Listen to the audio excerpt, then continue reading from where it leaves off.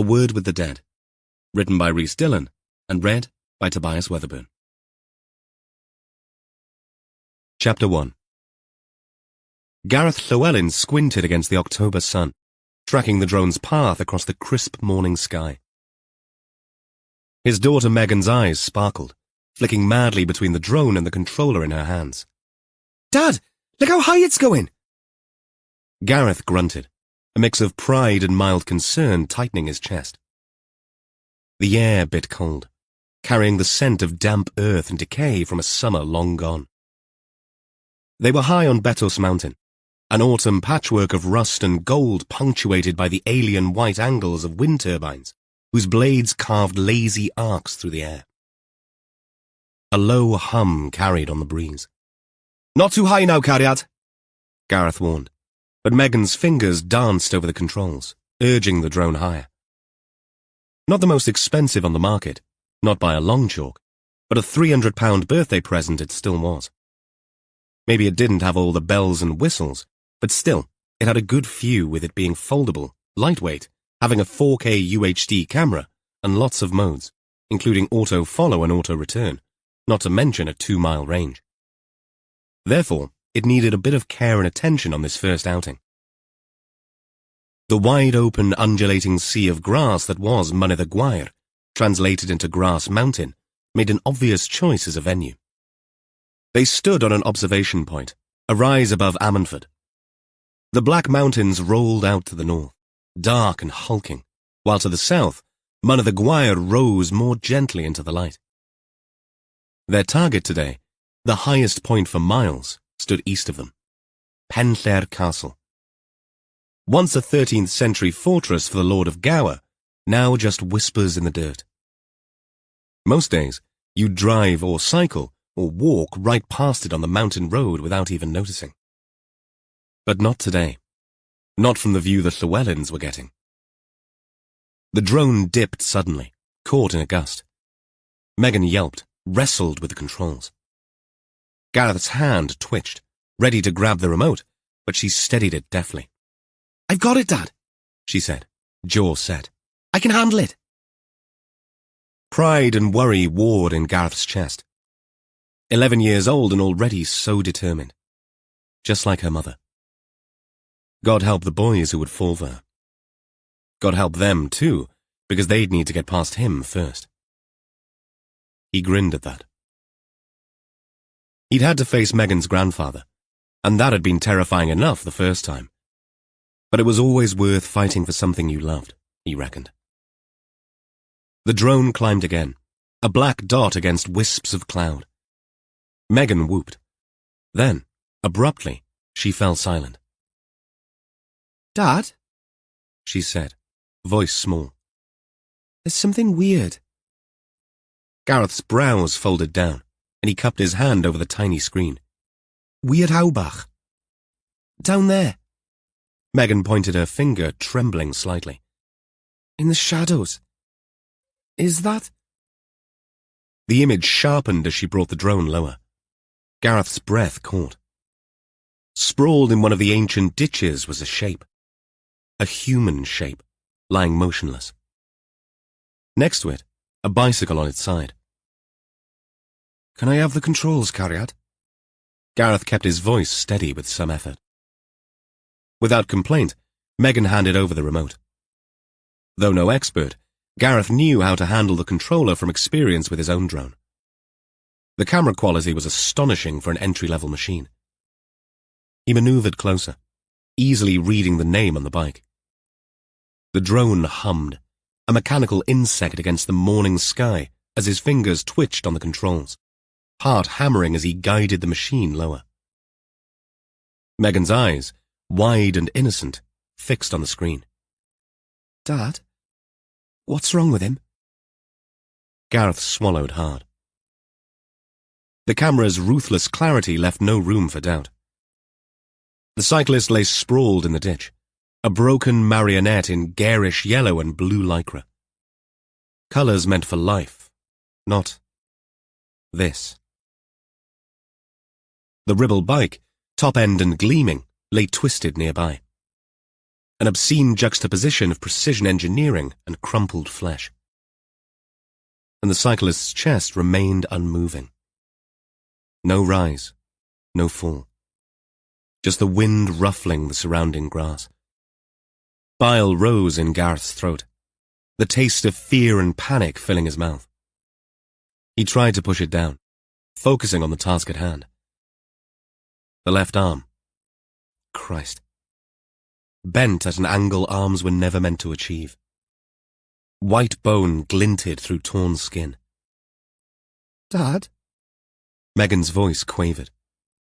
Gareth jerked, realizing he'd been silent too long. He forced his voice to steady. "It's all right, Cariad. We're going to get help." But it wasn't all right. The position of the body, the violence written in every broken line. This was no simple tumble. "Megan," he managed. "Bring it back. Now." "But shouldn't we?" He handed back the controls. "Do it now, Megan. I need to make a phone call." The drone whirred home like an anxious bird. Gareth's fingers fumbled and felt numb as he reached for his phone. Once he dialed, he held it to his ear as the drone neared on its automatic return program.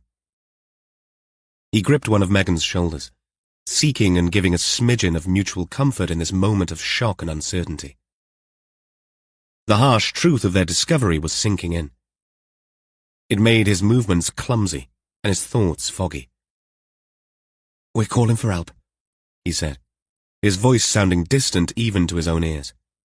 "Stay close, Cariad." They watched the drone return and settle on the ground a few feet away. Megan pressed against his side, her small frame trembling slightly. Her next words came out as a whisper. "Is he just sleeping, Dad?" The innocence of her question twisted something deep inside Gareth. He swallowed hard, trying to find the right words to shield her from the brutal reality without lying outright. A flock of crows let out their morning caws lower down the mountain, where the trees began. Or were they conferring? Chattering out a statement. Mynyddig y Gwair, a site of conflict for centuries, once again a theatre of violence. Gareth waited, praying for a signal, for someone to make this right. "Emergency? Which service?" "Police." His own voice sounded alien in his head. "We're on the mountains near Ammanford. Betws Mountain, near the lookout point. There's a body." The words hung in the air once he'd uttered them. What had begun as a birthday adventure had become something far darker in a matter of moments. Penllair Castle, visible only as a rising mound of earth, loomed behind them. Men had died protecting it, but now its ancient ditches guarded a new and terrible secret. "You say a body? Not breathing?" "We've spotted it on a drone," Gareth explained. "Should we get closer? I have my 11-year-old daughter with me." "There is no one else around. I can't tell if it's breathing. We're a good mile away." "Okay, stay where you are. A response vehicle is already on the way. Can I take your name, sir?" He gave it to them. Megan picked up the landed drone and sat at a picnic table, looking a little morose and anxious. Gareth unslung a backpack. "Let's have a cup of tea while we wait, eh?" He took out a thermos and some cups and fished around for some biscuits. "Is the drone going to find things like this every time we fly it, Dad?" Megan asked. Her dad let out a sympathetic exhalation. "No, Cariad, it isn't. Here, have a Kit Kat." He smiled at her, oozing reassurance as he spoke, burying the thought that her suggestion had triggered in his head. A drone that somehow always found the dead and injured. Now that would make a great Stephen King novel. Megan accepted the biscuit and the tea. Within a couple of bites, chocolate had woven its spell to make both father and daughter feel a little better about their day out. They were on Kit Kat number 2 when the flashing blue lights rounded a bend in the road on its way to them. Chapter 2. Detective Chief Inspector Evan Warlow sat in a cafe in Narberth waiting for his partner, Detective Inspector Jess Allenby, to join him for a cup of tea. He'd already had a small pot to himself, which had yielded 2 small cups worth, but he'd refrained, with admirable restraint, from buying a cake. His eyes kept straying towards the brownies, carrot cake, and tasty flapjacks, but it was getting late in the day, and he didn't need it. Temptation was a terrible thing. By way of distraction, he turned his attention to his phone. Leo, his Australian grandson, had brought home some play school art, which he'd proudly posed with. Of course, having been praised for his efforts, he'd wanted to do some colouring at home, and Reba, his mother, had sent a video from Perth. A classic of its kind where everything had started off rosy, but descended quickly into chaos when baby Eva, who'd been having her tea at the time of her brother's colouring in, lobbed a lump of squishy avocado onto the masterpiece Leo had been working on, triggering a toddler tantrum from him and giggles from the baby. Leo only stopped wailing when Reba brought out a frozen yogurt on a stick to placate him. It worked a treat. Warlow had watched it 8 times. He'd laughed at every showing. They'd left work a little earlier than usual for Jess to find some gifts for an old friend. The obvious choice had been Narberth, the old Pembrokeshire county seat with a history as long as his arm, full of galleries and independent shops and eating places. Through the window of the cafe, across the street, sat Fire and Ice, a shop that sold spirits and wine and artisan ice cream with not a dragon in sight. George R.R. Martin, eat your winter is coming heart out. In fact, it would likely be a toss-up between tea and an ice cream for Jess, since she was a self-confessed gelato-holic. Warlow wondered if he ought to call in and get a bottle of his favourite gin Talog, since they were running low, and this was one place that stocked the small batch gin. Regrettably, the company had ceased production, so these remaining bottles were a rare treat. Jess might even leverage the ice cream as a celebratory one, since today the builders had begun work on the property she'd finally, officially bought with money from the sale of the house she'd shared with her ex in Manchester. Cloddfa, an old Welsh word for quarry, was a proposed 3-bedroom barn conversion in Rosebush, which, at the moment, was a few unfinished walls and no roof. Luckily, she'd bought the plot and ruin from the same builder employed to carry out the renovation work. After a busy summer, the contractors were at last free to get on with the job.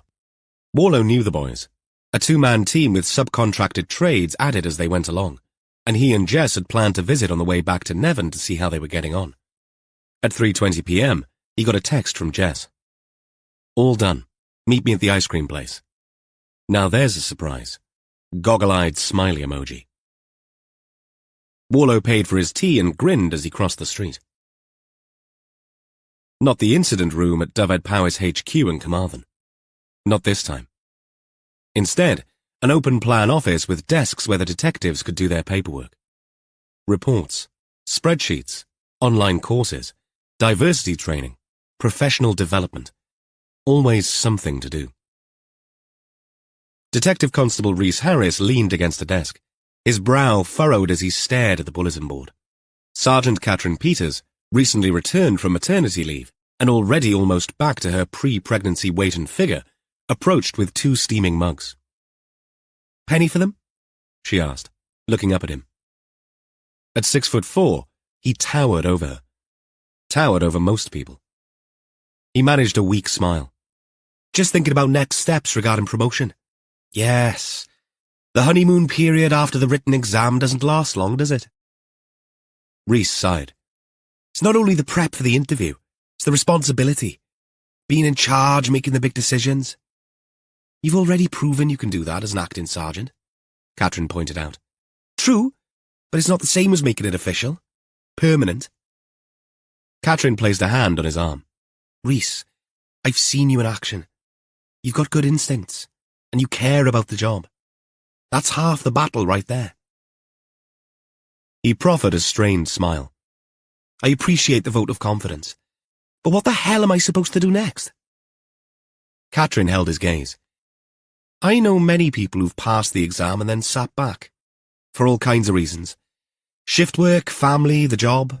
Before they know it, they're 5 years further on and have to re-qualify for the board. That would not be my plan. Right. If you're serious, I can help. I've got the t-shirt. It's all about competencies and evidence for the same and interview technique. There are some very good online resources, but the first thing is to know yourself that you really want to do it. I do. And Gina's on board? Because it will eat into your time together. Rhys nodded. It's all part of the plan. Catherine raised an eyebrow. Okay. I'll send you details of the online support and workshops. There are loads of videos. Some free, some you'll have to pay for. Okay, Rhys said, unusually serious. Anytime. And remember, we've all got your back. Gina's in your corner, and so am I. As if on cue, DC Gina Mellings appeared, files in hand. There you are, she said to Rhys. I've been looking for you. I wanted to ask you about this report. Catherine stood. I'll leave you to it. Think about what I said, Rhys. As she walked away, Gina threw him a glance. What was that about? Sergeant stuff, he replied. Catherine was giving me some advice. Gina's face lit up. So you're going for it? Rhys chewed his lip. I'm thinking about it. I could wait it out. They're talking about scrapping the exam system and going over to SIPP. You'd better explain that. Sergeants and inspectors, promotion and progress. No exams, natural progression. Bit like snakes and ladders. But that's not likely to come in until 2027. Then you should listen to Catherine. Get as ready as you can. He smiled at her enthusiasm. Maybe. It's a big step. I'll have to prove myself. So prove yourself, Gina said. The wolf thinks you're ready. Before he could respond, Sergeant Gil Jones sauntered over, a mischievous glint in his eye. Ready for what? He asked. Just getting some advice on promotion. Gil nodded. Things have changed. It was all stone tablets and chisels when I took the written. Gina rolled her eyes. Here we go. No, really, Gil continued, undeterred. We had to carve our answers into granite, like the 10 Commandments. Thou shalt not commit overtime without prior approval. All that malarkey. Despite his anxiety, Rhys grinned. Did you get it first time? He wisely did not add, like me. The implication was there, though. Gil tilted his head. Third time lucky for me. And I'd be very careful who you ask that question of. People are so easily triggered these days. Gina shook her head. No, I think only you would be triggered by that, Sarge. All I'm saying is, you have to tread lightly. Exams and promotion are traumatic, and discussing them brings back uncomfortable memories. He feigned a serious expression. A big feat for Gil. We have to be aware of our individual sensitivities, people.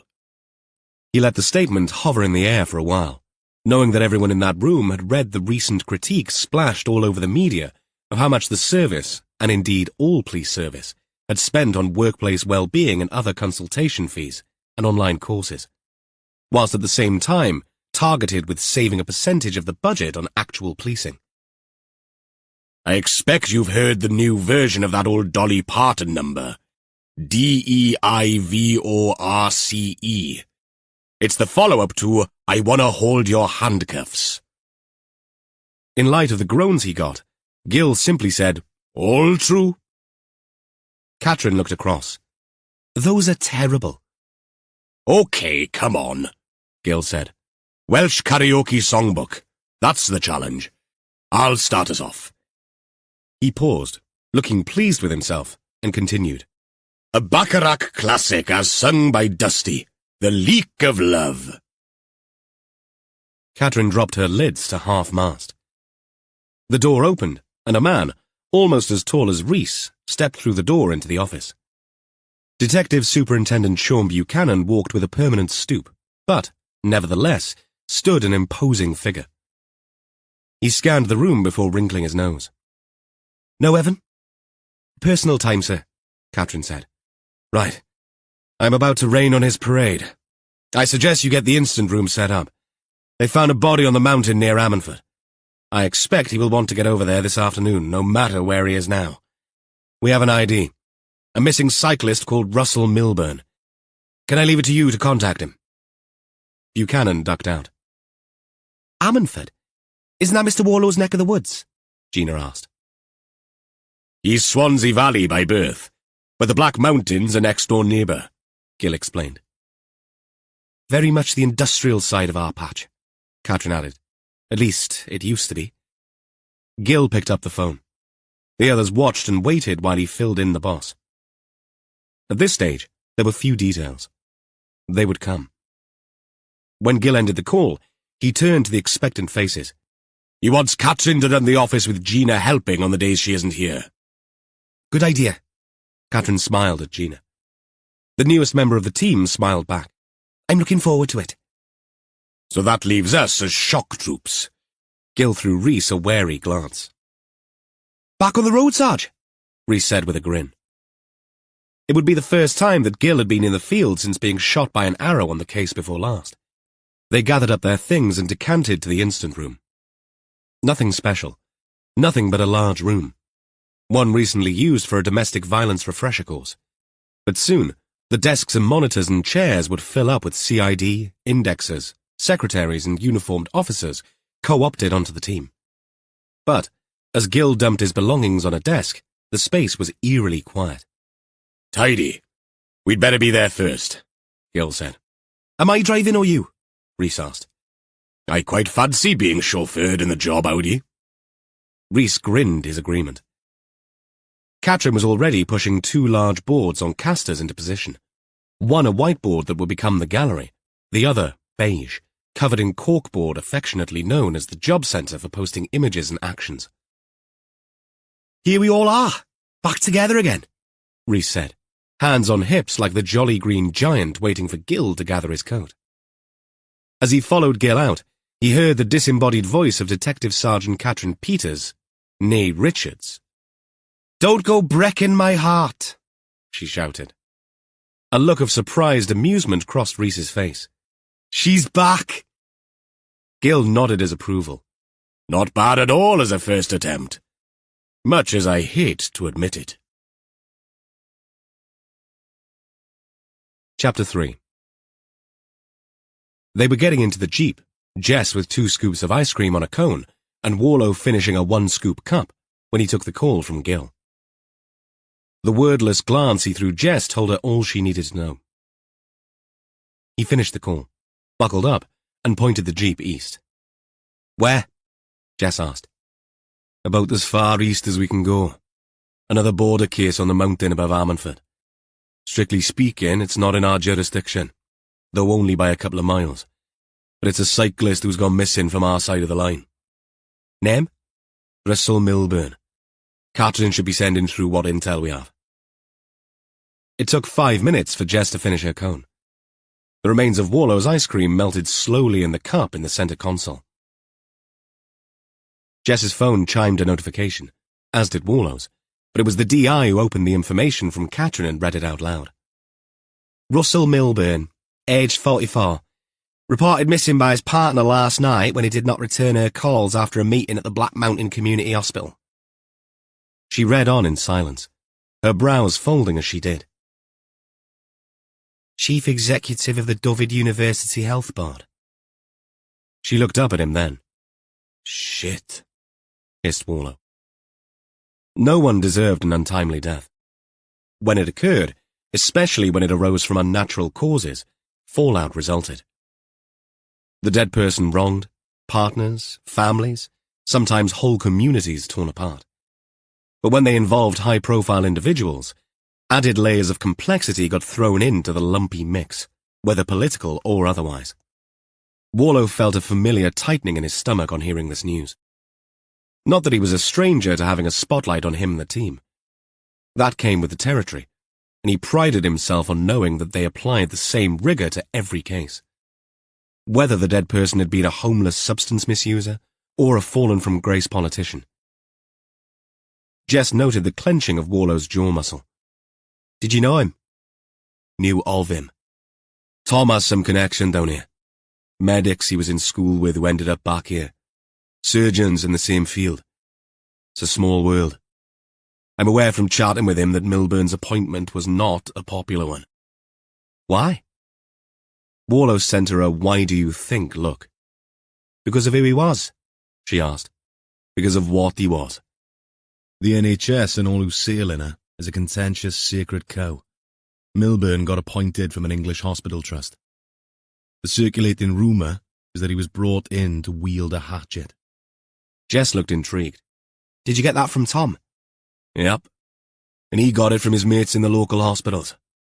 So, how do you go about using a hatchet in a creaky old vessel that is the biggest employer in the area? Good question. A $64 billion question. And one that could not be answered without addressing an entire herd of elephants in the room. Whenever he discussed this kind of thing with Gil or even Jess, it always seemed such a mountain of a problem that clutching at sound bites were as worthy as they were ineffectual. No idea. Warlow's answer grated in his own ears, because, like most people, he would have dearly liked to know. He abhorred the shouted rhetoric from across the political divide. Equally, tales of 15 hours in A&E, or sitting on a concrete patio under a makeshift tent with a fractured hip, waiting for an ambulance to arrive, sounded so third world as to be hardly credible in the UK in 2025. But the nameless and persistent anxiety of having a safety net of a free service, albeit the social contract meant that you paid for it if you worked through a national insurance contribution, slowly disintegrating before your eyes, buzzed like a persistent wasp. In no small part, thanks to the media headlines and horror stories of failing service. All I know is that his appointment had not been met with open arms. The health board is not in special measures, but it had come close. Special measures? A plan to fix problems in a hospital service.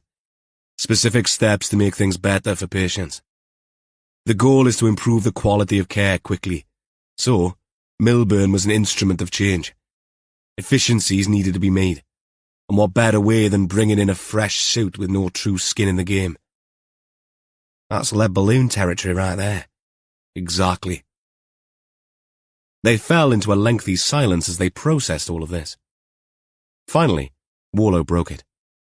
Looks like we won't be calling in on Rosebush today, though. Jess shrugged. I trust them to get on with it. Totally. Alwyn and Bryn are great. Salt of the earth guys. You trust them, so I do too. But I hear so many horror stories about building projects spiralling out of control. Alwyn's a good project manager. They've factored in a percentage margin. Are you worried about the money? She didn't need to be. For one, there was enough in the pot. For another, Warlow could, and would without having to be asked, help. Jess sighed. I'm not, really. But I got a text from Ricky this morning while I was shopping. He asked to borrow some. Oh? Warlow's brow furrowed. Hang on a minute. What about the money he got from the sale of your house? A derisive snort followed. That is a very good question. So what has he done with it? God knows. I mean, we had to pay off the mortgage, but it still left a tidy sum. Maybe he's used it on a new place. How much are we talking about? Jess hesitated. She'd fished out a hand wipe from a sealed package in the door bin and was overzealously cleaning away the last remnants of ice cream from her hands. She didn't look at him when she said, 6 grand. Sapristi, Warlow muttered. That's not exactly pocket change. Did he say what for? She let out a bitter laugh. Oh, he spun some story about needing it for a business opportunity. Said he's got a mate who's starting up a security consultancy firm and they need investors. Do you believe that? Jess's scathing look answered that question. And he thinks you're his personal ATM? Apparently. Jess squeezed the wipe into a tiny bowl. It's bullshit. I can smell it a mile off. What makes you so sure? Jess's eyes narrowed. Because it's Ricky. Ever since, well, you know, the crap with going undercover. The mess he got himself into. It's like he's given up on being responsible. Drinking more, gambling. I've heard rumours he's had formal warnings, though of course he'd never admit that to me. Warlow nodded slowly. You think the money's for something else? Almost certainly. Probably to cover some debt he's racked up. Jess sighed heavily. The thing is, part of me wants to help, for old time's sake. But I can't keep bailing him out. It's not the first time. Jess exhaled and shook her head. I don't trust him with that kind of money. 6 grand. Warlow sucked in some air. Jess's face morphed into a mix of frustration and lingering hurt. I hate that I still care enough to even consider it. After everything. Warlow shrugged. He sounds desperate. Has he paid back other loans? Some. Others he's conveniently forgotten. Classic. Warlow's mother had run the family finances. She'd never owned a credit card, though she'd used a credit facility from some of the bigger stores in Swansea when he'd been a child. Mostly, she only ever spent what she'd saved. It sounded light years away from today's modern maxed-out credit card lifestyles. Can you ask him for more detail why he wants the money? I could, but he'd only come back with more BS. They lapsed into a leaden silence again. Though it was none of his business, Warlow sensed her anxiety. With exes and money, things had a way of getting messy. He knew that only too well. Denise, his ex, had taken her pound of flesh when they split. She'd made damn sure of that. But in the end, she'd done the right thing. Not that it made the ending any less bitter. Got one! Reese pushed the Audi up to the speed limit on the A48, which they'd accessed from HQ with no need to go back through Carmarthen town itself. Really? Well, you have my sympathies. Hemorrhoids can be a bugger, like jack-in-the-box zombies. As soon as you push one back down into its hole, another one pops out. Reese's face distorted. Who said anything about hemorrhoids? I can recommend a good proctologist. One not with fingers like bollards, which seems to be part of the bloody job description. I mean a song title, Reese insisted.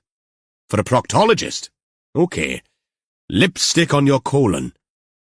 You said a Welsh karaoke songbook, Reese snapped, though he did so through a throaty giggle as Gil's pun hit home.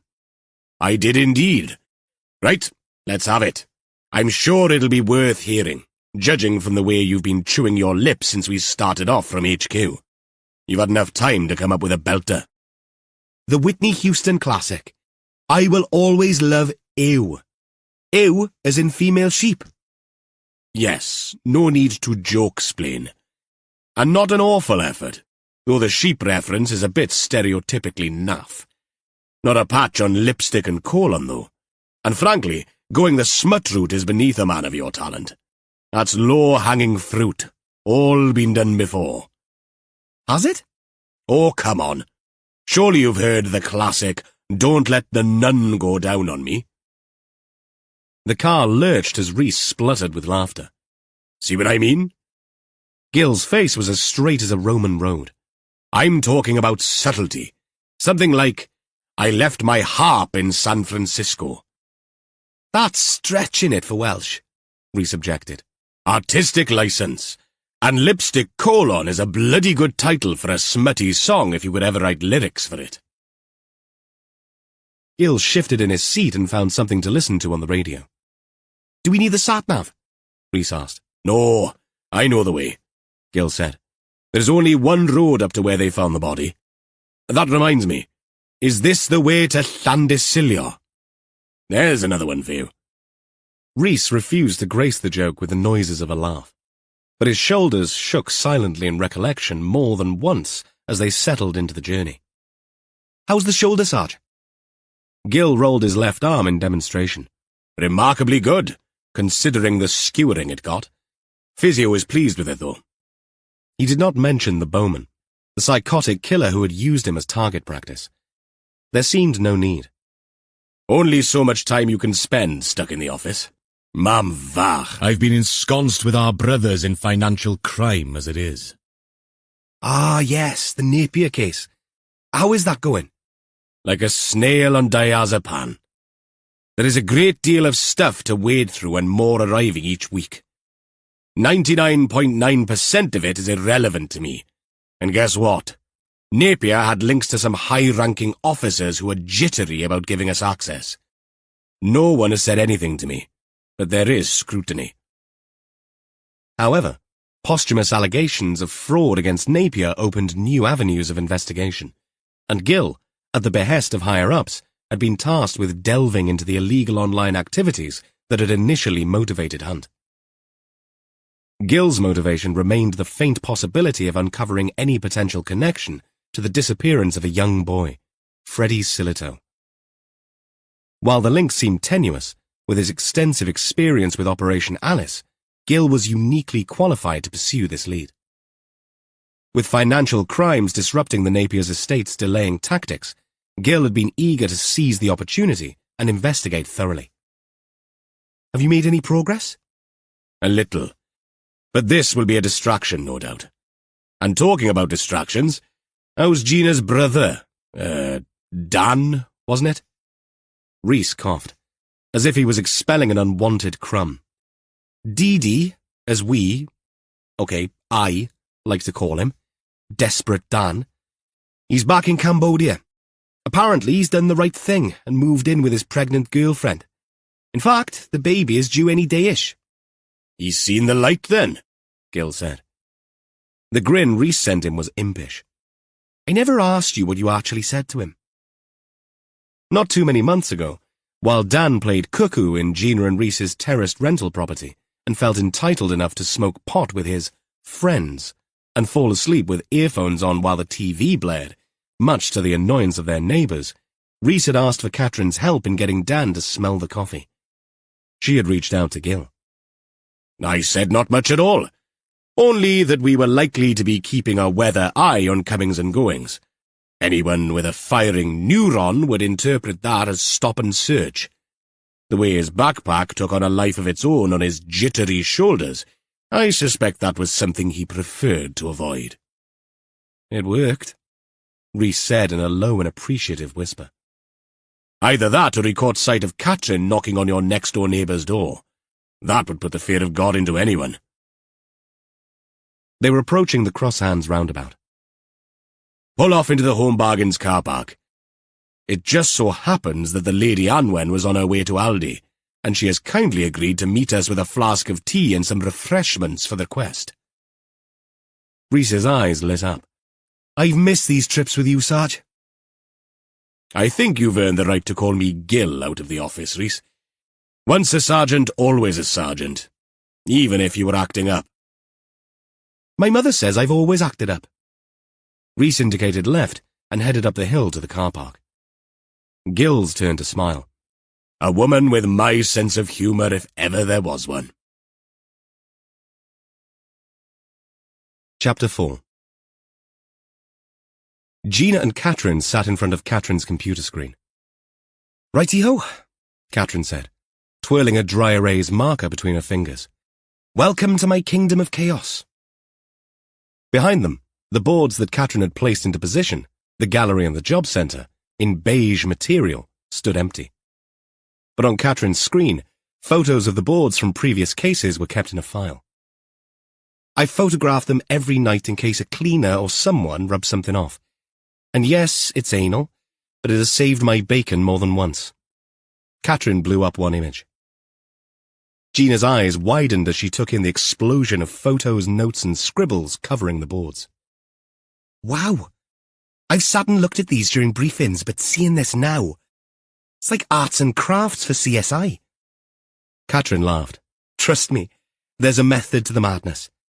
I like to think of the job centre as our time machine." She gestured to a neatly organised timeline at the top. "I prefer post-it notes, but I also pin them up in case they decide to unstick themselves. Past, present, future, all laid out like a demented family tree." "And the whiteboard?" Gina asked, eyeing the photos.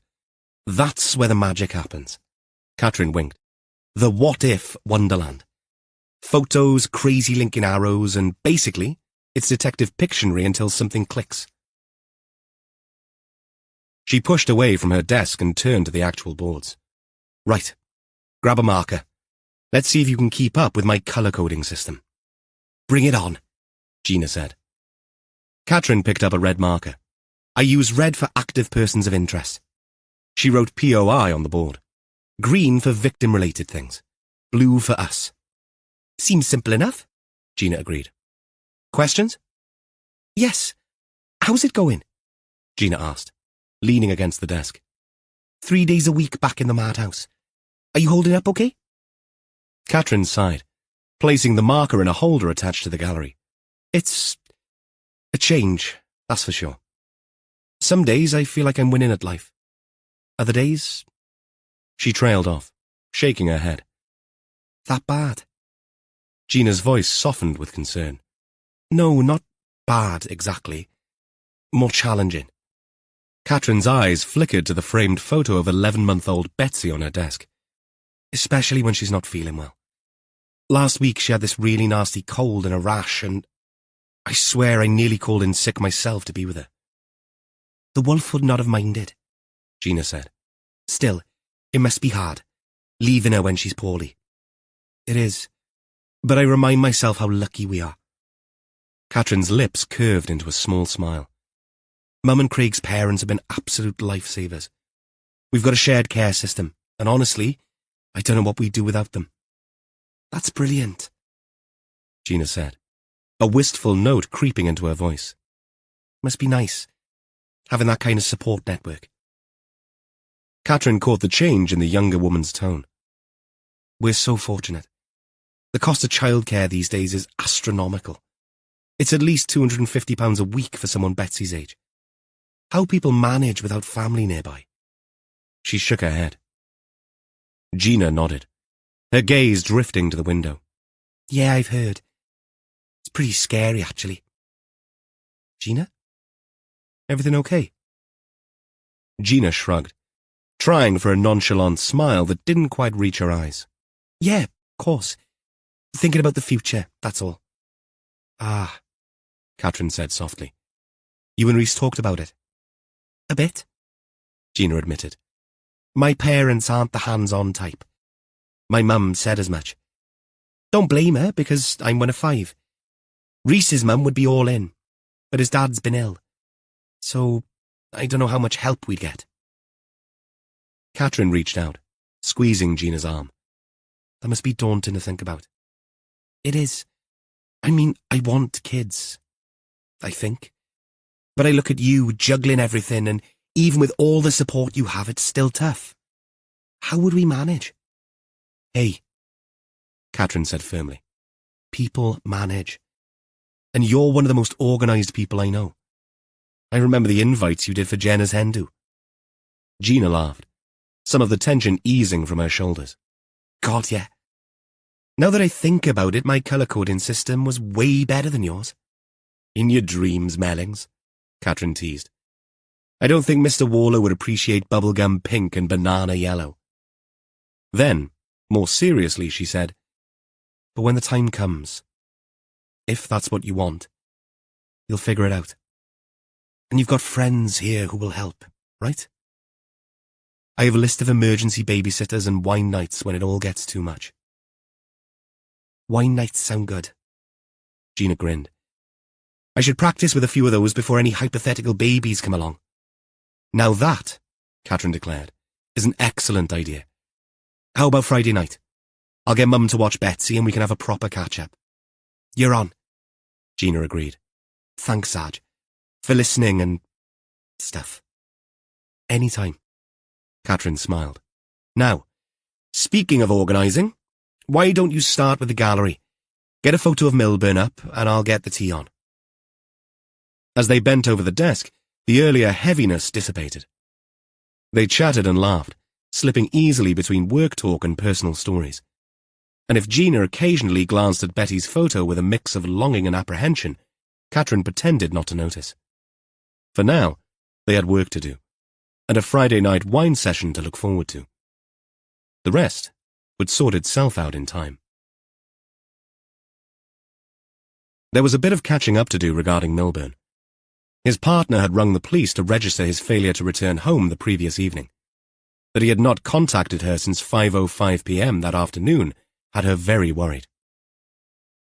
She rang it in, and the call is logged. Jess read the messages that Catherine was sending her. What had also been recorded was the fact that Milburn was a fit, experienced cyclist who had told his partner that he was off on a ride after work. He fancied a spin and intended to go over the mountains. Perhaps as far as Swansea, up the valley, and back around to where he'd parked his car in the community hospital where he'd been for his meeting. Not a long trip by cycling standards. Not for a man with his experience, given that he regularly did a couple of 100 miles on a weekend. How far is that? Jess asked Warlow as she related what little knowledge they had of the situation in the car as they headed west. If he set off around 5, which would give him a couple of hours of daylight, he'd be coming back on A roads. Only 30 miles all told. But with the terrain and hill climbs, etc., it's not a straight run. Returning in darkness? Definitely. They both were aware of the standard procedure in cases like this. Initially, a local duty officer would take the report and assess the risk. They'd gather information on the person of concern, their habits and planned route. I doubt they considered him vulnerable because of his age and fitness level. No, Jess agreed. But the fact of him being a cyclist and the planned route raised concerns. By now, they'd have begun initial searches along his expected routes. Warlow glanced over. Had the partner contacted hospitals? Jess nodded. And the kid finds him with her drone, Warlow said. She does. Jess's phone chimed with a message. Gil and Reese are there now, she said. Okay. Tell them we'll be with them in half an hour. Warlow chose the quickest route, though not the most scenic. He stayed on the A48, branching east at Cwmgwili. He'd made the run dozens of times. This same route took them to Ammanford town, and the police station custody suite that, before the opening of the custody hub in Llanelli, served as a place to hold suspects, which HQ sadly lacked. The change from rural to post-industrial always struck him as soon as they reached Crosshands. Cwmgwili itself had a colliery, as did most of the villages they now passed through. T. Croes, Pant-y-Ffynnon, Pant-y-Ffynnon. Warlow kept up a bit of a running commentary and a lesson on pronunciation for Jess as they approached Ammanford, a literal translation of its Welsh name, Rhydaman. So, where did it end, the call? Jess asked. The anthracite fields spread west towards Llanelli from here and a long way east, of course. But if you think of a line about halfway between here and where Gil now lives. Llandailo? That's it. The last coal was mined in and around here in the early 2000s. They say there's more coal there still than was ever taken out. So why shut it all down? Economics. Cheaper to import it. I bet the communities loved that explanation, Jess said. They crossed the River Amman, and Warlow turned south, passing remnants of old pit baths finally being repurposed as the road began to ascend and open out into farmland once more. We're at the eastern edge of the patch here, Warlow explained. They climbed steadily, the land gradually opening out on either side, passing the Scotch Pine Inn just 1.5 miles from the town, but looking like almost the last property on earth, with sheep and open high moorland only as neighbours. Wow, Jess exclaimed, looking around. Where the hell did everything go? Welcome to Betos Mountain. They climbed past the pylons and turbines marching like a spindly mechanical army across the open, wild wilderness. Response vehicles had parked in the viewpoint parking area where, earlier, Megan Llewellyn sat while her father rang the police. Warlow didn't stop at the viewpoint, but drove on to the Y-shaped junction that had become the staging post for the crime scene itself. He pulled the jeep onto the rough grass, leaving 2 tyres on the tarmac. There had been rain, and the ground remained soft. Ahead, cars lined the roadway, and beyond them stood the unimpressive mound of the highest point in this vast expanse, where once a Norman stronghold stood against the indigenous marauding Welsh princes to the north and west. Gil's up there, Jess said, reading another text as they unbuckled, with Tanad. No Povey. Warlow was surprised that the chief scientific officer was not around. She's caught up with that drowning case in Aberystwyth. Okay. Well, Tarnard is no slouch, as we all know. Who's the HOP? Send Gupta. She's already been. They're waiting to move the body. Okay, let's not hold up the train any longer. They got out of the jeep. Immediately, the wind began tugging at their clothes, and Warlow reached for a waxed jacket from the back seat. He tasted the promise of rain and a tang of salt in the breeze. From the summit, they would have a view of Swansea Bay, but the weather was reminding them already that here the hills and the ocean were eons old bedfellows. Chapter 5. Penllair Castle. Another one of those places with the dreaded double L that had non-Welsh speakers flummoxed in a tautological mouthful. Literally, the summit of the place of the castle. Now there was no castle as such, not that there ever had been much of one. At least nothing like the imposing structures dotted all over this land. While Warlow and Jess trudged up the hill, the wind whipped around them. Under what had become a dull white sky, the mountain grass rippled and swayed like waves about them.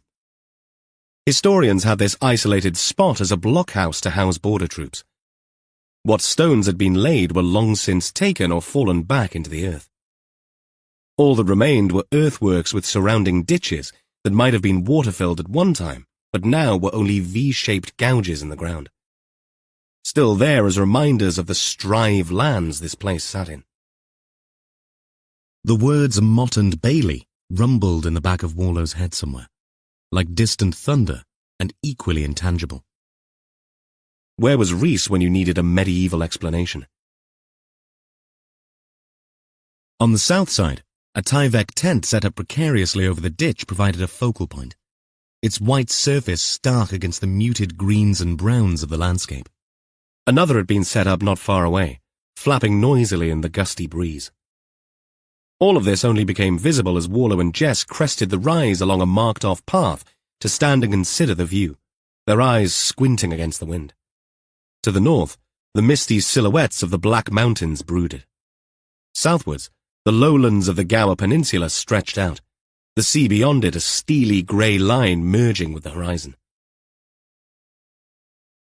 I was about to say that this is hardly the place to hide a body, but most of this is invisible from the road.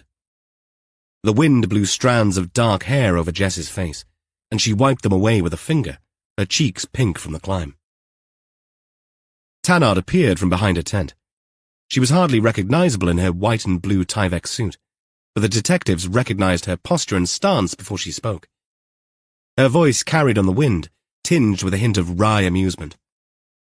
"I recognize that voice," she said, her words almost lost in a sudden gust that brought with it the faintest trace of decay, a grim reminder of why they were all gathered on this desolate hilltop. She was younger than Povey, but possessed a sharp mind and her boss's attention to detail, a trait that spilled over into her appearance. The Tyvek hood was down now, and she had her hair in a ponytail, her gaze intense beneath striking brows that arched with precision. So flawless that Warlow often wondered if they'd been artfully inked, though he freely admitted to not understanding what microblading was. But he had lived in a house with a teenage girl for many months, and so the term had entered his lexicon. "Send Gup to say much?" Jess asked. "Not much. She'll do the PM tomorrow." With the hood down, Tanard's features were striking, with those perfectly sculpted eyebrows framing sharp eyes. High cheekbones gave her an air of authority, and her lips set in a determined line suggested a methodical approach. She led the way and lifted the tent flap, revealing the grim scene within. Although both Jess and Warlow were old hands, seeing a body that had been vital and active a day before, now reduced to a lifeless shell, still sent a chill through their veins. Jess inhaled sharply, her jaw clenching as she fought to maintain her composure. Warlow's eyes softened for a moment, a flicker of sorrow crossing his weathered face before he steeled himself for the task ahead. Russell Milburn's body lay sprawled in the ditch, his lycra-clad form a jarring sight against the dun backdrop. Death had drained the colour from his skin, leaving it ashen and waxy under the harsh lights set up by the forensic team. His face wore a grimace, hinting at his last moments being filled with pain or fear. His right arm was twisted at an unnatural angle, confirming the broken shoulder the pathologist had noted and the fracture the drone had picked up. Scrapes and bruises mottled his exposed skin, telling the tale of his fall. "He's positioned oddly," Jess observed, her eyes tracking the awkward twist of Milburn's torso. "It's as if he tried to turn over but couldn't manage it." Warlow nodded, crouching for a closer look. His fingers are caked with mud. He must have been conscious for at least a short while after he ended up here. "Sengupta couldn't determine the cause of death?" Warlow asked, standing up with a grunt. Tannard shook her head. "No, the obvious injuries aren't severe enough. We'll need the post-mortem for more answers." The damaged bicycle lay a few feet away, its front wheel bent and spokes broken. It seemed to underscore the violence of Milburn's fall. Yet, as Tannard had said, these circumstances alone didn't explain his death. As the wind whistled around the tent, the detectives exchanged troubled looks. When they got back outside, Gill and Reese were waving to them from below, but Tannard hadn't finished. "We've identified some skid marks from the cycle on the road below, and some drag marks suggest the cycle was pulled up here. No useful footprints, as the grass masks all of that. I'll post what we found on the roadside later." They thanked her and walked back down to join the others. Gill and Reese took the two senior officers to another cordoned-off area where the crime scene techs had identified markings which might be consistent with Milburn's bicycle crash. Warlow and Jess had driven past it some 50 yards from the Y-junction in the road. "Not much to see, but the techs spotted some blood a little further on from the tyre markings." "So he came off his bike, fell into the road and—" "What?" Warlow asked. "Either dragged himself and his bike up the mound to the remains of the castle," Reese suggested. "Or someone else dragged him up there," Jess said. Of the two scenarios, Warlow suspected one as being far more likely. "Therefore, are we thinking hit and run? Panic driver kills cyclist and tries to hide the body?" Warlow's theory had lots of holes, but, for the moment, was probably the most plausible. "It's bloody Silverstone up here after 5, or can be," Gill said. "Boy racers who all think they're Michael Schumacher. Not beyond reason to believe one of them might have knocked Milburn off his bike." "Or possibly the driver was drunk," Jess suggested, "and wanted to hide things." If anyone considered it unlikely that a half-decent person might act in that way, no one said it. They'd all been on the job long enough not to be surprised by anything one human being could do to another. "We have the drone footage." Reese waved a tablet. He'd become something of a drone footage expert, having recruited a friend with an interest on more than one occasion to help with cases, though in this instance, they had only the Llewellyn's images to work with. "I sent Megan and her dad home," Gill explained. "They'd hung around long enough. The poor kid was terrified." "They local?" Warlow asked. "Come Gorse address. I said we'd pop over and take a statement later." Gill looked around at the scene. There was little more to do here. "Where's Milburn's car?" Warlow asked. "Black Mountain Hospital," Gill explained. "You know it?" Warlow nodded. "Know of it. It's a community hospital, and where they do all the eye stuff. The macular degeneration clinic, isn't it?" "Yes. We have a neighbour that pops over once every 6 weeks to have that done," Gill said. "Is there anyone we can speak to over there?" Jess asked. "A ward manager." "Okay," Warlow confirmed. "We'll do that if you speak to the Llewellyns." Warlow took the mountain road back to the town, and though he'd heard of the hospital, it took a bit of finding with the help of the sat-nav, which took them up the valley and over the river to an easy-to-miss sharp right. "Bit out of the way, isn't it?" Jess said as they climbed the steep access way off Folland Road. "If I'm right, this was once a private house, donated to the community before the NHS ever existed." Jess nodded. "Looks like an old house from here." "No surprises there, then. Look it up." Jess did, and read out the background she found. "Like so many community hospitals functioning or mothballed, the Black Mountain Hospital had its roots in the industrial heart of Wales. Originally a private home for a family involved in the tin plate industry, it was indeed donated to the community in the 1920s to serve as a much-needed medical facility well before the NHS came into existence. After years of debate and fundraising efforts, the hospital officially opened its doors on June 3, 1936, when the local economy was struggling, making the hospital's establishment a remarkable achievement for the community. Over decades, the hospital evolved to meet changing needs, with the addition of a maternity wing in 1950, which operated until the mid-1980s, when it was closed due to changing demographics and financial constraints. The main hospital block has one ward of 28 beds offering recuperation, palliative care and treatment, as well as a day hospital for the elderly offering services such as physiotherapy and occupational therapy. Some outpatient clinics still run, with the added idiosyncratic ophthalmology services that had been shoehorned in thanks to the developments of treatment for the commonest blinding condition in the United Kingdom, age-related macular degeneration. Warlow grunted. Amazing to think it's still here, and adapting to change. A mix of the old and new. A symbol of industrial philanthropy and community perseverance. And as such, I expect, despised by the men in suits who consider these things as expensive white elephants. Really? Jess asked. Pick up any local paper, or rather, find one online, and you'll see some community or other trying to fight closure. It's the way of things. Aren't we always being told there's only so much money to go around? Jess's lips compressed in a half-smile. I'm guessing you and Tom have chewed the fat on this one more than once. The road looped to the side of the main house, passing an ugly hodgepodge of utility buildings and the block of the ward unit, doing its bit for the environment with a roof full of solar panels. Warlow kept on driving until the road curved into an elevated parking area. Police tape had been wrapped around some bollards in a square around a black BMW to the right of the steps that led down to a lower single-story building that housed an eye-operating theatre, designed with steel-framed windows and rendered walls that screamed hospital construction. Jess got out and stood stock still, staring at the building behind where they'd parked, further up the hilly terrain. What is that?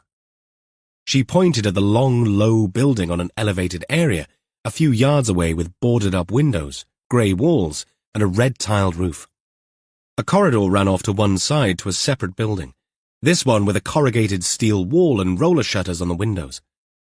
Temporary anti-climb steel fencing had been erected around this second two-story section, though it projected an unloved appearance. The old maternity hospital. Shut for years. Spooky, Jess commented.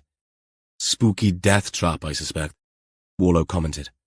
It looks like it should be demolished. I think they've tried.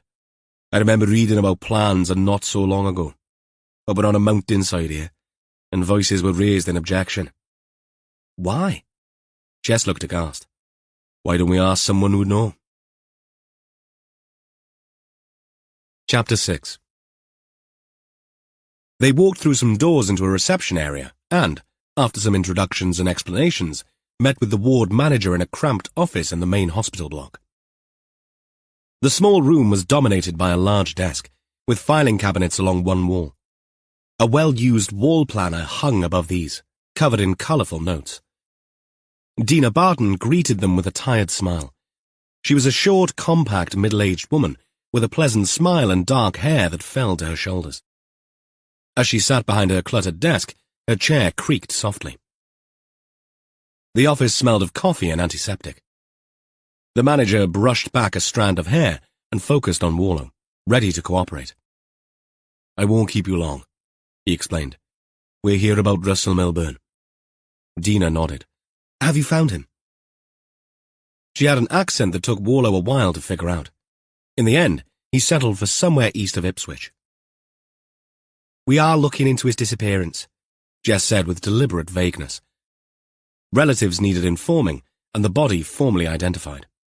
Can you tell us why he was here yesterday? A fact-finding mission, he called it. I'd never met him until yesterday, even though he's the health board's chief exec. She compressed her lips. We are off the radar up here. So that was it? Just a tour? Dina shook her head. Afterwards, he'd arranged a meeting with the local head of the hospital's action group and community fundraisers, a GP and me. 6 people, including Milburn and his PA. Was there a reason for the meet, then? Dina nodded, her nostrils tightening a little. The same reason that every chief exec comes here for. He'll be the 4th in 15 years. To tell us what a great job we're doing, and then tell us that there would be a rapid series of consultations regarding a restructuring, and he wanted everyone's opinion. Warlow shifted his weight. What opinions were there? Too many to mention. Did he have an opinion? Oh, yes. He didn't say as much, but he'd like to shut us down. There's no doubt about that. Why? To reutilize resources. Move the nurses across to Llanelli. Use a mobile unit for the eye treatments. Encourage more care at home like virtual wards. He had all kinds of ideas. What was the reaction? Did you not hear the gnashing of teeth? Dina's response made Warlow smile. What was your impression? That he'd done all this before. Soft soap before the guillotine comes down. It's a bitter pill. The hospital looks busy, though, Jess observed. It always is. 28 beds, 2 rooms for palliative care. What kind of care do you offer here? People recovering from surgery, respite care, some chronic gerontology. It's a mix. But we also run outpatients, and the eye unit is manic. Someone knocked on the door and a head appeared around the frame. It belonged to a man in his mid-30s, with a face as plain as unbuttered toast, a mop of unruly ginger hair, and a small crescent scar below his left eye. All right for the afternoon? He asked, barely glancing at the 2 strangers in the room.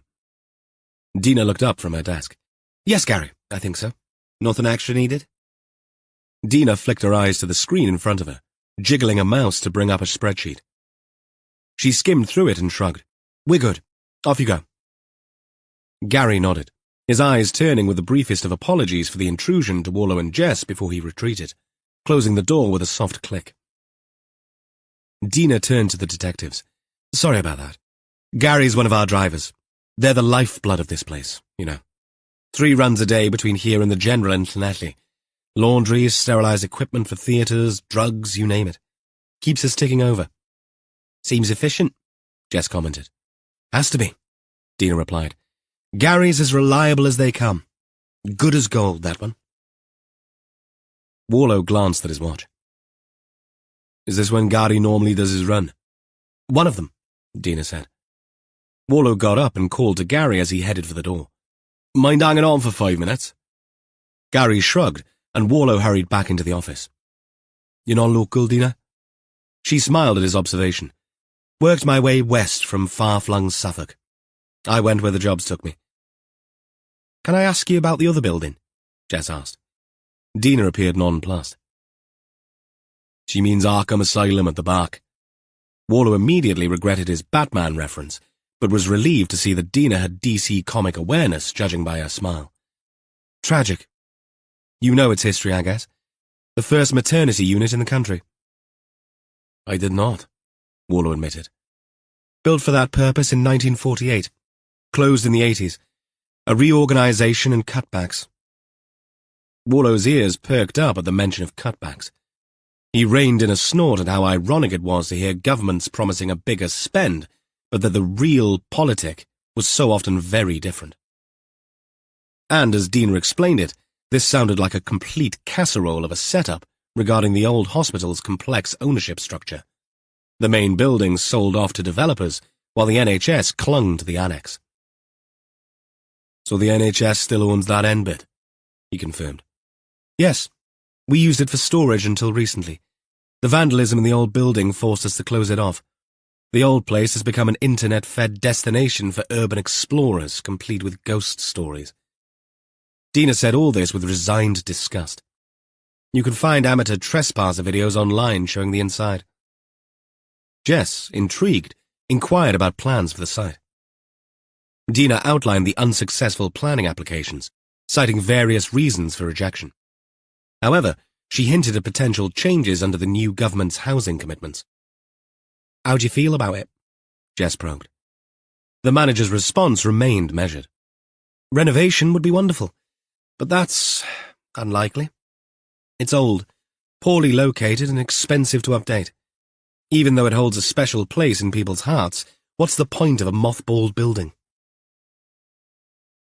The conversation shifted to Milburn's interest in the annex. Dina revealed his plans to assess its potential use or demolition, much to Warlow's concern. He wanted a tour, but we'd need to clear out the storage spaces. We keep gas cylinders in there, away from the vandals.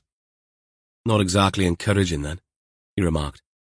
I know that if we spend money tarting up the annex, we could use it for something, I'm sure.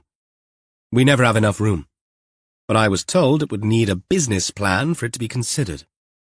It might mean severing the corridor linking it to the original maternity unit, some landscaping and better access, and, as you can see, the road up is degrading too.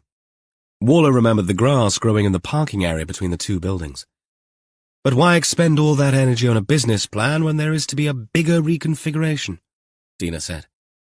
Are those Milburn's words too? Jess asked. Dina wasn't giving much away, yet Warlow sensed her professionalism fought against some unreadable emotion. That's why they bring the Milburns of this world in from outside. They have no local connections. They can look at it all coldly, treat it like a business, that's what I keep hearing. But it isn't a business, is it? It's people and raw emotion. Warlow and Jess grimaced. Raw emotion, in their book, never aided charity, and could complicate any murder inquiry. The DCI steered the conversation back to their case in point. Sorry about nabbing space in the car park, too. We'll be moving Milburn's car, but only once our forensic people have finished with it. Dina shrugged. We'll manage. We always do. She let out a thin laugh. It's odd seeing all this activity up here. We're normally very much Cinderella to the big ugly sisters of the two main county hospitals. Hardly anyone comes near. And we'll get out of your hair as soon as we can, Warlow announced. Once the press were informed, things would escalate quickly.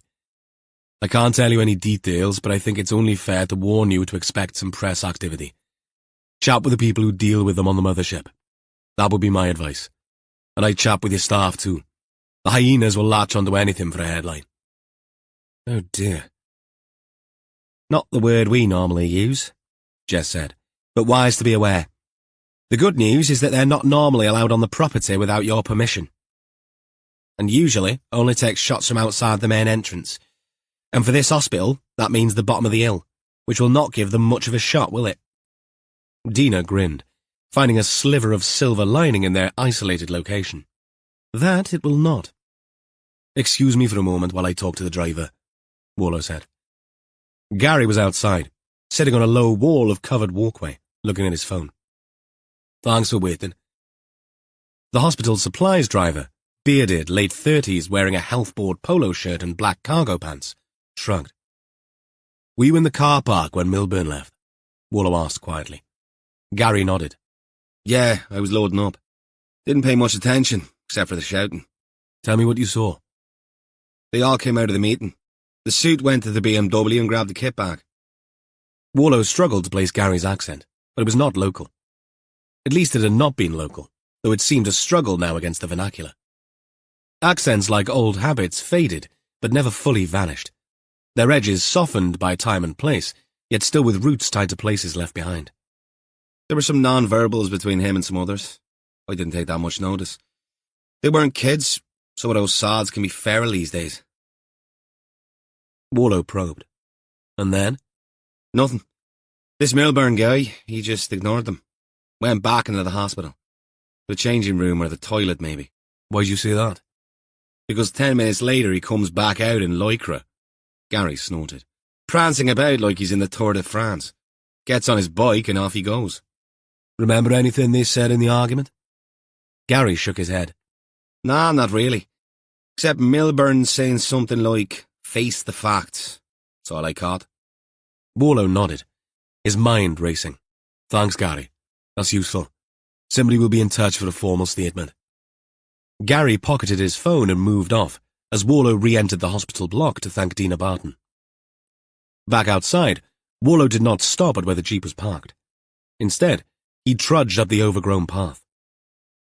Jess followed, taking in the moody sight of the derelict maternity hospital. Doesn't look like much, does it? Jess muttered, eyeing the squat red brick building. Warlow grunted. The single-story structure crouched against the autumnal landscape, its boarded-up windows like sightless eyes staring blankly at the world it once served. They rounded the corner, and the true state of decay revealed itself. Here, away from prying eyes, the building's wounds were laid bare. Several windows had their coverings torn away, leaving jagged edges of splintered wood and rusty nails. Shards of glass glittered ominously in the fading light. Ugh. Warlow stepped carefully over a scatter of broken tiles and crumbled mortar. It really is a bloody death trap. Jess peered through one of the exposed windows, their torch beam cutting through the gloom inside. Looks like the local kids have been having themselves a time in there. The beam illuminated graffiti-covered walls and piles of debris, broken furniture, overturned metal trolleys, soggy cardboard, and unidentifiable detritus. A musty, damp odour wafted out, tinged with something sharper. Urine? Or worse. She wasn't kidding about those urban explorers, Warlow said, his voice tight. One wrong step in there and you'd be in a world of trouble. A sudden gust of wind whispered through the building, moaning through gaps to remind the listener of its history. Birth, death, joy, and sorrow. Nothing but memories now, yet still haunting these crumbling halls. Come on, Jess said, suppressing a shiver that had nothing to do with the chill in the air. We've seen enough. Let's head back before we lose the light completely. This is interesting, but not relevant. She was right, but as they turned to leave, Warlow cast one last glance at the building. Empty windows watched them leave. If the building could talk, it might have told them something worth hearing. From its perch above the main hospital car park, it had been the last to see Russell Milburn alive.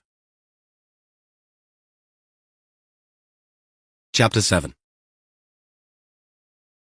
Gil told Rhys where to go as they headed east, out of the town of Ammanford. You familiar with this road, Rhys? Only for passing through. We used to come this way when we had that case where Mr. Warlow grew up, down in the Swansea Valley. Ah, yes, the Geegans murders.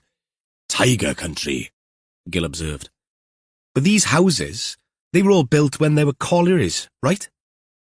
Rhys looked out at the rows of terraced housing along roads made narrower by the parked cars. None of these properties had garage facilities.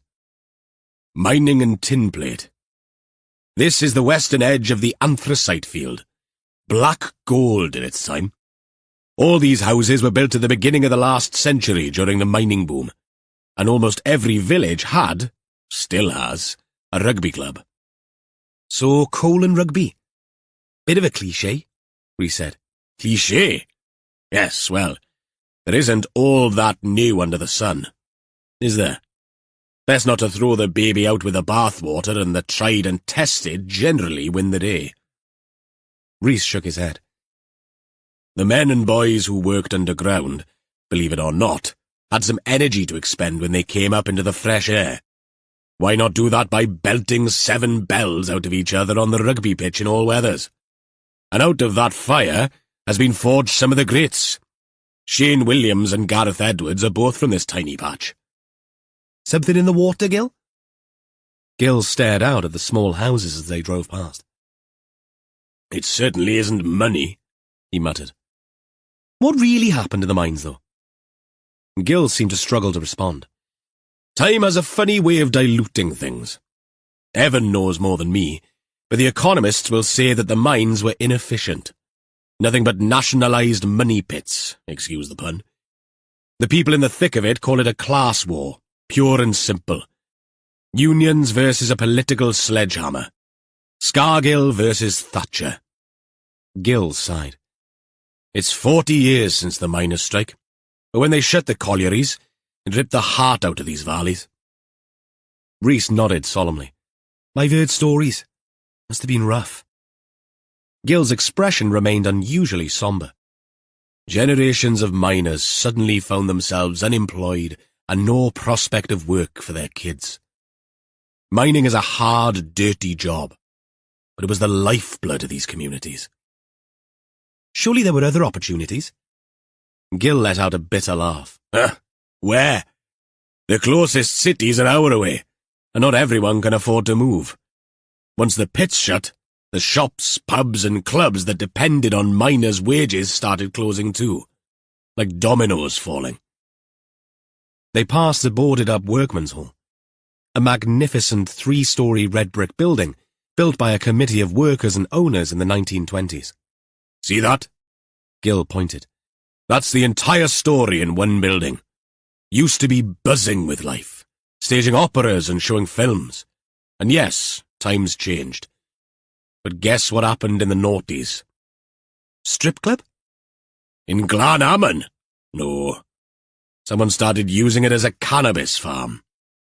Rhys frowned. But the mines, I mean, that was decades ago. Surely things have improved. Improve is an odd word. Scars run deep in this part of the world. The valleys have one of the highest unemployment rates in the UK. Youngsters leave as soon as they can, looking for work elsewhere. Those who stay, well, let's just say food banks aren't exactly going out of business. I know it's bad in some places. Gil's eyes softened. It's not all doom and gloom, mind. There's still a fierce pride here. People look out for each other. And rugby's still the body and soul of these villages. Rhys nodded. As a rugby player himself, he worshipped at the same altar. They were on the border of the Black Mountains here at their most northerly point. The road led them through Gwaun Cai Girwen, swinging south again along the A474, linking the Ammon and Swansea valleys. The Llewellyns lived on this road, a 3-bedroomed semi-detached with a white door and just enough room for a car to sit at a clumsy angle between the bay window at the front and the pavement. Gareth Llewellyn opened the door himself to Rhys's knock. Introductions weren't necessary since they'd all met earlier. The house was compact, the kitchen opening into a cosy dining area linked to a light-filled extension at the rear. Llewellyn took them through to sit looking out onto a long garden with views of the hills and the inevitable wind turbines behind. It is just me, or do you want to speak to Megan too? Llewellyn asked. Both of you, if possible, Gil said. She's badly shaken up by it, Llewellyn said, not objecting to the inclusion of his daughter as such, but laying the ground. That's partly why we're here, Mr. Llewellyn, Rhys said. And for our records, you have no connection with anyone in the NHS? Me? No. Why? Does your wife work? She does. She's a teaching assistant in the comp. And the plumbing business, it's yours? Llewellyn and Walters, it's a partnership. Gil grinned. You'll never be out of work then. Llewellyn responded with a half smile. If he still wondered about the NHS connection, Gil's quip about plumbing sidetracked him. Llewellyn left them to fetch his daughter. She shyly sat next to her father on the sofa. The purple drone that had been Megan's birthday present sat on the coffee table. Now, Megan, your dad has told us all about what happened, but I want to hear what else you saw when the drone was flying. Megan's lower lip trembled, her eyes darting to Gareth's face for approval before she whispered. There was a man lying down in the field. He wasn't moving. I know, but what else did you see? Megan wiped moist eyes with her sleeve. I saw some rocks and the turbines and some big birds. Red kites, her father explained. Dad said the rocks might have been put there by really old people. Iron Age, he said. She hesitated, her eyes wide. Was the man dead? She asked, her voice barely audible. Gil exchanged a look with Rhys before nodding solemnly. Yes, I'm afraid he was. The admission sparked a silent cascade of tears from Megan, her slight frame shaking with quiet sobs. Gareth wrapped an arm around her, murmuring soft words of comfort. Gil felt a familiar ache in his chest. Memories of tough conversations with his own daughters and granddaughters reverberated in his mind. The need to make it all okay. He leaned forward. Listen to me, Megan, he said, his voice low and kind. What you and your dad did today was a very good thing. Megan looked up, her tear-stained face a mixture of confusion and distress. Gil continued. That poor man might not have been found for a very long time if it wasn't for you and your drone. You've helped us and his family. Megan sniffled, considering his words as her gaze drifted to the peaceful vista outside. But I don't want to find any more dead people, she said. I don't want to fly the drone anymore. Rhys spoke up. You know, Megan, your drone won't just find sad things. It can do a lot of good. Gil nodded, building on his colleague's words. That's right. Search and rescue teams use drones to find lost hikers in the mountains. Scientists use them to study wildlife without disturbing animals. And in some countries, they use them to fly medicine to difficult-to-reach places. And think of all the amazing photos you could take. A glimmer of interest animated Megan's expression, but uncertainty still lingered. Rhys took up the baton. What happened today was unusual. Most of the time, your drone will show you amazing sights no one else can see. It's like standing on top of one of those wind turbines and looking down. Gareth squeezed his daughter's shoulder. He's right, Cariad. Remember how excited you were to see our house from high up? A ghost of a smile touched Megan's lips as she nodded. Gil smiled. Tell you what, he said, reaching for a notepad. Rhys will send you some websites where you can learn about all the amazing things people do with drones. He's a bit of an expert. Perhaps your dad will look them up for you, and then you can both go on some better adventures. Megan's tears had subsided, replaced by a thoughtful expression. She reached out, tentatively pulling the drone back towards her. Maybe I could help find Mrs. Williams' cat, she suggested quietly. Gil beamed at her. Syniad da. He complimented her on it being a great idea in Welsh. You know where she might have gone? And the drone can go there while you watch from your garden. Use the drone for detective work, like us. The interview wound down, but a spark of resilience shone in Megan's eyes. Gil felt confident they'd get through this. 5 minutes later, Rhys eased the Audi onto the road and away from the Llewelyn's house, fiddling with the radio, searching for the traffic report. Motorway or mountain, Sarge? For the return journey, I mean. Motorway. I've seen enough of mountains for one day. After half a mile of silence, Gil cleared his throat. Perhaps, in a couple of weeks, check in on Megan and Gareth. Just a phone call. Or if we're up here, call in. Make sure this ordeal hasn't cast too long a shadow. In case I forget. Rhys nodded. You're worried about the girl? In my book, it's equally important. We can't have a bright young thing like that losing her spark because of one grim day. He paused, then added softly, I've seen it happen before. Best to nip it in the bud. Shall I text you a reminder? No need, Sarge. It's locked away. Rhys tapped his head. The websites and YouTube stuff is a good idea. Could be a good icebreaker. Gil's lips curved into a small smile. In this line of work, it was easy to forget the living in pursuit of justice for the dead. But not today. Not on his watch. I'm a Barry girl, said Rhys. Gil sent him a side-eyed glance. Is this pronouns related? No, the song. Some might have found Rhys's non-sequitur style a tad confusing, but Gil had worked with him long enough to tune in on how the DC's mind worked. And this little gem meant only that Rhys's mind had slipped effortlessly back into the challenge of earlier in the day. I'm a Barry girl, to the tune of I'm a Barbie girl, I presume? Gil asked. Rhys grinned. Nice, Gil replied. Gina texted me one earlier on. Go on then. Help me Ron the. It's an oldie, Sarge. I had to Spotify it. That earned him a scathing glance from the sergeant. That is a Beach Boys classic, not just an oldie.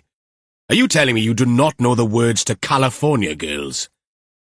Rhys threw Gil a wary, negative glance. Right, enough of this. Gil took out his phone and found the track on his music app. Spent 10 minutes trying to link to the sound system while Rhys watched, not saying anything. Eventually, Gil set the system up. As they bypassed Pontardawe on the way to the M4, Gil began telling Reese, in song, how hip East Coast girls were regarding the styles they wore. By the time he got to wishing the female population could all live in California, Reese was tapping his hand on the steering wheel in time to a 60s classic about surfing on the west coast of America. About as far from the remains of the mining culture in West Wales as it was possible to get. Chapter 8. Russell Milburn and his partner rented a large modern greystone house in Llaneddy, a hamlet on the southeastern fringe of Carmarthenshire, with a functioning pub. Some people's idea of heaven. By the time Warlow and Jess arrived, Russell's partner had already been visited by uniformed officers, and the news broken. She'd had time to process some of her grief, enough to agree to answer Warlow's questions when he politely asked if she could. Maeve O'Connor's angular frame made her look taut, with unspoken anguish. Warlow put her at around 40. Styled hair, attractive features, even makeup-free, or perhaps because of it. She wore jeans and a baggy sweater. If there had been tears, there were none now in the fragile composure she'd cobbled together for their visit. There were no children, and Milburn's job as a kind of managerial troubleshooter had taken them from Sussex to Liverpool and now to West Wales. O'Connor worked as a freelance web designer, creating and maintaining websites for small businesses. The kind of thing you could do from anywhere, as long as you had a reasonable internet connection. The house had come fully furnished and had an echoing new feel to it when the detectives followed the woman in. On the surface, she looked to be holding it together, but the jittery movements of her hands and an inability to sit still spoke of a turmoil under the surface.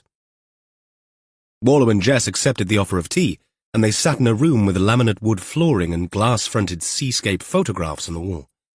The kind with no frames. "You should know that we are treating Mr. Milburn's death as suspicious," Warlow said gently. "Some bastard knocked him off his bike. Of course it's suspicious." Maeve threw back the response, but something in the detective's expressions fanned the flames of suspicion. "That's not what you mean, is it?" "No, we think there was some kind of collision," Jess said carefully. "But given the circumstances of how his body was found..." Maeve stood up stiffly. "What circumstances?" she demanded, her voice rising. Warlow explained. "We know he was not where he came off his bike. He was moved somewhere out of view." "Moved? Why?" Maeve's voice cracked. "That's what we're here to find out," Warlow said. "I don't understand. What aren't you telling me?" Warlow kept his gaze on her when he spoke. "Mr. Milburn was found away from the road. We do not think he arrived at that point on his own." "You're not making any sense." Jess leaned forward, her voice gentle.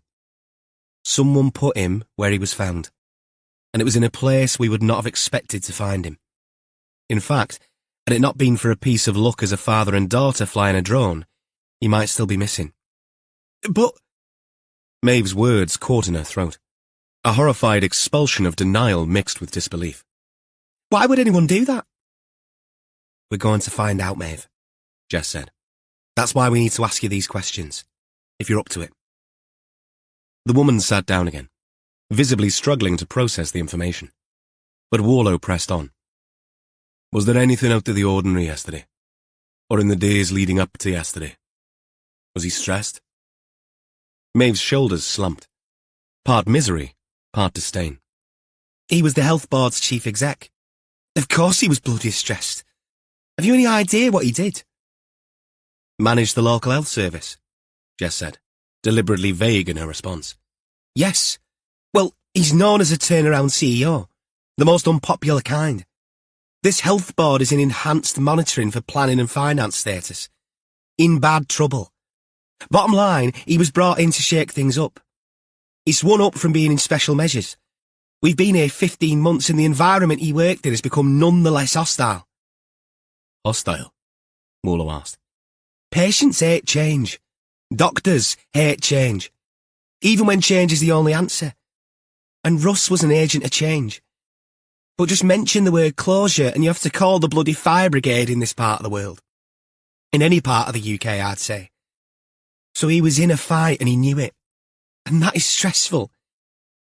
But had someone posted dog shit through the letterbox? No. Russ was very private. She hesitated, reassessing her answer, assimilating the genuine horror of Warlow's question again. You don't think he's dead because of that, do you? We must consider all angles. We'll probably know more after the post-mortem. Jess's phone buzzed with a message. She read it and looked up. The liaison officer is on the way. They've explained that we'd like you to confirm the identification. They've taken the body to the hospital at Llanelli. She'll accompany you there. Is there anyone we can call, Maeve? Warlow asked. She clasped her arms over her chest as if caught in a sudden chill. I've already rung my sister. She's in Ireland. She'll come over tomorrow. The flow arrived 10 minutes later, and Warlow and Jess left with the promise that they would be in touch once they knew more. Not a job I fancy, Jess said as they drove away, heading back to Pembrokeshire and Fire Blythe, the cottage they shared in Nevin. Turn her own CEO? No, Warlow agreed. What could possibly motivate someone to do that? Is it the money? There is that. But you're putting yourself in the firing line. Some of them are doctors, some not. Either way, for some it's a calling. If I was generous, I might say it gives you the chance to improve the lives of thousands of people. Or make it worse, Jess observed. I suppose, Warlow agreed. I'll do some reading about health service CEOs tonight, and give Tom a ring for his input. Fancy a fish supper then? Warlow turned to her and grinned. Ready-made and throw the plates in the bin. Thought you'd never ask. Catherine Peters eased her car into the driveway of her parents' house. The porch light flicked on as she approached, and the front door opened the minute she pulled up. A warm aroma of shepherd's pie wafted out into the cool evening air as Catherine crossed the threshold. Sorry I'm late. Got caught up with some paperwork. Eunice Richards waved away the apology. Don't you worry. Betsy's splashing in the bath with her tadkey. He'll be as wet as her, you watch. We thought we'd save you a job. Catherine followed her mother into the kitchen, where a pot of tea sat steeping on the counter. The familiar layout and smells of a house she'd spent 21 years living in comforted her, as did the mug of hot brown liquid that magically appeared at her elbow. How's she been? Catherine asked. Fine. Up and down, but then she's had that cold. She was grizzly this morning, but perked up after her lunch. That new teething gel seems to help. Catherine nodded, a mix of relief and guilt washing over her. The rash? Much better. That cream is working wonders. How about you? You're looking a bit peaky. Catherine ran a hand through her hair, aware of the dark circles under her eyes. I'm fine, Ma'am. It's been a busy week. What with Betsy's cold waking her and us up. And it looks like we have a nasty case brewing at work. I am going to be busy. Mrs. Richards murmured, unconvinced. And Craig? Working late again, is he? He's on nights this week. We're like ships in the night at the moment. Eunice reached across the table to pat her daughter's hand. It'll get easier. These first few months back are always the hardest, they say. As if on cue, a raucous laugh drifted down from upstairs. Catherine made to stand, but her mother waved her back down. You finish your tea. I'll go. Your father will be there forever.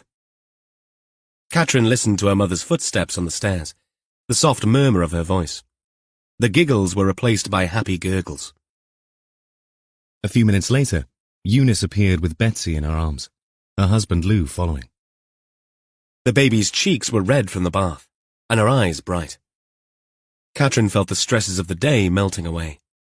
"There's my girl," she cooed, reaching out to take the baby, who immediately nestled into her chest, small fingers curling into Catherine's blouse. Eunice busied herself at the counter, warming a bottle. "I've got some of that pie in the fridge for you and Craig. There's plenty for tomorrow too if you need it." Catherine, breathing in the sweet scent of her daughter's hair. "Thanks, Mum. You're a lifesaver." As she gathered the baby's things and prepared to leave, she felt the familiar tug of guilt and gratitude. But for now, with her daughter in her arms and the promise of home ahead, everything else, including Russell Milburn, could wait. Gina stood at the kitchen counter of the maisonette flat she and Rhys shared on Tabernacle Terrace in Carmarthen, spooning leftover lasagna onto 2 mismatched plates. The tiny kitchen in their rented terrace on Tabernacle Street barely had room for 1 person, let alone 2, but they'd made it work for the past year. "Smells good," Rhys said, appearing in the doorway. He planted a quick kiss on her cheek before grabbing cutlery from the drawer. They settled at the small table in the living room, knees bumping underneath. Rhys dug in immediately, while Gina picked at her food. "Hungry, were you?" she asked, amused. Rhys nodded, mouth full. "Didn't get much of a lunch break. Gil made me drive." "You love it," she said. "Starsky and Hitch." "Hutch," Rhys corrected her. "Sounds exciting," Gina said, trying to keep the envy out of her voice. Rhys paused, fork halfway to his mouth. "It wasn't, but probably more dynamic than being bored stiff stuck in the office all day." Gina shook her head. "Actually, it was really interesting. Catherine's brilliant at running the boards. I learned loads." "Yeah?" Rhys looked surprised. "Gil and I were chasing our tails most of the day. Dead ends everywhere." They ate in companionable silence for a moment, before Gina spoke again. "Rhys, do you think I'm cut out for this?" "For what?" "Running the office. When Catherine's away, I mean." Rhys put down his fork, reaching across to take her hand. "Of course you are. Why even ask?" Gina shrugged. "It's just... Catherine makes it look so easy, and she's only part-time. What if I can't keep up?" "Jean, you're mega organised. You'll be great. I'm telling you, the wolf doesn't do dead wood. If you didn't think you could hack it, you wouldn't be there." "You have to say that," Gina said, but she was smiling. "True," Rhys grinned, "but it doesn't make it any less true. Besides, Catherine wouldn't have relied on you if she didn't have confidence in your ability to handle it either." Gina nodded and smiled. "Thank you. Anytime," Rhys said, squeezing her hand before returning to his food, but unable to resist looking at Gina's plate. "You aren't going to leave that, are you?" "I'm full. You finish it." "Sure?" Rhys asked. Gina swapped plates with him. It was like having a dog around to clear away the leftovers, and Rhys was just as easily pleased, even if he didn't quite sit up and beg, though he did like his back rubbed, come to think of it. "Why are you smiling?" Rhys asked, narrowing his eyes. "Just thinking what sort of dog you'd be if you were one." "Pyrenean mountain dog, I reckon," Rhys said. "Don't let Gil hear you say that. It's Pyrenean. And I'm thinking more golden retriever." "Loyal and lovable, right?" Rhys agreed. "What about you?" "I dunno. You guess." "Afghan hound? Aren't they meant to be the least obedient?" "Exactly that. Plus, cool-looking and aloof, stubborn and great hair." "Wow. Obviously you've thought about this." Gina half laughed. "You asked," Rhys replied. "I did." Gina got up and took Rhys's plate to the sink, her expression fixed in an overbright smile. "Now, you finish all that up like a good boy while I stubbornly and aloofly put fresh water in your bowl." Rhys paused in his eating to look over at her. "Am I in the doghouse now?" "Woof," came the reply from Gina. Chapter 9. 8 a.m. An early start. Sengupta had pushed the post-mortem because of another drowning, this time of a 13-year-old. Another moronic internet challenge gone awry. There'd been a spate of them of late across the country, but it meant the team could meet and kick off early, a miserable fact that made none of them feel good about it. Warlow let Catherine open things up. "Russell Milburn, 44 years old, Chief Executive Officer, Dyfed University Health Board. We've confirmed he spent an afternoon at Black Mountain Hospital in meetings. A keen cyclist, he'd brought his bike with him since he was heading for the mountains, which is how he'd explained his late afternoon bike ride. His last known contact was at 5:05 p.m, a text to his partner, Maeve O'Connor. She pointed to some of the scene of crime photographs. Found in Penllair Castle at 10:15 a.m. the following morning by the Llewellyns flying a drone, a birthday present for their daughter Megan, who had the day off because the school she attends had an in-service day. The HOP's report from the scene shows bruising that matches a fall from the cycle. Thrown from his bicycle, Jess said for confirmation. It seems the most likely explanation, Catherine said. Is there any trace of his phone? Gina asked. There's a possibility that it's lying somewhere on the mountainside, but I doubt it, Gil said. My bet is that whoever knocked him over took his phone and disabled it. Warlow was half-seated on the desk. He got up and moved to the gallery. It's a desolate stretch of road that leads eventually to the Swansea Valley, and then to Swansea itself. So, options. Warlow picked up a whiteboard marker and wrote on the board, speaking as the letters and numbers appeared. 1. Knocked off his bike accidentally. He was simply in the wrong place at the wrong time. But that doesn't explain the reason for him being where we found him. So, he wrote 1A underneath. The driver panics and hides victim. He wrote 1B under that. Hit by accident and somehow drags himself and bike to a high point, then collapses. He looked around and registered the team's skepticism. Unlikely, I realise, but he might have been disoriented by a bang on the head. For now, though, it remains possible. Warlow wrote the number 2 on the board. Deliberate hit and run, and the driver chooses that point closest to the ditches at Penllair Castle so that he could hide the body. He turned again and saw a couple of people wincing at the idea. Jess and I interviewed the partner last night. She says he'd been in post for about 15 months. They don't know many people in the area, but of course his job is high profile. What is a CEO, sir? Gina asked. I mean, I know what a CEO is in a business, but in a health board? Warlow still had the marker in his hand. He replaced the top, but did not put it down, preferring to use it to tap against his palm as he recalled his research and answered Gina's questions. Basically, he's the top dog in charge of running all local health services. Think of him as the captain of a massive ship, responsible for steering the entire operation. His job is to make sure hospitals and other health services in the area are working properly and efficiently. They deal with everything from managing budgets and staff to improving patient care. It's a high-pressure gig. They're constantly juggling demands from the government, local communities, and their own staff. They have to make tough decisions about where to spend money and how to improve services. He was the top of the pile, Reese asked. Indeed. CEOs spend a lot of time dealing with regulations and inspections. They're always under scrutiny from various watchdog organisations. When things go wrong, like long waiting times or safety issues, they're the ones in the hot seat. It's a bit like being a football manager. When the team's doing well, you're a hero. But when things go south, you're the first one they look to blame. The job's got its perks, like good pay and the chance to make a real difference, but it's also incredibly stressful and can be somewhat of a political minefield. They're not political appointments, though, right? Gil asked before adding in a low rumble, I've had enough of politicians after the last case. No one could argue with that. The murder of a disgraced politician in the sleepy Pembrokeshire seaside village of Solver remained fresh in everyone's minds. Apolitical, Warlow replied. But in Milburn's case, things were even more complicated.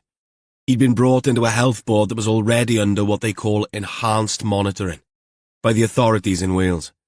That's basically a polite way of saying the board was in deep doo-doo, particularly with finances and planning. Milburn's job was to turn things around, which is never easy. In NHS speak, he was probably tasked with service reconfiguration and efficiency improvements. Reese was frowning. In plain English, Warlow explained, that meant he was looking at closing some hospital beds and possibly merging or centralising certain services. They call it optimising resource allocation and streamlining service delivery. At least that's what Tom said. How is Tom? Gil asked. He's fine. He's had his run-ins with hospital managers over the years, so he has a bit of insight. But the CEOs often make tough, unpopular decisions. Milburn would have been under pressure to implement a financial recovery plan and improve performance metrics, while also maintaining quality of care. It's It's a balancing act that puts them in the crosshairs of both the public and their political masters in Cardiff, since health provision has been devolved to the Welsh Government. Are we thinking disgruntled employee as a person of interest? Catherine asked. It's a thought. There won't be a press announcement until after the PM, so we can still get ahead of this, Jess said. We've already spoken to the ward manager at the community hospital. I'm taking Gina to the post-mortem at 2, but on the way to Cardiff we'll call in on the GP who was at the meeting with Milburn if we can. Warlow nodded at her. That leaves Milburn's PA and the local councillor, Gill said. Who is he? Hugh Lation, Gill replied. Ex-miner. Sings in a local choir. Rugby fan. Warlow nodded. Catherine can chase up phone records and do some background on Milburn while we wait for the post-mortem. Meanwhile, let's get as much information as we can on the scene. Is there any work going on up there? Maintenance for the turbines? Anyone we might contact as witnesses? A fishing expedition. But if you didn't cast far enough into the water, you'd never catch anything. Tea got made, but despite the lubrication, progress remained slow. At 10:30, Tannard strode into the incident room, her face a mask of concentration. The team looked up expectantly as she nodded at Warlow. She waved some papers and strode to the whiteboard. I've got some information on the bike, she began, reading from the written report. The damage to the rear wheel is consistent with a side impact collision. There is significant deformation of the rim, with multiple spokes broken or bent at the point of contact. She paused, gauging the room's interest before delving into the technical details. As yet, no evidence of obvious paint transfer in the distorted areas of the frame and wheel. From the impact vehicle. Tannard nodded. It might be microscopic. Unlike Povey, she liked to present her findings personally. She was a team player. So was her boss, but usually Povey was being pulled in a dozen directions at once and delegated. Good work, Warlow said. No evidence of a phone at the scene, but I thought you'd want to know this about the bag. We did, Warlow said. It's confirmation. Tannard gave him a perfunctory smile and left. Gill cleared his throat, a mischievous glint in his eye. The team braced themselves, recognizing the telltale signs of an impending Gill monologue. Imagine if you had to explain the concept of the NHS to an alien, Gill began, earning a collective groan from his colleagues. Everyone knows it isn't fit for purpose, and yet... Warlow pinched the bridge of his nose, but motioned for Gill to continue. You've obviously thought about it. Go ahead. Picture this, Gill said. You're trying to explain to some green blob with antennae. Where from? Reese asked. I see your ruse, DC Harris. Tricking me into saying something puerile like Uranus. But I refuse. Reese shook his head. So, explain to some green blob with antennae, Gill continued, that we have this massive lumbering beast of an organization that's supposed to keep us all healthy. It's free at the point of use, which sounds great until you realize that free means paid for by eye-watering taxes, and point of use means after waiting in a queue longer than the Great Wall of China. Reese and Gina exchanged amused glances. Gill pressed on. So you tell this alien that we've got hospitals bursting at the seams, GPs who are harder to get an appointment with than the Pope, and waiting lists so long they've got their own postcodes. But here's the twist. We're all so bloody proud of it, we pillory anyone who dares suggest we change it. Catherine rolled her eyes, but there was a hint of a smile in her face. We're all in an abusive relationship with a giant bureaucratic octopus, Gill continued, gesticulating wildly. It keeps letting us down, but we keep defending it to outsiders. Oh, but it's lovely when it works properly. It's like someone trying to set up their friend with a notoriously dodgy date. Warlow narrowed his eyes. We get the gist. But is this going anywhere? It is. Now imagine explaining to this alien that we put people in charge of this institutional behemoth who've never so much as put a plaster on someone. It's like asking a fish to manage a wedding cake shop. And Milburn had never baked a wedding cake, Reese pointed out. Exactly. Gill pointed a finger at Reese in agreement. Luckily, we aren't aliens, Jess said. Gill, finger still pointing, cocked an eyebrow. I wouldn't be so sure of that. What did I do? The DC objected. I saw you trying to dance at Catherine's wedding. It could have been that the booze counteracted your human disguise because it looked very much like an extraterrestrial's first attempt at locomotion to me.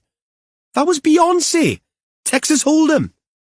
Someone needed to hold them because they looked like they might fall off. Gina nodded exaggeratedly. Not fair, Reese said. No, it isn't, Warlow said. But I remember seeing that, and I'm with Gil on the dancing. I'd like you to have a DNA test just to be sure.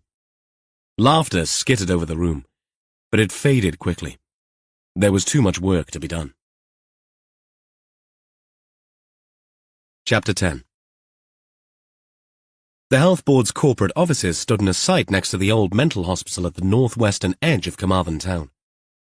A repurposed red brick facility that had once been a giant psychiatric unit. You could throw a stone, and it would hit the University of Wales Trinity St David campus. Someone, given the unit's history, probably had. Jess and Reese parked up on a damp grey morning and walked to a nondescript entrance with doors opening into a vestibule that required intercom access. Shades, no doubt, of the previous security arrangements. They were buzzed through to another area where a security man behind a plexiglass-protected desk gave them visitor badges. It all seemed a tad overzealous, as they were both wearing their ID lanyards. He also made them sign the visitor's book. Jess didn't object, though her compliance was made in complete silence and a tight mouth. Through glass panels in doors that were also security locked, they could see carpeted, silent corridors. An attempt, no doubt, to lessen the slightly eerie, shining feel of the place. While the security man rang the PA's number, Reese studied the big poster on the wall containing the board's mission statements, while Jess looked at her phone. Another missed call from Rick. Well, a call she'd have refused to answer anyway. She told him she'd think about the loan, but hadn't given him a timescale for her decision because he had not responded to her text about the £6,000 she'd already lent him the year before. Instead, she'd received a, "Can we talk about this, please?" to which she had not replied either. With no hint of cynicism in his voice, Reese read the mission statements, or muttered them loud enough for Jess to hear. Prioritizing humanity in our operations. Relentless pursuit of service excellence. Reese paused before continuing. Collaborative efforts towards peak performance. And get this, embracing accountability at all levels. He turned to Jess, a wry smile on his face. Why do they have to write this stuff down? The DI pressed her lips together. Thinking about her ex had made her less than receptive to blandishments. She gestured at the framed words with a dismissive wave. Prioritizing humanity, as if every other health board is running a butcher shop instead of a hospital. Teamwork and excellence. Right. Because otherwise we aim for mediocrity and infighting. It's all to make it sound special, just like every other bureaucratic nightmare in the country. Reese's mouth had dropped open. She turned to him, rolling her eyes. I don't blame them. I bet if we walked into any corporate building in the UK, we'd find the same load of tosh plastered on their walls. It's as if they're all following the same plan, believing they're inventing something groundbreaking. Everything all right, Mum? She tilted her head and reset. Yes, and thank you for finding me something to vent on. She turned back to the security man at the desk, who had also been listening. She's on her way, he said hastily. Good, Jess replied, and though she smiled, it stopped long before it ever reached the top half of her face, where her eyes remained steely. She turned out to be a young PA called Sharon Higgs. Dressed in a white blouse, navy straight-leg trousers, and sling-back kitten heels. Her smile twitched with anxiety. Jess put her somewhere in her late 20s, pale colouring, blonde hair. They followed her along the corridor. Tim said I should let him know as soon as you arrived. Sharon spoke as she walked. Okay, Jess agreed. They stopped outside a door. The nameplate read, Tim Riggin, Assistant Chief Executive. Sharon knocked and pushed open the door gently, revealing a man in his mid-50s with salt and pepper hair and a pinched expression. Jess and Reese stepped inside, followed by a wan-looking Sharon Higgs. "Mr. Riggin," Jess said, extending her hand. "I'm Detective Inspector Allenby, and this is Detective Constable Harris." Riggin's handshake was firm, his eyes shrewd. "Tim Riggin, I understand you're here about Russell." Reese cleared his throat. "Yes, obviously you've been made aware. I did phone Miss Higgs before we came." "I got a call last night from Maeve too, Russell's partner. It's difficult to believe. Shocking business," Riggin muttered. "We're all in a state here, as you can imagine. How can I help?" Jess's gaze flicked to Sharon, who stood quietly by the door. "Actually, Mr. Riggin, we need to speak with Miss Higgs, and we'll need to see Mr. Milburn's office." Riggin's brow furrowed. "I'm not sure that's wise. They're sensitive information." "Mr. Riggin," Jess cut in, her tone brooking no argument. "There's an easy way and a hard way. It is likely we will need to remove some personal and some health board items. There will definitely be a warrant for that. But at this stage in the investigation, time is a priority, and letting me look now would be of significant advantage." Riggin's mouth tightened, but after a moment, he nodded. "Of course. Full cooperation, that's what I meant to say. Sharon can show you to Russell's office. But I must insist—" "Thank you, Mr. Riggin," Jess said, already turning away. "We'll be in touch if we need anything further." As they left the room, Reese muttered, "Well, that went smoothly." Jess's lids became slits. "As sandpaper, you mean? Come on." They waited for an unhappy Sharon to emerge. Jess followed her a dozen yards up the corridor, but stopped before they entered Milburn's office and addressed the young woman. "Sharon, whatever you've been told to do, just forget it. We are not here to interfere, but nothing is off the table. I want you to be honest with me because we need to find out everything we can about Mr. Milburn, and quickly." Sharon frowned and then nodded. "It's so unfair, though. Accidents happen, I realise that." "I'm going to stop you there," Jess said. "One of the reasons we're here is that, as yet, we are uncertain this was an accident." Sharon's pale face became rigid with horror. It took her a moment to close her open mouth. "But let's talk in the office, shall we?" Dr. Anjali Joshi's nails clacked against her keyboard as Warlow and Gina settled into the cramped confines of her office. The faint murmur of phone consultations drifted through the thin walls. "Right," Warlow grunted, eyeing the clock. "We won't keep you long, Doctor. Just a few questions about your meeting with Russell Milburn." Dr. Joshi's eyes flicked to her computer screen. "I have patients waiting." "Ah, the wonders of modern medicine," Warlow drawled. "Time was you'd sit in a waiting room, thumbing through ancient copies of Country Life until your name was called. A time suck, admittedly, but at least you got to see a real person, not chat to someone faceless on a phone." "We're more efficient now," Dr. Joshi replied tersely. Not the first time the current telemedical approach to practice had been in the line of fire by the looks on her face. Gina got down to business. "You meeting with Milburn? How did it go?" Dr. Joshi's lips thinned. "It was one-sided. He set it up as a forum, but he wasn't interested in anyone's opinion. Already made his mind up, hadn't he?" "About what, exactly?" Warlow prodded. "Local services, cuts, centralisation." Dr. Joshi's voice dripped with disdain. "Progress, he called it." "Did things get heated?" Gina asked. Dr. Joshi hesitated. "The friends of the hospital, they weren't pleased. Or rather, he wasn't pleased. Raised voices, promises had been made by the old chief exec. Not worth the paper they were written on, obviously, because they had been written down." "And Milburn's response?" Warlow asked. "Times are a-changing," Dr. Joshi mimicked, her accent sharpening. That's all he'd say. She paused, frustration etching lines around her eyes. "He doesn't understand the challenges we face here.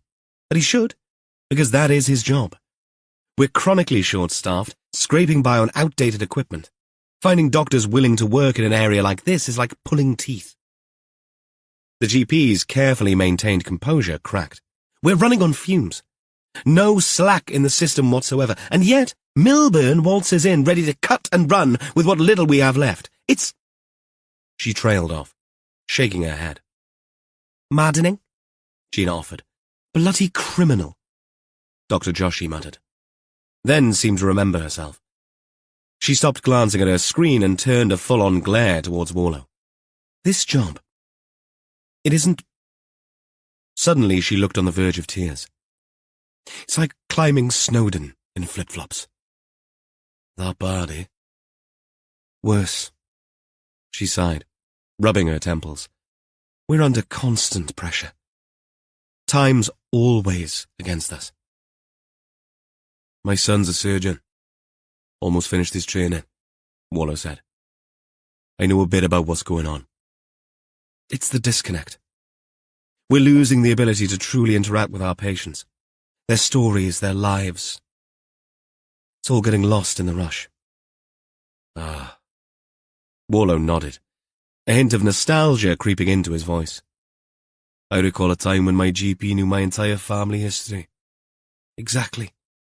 Dr. Joshi agreed, warming to the subject. Now, we're expected to be high-tech wizards, specialists in everything, yet we're sacrificing the heart of what distinguishes general practice. Which is correctedness, continuity of care, building relationships. She shook her head. With all this fragmentation, those values are being eroded. Milburn's changes will only make it worse. Warlow frowned. How so? We're already fighting to balance care with the numbers. His so-called efficiency measures, she practically spat the phrase out, will tip us straight into chaos. This isn't the job I signed up for. Warlow noticed the tension in her shoulders. There was more here than just professional frustration. He made a mental note to dig deeper into Milburn's proposed changes. Something told him that in the gap between efficiency and care, he might find some of the answers he was looking for. My apologies, Joshi said, sitting back. I shouldn't speak ill of the dead, even if they are managers. But no threats were made at the meeting? Gina asked. Threats? Joshi looked mildly alarmed. No threats. Everyone in that room was a grown-up. Warlow and Gina exchanged glances. After extracting a few more reluctant details, they found themselves back in the surgery car park, squinting in the daylight. Clouds still blanketed the sky, but it had brightened. Would you call that enlightening? Warlow grumbled, not expecting an answer as he dug keys out of his pocket. I remember when doctors actually saw their patients. Sat down, had a proper chat, maybe even offered a cuppa. Gina raised an eyebrow. Sounds like ancient history. Funny old word, efficiency, Warlow said. They fling it around like holy water, hoping it'll fix everything. But we both know better. You can't run a service built on human beings like a business chasing neat little outcomes. Gina's expression shifted into a smirk. She caught Warlow's quizzical glance and apologized. Not a laughing matter, sir, I realise. But I've remembered something Sergeant Jones said to Reese the other day. Warlow hesitated at the jeep's door. I might regret this, but go on. He told Reese he tried to get his boil treated over the phone, and it didn't work out too well. Warlow snorted. And? He said it made him wish he was in Camelot, Gina added, her eyes twinkling. No boils there, he said, thanks to Lancelot. Warlow groaned. Oh, that's bad even for him. But I am delighted to see you were embracing the team ethos, Gina. When in doubt, crack a joke. They got in the jeep, and Warlow took the route Gill and Reese had taken, looping east and south along the valley towards the M4 and all points east. After a few moments, Warlow voiced his ruminations. What do you make of our myth Dr. Joshi and the meeting with Milburn, Gina? Her face became serious. I think it was less than joyful. And we need to have a word with this Friends of the Hospital chap. Agreed. But that ball is in Gill's court. We, the lucky pair that we are heading for the big city and its deluxe pathology suite. Bring the polo, ments? Yes, sir. Good. Now, let's have a chat about strategies for the morgue. Oh, Reese has already told me what to do, sir. Have a paper bag handy in case I throw up, and never inhale when you're leaning in. Warlow couldn't help but laugh a little. Did I ever tell you he was a keeper? Chapter 11. Detective Sergeant Catherine Peters negotiated the drizzle outside HQ, her mobile pressed to her ear while her other hand juggled an umbrella and a shopping bag.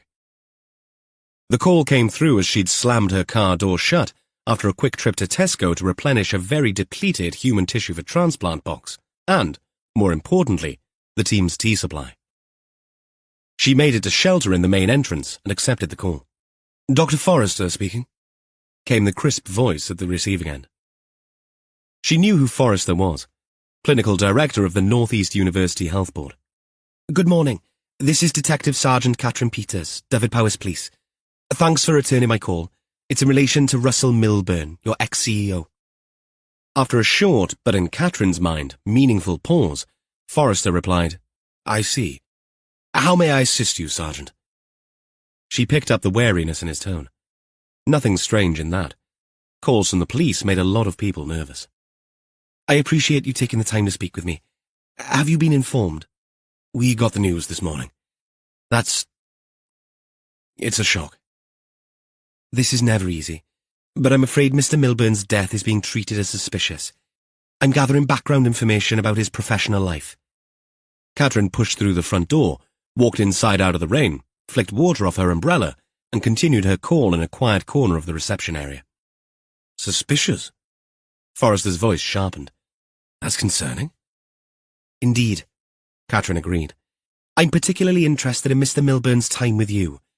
I gather you and he work together, so anything you can tell me about his working methods, his reputation, would be useful.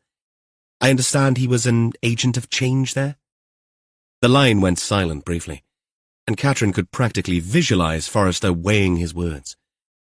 Russ Milburn was a mover and shaker. An efficient mover and shaker, he finally said. He came in and agitated things here, no doubt about that. Made changes that were long overdue, if I'm being honest. "But not popular, I take it," Catherine pressed. A dry chuckle crackled over the line. "Popular? No, I wouldn't say that. But Russ wasn't the sort to lose sleep over congeniality contests. He was here to do a job, and he did that." Catherine nodded to herself, sensing an opening. "Were there any particular contentious issues during his time there, Dr. Forrester? Anything that might have made him enemies?" The silence stretched longer this time. When Forrester resumed speaking, his voice had lowered. "One notable incident springs to mind. A consultant who, let's just put it this way, whose colleagues had concerns, serious ones. It got ugly, as these things so often do." "And how did Mr. Milburn handle that?" "Not well, I'm afraid." Forrester sighed. "The consultant in question is currently on gardening leave, but the whole affair spiraled into a mess from start to finish." "Can you elaborate?" Catherine asked. "There are underlying psychological issues at play, though the party in question disputes that. However, we pursue that line. It might be as simple as stress management problems. It might be something else. These things are seldom clean-cut. It raised questions about how the doctor in question had been vetted for the position in the first place. But that didn't change the fact that he simply couldn't cope with the demands of the job." "And Milburn's approach?" Russ wasn't one for kid gloves, Forrester said, a note of disapproval creeping into his voice. "He went in hard. All business. There were subsequently accusations of bullying, counter-accusations of incompetence. As I say, it got very ugly very quickly." "Two sides to every story," Catherine murmured. "Precisely," Foster agreed. "The consultant clearly needed support, perhaps a gentler touch. But Milburn, well, let's just say gentle wasn't in his vocabulary." "Can I ask about the outcome?" "A tribunal is scheduled. These things do not move at max speed. But Russ left before it took place. It's likely he would have been called back as it involved the Royal College. The whole thing was hanging over him when he departed. I see, Catherine said. I'll need the name of the consultant involved. The line went silent again, and Catherine could almost hear Forrester's internal debate. I'm hesitant to... Catherine interrupted, her voice firm but not unkind. I understand your reservations, but as mentioned, we're dealing with a possible unlawful death here. Any information could be vital. You've already told me this dispute had been escalated, and a tribunal scheduled. It would not take much for me to find out that information. By not telling me, all you're doing is delaying the inevitable. She heard Forrester exhale heavily. The consultant's name is Jeremy Latimer. He's a urologist. Catherine put down her shopping and took out her notebook to jot down the name. A small thrill of satisfaction ran through her as she did. Some calls were more fruitful than others. Thank you, Dr. Forrester. You've been very helpful. One last question, if I may. In your professional opinion, was Russ Milburn good at his job? He was. Very competent, if not exactly empathetic. I'm not sure that answers your question, but it's the best I can come up with, Forrester said. He got results. Made unpopular but necessary changes. As for his methods... He fell silent for a moment. Let's just say he left behind plenty of bruised egos and ruffled feathers. Effective, sure, but not always in a way that served the greater good of the institution. Catherine ended the call, retrieved her shopping, and stood mulling over Forrester's words. Russ Milburn, it seemed, had been a man who got things done, regardless of the collateral damage. The kind of man who made enemies easily, and friends rarely. The kind of man, perhaps, who might push someone too far. She hurried back to the incident room, her coat shedding droplets across the corridor floor. This lead needed following up, and, as per her way with all things, no time like the present. She fired up a computer, fingers flying across the keyboard as she accessed the police database. Jeremy Latimer, she muttered, entering the name. While the system churned, she stared at the goodies she'd gone out to get. Essential supplies for the smooth running of the operation. A box of biscuit-flavoured tea poked out of the open bag. Risky choice, that one. She wondered what the aficionados on the team would make of it. Then her computer came back with the response to her inquiry. She speed-read the results and settled into her work. Gill took 2 calls on his way up to meet with the chair of the Friends of the Hospital. The first, from a detective inspector in financial crimes, told him that at last they'd had a van full of material from a storage facility that John Napier's firm had used and which had not come to light until fairly recently, thanks to all the obfuscation from Napier's legal team. Gill thanked the detective inspector and said he'd be more than happy to look, but that the Milburn case would take up much of his time for the foreseeable.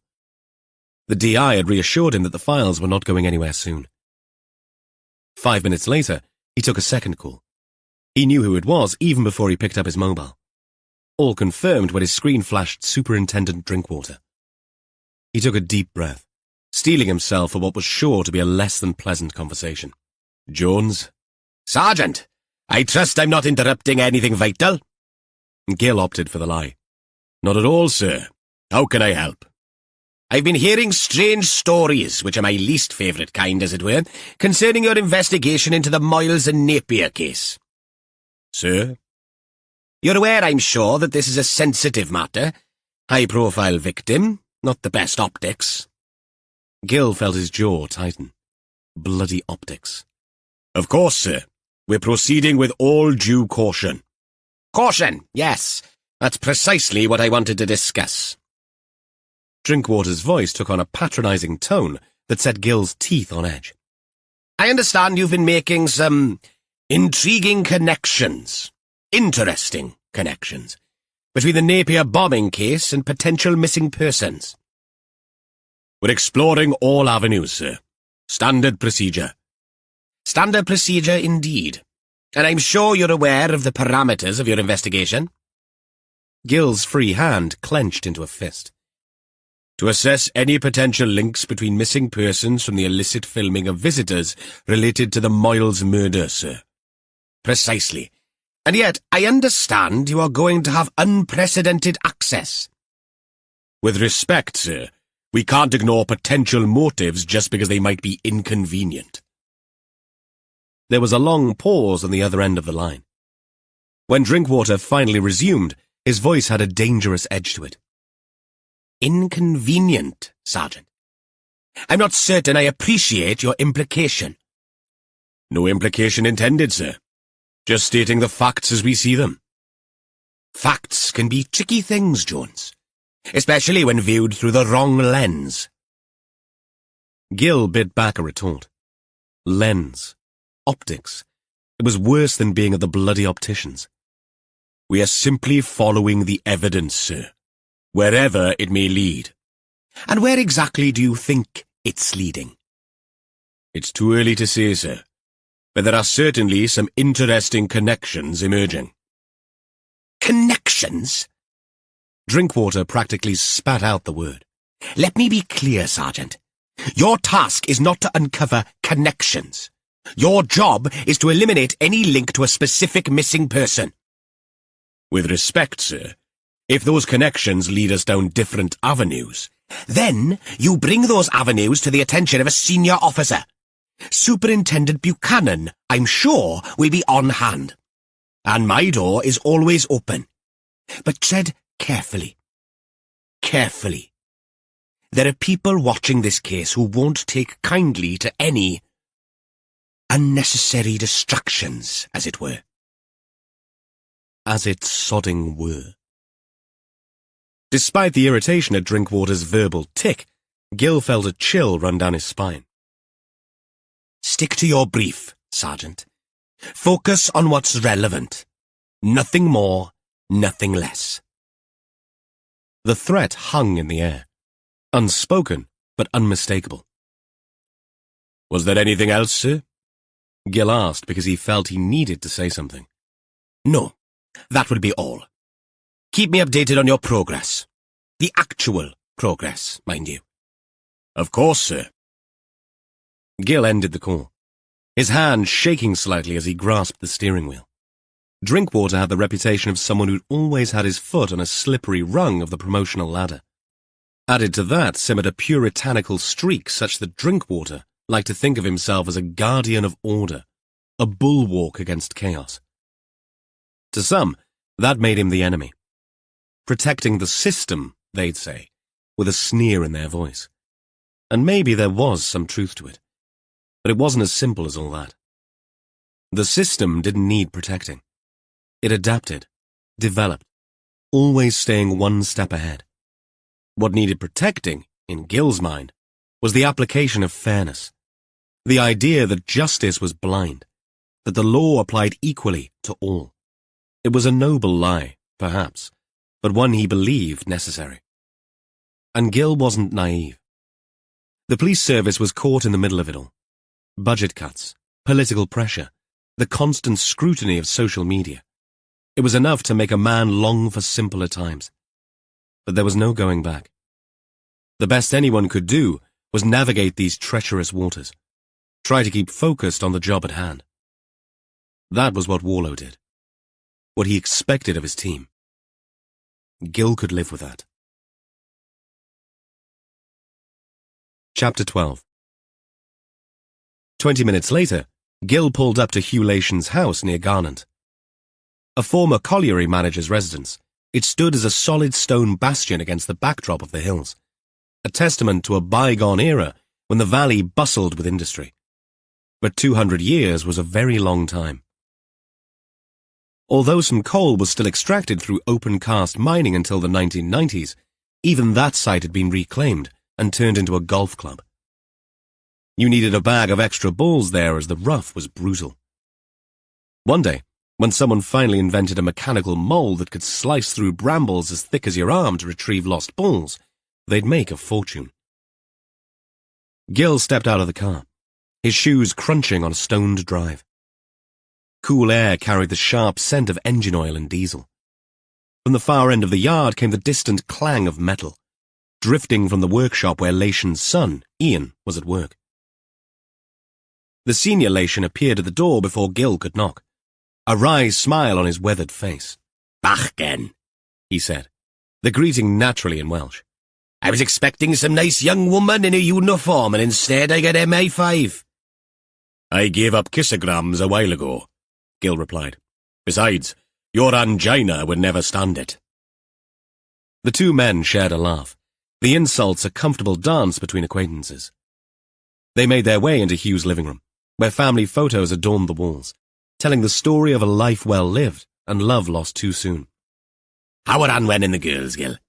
Hugh asked, settling into his armchair. "Can't complain. The grandchildren are growing like weeds. Yours?" Hugh's eyes flicked to a photo of his late wife and back again. "Ian's keeping busy. The trailer business is doing well, all things considered." Gil nodded, sensing the undercurrent of grief that still ran through the Lation household. He moved the conversation on to safer waters, swapping choir gossip and rugby predictions before broaching the real reason for his visit. "So," Gil began, leaning forward. "Russell Milburn. Tell me about the meeting at the hospital." Hugh's face darkened, the jovial mood evaporating like so much morning mist. "Na beth oedd pwrs," he spat, the insult instantly regretted. "Sorry, but he came in like he owned the place. All slick suit and PowerPoint bloody presentations." Gil watched as Hugh's hands clenched and unclenched, knuckles white against his weathered skin. "He used all those words, the ones that are supposed to excuse the execution.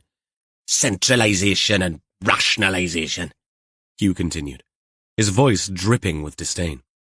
"Like the hospital was just a line item on his bloody spreadsheet." "Were there any concrete plans?" Gil asked. Hugh stood, pacing the room like a caged animal. "Closure, plain and simple. Oh, he dressed it up in fancy words. Service consolidation and efficiency improvements. Thanks to a brand new, all singing, all dancing hospital west of Carmarthen." He came to a halt. "But we all know what he really meant. Why he'd called the meeting." Gil could feel the anger radiating off the man in waves. A man whose life had been embroiled in the place he grew up in. A place that most of the world had never heard of. Unless you were into the Velvet Underground, and everything they spawned, in which case you obviously knew where John Cale was born. Gil's shoulder twinged as he shuffled in his seat. A reminder of recent adventures with a crossbow-wielding killer he could have well done without. He'd taken much longer to recover than he would have done had he been younger. Getting older was a right sod. He hadn't quite got to the stage where he was saying this out loud, but that day was fast approaching. "And the promises they made before? About bringing surgical services back?" Hugh let out a bitter laugh. "Promises? To people like Milburn, they're someone else's smoke. He had the gall to tell us we needed to separate practicalities from emotion. To him, the hospital was an anachronism, a waste of time and resource." The man's eyes grew moist, his gaze fixed on a point somewhere beyond the room. "If they'd expanded outpatients like they said they were going to for a decade or more, if we'd had some of those services here, who knows where the Val—" The unfinished sentence hung in the air, heavy with unspoken what-ifs. Gil's gut churned as he remembered the vibrant woman who had once cheered her husband on at local Eisteddfodau. An old-school advocate of the language and culture. "I'm sorry," Gil said, and meaning it. It must be difficult for you. Hearing that after all you've done." Lation wagged his head, as if trying to clear away the memories. "It's not just about Val, though. God knows that's part of it. It's about all of us. We've already lost so much. The pits, the shops, the young people moving away. That hospital. It's more than just a building. It's a beacon, Gil. Hope.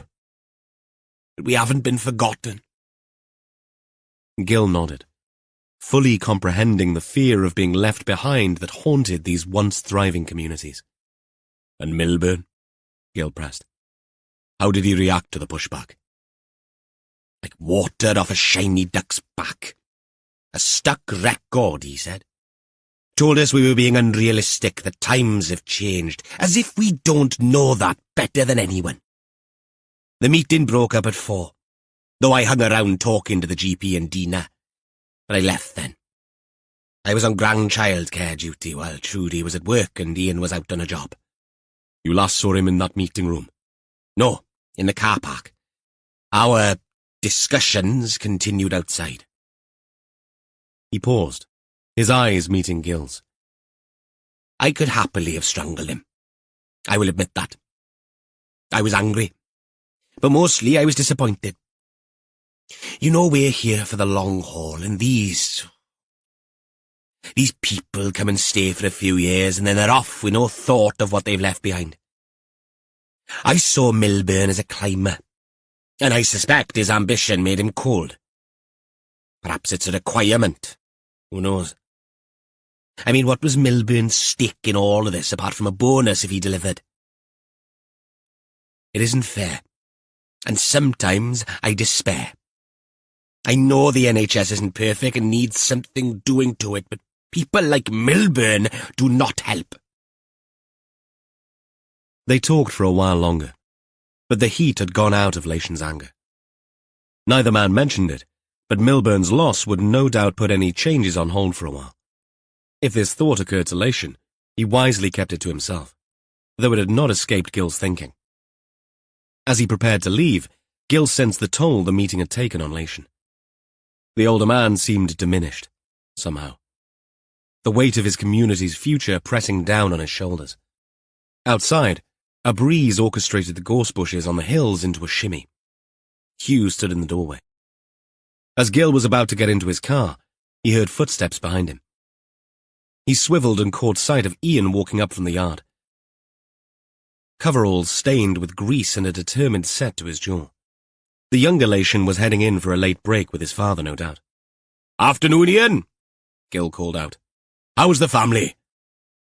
Ian's face softened slightly. "Can't complain?" Gil nodded, thinking how Ian was one of the lucky ones. With Hugh's support, he'd carved out a niche for himself, applying his formidable work ethic to the trailer and plant repair business. It wasn't glamorous, but it was an honest job that kept food on the table. "I was just catching up with your dad," Gil volunteered, instantly regretting his words as he saw the man's expression harden. "You mean that farce at the hospital?" Ian's voice took on a sharp edge.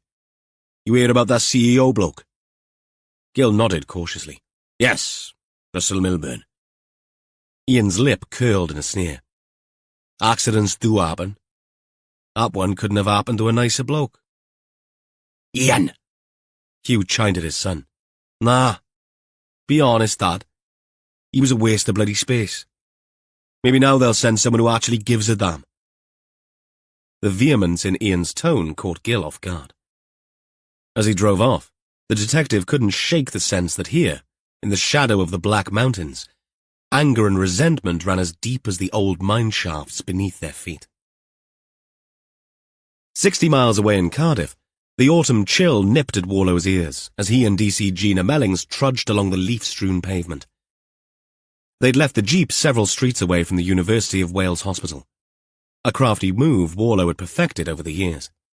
"Believe me, it's a lot quicker," he'd assured Gina as they'd set off on foot. "Beats circling the car park like vultures for half an hour." As they rounded a corner, a gust of October wind whipped up a small cyclone of crisp leaves. Gina tugged her coat tighter and glanced sidelong at her superior. "We can't be that far from John Lewis, can we?" She floated the question in a suspiciously innocent tone. "If I needed to pop in, I mean." Warlow's brow furrowed, his mouth opening to bleat out a retort. Something along the lines of needing to keep one's mind on the job, when he caught the mischievous glint in her eye. He shook his head. "All right. Which one of them put you up to that?" D.I. Allenby suggested I mention it, Gina admitted with a grin. "Said it was a rite of passage." "Cheeky sod," Warlow muttered, but there was no malice in it. They lapsed into preoccupied silence, broken only by the need to pay attention to traffic as they crossed roads to enter a park gate. the noise of cars mingling with the wail of an ambulance.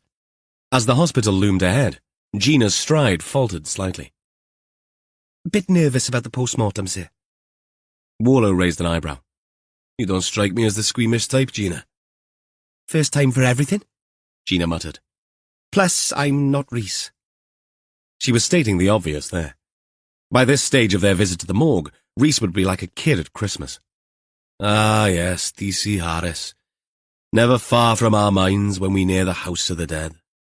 A smile tugged at his lips. He's a one-off. Sergeant Jones says he's not sure where he came from, but there's probably an alien spaceship somewhere missing a passenger. Warlow's smile blossomed into a grin. But we wouldn't swap him, would we? No, sir. After a few more silent yards, Gina added, Do you think he'll make sergeant? Absolutely. He's already proven himself in the field, Warlow said, and couldn't resist adding, and in a hayloft, a few rough pubs, and a snake-infested airfield. Gina's turned to nod with a half-smile, remembering the cases and scrapes Reese and Warlow had been involved in of late. We need to keep him close, mind. Can't have him shipped off the darkest powers, chasing sheep rustlers. Gina exhaled through her nose. I'll tell him you said that, sir. He'll be chuffed. It might cheer him up. He's miffed at missing this one. As they approached the hospital's pathology suite entrance, the levity in their conversation ebbed away. Warlow's expression grew serious, his eyes taking on a steely glint that Gina recognized all too well. Right then, DC Mellons, he said, his voice low. Let's see what Milburn's body has to share with us. Polos at the ready? With a shared nod of determination, they stepped into the sterile confines of the morgue, leaving the autumn day behind and entering a world where death held all the answers.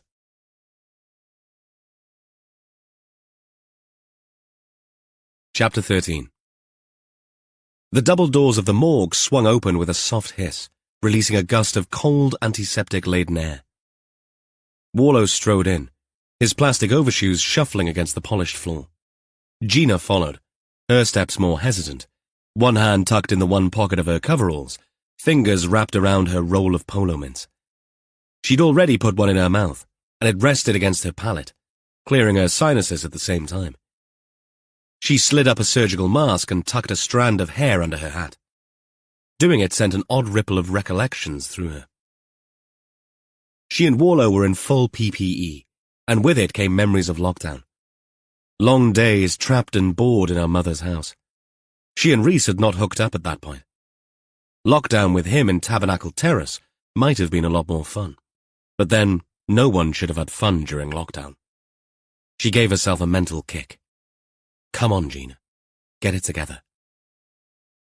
Dr. Sengupta glanced up from the body on the stainless steel table, her gloved hands pausing mid-gesture. Ah, DCI Warlow. Good timing. I was just about to begin the cranial examination.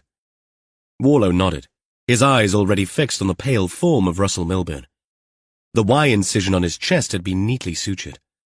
Dr. Sengupta, good to have you back. How's the little one? A beautiful handful, Sengupta replied, her eyes softening above her mask before her professional persona reasserted itself. Shall we begin? Gina dragged her eyes away from the white tiles on the wall towards the reason they were all here. The HOP, the assistants, the police officers, the corpse. Sengupta's voice took on a clinical tone. Subject is Russell Milburn, male, 44 years old. She worked efficiently, pointing out salient features. We have bruising and contusions on the left side of the face and a fractured ulna on the left as well. It's displaced. It would have rendered that arm painful and unusable.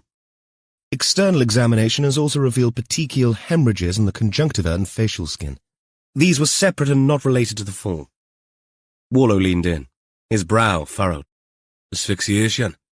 Consistent with that, yes. Sengupta nodded. We also observed facial congestion and cyanosis, but there's more. Fundoscopy showed dilation of the retinal blood vessels. Gina found her voice, but only after clearing her throat because it had become thick with minted saliva. She moved the sweet away with her tongue and asked the question, Is that inside the eye? Yes. Sengupta looked up. It's DCI Mellings, right? Gina nodded. That's one side of the exam that doesn't involve cutting things open, the pathologist explained. Looking into the eye, and the findings tally with the conjunctival changes, but neither are marked. In fact, I had to look hard to be convinced. Sengupta moved to the head of the table, carefully manipulating Milburn's skull. I'm about to open the cranium to assess the extent of the injury. The high-pitched whine of the bone saw filled the room. Gina ground her back teeth, her hand instinctively moving to her mouth, forgetting the intervening mask briefly. But, to her own surprise, curiosity won out over queasiness. She stepped closer, watching intently as Sengupta worked. The metallic scent of blood mingled with the sharper smell of cerebrospinal fluid as Sengupta removed the skull cap. There's a small subdural hematoma consistent with the external bruising, she reported. But note the petechial hemorrhages in the brain tissue as well. Gina leaned forward to look more closely at the pinpoint-sized red and purple spots scattered across the surface and within the tissue of the brain. Warlow spoke. So, head injury first, then asphyxiation. That would be my initial evaluation, yes, Sengupta agreed. The head injury likely incapacitated him, as did the arm fracture, but wasn't the direct cause of death. Gina cleared her throat, her voice slightly muffled by the mask. What caused the asphyxiation? Did he end up face down? Warlow shot her an approving glance as Sengupta nodded. Good question, DCI Mellings. And the answer is no. There'd be evidence of flora or fauna in his mouth, but it's all clean. There are some marks on the neck at the moment. It's difficult to separate those out. The chin strap from the helmet caused some bruising, but if I was asked to hazard a guess, I'd say perhaps a plastic bag. Sometimes with bags there are nil signs unless there is constriction around the neck, as in a ligature. And these are subtle signs, but they are there. We'll need to run some tests on trace evidence around the mouth and nose. That may confirm, it may not. The pathologist moved back to the chest cavity. I've already examined the thoracic and abdominal organs. The lungs showed significant congestion, and there were petechial hemorrhages in the kidneys as well. The mint clicked against Gina's teeth as she asked, Is that also consistent with asphyxiation? Indeed, Sengupta replied. It's one of the less obvious signs, but important in building the overall picture. Warlow straightened up, his eyes still on the body. Anything else in note, Doctor? Sengupta nodded, moving to a nearby table where several vials were arranged. Negatives mainly. Preliminary toxicology came back with nothing, but we'll run a more comprehensive panel. She picked up a clipboard, flipping through the pages. Based on stomach contents, his last meal was approximately 4 to 6 hours before death. Salads, chicken, no alcohol in the stomach, though we're still waiting on blood alcohol levels. Given the head injury and the asphyxiation, could you estimate how long it was between the two events? Gina asked.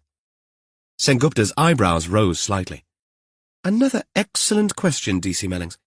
It's difficult to be precise, but based on the degree of swelling around the head trauma, I'd estimate not much separation between the two. Warlow's jaw tightened. Incapacitated by coming off his bike and then killed shortly afterwards. That would be my assessment, yes, Sengupta confirmed.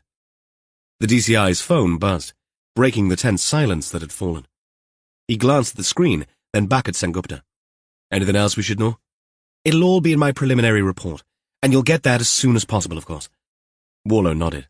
Thank you. He turned to Gina. Anything else you want to ask? Gina shook her head. Asphyxiation seemed enough to be getting on with. As they changed in the small area outside the morgue doors, Warlow discarded his mask and considered Gina. You survived. Thanks to the polos, she said. Not just the polos. Some people are too overwhelmed to think. Those were spot-on questions. Gina smiled, the last of her mint dissolving. Thanks, sir. It's fascinating, really, once you get past the... well, you know. Warlow's lips twisted in a half-smile. Indeed I do. That the inanimate corpse on the trolley was walking around a few days ago and did not deserve what was done to him. They'd peel away layers of the Milburn onion and no doubt find some bruised, even rotten spots. But rotten enough to condemn him to an untimely death? Warlow thought it unlikely. There'd be a reason this had happened. Their job now was to dig through the mire to find the motive. Just imagine the stories you'll be able to swap with Reese now that you're a veteran, Warlow added. But a plastic bag. What does that all mean? Gina matched Warlow's stride as they reached fresh air. It means we can put all thoughts of this being an accident to bed. Gina shuddered. It all happened in broad daylight, though. But somewhere very remote. Let's consider that for a moment. Let's think about the motive. You suggest some, and then tell me why they don't apply. They walked on a few strides in silence before Gina said, Road rage? Someone fed up with him not letting them pass. The road is pretty narrow. Good. And why is that unlikely? The plastic bag. Exactly. Now run with that, and remember your 5 Ps as motivation. Gina thought before answering. Panic. We can eliminate panic, the unplanned moment. Exactly. Rage incidents don't end up in asphyxiation. Go on. The same probably could apply to passion as a motivator, only in that it's usually unplanned too. I agree. This has all the makings of Milburn being a target. So, that brings us to psychosis. Someone who hated him so much they could follow him in a vehicle and run him off the road. And instead of helping him after he'd fallen, they held a garbage bag over his head. Oh God, now I do feel sick, Gina said. Keep going. You're doing well. Psychosis can't be eliminated. Someone he's wronged, but it might be low on the list. That leaves us with protection. Someone saw him as a threat to themselves or the community? Gina suggested. Correct. And one more. Profit, sir. Someone would gain from not having him around. Warlow grinned. Deductive reasoning, Detective Constable. Gina didn't smile. It doesn't help us all that much, does it? It all helps. Taking a piece off the chessboard helps. We suspected this was no accident by him ending up where he was found. Now we can be certain it was not. How are you in typing up notes as we drive? That's Sergeant Peters' speciality, sir, isn't it? It is. I don't know how she does it. I get carsick reading the paper if I'm not driving. Oh, that doesn't bother me at all. Good. Warlow headed across the hospital grounds. We need to get this information to the others, and we'll stop for a cuppa in MacArthur Glen. It'll make a change for the staff in Costa to see me with you. They think Reese and I are joined at the hip. Or at least my hip and his mid-thigh.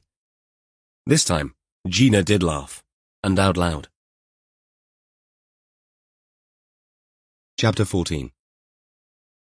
Jess couldn't remember being in any ward manager's office where there were table lamps.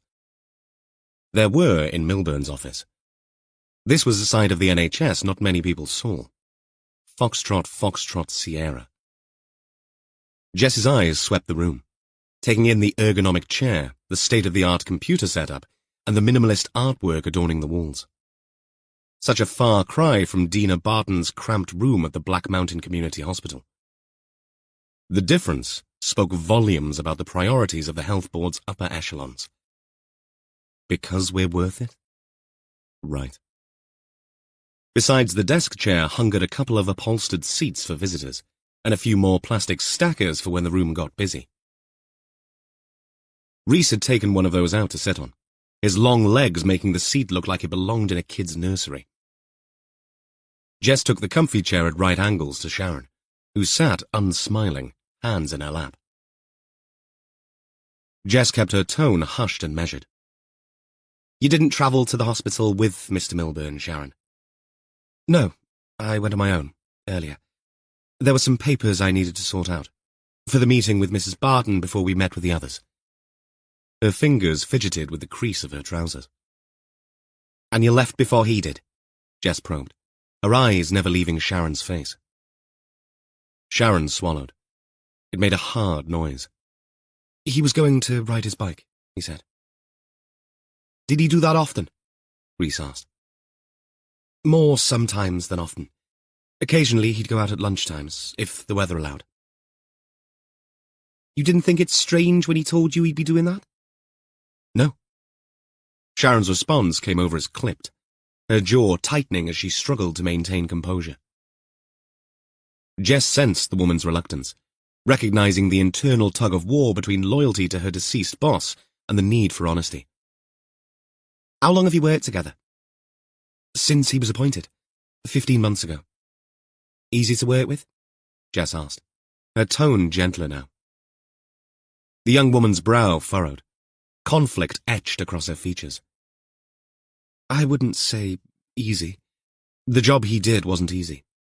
He could be blunt with people. But he was clever. He could read something and understand it in 10 minutes. But some people didn't like what he was doing, did they? People at the Black Mountain Hospital, for example. No, they didn't.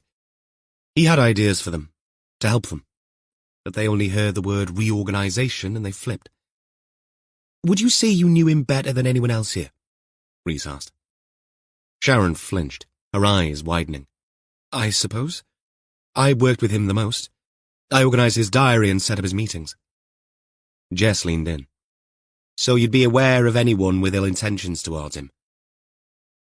A strange tinkling laugh escaped Sharon's lips before she realized Jess wasn't joking. Her face paled. No, I mean, yes. I mean, there was no one. But some changes he proposed made big waves, right? Yes. Sharon's voice trembled. But no threats.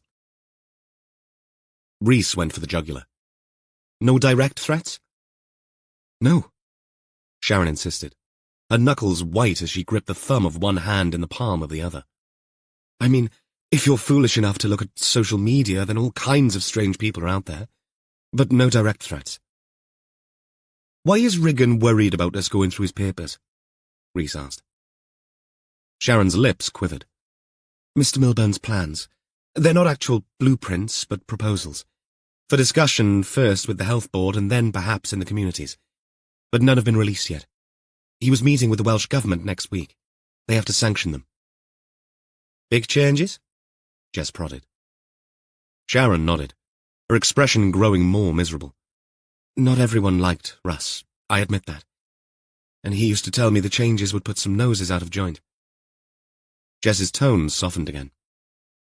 On a personal level, no suggestion of him being involved with anyone other than his partner at work? Sharon shook her head vehemently. When he came back from his visits to the hospitals and wards, he used to say that it was good to see the obesity gene was alive and kicking in the nursing community. Jess raised an eyebrow. A nice bit of casual fat shaming, then. He could be sharp, sometimes, like I said. Sharon muttered, her cheeks flushing. He concentrated on the preventative side. Not just for us here, but in the country. He was part of a think tank for a while. He had a bit of a bee in his bonnet about it. Wanted to guide the GPs towards obesity treatments. So, can you think of anyone who might want to do him harm? Jess asked one last time. Sharon's composure finally cracked. Look, Russ could be sarcastic, I admit, but he was kind to me. And he didn't care what people thought of him. She hesitated, and Jess urged her on. It's okay to be open, Sharon. We'll take a formal statement later, but you can say whatever you want here. Sharon's gaze flitted between Jess and Reese, her internal struggle evident. I've been here 5 years, and at least, with Mr. Milburn, Russ, you felt things would get done. So many people here are content to settle for their salaries and wait for pension day, but not Russ. Her voice broke on his name, and she looked away, blinking back tears. The kitchen door slammed shut, and Hugh Lation winced at the sound. His son Ian stormed in, face flushed with anger. They spoke entirely in Welsh. Beth oedd y mochyn moyn? Ian demanded, which translated into what did the pig want? Hugh sighed, running a hand through his thinning grey hair. You know what? He was asking about the meeting at the hospital about Milburn. Ian's eyes narrowed. And nothing. I told him what happened. How Milburn didn't want to listen. How he killed Mom, you mean? Ian interrupted, his voice sharp as flint. Hugh's shoulders sagged. Ian, mwyn yr arglwydd, we've been over this. Milburn wasn't even here then. Ian snapped. He's like all the other bastards, Dad. If they'd have kept their promises, Mum might still be here. Hugh turned away without answering, preferring to fuss with the kettle. I won't be two-faced. I won't say I'm sorry he's gone, Ian said, his voice low and dangerous. Hugh turned, kettle in hand. Don't say things like that. Whatever Milburn did, he didn't deserve, didn't he? How many lives will his precious efficiency ruin? How many families will suffer because of his decisions? Hugh set the mugs down with a clatter. That's as may be, but we can't go wishing death on people. It's not right. Always a voice of reason, eh, Dad? Even after everything that's happened. Hugh's eyes darted to his son's face, searching, willing himself to ask the question that had been preying on his mind. Where were you that afternoon? When you called me to pick up Kellyn? Ian's face hardened. What are you asking me, Dad? I'm not. I'm just... Hugh fumbled for words. If the police come asking, it might be good to have an alibi, that's all. Ian exploded from his chair, sending it clattering to the floor. An alibi?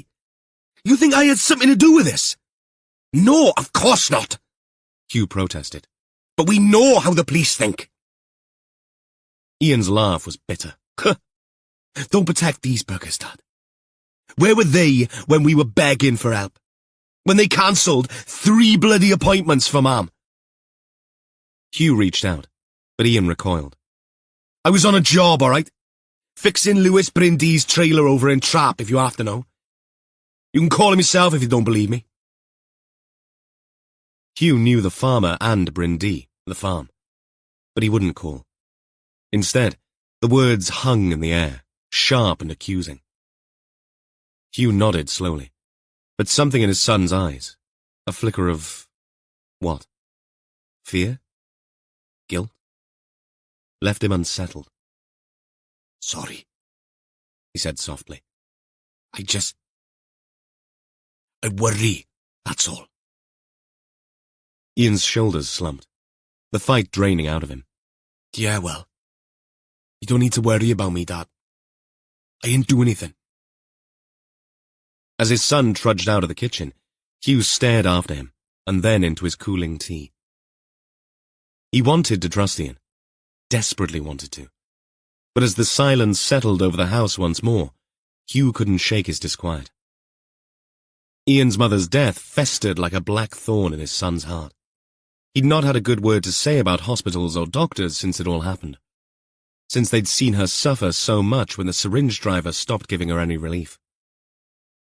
He hated himself for having these thoughts, but Ian's bitterness simmered under the surface as a constant reminder of the horror they'd endured. He'd changed since they'd lost Val. They both had. He'd controlled his own anger, channeling it into work on improving the lot of others. But Ian was a long way from that. All Hugh wanted now was to make sure Ian's temper didn't get him into trouble. He picked up his mug. On the wall hung some of Val's wisdom, old sayings she had loved, framed with the words arcing over a print of the mountains. Gwyn y gwel y fran ei chew. A crow sees its chick as white. Even Gil had laughed on seeing that writ large. A truism about how a parent never saw its own child's faults. Especially apposite now that both men were grandparents, though Gil had remarked acerbically that these days someone would undoubtedly twist this innocent saying into a battleground. They'd claim it's a microaggression, perpetuating systemic oppression through linguistic colonialism, he remarked gruffly. Do those words actually mean anything? Hugh had asked. Buggered if I know, had been Gil's pithy answer, and they'd shared a rueful laugh. Men from a generation that understood where they'd come from and the history it contained and refused to have it rewritten. And perhaps what Hugh was doing was the exact opposite to a crow seeing its chick as white. He might be seeing fault in Ian where there was none. He sincerely hoped so. Chapter 15. Warlow treated Gina to a flat white with oat milk. DCI and DC retreated to the jeep to drink the coffee. Warlow wanted a little peace and quiet, which, given the horde of shoppers at the outlet mall where Costa was situated, half of whom had opted to queue for a sticky bun and a beverage, was about as likely as a bank holiday heatwave. He parked in a quiet corner. Coffeeed up, he set up the work phone on a holder on the dashboard, adjusting it with decreasing patience. One day, so Reese says, we'll have SIM cards implanted in our heads, and all that would happen now is that a hollow screen would drop down from the rearview mirror. Warlow gritted his teeth and tightened a knob on the holder for the third time. Don't get me wrong, it is still bloody incredible to think that I could talk to someone on top of Everest at this very minute. Don't you know someone up there, sir? I have a list of people I wish were up there, but no, sadly I do not. The phone, stubbornly, refused to sit, and dropped forward again at a drunken angle. An implanted SIM and images in our brain would be a lot quicker than this sodding thing. Gina glanced at him over the rim of her cup, before saying warily, You've had the lecture too, then? From Reese about the future? Reese would have made a great Tomorrow's World presenter, Warlow said, the phone finally deciding to play ball as he took his hands away and held them up either side of it, waiting for it to slip again. Tomorrow's World? Is that on Amazon Prime? Warlow threw one of his best sideways glances. No, very BBC. I think it started off in black and white, and according to them, by 2025, we should all be in flying cars. Gina drew air in through her teeth. I wouldn't mention flying cars to Reese, sir. That's at least 40 minutes of regurgitated TV documentary stuff right there. Noted. The phone burped a warning, and DS Catherine Peters' face appeared, followed by 4 other faces arranged in slightly different-sized rectangles. Always nice to have these family catch-ups, Gil said. I'm hoping we all have something useful to say. Catherine, you were first. How did the post-mortem go, Gina? Catherine asked. The polos worked a treat, thanks, Sarge, but I won't steal Mr. Warlow's thunder on that. Oh, sounds intriguing, Gil said. Right. Catherine was suddenly all business. I had an interesting call with a clinical director from the health board where Milburn worked previously, one that threw up the odd skeleton. She explained what Forrester had told her about the disgruntled suspended consultant, plus the grumbling and still-to-be-resolved inquiry into both the consultant and Milburn's handling of it. Sounds as if we'll need to visit, Warlow said. In the meantime, I'll do some background on the skeleton. A Dr. Latimer, Catherine added. Jess? Warlow prompted.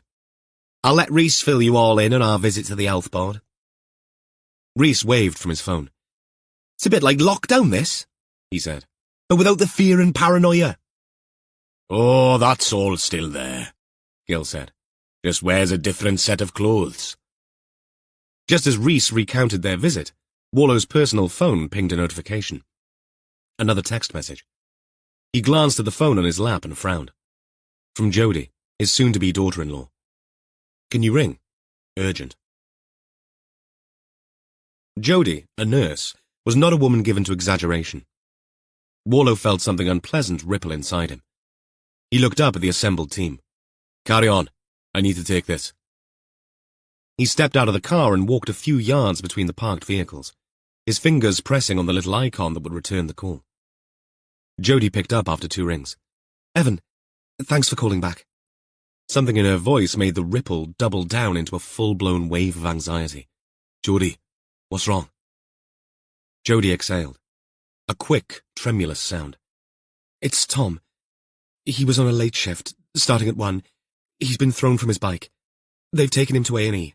I'm on the way there now. What? How? There were words in his mind, but he couldn't articulate them. He's conscious but confused. Done something to his shoulder, that's all I know. They rang me at work. How long does it take him on a bike from Walthamstow? Warlow asked. It sounded like a whine of protest in his own ears. He catches the tube to Hampstead and bikes it from there.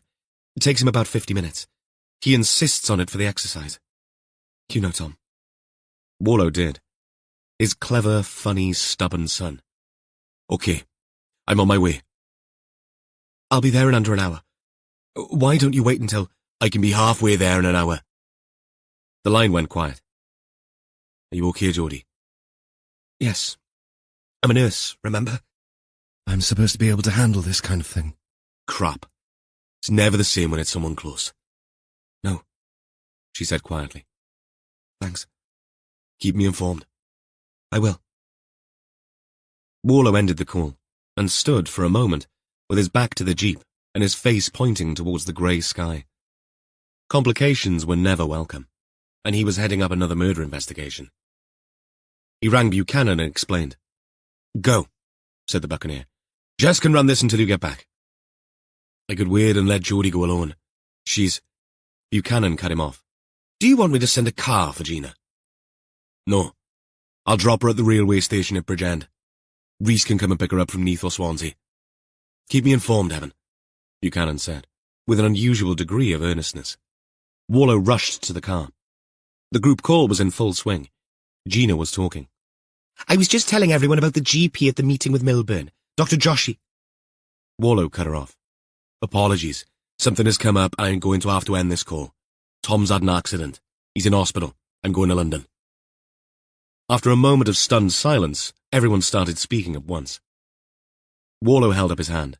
I'm going to drop Gina off at the train station. Reese, can you get to Neath to pick her up? Jess, you run the show. What happened? Jess spoke for everyone. Knocked off his bike. And yes, I know, bloody ironic doesn't come near. No one spoke. They'd moments earlier been talking about someone who died from that same trauma. Almost. I have no details. But, is there anything anyone needs to know? Why are you still here? Gil said. Wallow's smile was fleeting but grateful. He picked out the phone from the cradle and pressed the end call button. Next to him, Gina looked anxious. Sorry.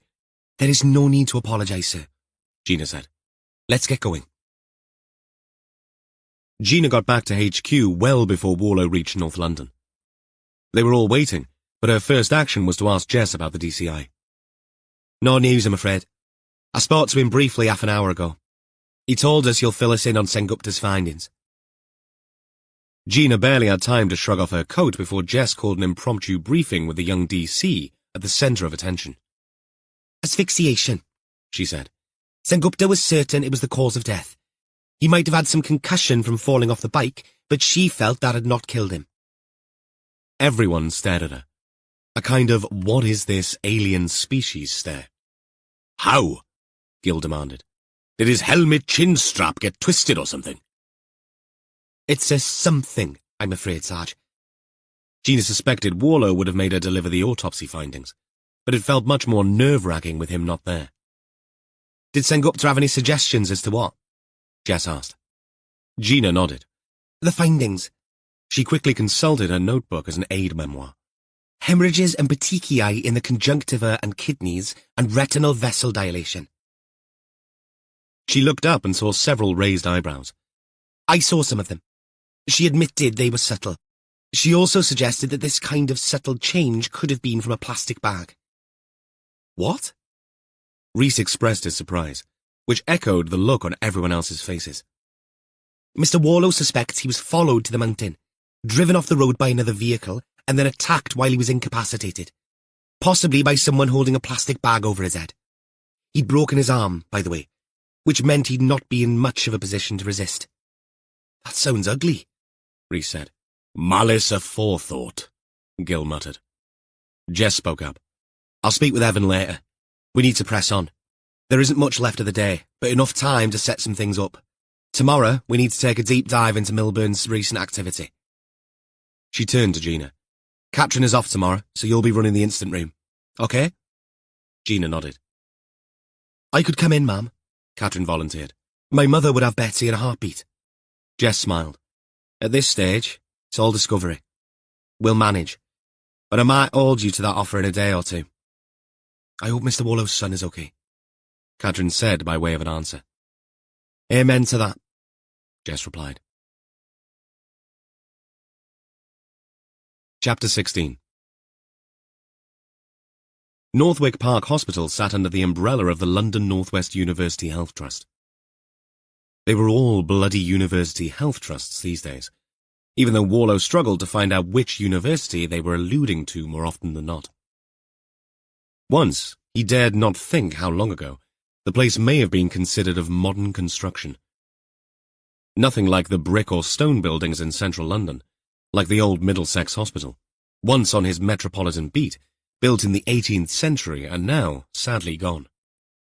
Northwick Park had been someone's idea of modernity, but it had not aged well. Grey concrete and dirty glass windows looked out over London.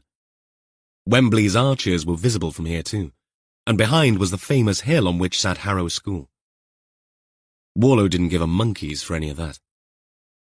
He found the assessment unit after asking for directions, found Tom sitting up with a vomit bowl at his side, and, once his heart had finished clenching, he sputtered, "Christ, Tom, you've looked better."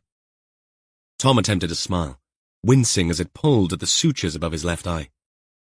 His right eye was nearly swollen shut, his face a canvas of cuts and bruises. "Cheers, Dad. And please don't make me laugh. I got stitches inside my mouth, too." Warlow pulled up a chair, eyeing the sick bowl in Tom's hand and the strapping on his shoulder. "How bad is it, then?" "Possible concussion, sprained ACJ. They're going to do an MRI. Warlow tilted his head. "A acromioclavicular joint. Point of the shoulder. Nothing broken, thankfully." Tom's words slurred slightly. "Feeling a bit queasy, though. A shock or maybe the drugs." "What happened?" Warlow asked. It was impossible to read his son's features, inscrutably swollen as they were. Tom sighed, closing his good eye briefly. "A van turned right at some lights. No indicator. I swerved, came off, nearly ended up under a bus." Warlow felt a chill run through him. "Bloody hell, Tom." "Or words to that effect.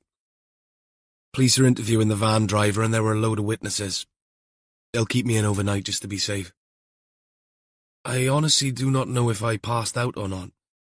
It's all a blur, and my head feels like someone has an anvil in there and they're shoeing a horse." "I'll stay with Geordie tonight," Warlow said immediately. Tom shook his head slightly. "Dad, there's no need." Warlow cut him off. "No, but I'm still staying. I'm sure she'll be glad of the company. My decision. Anything I can get you?" "No, I just want to sleep. Probably not a good idea at the moment." A nurse appeared, clipboard in hand.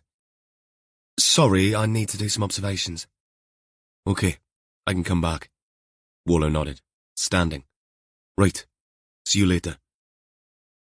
He wandered the corridors, not sure why his pulse refused to slow down. To his surprise, he sensed a lump forming in his throat, and his eyes stinging. This wasn't in the script. He kept walking, got to the exit, turned around, and walked back again. Several times until eventually he found a quiet corner to settle into.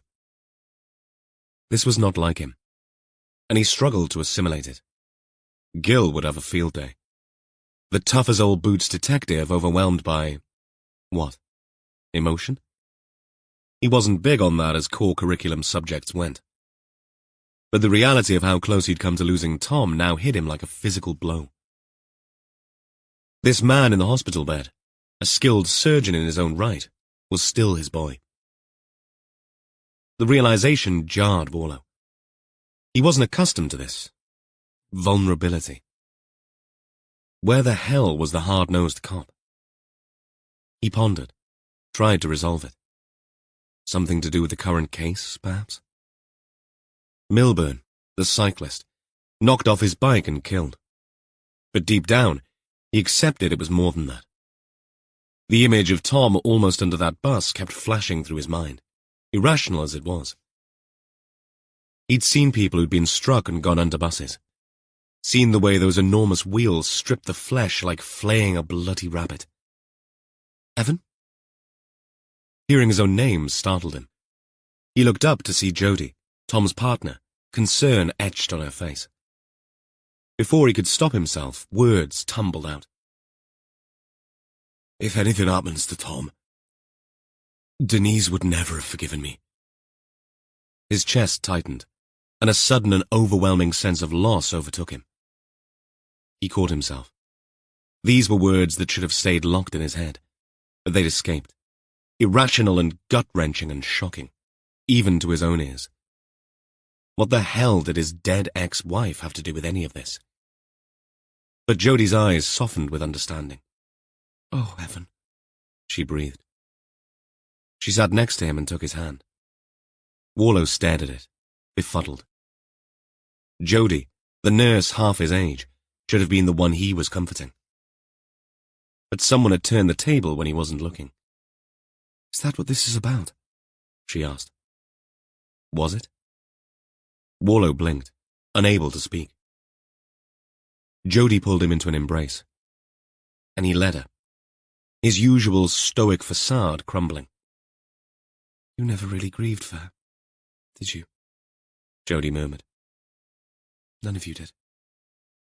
Warlow shook his head, surprised to find tears threatening. This wasn't like him at all, but the fear of losing Tom had cracked something open inside him, releasing emotions he'd long suppressed. "It's okay to feel like this," Jodie said softly. "But Tom's okay. And it's okay to miss Denise, too. To remember her, even after all this time." In that quiet hospital corridor, Warlow allowed himself a moment of rare openness, held by a young woman as he confronted the complex tangle of fear, relief, and long-suppressed grief for a woman he had truly lost many years ago, but who he had helped bury only a year or so ago. Funny how you can love someone, but sometimes not like them very much. Jodie's smile dripped sympathy. "I think most couples can say that, if they're honest." Seeing Tom hurt, and knowing how close it had come, had cracked something in him.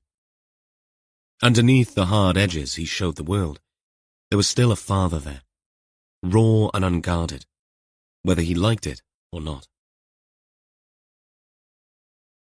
Afternoon became evening, much of it spent doing little but waiting for more assessments in the MRI. Northwick Park wasn't where Jodie worked, but the ward staff knew what she was, one of theirs, and with that came respect and an effort to make sure she was kept well informed. When a tired-looking ward manager explained the MRI would probably not be until 8 p.m., they both said their goodbyes to Tom, whose nausea had eased, but whose headache remained. "What are you going to eat?" Tom asked as they left. "Don't worry about us," Waller replied. "There's a great Himalayan place around the corner from ours." Jodie smiled and leaned in to kiss her partner. "You're obviously feeling better if you're talking about food. Has your boss been to see you?" "She has. She was nice about it, but she thought I was a total prat for letting it happen." "The accident has nothing to do with that. She thinks you're a total prat anyway." Jodie beamed. "Kick a man when he's down, why don't you?" Tom winced as he moved his strapped arm in order that Jodie could give him a peck on the cheek. Warlow observed these bluff insults with amusement and fondness. They were good for each other, these two. Tom was a lucky boy. Warlow put the Jeep in a long-term parking spot at Northwick Park Station at Jodie's suggestion. She sorted it all out on his phone at £4 a day. She'd argued that ULEZ and congestion charges made driving across North London a non-starter. It took them a long hour on the tube to get back to the flat. By the time they arrived, Jodie had ordered pizza at Wallow's insistence. Tom considered it an evil form of carbohydrate overdose, but Jodie loved it. "Well, the cat's away," Warlow had muttered. It also meant getting away with just eating a slice, since he had never been less hungry. Jodie, over the food and an Italian beer from their fridge, strangely enough not considered in any way a waste of carbs by Tom, told him everything that the ward manager and the medics had told her. They stated Tom had been confused, but that the MRI was only a belt and braces check. "Thanks for coming up. And thanks for staying with me. I'm glad I'm not alone here tonight," Jodie said. She hugged him once more. When she pulled back, her eyes were smiling. "You Warlow boys. You all think you're as tough as nails, but not one of you is bulletproof. In the tiny spare room, Warlow sat on the bed, whilst Jodie showered in the one bathroom. He rang Jess. He'd kept her informed by text, but now he needed to hear her voice. "How is it?" were her first words. "Banged up. Had an MRI this evening, and they're keeping him in for observation. He won't be operating for a few weeks, that's for sure. But he's okay. Yep. They say he'll be fine." "Thank God. How are you holding up?" Great question. Realising that I'm getting far too old for this. Jess rolled out a breathy laugh. My mother used to say that, whenever I got in too late. "When you stop worrying about your kids, you'll be hearing the last nail in the coffin lid." She's got that right. And I like the Italian accent. Makes it more dramatic. I sometimes use that same accent in the same phrase when I want to wind Molly up. And how is she? Fine. Still can't believe she's already in her second year at uni. Working hard, and there might even be some romance on the horizon, though she's keeping those cards very close to her chest. No name yet, just a someone she is going to a party with. Warlow sensed Jess was secretly pleased by that. How did Vespers go? Gina's asphyxiation bomb came as a bolt from the blue. I bet it did. Catherine's off tomorrow, so I'm going to leave Gil to support Gina. But we'll have the catch-up meeting tomorrow morning and decide actions from there. I'll take Reese up to visit the suspended doctor from Milburn's last place of work. I'll leave that up to you, but it sounds like a good idea. I could try to sit in via video link, but I don't know quite what my movements will be. Jodie's been amazing. But she feels she ought to go to work because they'll be assessing Tom and New at dawn, and there's nothing she can do. So I want to be free to make myself useful if I can. Absolutely. We'll crack on down here. How's Cardi? I've got the phone on speaker so she can hear your voice. Her head is tilting at all angles. Sitting on the bed, Warlow smiled. Thanks, Jess. For what? Sitting in a nice warm cottage in Pembrokeshire with a fierce guard dog to look after me. There's another dog there then, is there? Jess's laugh was soft. Take no notice, Gail. I meant thanks for being there. The line went quiet. Tom's going to be fine. You know that, right? I do. It's just that there was a sodding bus that only just managed to stop in time. And it could have been a lot worse. Jess sighed. I wish I was there. Yeah. I wish you were too. Get some sleep, Evan. I bloody hate cliches, but things are always that much better in the morning. Chapter 17. As Warlow finished the call with Jess, back at Police HQ in Carmarthen, a different call began. The phone trilled, and Maggie Pierce suppressed a sigh as she saw the familiar number. She took a deep breath, put on a warm smile that translated into her voice, and answered. David Powys Police. How can I help? Maggie? It's Ivy Pugh. You remember me, don't you, love? Of course, Mrs. Pugh. How are you this evening? Oh, it's terrible, Maggie. They're at it again. In the old hospital. I can hear them clear as day from my house. Maggie's hand stayed poised over her keyboard, ready to log the call. What can you hear, Mrs. Pugh? Chanting, love, and singing in tongues. It's not right, I tell you. And the kids, they're always up there spray painting and whatnot. It's not safe, is it? Maggie nodded, though Ivy couldn't see her. I understand, Mrs. Pugh. Can you tell me exactly where you are? You know where I am, love. The little place off Folland Road. About 200 yards up the lane. The council can't be bothered to put a name to it, but everyone knows it as Ffordd y Berach. Berach Way. You'll have it written somewhere, won't you, Maggie? Yes, of course. I need to confirm for our records. And you say you can hear sounds coming from the abandoned hospital? Clear as a bell, Maggie. It's not right. Someone needs to do something. Maggie typed quickly, logging the details. I hear you, Mrs. Pugh. I'll pass the information along to our officers. We'll get someone to check things out, but it might not be right away. Is that all right? Well, I suppose it'll have to be, won't it? But you promise they'll come? I promise, Mrs. Pugh. We always look into these reports. After a few more reassurances, Maggie ended the call. She turned to her colleague, Dave, who'd been half listening with a smirk. Ivy again? He asked. Maggie nodded. Yeah, same story. Noises from the old hospital. Dave rolled his eyes. Christ, how many times is that now? You're too soft on her, Mags. She's lonely, Dave, and scared. Costs us nothing to be kind. Costs us time, Dave muttered. Maggie shrugged, turning back to her screen. I'd rather be the one who listened than the one who didn't. Dave shook his head, but there was a grudging respect in his voice. You got more patience than I have, Mags. I'll give you that. Maggie, a good 15 years younger than Dave, sent him a look. That's a low bar. Dave grinned. None taken. As she finished logging the call, Maggie couldn't help but wonder what it might be like being alone, worrying about noises in the distance. But then the next call came in, and thoughts of Ivy and her fears were pushed aside by the never-ending stream of emergencies, real and imagined, that made up a night shift in the control room. Detective Constable Craig Peters stood in the kitchen, his police uniform pristine, save for a small coffee stain he was furiously dabbing at with a damp cloth.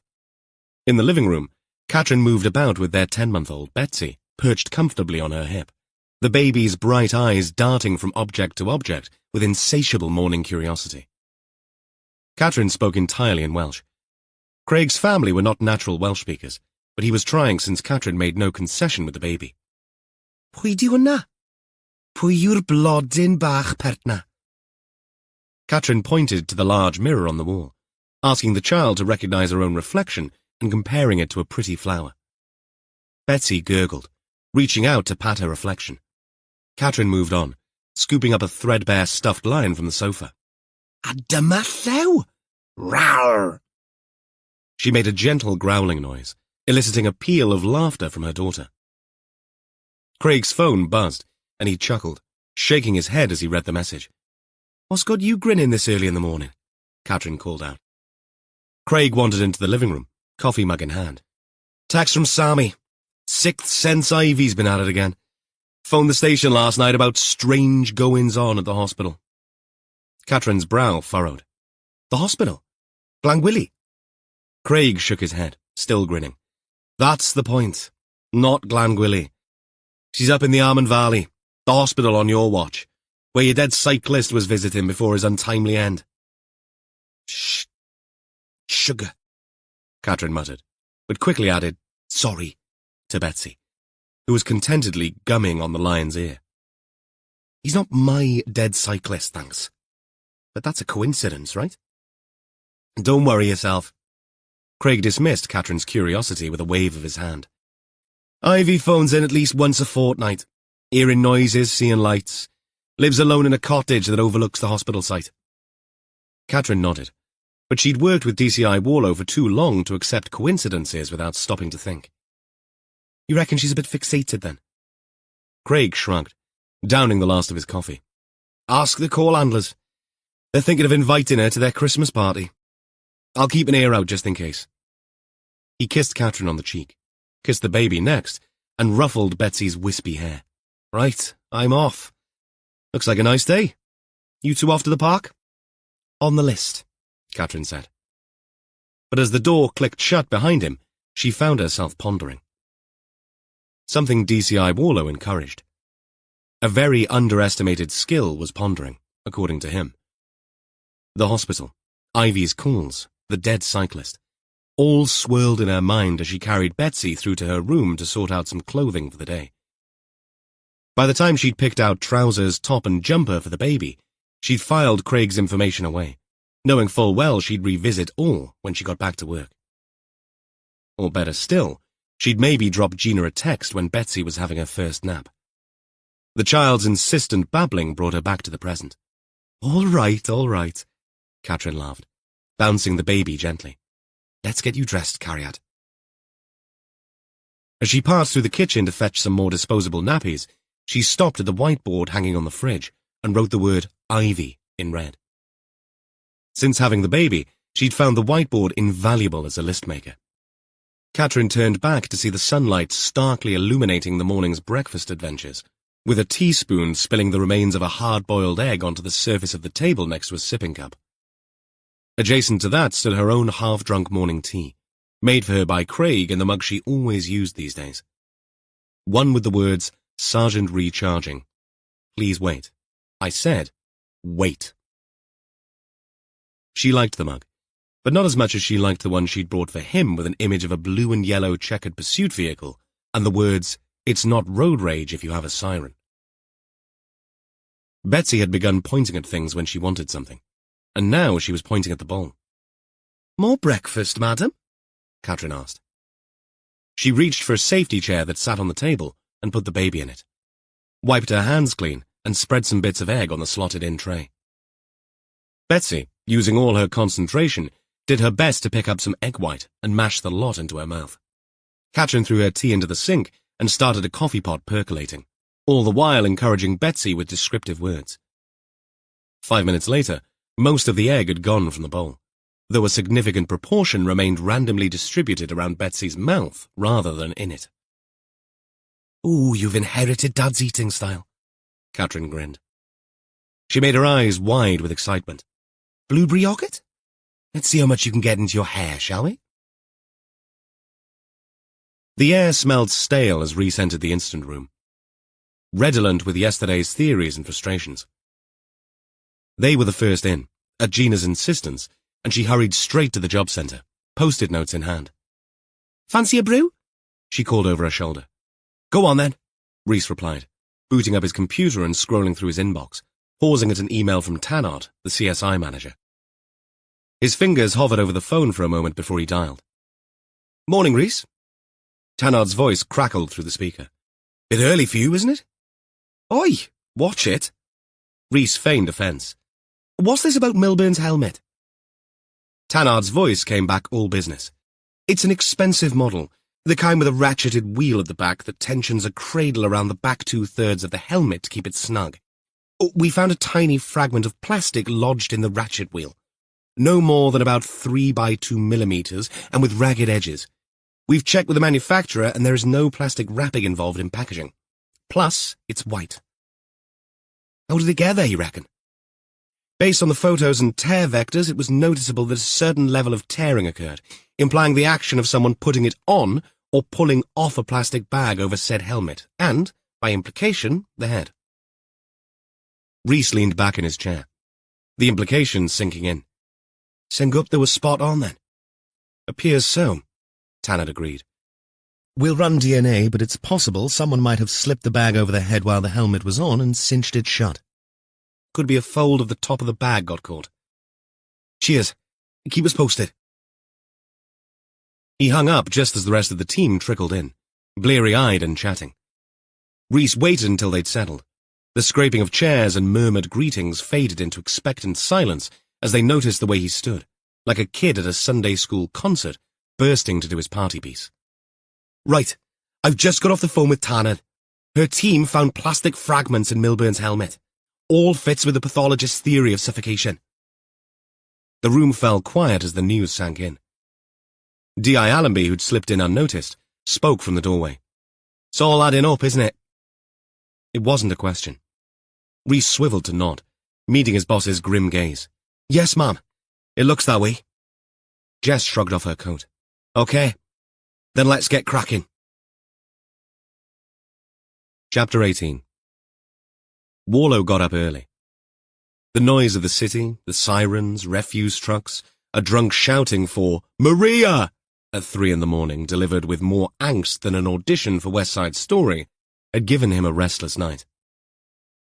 Yet these were sounds that had once been familiar, part of a rhythm he barely noticed. Now they felt distant, the hubbub of a metropolis growing more diverse in every imaginable way, and drifting further from the rest of the country as a result. Warlow held no strong brief either way, seeing the arguments on both sides, but it struck him that those in charge, of all political stripes, often missed the point. They had no language to explain what kind of society they were building, no plan they could share honestly with people outside these urban mixing bowls. Instead, everything seemed as if it were a runaway train with no brakes, and the conversation turned into labels. progressive, reactionary, nostalgic, right and left, leaving most people feeling unheard in the places they still called home. Not for the first time, he relished the fact that he'd done his time in the smoke, and those that chose to be here now were welcome to it. Once morning light crept through the curtains, he got up in time to see Jodie off for her early shift, and played the waiting game with only the radio and his phone to keep him company in their flat. The call came from the hospital at around 10:15. Tom had a reasonable night. His vitals were stable, and the consultant had seen the MRI and found nothing to be concerned about. Once they got his pain meds sorted out from the pharmacy, he'd be free to go.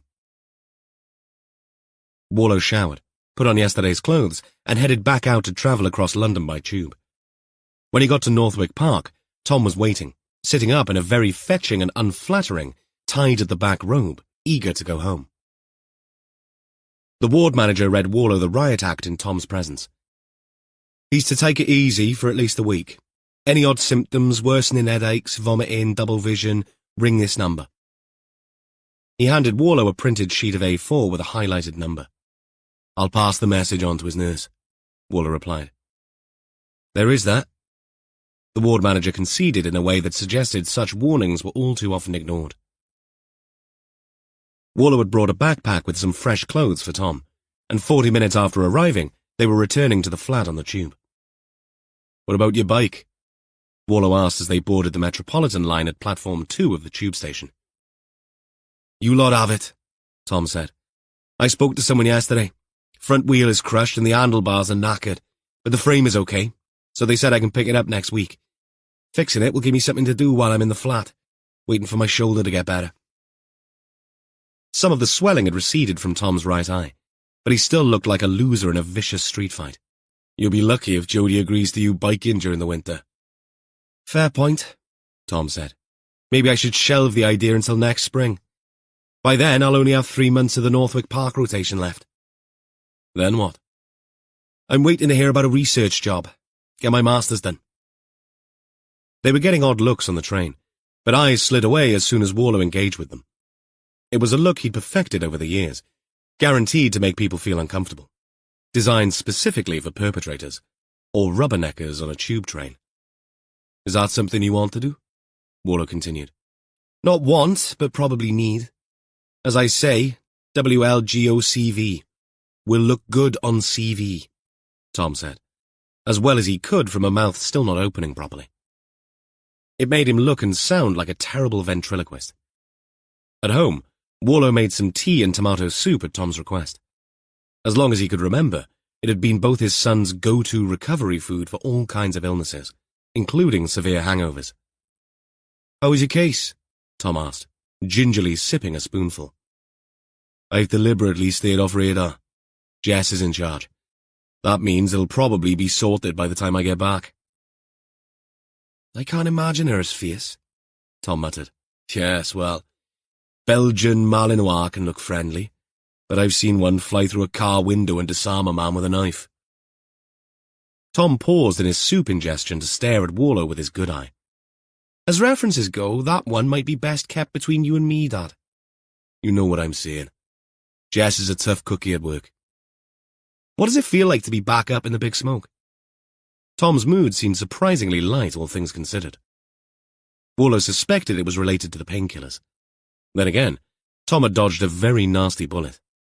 That sort of thing did wonders for self-appraisal and gratitude for being able, once again, to sit in your own home and slurp tomato soup. I'd forgotten how bloody noisy it is at night. Tom chuckled. At least that's how Warlow interpreted the sound emerging through his half-paralyzed mouth. Compared to Nevern, everything is noisy. And Walthamstow wasn't my patch. Warlow went back to the original question. No, but you were in North London, weren't you? North of the river, yeah. Was it Special Branch? Warlow let out a laugh. Good God, no. I was based out of Holborn. Funny. I thought Mum mentioned you had an involvement with Special Branch. Was that after the first or the third bottle of vodka? Those were the words that Warlow wanted to say, but he didn't. No need to gild the prickly lily with that. Besides, He'd become momentarily lost for words because a very distant and vague bell rang somewhere in the back of Warlow's mind. Special Branch hadn't existed as a unit in the Met since 2006. But the link didn't register. Not then. And seconds later, they were chatting about Tom's brother, Alan, and the very uncomplimentary message he'd sent Tom from Perth in Australia, having seen the startling image of Tom's cut and swollen face in the hospital bed that Jodie had forwarded. But then, that's what brothers did. The interview room in York Police Station was sterile and functional, its beige walls a sharp contrast to the vibrant personality of the man seated at the table. Jeremy Latimer, or Mr. Jeremy Latimer, as befitted his position as a consultant urologist, sat with perfect posture, his crisp white shirt and silk tie a statement of professionalism despite his current circumstances. He sported dark wavy hair streaked with grey, and full lips set in a perpetual, almost smirk, exuding an air of intellectual superiority that barely masked his deep-seated insecurities and inflated sense of self-importance. Jess's face filled the screen of the laptop positioned on the table. Her colleagues D.S. Martin Graves of North Yorkshire Police sat opposite Latimer out of shot, his presence a physical anchor in the room. "Mr. Latimer, thank you for agreeing to speak with us," Jess began. "D.S. Graves has given you the background, and I apologise if some of this sounds repetitive. But could you tell us how you knew Russell Milburn?" Latimer's smile was practised, charming. "Of course, though I must say I'm curious why you're asking me about Milburn." Jess paused, considering her response. "D.S. Graves has explained that Mr. Milburn died under suspicious circumstances. We're building a picture of him as part of our investigation. In doing so, we are interviewing a range of people who knew him." A flicker of We'll be back with more in just a moment. Until then, take this time to simply relax and enjoy this peaceful tune. Thank you for listening.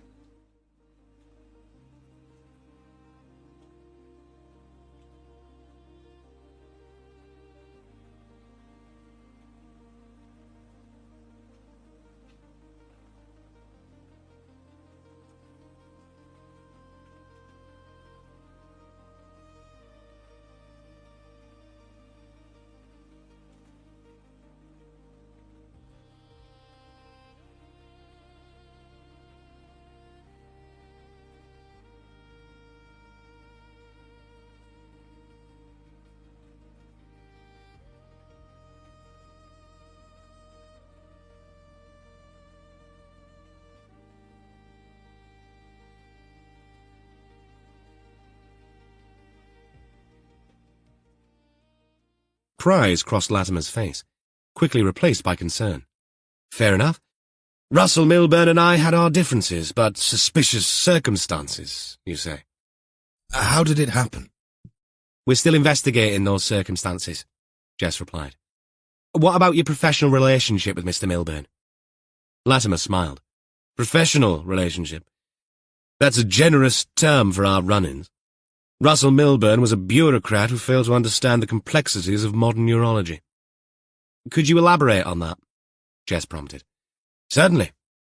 Latimer leaned forward, his voice taking on a lecturing tone. "I was bringing innovation to a stagnant department. My methods may have been unconventional, but they were necessary. Milburn, in his short-sightedness, saw only inefficiency where I saw potential for excellence." D.S. Graves interjected. "Your colleagues reported concerns about your ability to manage your caseload. Can you expand on that?" Latimer's eyes flashed away from Jess to a point to the left of the laptop camera. "My colleagues? You mean those so-called professionals content with mediocrity and milking the system to enhance their private practices? Look, everyone knows there has been a plot to oust me from the post. Jealousy, bullying, I've documented everything. Your reference to caseload mix is interesting. If I refuse to rush through consultations like a production line, that is because I have always put patient safety and diligence before being slipshod. Each of my patients deserves and receives thorough attention." Back in the interview room at Carmarthen, Jess waited. Latimer's preoccupation had been a bone of contention. She'd read reports from patients. They described him as very attentive. obsessively so. Hardly surprising since he spent almost an hour with each of them, resulting in clinics that overran by hours. But as a patient receiving that attention, who wouldn't think the consultant top-notch? Even if that means other patients wait months to be seen, Jess asked. Quality over quantity, Detective Inspector, Latimer replied, his tone condescending. Something Milburn never grasps. I'm happy to explain my rationale since you've asked. Jess hadn't, but for a while she was prepared to let the man have his head. As the interview progressed, the surgeon's responses became increasingly erratic. He talked about his innovative research on chronic bladder inflammation and the use of cannabis oil. He dismissed patient concerns about his occasionally strange recommendations as misunderstandings and criticized the narrow-mindedness of the medical establishment. The cannabis oil research she'd read was genuine, but suggesting to patients that they might consider using krill and ashwagandha oil as alternatives had marked him out as eccentric. Look, the urology department's shared care model was a mess. Patients didn't have a specific consultant, which meant communication had to be top-notch. But it wasn't. You'd have one consultant seeing a patient and another doing the surgery, often without proper handover. This led to many problems. Patients not knowing who was in charge of their care, surgeons showing up to operate on patients they'd never met before. There were incident reports and investigations showing this was an ongoing issue and a recipe for poor patient experiences and confusion all around. I put myself forward as the clinical lead to overhaul all of this many times. Even though you were the most junior consultant. Junior, but most skillful. Latimer said this with no hint of deprecation. Mr. Latimer, Jess said, her patience wearing thin. Is it true that you were heard threatening to kill Russell Milburn? Latimer's charm vanished entirely. Nothing but a turn of phrase. No one who knew me would take that seriously. Jess shifted some papers on her desk and read out. I hope you and your wife get cancer, so that if I don't fucking murder you, the big C will. Jess looked up. Did you say that? It's completely out of context. Some things Milburn accused me of made me furious. He said I was not fit to be a surgeon, that I needed help. From a bloody manager, I ask you. And the world will soon understand the true scope of my work, despite Milburn's attempts to silence me. I understand you're on semi-permanent leave while the Royal College conducts its investigation into the department. They're swimming in shark-infested waters there. I have warned them, and I have given them a dossier on every other consultant in the department. In fact, I suspect some of them of criminal behaviour, claiming additional activity sessions while they're swanning off. By now, 40 minutes had gone by, and Jess had had enough. D.S. Graves will need details from you of your movements. Hang on, I haven't fully explained myself here. Sorry, Mr. Latimer. This case is complex, and we have other interviews to conduct. But please make sure your contact details are left with D.S. Graves. A few minutes later, the link was up again, this time with no Latimer. Well, that was illuminating, Graves commented, his face appearing in a separate window on the screen. A seasoned detective with weary eyes hinting at a long career of seeing both the best and the worst of humanity. What he didn't tell you about was the time he locked himself and a nurse in a room to discuss his preference of having the catheter laid on the left side of the trolley instead of the right. She was in there for an hour and a half with him, while he vented on how important it was to be able to reach the instruments without having to think too hard, and use the measuring tape to show her exactly how he wanted things. Did she report that? She and a dozen others. He'd become, in their words, a bit odd. Jess rubbed her temples. How does someone with those challenges make it through medical school, let alone become a consultant? Gil, who had been observing silently, spoke up. Mental illness doesn't discriminate based on intelligence or achievement. Sometimes it's those same qualities that mask the underlying issues. True, Jess conceded. But surely there were signs along the way. Narcissism can be bloody insidious, D.S. Graves added. In small doses, I suspect it might even help in certain high-pressure fields. It's when it tips over into disorder that problems arise. And here, he shook his head, he doesn't have much of an alibi for the day in question. Rides a motorbike in leathers so he has transport. But from us to you is, what, a good 5 or 6 hours? Jess nodded, her mind already moving forward. Right. Well, as unpleasant as that was, I don't think we can eliminate him until we establish where he was the afternoon Milburn went missing. I'll get onto it, ma'am, Graves said. Jess thanked him and shut the laptop. Another loose end yet to be tied off. Chapter 19. DC Reese Harris stood in the doorway of Russell Milburn's office, overseeing the warranted search.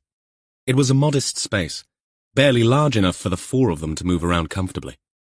Apart from the artwork, the tastefully painted walls were adorned with a couple of framed certificates, but none of the bland motivational posters he'd seen downstairs. Right, let's get cracking, Reese said, gesturing to the 3 uniformed officers.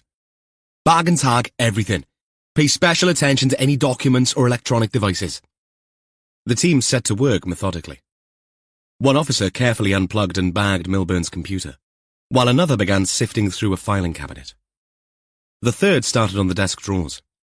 Sharon Higgs, the PA, stood outside in the corridor, ready to answer Reese's questions if he had any. She had her arms crossed over her body, no less anxious about it all than she had been before. Reese watched the uniforms work, the monotonous routine of an office search unfolding before him. Staplers, paperclips, and half-used notepads were catalogued with the same care as financial reports and meeting minutes. The room smelled of plastic and laundry air freshener. One of the officers called out, holding up a mobile phone charger. Should I bag this? Reese nodded. Might as well. You never know. As the search continued, Reese found his mind wandering. This search, like so many other inquiries, exemplified the reality of police work. Hours of systematic searching, often yielding nothing of value. DC Harris? Another officer spoke up, interrupting his thoughts. This drawer's locked. Want me to force it? Reese moved over to the desk. Hang on. He walked back out to the corridor. Sharon looked up expectantly. The locked drawer, Reese said. Do you have the key by any chance? Sharon's eyes widened in panic, and then widened a bit more as something clicked. I think there's a spare with the security officer. Hang on. She hurried down the corridor. Reese stuck his head back around the office door. 5 minutes, he said to the uniform at the desk, and got a nod in return. It took 7, but Sharon came back, dangling some small silver keys. Great stuff, Reese said, as he took the keys and went to the desk while the uniform stood by. The drawer slid open. Inside were a couple of files marked 2025 Strat Report. One subtitled Finance, the other Structural. Underneath were several unmarked envelopes. Reese, already gloved up, removed an envelope and slid out the contents. His eyes widened as he pulled out a thin stack of photocopied images. They showed Milburn with a young woman, much younger than him. They weren't explicit, but the intimacy was clear. Holding hands, stolen kisses on a tree-lined street. Well, well, Reese muttered, flipping through the photos.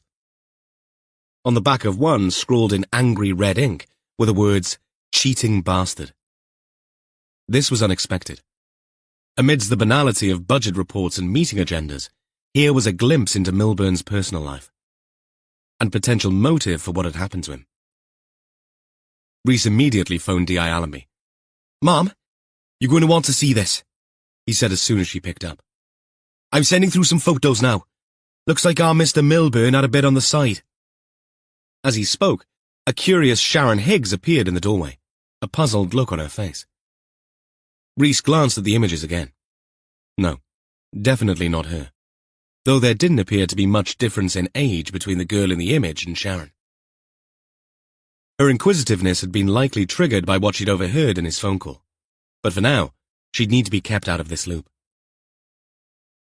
Be with you in a minute, Sharon, he said, and spread the papers on the desk before taking some snaps. A little smile of wonder played over his lips as he sent the photos through. One moment, they were cataloguing paperclips.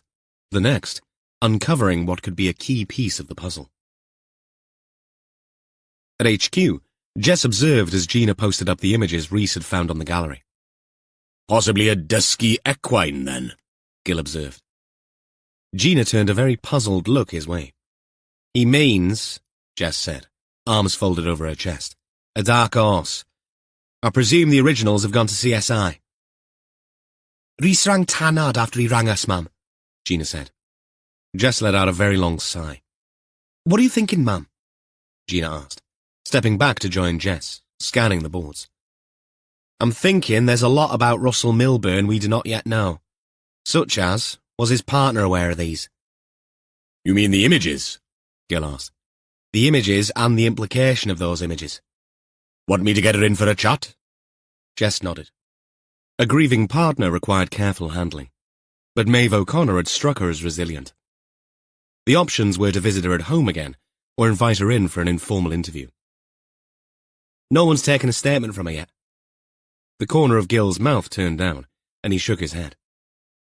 Then that's our excuse. Invite her in to give a statement, and we'll show her these. She nodded at the images. She stayed quiet for a beat and then said, Doesn't it always astound you how complicated some people's lives are? Gina nodded. Like Reese would say, ma'am, life is like a box of chocolates. You never know what's in there until you take the lid off. Don't tell me Forrest Gump is one of Reese's favourite films. How did you guess, ma'am? Gina grinned. And it doesn't last long for the chronically obese, Gil added. What? Gina asked. Both the box of chocolates and life, Gil explained. That's so dark, Sarge. Gil dipped his chin. Some call me the Sergeant of Darkness. Some call me the gangster of... I can't remember the rest of it. The Joker, Steve Miliband, Jess said. And I think you were paraphrasing. A lot. She glanced at the wall clock. Almost 5. Warlow's rule was that very little happened after 5 when relying on other agencies, though it was a good time to contact people at home. Still looking at the boards, Jess said what was on her mind. Last acts for the day. Contact Maeve O'Connor, wait for North Yorkshire Police to get back to us regarding Latimer's movements. And where are we with Milburn's phone records? Reese was chasing those, Gil replied. Be good to see if he'd been receiving any regular calls from someone. You thinking extortion, ma'am? I'm thinking about a box of chocolates with only the orange cream and fudge left. Not your favourite ones, ma'am? Gina asked. She received an old-fashioned look and reply. No. But sometimes, even I have been known to reach for one in desperation. So extortion will be the orange cream of this box. Lucky Reese isn't here, or he'd be drowning in his own saliva by now, Gil observed. Right, Jess announced. Let's plough on for another half an hour and then call it a day. Give me enough time to text Evan and find out if he wants to stay offline or be brought up to speed. The journey to and from the hospital, tending to Tom, and chatting made the day disappear. At 3:30, Jody turned up, having left work early. Warlow witnessed the reconciliation and the way Tom grimaced as Jody's over-effusive welcome touched tender pressure points. Over a cup of tea, they shared once again the details of the accident, and he heard Jody warn Tom, in no uncertain terms, that he was not to go back on that road on his bike with the dark nights and mornings looming. But with her arrival and knowing how capable she was, and how remarkably well Tom seemed, Warlow made the decision that he might as well get back to Wales. Tom and Jody's flat was not big, and he felt already like a bit of a gooseberry. Tom had defaulted to the sofa with an RPG game already playing on the screen. Despite protestations and invitations to stay as long as he wanted, Warlow explained that he ought to get back to work. And to Jess and Caddy, Jody said. Them too, Warlow conceded. He was on the tube when Jess texted. How is Tom? Home. Bruised but okay. I'm on the tube heading home. Want to catch up? Iffy signal. Let me ring you once I'm en route. By 6:30, he travelled back across to Northwick Park, picked up the jeep from the car park, and was on his way to Northolt to join the M4. By that time, Jess too was in her Golf and heading west to Fire Blythe. Good day, were the first words Warlow spoke as the connection was made. I hope you're sitting comfortably, Jess replied.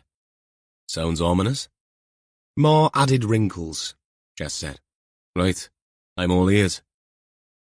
By the time he reached Nevern, thanks to roadworks on the M4, whenever had there not been, and a forced stop for an M&S sandwich and a comfort break at the Lee Delamere services, midnight was approaching. His welcome from Caddy was no less effusive, but, so as not to disturb Jess, Warlow opted for his cot in the garden room and a sleeping bag. He'd warned her he might do that, and he felt better for it. No point in the both of them losing sleep. However, despite struggling with keeping his eyes open for the last 40 minutes of the journey, now that he could let sleep come, the bugger stayed away. Warlow replayed the last 24 hours as a reel in his head, with that first and horrifying image of a beaten-up Tom in the assessment unit bed stubbornly refusing to get out of his consciousness. He forced his mind around to what Jess had told him of their progress in the case. Milburn having a set of compromising images in his locked drawer had been something Warlow had not seen coming. Yet, it was ever thus. Rarely did murder not involve people's backgrounds and personalities. Random killings, though they always made their headlines, were mercifully few and far between. Murder, by definition, meant that people were both the victims and the perpetrators, and their actions were driven by motivation, leading to specific causes and effects. In short, people could be a pain in the arse. And the more they learned about Milburn, the more complicated things became. But were any of those complications a justification for murder? Warlow doubted that sincerely. He had a non-fiction book on the go. A book that had mistakenly found its way into a box of trinkets he'd more or less swept off a desk in his hurry to leave the house when his and Denise's marriage had imploded. Some actor's memoirs where a fading career had rotted into a kiss-and-tell horror story about how every terrible choice made came directly from the chilliness of her parents. He'd quickly realized that said chilliness had grown out of a desire by those parents to avoid the fallout from a narcissist. He'd read half, and it quickly became his go-to narcoleptic, and it proved an effective antidote to images of a damaged Tom. One day, he might drop the actor a line to thank her. He took that thought to unconsciousness with him. Chapter 20. Warlow got 6 good hours of sleep, but was up early and out with Caddy before Jess made an appearance. When he and the dog arrived back, Jess had showered and changed, looking ridiculously good for 6:45 in the morning. She grabbed him into a hug and kissed him on a stubbly cheek. "I didn't hear you come in," she said. "Stealth mode," Warlow replied. "I'm going to jump in the shower. Keep that coffee machine armed up. We'd better go in separate cars, though. Either of us could be anywhere come 5 p.m. As he stepped into the bathroom, Jess's phone chimed from the kitchen. Early for someone to be texting was his last thought before turning on the hot water. When he emerged 15 minutes later, suited and booted, Jess stood ready and held out a cup of coffee, but her brows were forming a vertical furrow and her lips were thin. "Is it the aftershave?" Warlow asked. "Bloody Maeve O'Connor. Texted to say she'd prefer it if we could talk to her at 8:15, as she has a Zumba class at 9:30 at the leisure centre." Warlow sipped the beverage, stamping her authority on the situation. She struck me as pretty hard-nosed when we met her before. And someone who dealt with grief by finding comfort in the normal things, perhaps, Warlow wondered. The routine things. Warlow had seen too much to question it, and way too much to have an opinion. Right then. He glanced at his watch and downed the coffee. "Better get a move on. Here, Cardi?" The dog looked up on hearing her name and wagged her tail. "Even more time to spend with your BFF bouncer today," Jess said. The frequency of the wag increased exponentially. After Jess left, Warlow got up from the chair to swill his cup in the sink, only to find himself sitting back down again, sharpish. For the second time in as many days, he felt a dizzy swoop that threatened to upend him, maybe even send him collapsing in a heap. It had happened yesterday too, on the tube as it reached the station and he stood up to get off. Swoop, dizzy, sit down, in quick succession. He'd wanted to chalk it up to the shock of seeing Tom injured. Of course he had, but he knew better. It had been happening for a while now, and he always managed to come up with some fiction to explain it away. Of course, given that he'd been with Tom all day yesterday alone, he could have broached the subject. Should have asked what Tom thought about it all. But he hadn't. Tom had more than enough on his plate. But was this getting up too quickly, even plate-worthy? Warlow stood up again, this time slowly. No swoop. No dizziness. Nothing except an imploring look from the dog. He opted for more rationalization. Put it down to emotional stress, whatever the hell that was. Okay, Cardi. Stop messing about. Let's go. Bouncer will be bouncing. At 8:18 a.m., Jess sat in an interview room, studying the woman seated across from her. They'd met before, but today, Maeve O'Connor, clad in form-fitting athletic wear, exuded an air of impatience that seemed at odds with her carefully composed expression. She'd arrived precisely on time, a fact that hadn't escaped Jess's notice. "Thank you for coming in, Miss O'Connor," Jess began. "We appreciate you making time for us this morning." Maeve's eyes flicked to the clock. "Of course. As I mentioned, I have a Zumba class at 9:30, so I hope we can wrap this up within the hour." Jess exchanged a brief glance with Rhys, who sat silently beside her before continuing. "We'll certainly try. We have a few questions about Russell that we hope you can help us with." Maeve's posture stiffened almost imperceptibly. There could have been no doubt in her mind as to why she sat at this table in this room. Still, hearing her partner's name contextualized it abruptly, and despite her best efforts, her reaction proved she was not made of granite. Jess decided to cut straight to the chase. "Were you aware of any indiscretions on Russell's part?" A flicker of confusion crossed Maeve's face. "Indiscretions? I'm not sure what you mean." Rhys cleared his throat, reaching for a manila folder on the table. "Perhaps these might jog your memory," he said, sliding several photographs across the table. As Maeve's eyes fell on the images, Jess expected to see shock, perhaps even horror. Instead, what flashed across the woman's face was unmistakable anger. "Not again!" Maeve spat, her composure cracking. Jess barely resisted responding to this unexpected reaction with a similar one of her own. "Again? Ms. O'Connor, has this happened before?" Maeve's jaw clenched as she pushed the photos away. "Since we arrived here, there have been several attempts at extortion, or maybe embarrassment. Hard to tell which." "Would you care to explain that?" Rhys, unlike Jess, had failed to hide his surprise. A deep sigh escaped Maeve's throat. We assumed it was Latimer trying to make Russell's life miserable. Again." "Latimer?" Rhys asked. Maeve dropped her chin. "Jeremy Latimer, yes. Perhaps I should have mentioned him before, but I presumed you'd be thorough enough to have found out about that idiot." Jess ignored the implied criticism, because she was too busy connecting this new information with what they already knew.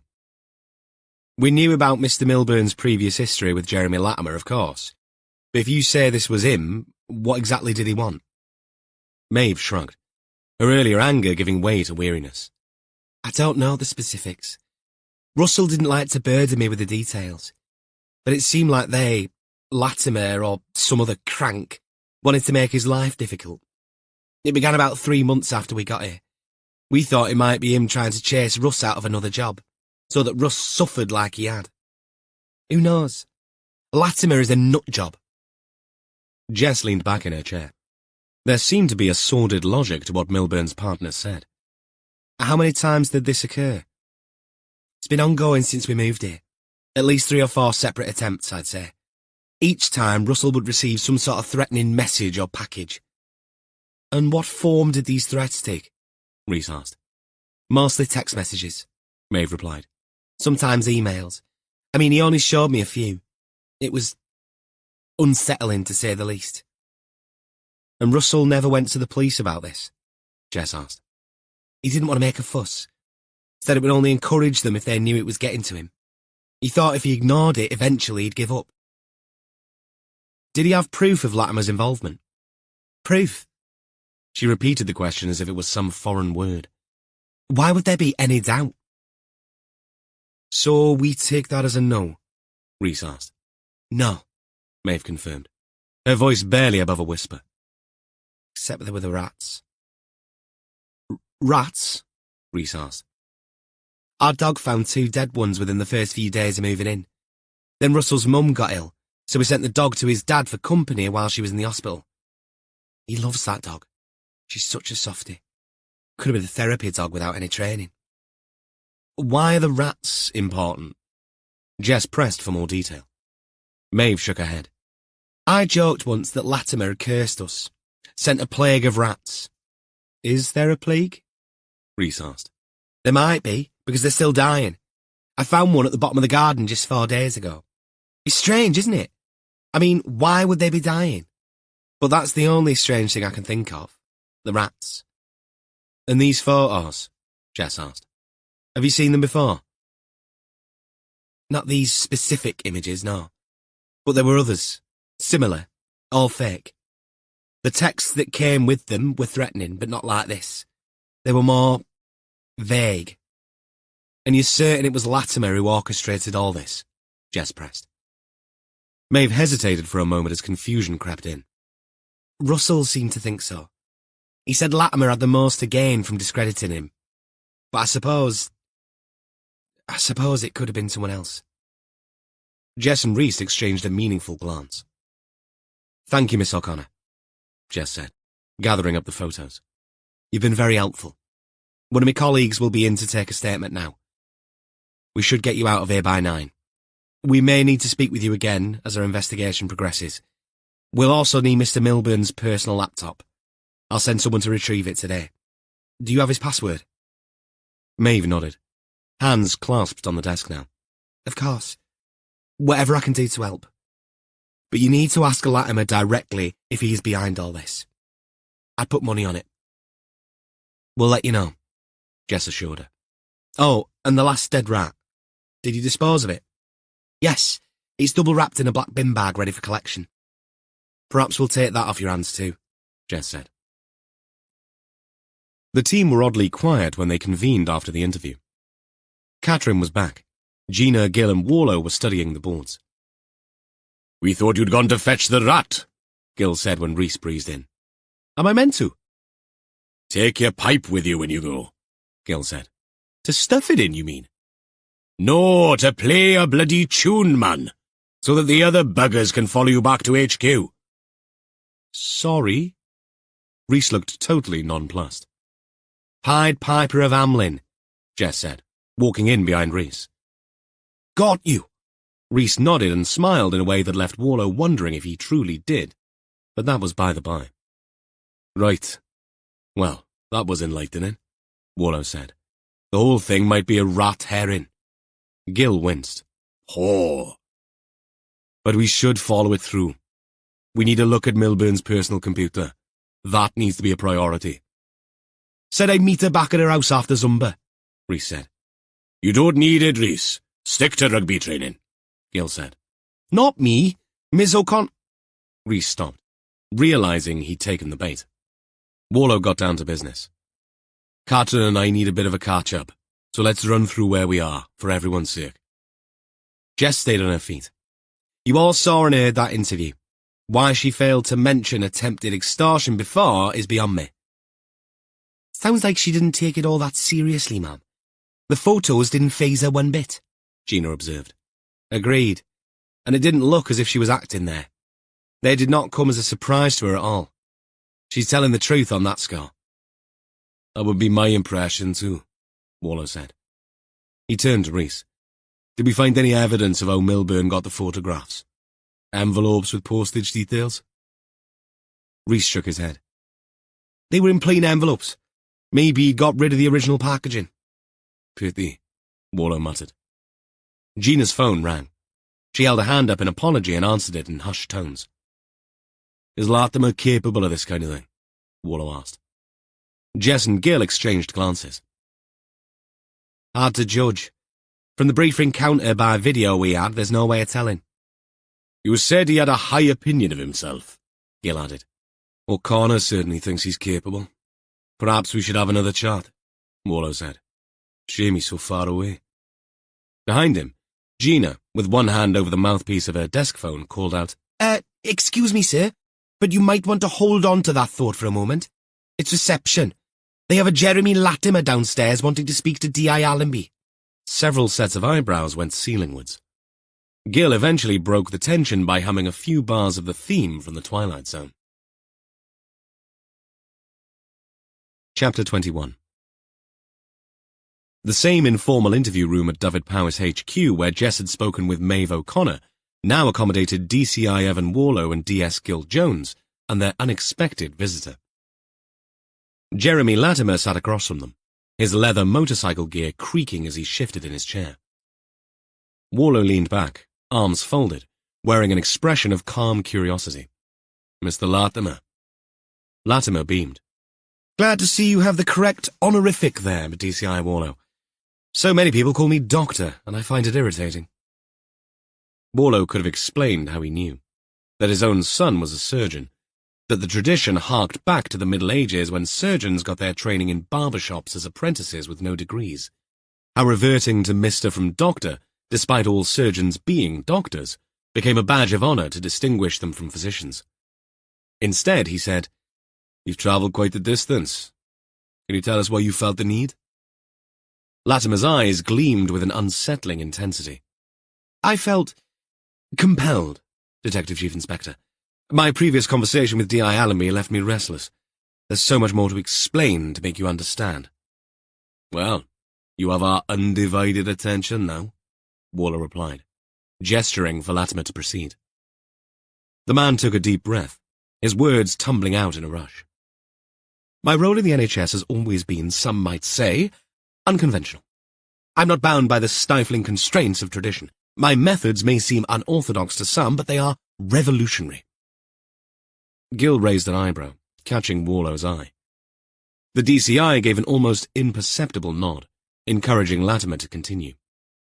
"I've been chosen, you understand? To lead medicine into a new era. My colleagues, they're trapped in outdated thinking, but I see beyond. I can heal in ways they can't even comprehend." Warlow listened, his face impassive, but his mind, as Latimer expounded on his visionary approach to patient care, writhed with disquiet. The doctor's words flowed like a sermon, peppered with grandiose claims and thinly veiled self-aggrandizement, emphasizing the holistic approach that was so lacking in today's 7-minute society, referencing the average time a GP had to assess a patient. When he finally drew a breath, Warlow took the moment to rejig the conversation. "Mr. Latimer, your passion for your work is clear," he said. "But I'm curious about how this unconventional approach affected your relationship with your colleagues, particularly Mr. Milburn." Both men knew that Warlow's question was loaded, but the DCI pressed on. "We are all well aware of how much friction developed between yourself and Russell Milburn. I have a more direct question for you. Did you ever send texts or images intending to embarrass or threaten him?" Latimer's self-assured demeanor faltered. It lasted only seconds before his smile crept back.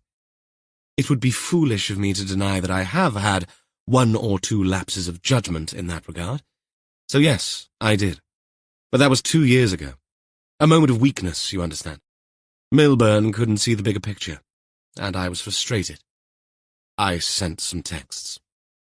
Gil shifted weight, and with a voice as dry as sawdust said, "Ah, yes. Nothing says bigger picture quite like threatening texts, does it?" Latimer shot him a look of disdain before turning back to Warlow. "You must understand, I will be vindicated. The Royal College will accept the vision of my methods. I'll be held up as an exemplar of modern medicine." Warlow's doubt showed in the set of his jaw. "So far, the colleagues we've spoken to don't share your optimism. Your ideas seem, well, let's say they're outside the realm of conventional practice." "Conventional?" Latimer scoffed. "Conventionality is the enemy of progress, Detective Chief Inspector. My techniques may seem unusual to you, but they're the future of healthcare." Gil couldn't resist. "And I thought the future of healthcare was robots, plenty of veg and AI, not whatever it is you're selling." Latimer's face flushed with anger. "You mock what you don't understand. I've saved lives with my techniques. Patients flock to me because they know I can help them when others have failed. As Latimer continued to extol his own virtues, and with a distinct absence of detail, Warlow's mind was working overtime. The doctor's impromptu journey from York to Carmarthen was telling. 5 hours on a motorcycle, driven by some internal compulsion to explain himself. It spoke volumes about Latimer's state of mind. "Mr. Latimer," Warlow said, "I think we've heard enough for now.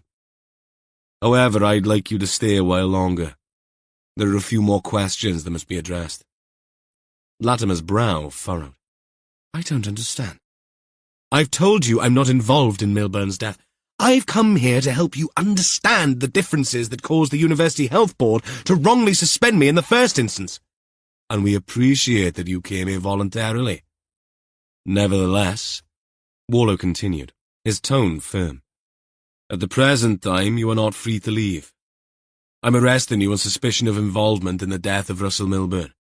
You do not have to say anything, and it may harm your defence if you do not mention when questioned something which you later rely on in court. Anything you say may be given in evidence." Latimer's face contorted with indignation. "This is preposterous! I came here of my own free will to clear things up." "We are grateful," Gill chimed in.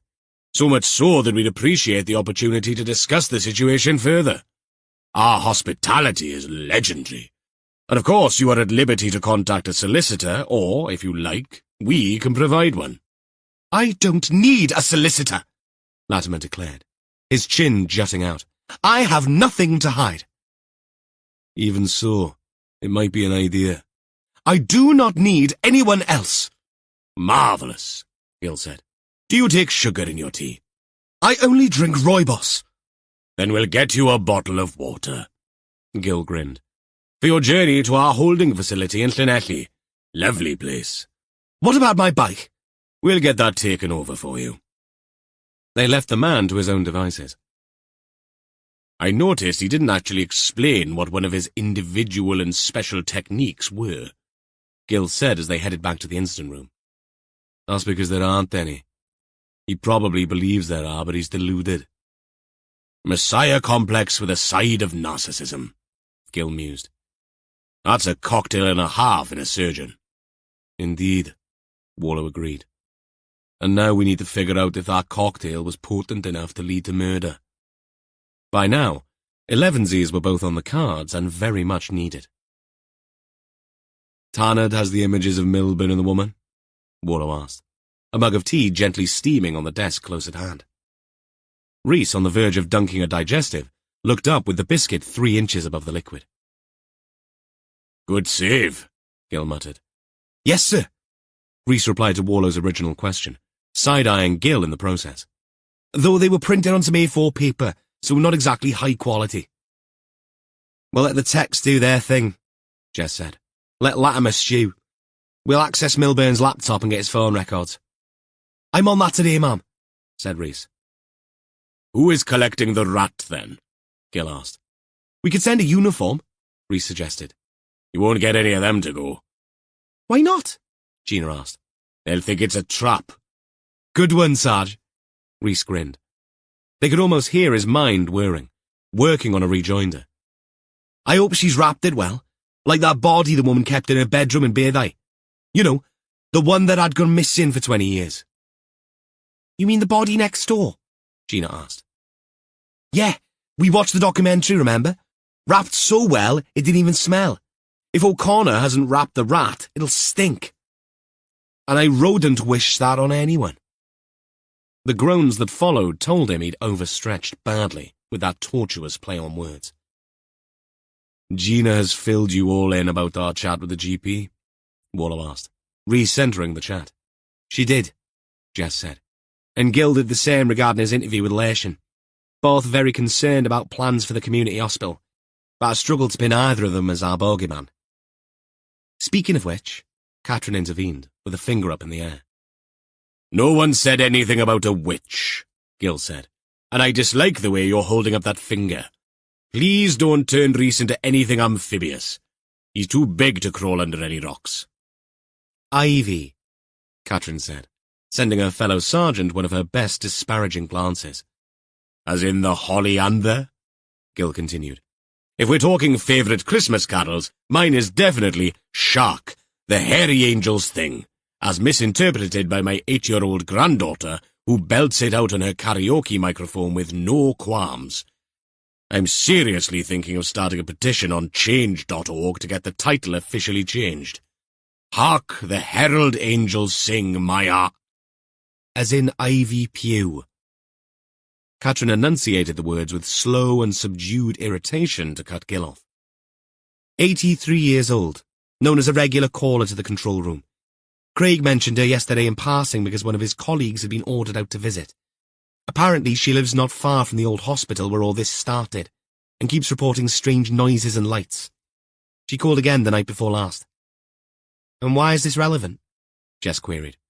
Probably nothing, Ma'am. But given where Milburn was last seen alive, it might be worth looking into. Craig said she's been fixated on the hospital for years. But what if she saw or heard something unusual that afternoon? Warlow nodded slowly. Fair enough. It's a good shout. We trace, investigate, and evaluate. Identify, interview. Warlow let it dangle, and looked at Gina pointedly. Eliminate or pursue. I can talk to her, Gina volunteered. I'll come with you, Warlow said. We'll feed 2 birds with 1 scone. He side-eyed Reese. The DC, his mouth full of biscuit, put down his tea and clapped silently. Gil sent Warlow a piercing glare and shook his head slowly. It's the new non-trigger in me, Warlow said. Gina and I can check on Ivy and have a look around the old hospital while we're there. It's worth it, sir, Reese said with a mouthful of soggy biscuit. I've seen quite a few Urban Explorer videos on the place. You mean trespassers who've broken in and fed the haunted house nonsense? Katrin said. It's Spook City, Sarge, Reese replied. How is Tom, Evan? Gil asked, moving swiftly on. I spoke to him earlier, already bored at home. Looks a lot worse than it is. Thanks for asking. Cycling in London is a bugger, Gil said. Everyone either nodded or muttered their agreement. There are some horrifying videos on YouTube, Reese said, of people coming off their bikes and that. Gil glanced at Gina. You need to put some parental controls on that internet of yours. In the brief silence that followed, Gil followed up with a slight boast.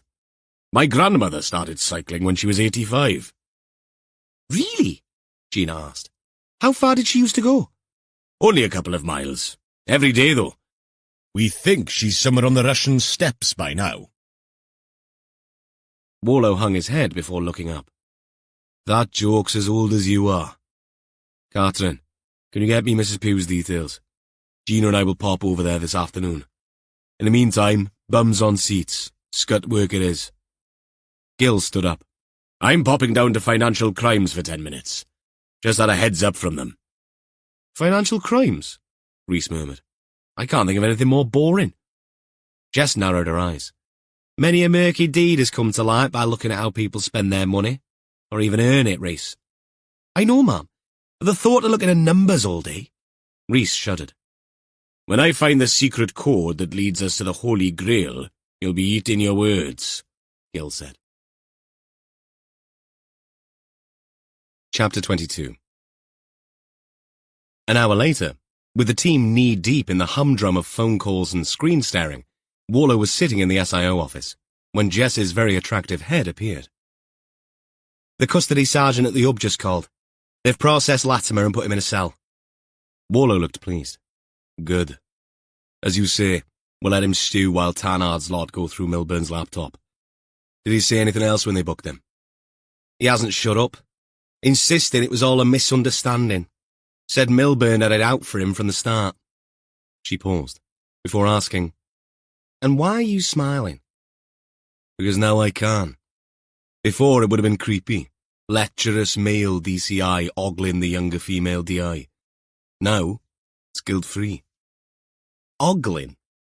Okay. How about looking admiringly? Better. She grinned. Her phone buzzed. She glanced at the screen and frowned. It's Rick.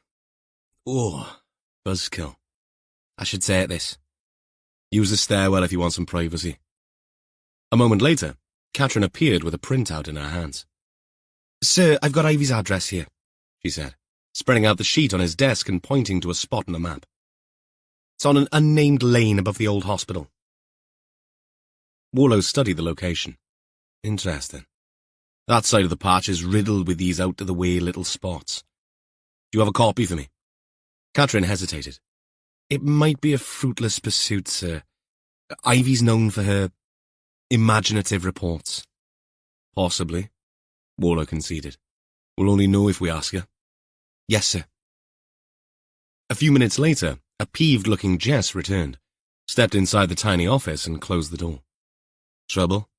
Warlow asked. Rick's still pushing for that loan. When I mentioned the previous $6,000 he borrowed, he went quiet. Still won't tell me what the money's for. Warlow frowned. That's concerning. Any ideas what he might be mixed up in? Honestly, I don't know, Jess admitted. Gambling debts? Investment opportunity? Or maybe he's just desperate and embarrassed. Might be any of those, Warlow agreed. Or something we haven't thought of. He's putting you in a tough spot, Jess. Tell me about it, she muttered. I want to help him, but you're a copper, and your instincts are telling you something's not right. Warlow finished for her. Jess nodded. Whatever you decide, I've got your back. Just be careful. Thanks, Evan, Jess replied with a small smile. I appreciate that. A knock on the door ended the discussion. Come in, Warlow said. Gina stood there this time. Sir, there's something up on the BBC's local news. Something you might want to see. Gill stepped into the cluttered office of financial crimes, his eyes immediately drawn to a desk piled high with papers and files. Sergeant Sarah Davis looked up from her computer. Morning. Come to see our slowly growing for Gill's eyes only pile? Thanks for sorting through all this, Sarah. Everything here related to Carnabarkid? Yep. Every scrap of paper we could find connected to Miles or Miles's cottage. It's a mess, I'll tell you that. Gill approached the desk. I didn't expect there to be so much. Sarah agreed. Most of it'll be irrelevant, I expect, but it all needs going through. Sarah, I'll be blunt. Have you found anything compromising in relation to any officers? Sarah's lips flattened into a wry smile. Ah, you've had the call from Drinkwater too, then? Gill nodded, and Sarah continued. Nothing concrete, if that's what you're asking. There are situations when Napier acted for certain individuals in a completely open and honest way. Could be that Drinkwater simply doesn't want their names tarnished by being linked to Napier's firm at all. Could be, Gill mused, not entirely convinced. He wandered over to the pile, his attention caught by a stack of old-fashioned black A4-sized diaries. He picked one up, hefting the big black book in his hands. Handwritten entries. Napier's firm was certainly traditional. Old school to the core. Those diaries go back years. Gill flipped through a few pages, his mind already racing with possibilities. But the Milburn case loomed large, demanding his attention. He set the diary back down with a sigh. I'll need to come back when I have more time, he told Sarah. We're up to our necks in this cyclist murder. No worries. The slot isn't going anywhere. But be careful. Whatever's in these files has got Drinkwater on edge. When isn't he on edge? Gill quipped, as it were. That brought a smile to his colleague's lips, but he took Sarah's warning seriously. As he left the office, he had the idea that those innocuous-looking diaries might hold the key to something. What exactly, he didn't know. Yet. Gill arrived back to see the team clustered around Reese's computer screen. Australian breakdancing, is it? He asked. No, Catherine replied. The health board have made a statement. I've got it up on my screen too. She walked across to her desk with Gill in tow and nudged her mouse. Gill began reading aloud, but in a low voice so as not to irritate the others. The Dyfed Health Board regrets to announce the untimely death of our chief executive, Russell Milburn. As this is the subject of an ongoing police investigation, we cannot comment further on the circumstances at this time. Mr. Milburn was a dedicated and visionary leader who worked tirelessly to improve healthcare services in our region. His loss will be deeply felt by all who knew him and worked alongside him. Our thoughts are with his family and friends during this difficult time. Gill's brow furrowed. Sounds like standard PR fare so far. Keep going. Gill read on. Despite this tragic setback, the Health Board remains committed to the strategic vision that Mr. Milburn helped shape. The proposed changes driven by his hard work, including the consolidation of services and an announcement confirming the site of a new hospital for the region, will press ahead as planned next week. The significant investment in our healthcare infrastructure represents a once-in-a-generation opportunity to revolutionise the delivery of medical services in West Wales. The new facility will bring cutting-edge technology and specialist care closer to home for many of our residents. We understand that not everyone will be pleased with these changes. The shifting of resources and services will undoubtedly cause concern in some communities. However, we believe this is the best path forward to ensure high-quality, sustainable healthcare for all our residents in the coming decades. Gill cupped his ear. I can hear the sabres rattling across 3 counties. And the sound of hair being torn out, she added. Gill continued, eyes back on the screen. The reconfiguration will allow us to address critical staffing shortages, reduce waiting times, and provide more specialised care that is currently only available outside our region. This includes expanded cancer services, a state-of-the-art emergency department, and enhanced mental health facilities. We'll be holding a series of final public consultations in the coming months. Gill dropped his voice. And for that, Reed, you can say what you like. This is what's happening. He continued reading. To gather input from residents, healthcare professionals, and local leaders. Your voices are crucial in shaping the future of healthcare in our region. Rest assured, this is what Mr. Milburn wished, to see his vision for a stronger, more resilient health service come to fruition. We owe it to his memory and to the people of West Wales to press forward with these vital improvements, blah-de-blah. Gill stood up, arching his back. They're certainly not wasting any time, are they? Catherine puffed out her chest and exhaled. No, they're not. If I was a cynic, I might suggest they're using Milburn's death as a smokescreen to push through these controversial changes. Exactamundo, as the 8-year-old sage that is my eldest granddaughter would say, Gill agreed. And notice how they're framing it as what Milburn would have wanted. Makes it harder for people to object without seeming disrespectful to the dead. Clever PR move, Catherine mused. But I wonder how it'll play with the local communities. I'd say this statement just threw a can of petrol onto the bonfire. What do you think? Gill asked Warlow. I think that there's a timetable for these things driven by the release of money from the Welsh government, and any delays will see everything put on hold until a new budget is sorted, which could mean years. I suspect they had no choice. In a way, then, Rhys mused, if someone did attack Milburn to try to put a stop to these changes, it's backfired. Or given someone more reason to lash out, Jess observed. Where are they with that rat, Rhys? Gill asked. A uniform's already picked up the laptop and the vermin from Maeve O'Connor, Sarge. It's coming up to lunchtime, Warlow said with a nod at Gina. Why don't you and I grab something quickly and then set off to see Mrs. Pugh?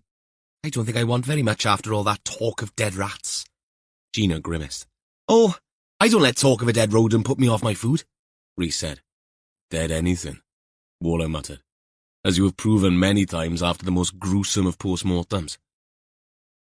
DC Harris had been known to stop for a burger and chips within 15 minutes of leaving the pathology suite. Most of the team needed at least a couple of hours before they could even face a biscuit with their tea. I'll have word with Hugh Lation about the old hospital. See if he's heard anything about goings-on, Gill said. I'll send you a link for those Urban Explorer vids, Sarge, Rhys volunteered. Like I say, they're worth a watch. Why don't we all watch? Warlow suggested. I'll bring the popcorn, Gill added. But it wasn't worth a bag of popcorn. Nowhere near it. Rhys brought up a video on his screen. The shaky camera footage showed the explorers cautiously entering the dilapidated building. As they walked down decaying corridors lined with peeling paint and debris, a vlogger's voice, with an incongruous high-pitched West Country accent, trembled slightly as he narrated. Look at this place, guys. It's like time just stopped here. In one room, they found abandoned medical equipment covered in a thick layer of dust. The vlogger picked up a rusted instrument, turning it over in his hands. How much do you think this was worth when it was working? Probably thousands. He set it down with exaggerated care, as if it was still valuable. As they ventured deeper, the vlogger grew audibly more uneasy. They came across old patient rooms with rusted bed frames and torn mattresses. The vlogger's companion, a woman, nervously joked, "If ever there was a perfect place to hide bodies, this would be it." The laughter that followed this sounded hollow and uneasy, as the camera darted jerkily to shadowy corners, then panned across a room full of broken wheelchairs and abandoned baby carriages. This is bad karma, guys, the vlogger whispered, his voice cracking. It's like everyone just up and left, like an alien invasion happened. Throughout the video, the commentators speculated about the hospital's history and reasons for closure, mixing facts with dramatic embellishments for their viewers. The scene often paused for dramatic effect, letting the eerie silence of the abandoned hall speak for itself. The footage ended abruptly, as the explorers were startled by an unexpected noise. Perhaps a falling piece of debris or a small animal scurrying along. The camera shook violently as they fled the premises, their panicked breathing the last thing heard before the video cut to black. Definitely something to look forward to then, sir, Gina said in a tiny voice. Gil reached forward and touched her arm. I'll meet you two up there, and you can stay outside as our lookout. How about that? Gina's smile was worth seeing. Chapter 23. Warlow and Gina trudged up the overgrown path to Ivy Pugh's cottage, a squat stone building that seemed to have grown organically from the hillside. The pale blue door, faded by years of Welsh wind and rain, stood out against the weathered grey stonework like a fragment of forgotten sky. As they approached, a high-pitched yapping erupted from inside, followed by a reedy voice berating the dog to be quiet in Welsh. Bootsy! Bydd yn dawel! The door creaked open to reveal Ivy, barely 5 feet tall, with a cloud of white curls and thick glasses dangling from a string around her neck. Behind her, a scrappy terrier eyed the detective suspiciously. Oh, you must be the police, Ivy exclaimed, her face lighting up with excitement. Come in, come in. Mind the step, it's wonky. I should get that fixed, but you know how it is.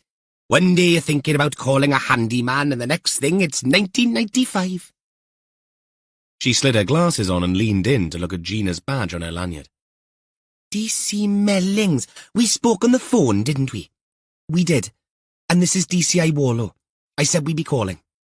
The man with no lanyard, Warlow said, as she peered in vain for his ID, immediately realizing as he spoke it would make a terrific title for his memoir, if he ever wrote one. Come in out of the wind, Ivy insisted. The officers exchanged amused glances as they carefully navigated the step to follow Ivy inside, the dog's yapping reducing both in volume and frequency until it became a sporadic reminder that they better watch out. It was still there. The interior was a time capsule from the early 70s. Floral wallpaper, doilies on every surface, and a faint smell of lavender and boiled cabbage. But, despite its dated appearance, everything was immaculately clean. Sit yourselves down, Ivy instructed, gesturing to a sagging floral sofa. I'll put the kettle on. You take sugar? I always say a bit of sweet helps the medicine go down. Though I suppose you're not here to give me medicine, are you? She chuckled at her own joke, a sound like creaky floorboards. A sound that led Warlow to wonder if Ivy secretly had the odd smoke now and again, though the house itself gave no hint of being a smoker's den. As their host bustled about in the kitchen, Gina leaned over to Warlow and whispered, I feel like we've stepped out of the TARDIS. Warlow nodded. From when Doctor Who was science fiction, not whatever the hell it is now. Gina took in the surroundings. It's like my nan's house. only from photos she showed me of when she was a girl. When Ivy returned with a rattling tray of tea and hobnobs, the floodgates of conversation opened. Weather is awful, isn't it? The rain yesterday. Bootsy barely went out, poor dab. Only for a number 1 and 2. And then the so-and-so does his business on the cobbles instead of the lawn. I ask you. She glanced at the terrier sitting on a rug eyeing the biscuit action, and the dog's little tail moved back and forth in acknowledgement. Now, you'll be wanting me to tell you about the shenanigans at the old hospital, I expect. Ivy settled into her armchair, a move which gave Bootsy permission to join her on her lap, from where she fixed Warlow with a suspicious glare. It's a crying shame it is. I remember when it was built, you know. All the men working there singing and swearing. It made my mother blush. And after, we used to watch the new mothers leaving with their little babbies. Oh, I used to love watching them. She launched into a sprawling tale that meandered through her life, caring for her mother after losing their father young, then her siblings, her brother's struggle with the dust from the mines. Warlow allowed himself a pang of empathy, remembering his own father's battle with pneumoconiosis. Reg would come home covered in the gritty black stuff, Ivy reminisced, her eyes misting over. I'd say to him, Reg, you're bringing half the mountain home with you. But he'd laugh and say, Ivy, I hope there's water for a bath. God rest him. He never married, your brother? Gina asked. No, none of us did. Didn't see the need. We were close. Warlow smiled, kept his voice gentle. My dad was a miner too, Mrs. Pugh. I understand how hard it must have been for you. Ivy's eyes widened behind her thick lenses. It's a special kind of worry, isn't it? Watching them go off every day, never knowing if... She shook her head as if to dispel the memories. But that's all in the past now. Though sometimes, I swear, I can still hear the pit whistle on quiet nights. Gina, touched by the old woman's vulnerability, reached out and patted Ivy's hand. You've been through a lot, Ivy. It's wonderful how you've looked after your family all these years. Ivy beamed at the young detective. Oh, aren't you sweet? And my name is Ivy, never Mrs. You remind me of my sister, Morfydd, God rest her soul. She had a kind heart too. She turned to Bootsy, who was now snoring softly on her lap.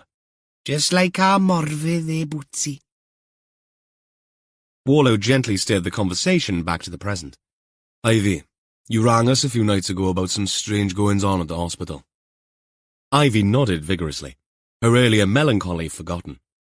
It's been like Swansea Market, and I don't mean since that man on the bicycle was killed. I mean before that. Lights in the windows chanting in the night. Sometimes I see the lights moving off towards the old chapel on the mountain. And I know what you're going to say, but I think some of it is the spirits. Old souls trying to find their way forward. From when it was a TB sanatorium, before the hospital was built. That piqued Gina's curiosity. Spirits, Mrs. Pugh? Oh, yes, Bach. All those poor people who passed on, they're restless, you see. And who can blame them? Stuck in bed all day, coughing their lives away. It's no wonder they want to wander a bit now. The officers let that little thought wallow in its own silence for a few seconds. Finally, Gina probed a little further. And you've seen these lights yourself? Clear as day, Ivy exclaimed. Well, clear as night, I suppose, since it's always after dark. Just the other night, I was sitting by my bedroom window. I have a lovely view of the hospital from there, and I saw them, bobbing about like fireflies they were. And the sounds! Oh, some wailing and crying. It was enough to give me shivers. That's when I rang. They're always so nice when I do. Are you sure it wasn't some local kids messing about? Warlow asked. Ivy fixed him with a stern look. I may be old, but I'm not senile. I know the difference between hooligans and haunting. This was something else entirely. Gina, sensing Ivy's defensiveness, quickly interjected. We're just trying to understand everything we can. You mentioned a specific night when you heard car doors slamming? Ivy's face lit up. Oh, yes. The same night before the crying and wailing. Doors sliding and slamming in the dark. It gave me the willies because there'd be no lights like you would normally see with cars. All dark it was, except for the bobbin lights. Bootsy here was in such a state, weren't you, Bach? The terrier, as if on cue, let out a soft whine. "How do you manage up here all on your own, Ivy?" Warlow asked. Oh, I'm hardly on my own. People call all the time. I fell and cut my leg, and Janice, she's the district nurse, she calls to check. Nick the postman sometimes has a cup of tea, and the two girls from the Cymorth, home help, come twice a week. Oh no, not alone. There's a lot worse off. All you have to do is turn on the news. They stayed a while longer and talked. Or rather, Ivy talked, and Warlow and Gina listened. He couldn't help but feel fond of the garrulous little woman, with her oddly endearing eccentricities. She had a sharp memory, which despite its flights of fancy, was impressive. "Thank you for the tea and the chat, Ivy," Warlow said, eventually as they stood up to leave. "You've been very helpful." Have I? Seems like all I've done is rab it on. Reg used to say I could talk without breathing. Ivy beamed, escorting them to the door. And will you thank Maggie in the call centre? She's very nice always. And you know where we are now. We enjoy the company, don't we, Boots? As they headed back to the car, Gina turned to Warlow. That was interesting. They don't make them like that anymore, sadly. What do you make of the car doors slamming? Boy racers and the souped-up Astras? More than likely. But I don't doubt she heard something. Sharp as a tack in her own way. Gina grinned. Did you see how spotless everything was? I could have eaten off those tiles in the hallway. They shared a pensive silence as they walked down the lane to their car.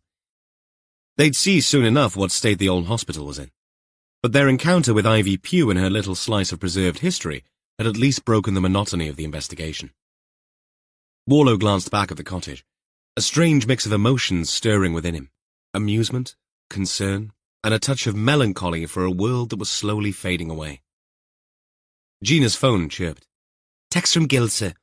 Says he'll meet us in 10 minutes. He's just finishing chatting to some residents. "You'll have had an afternoon's entertainment, then?" Warlow said, and gently rolled his tongue from within his cheek. Gil had failed in his attempts at reaching Hugh Lation. Perhaps he'd switched his phone off for a meeting. Instead of driving up to the man's house unannounced, he'd gone to check out the nearest habitation to the old hospital. And so, he parked up and ambled along the lane from Tir Coed Road, where parked cars on both sides of the road made it a bottleneck. Gil strolled, hands in pockets, whistling a tune that sounded suspiciously like the Banana Phone song. The tarmac lane wound around to the end at a barricade just beyond a small play area.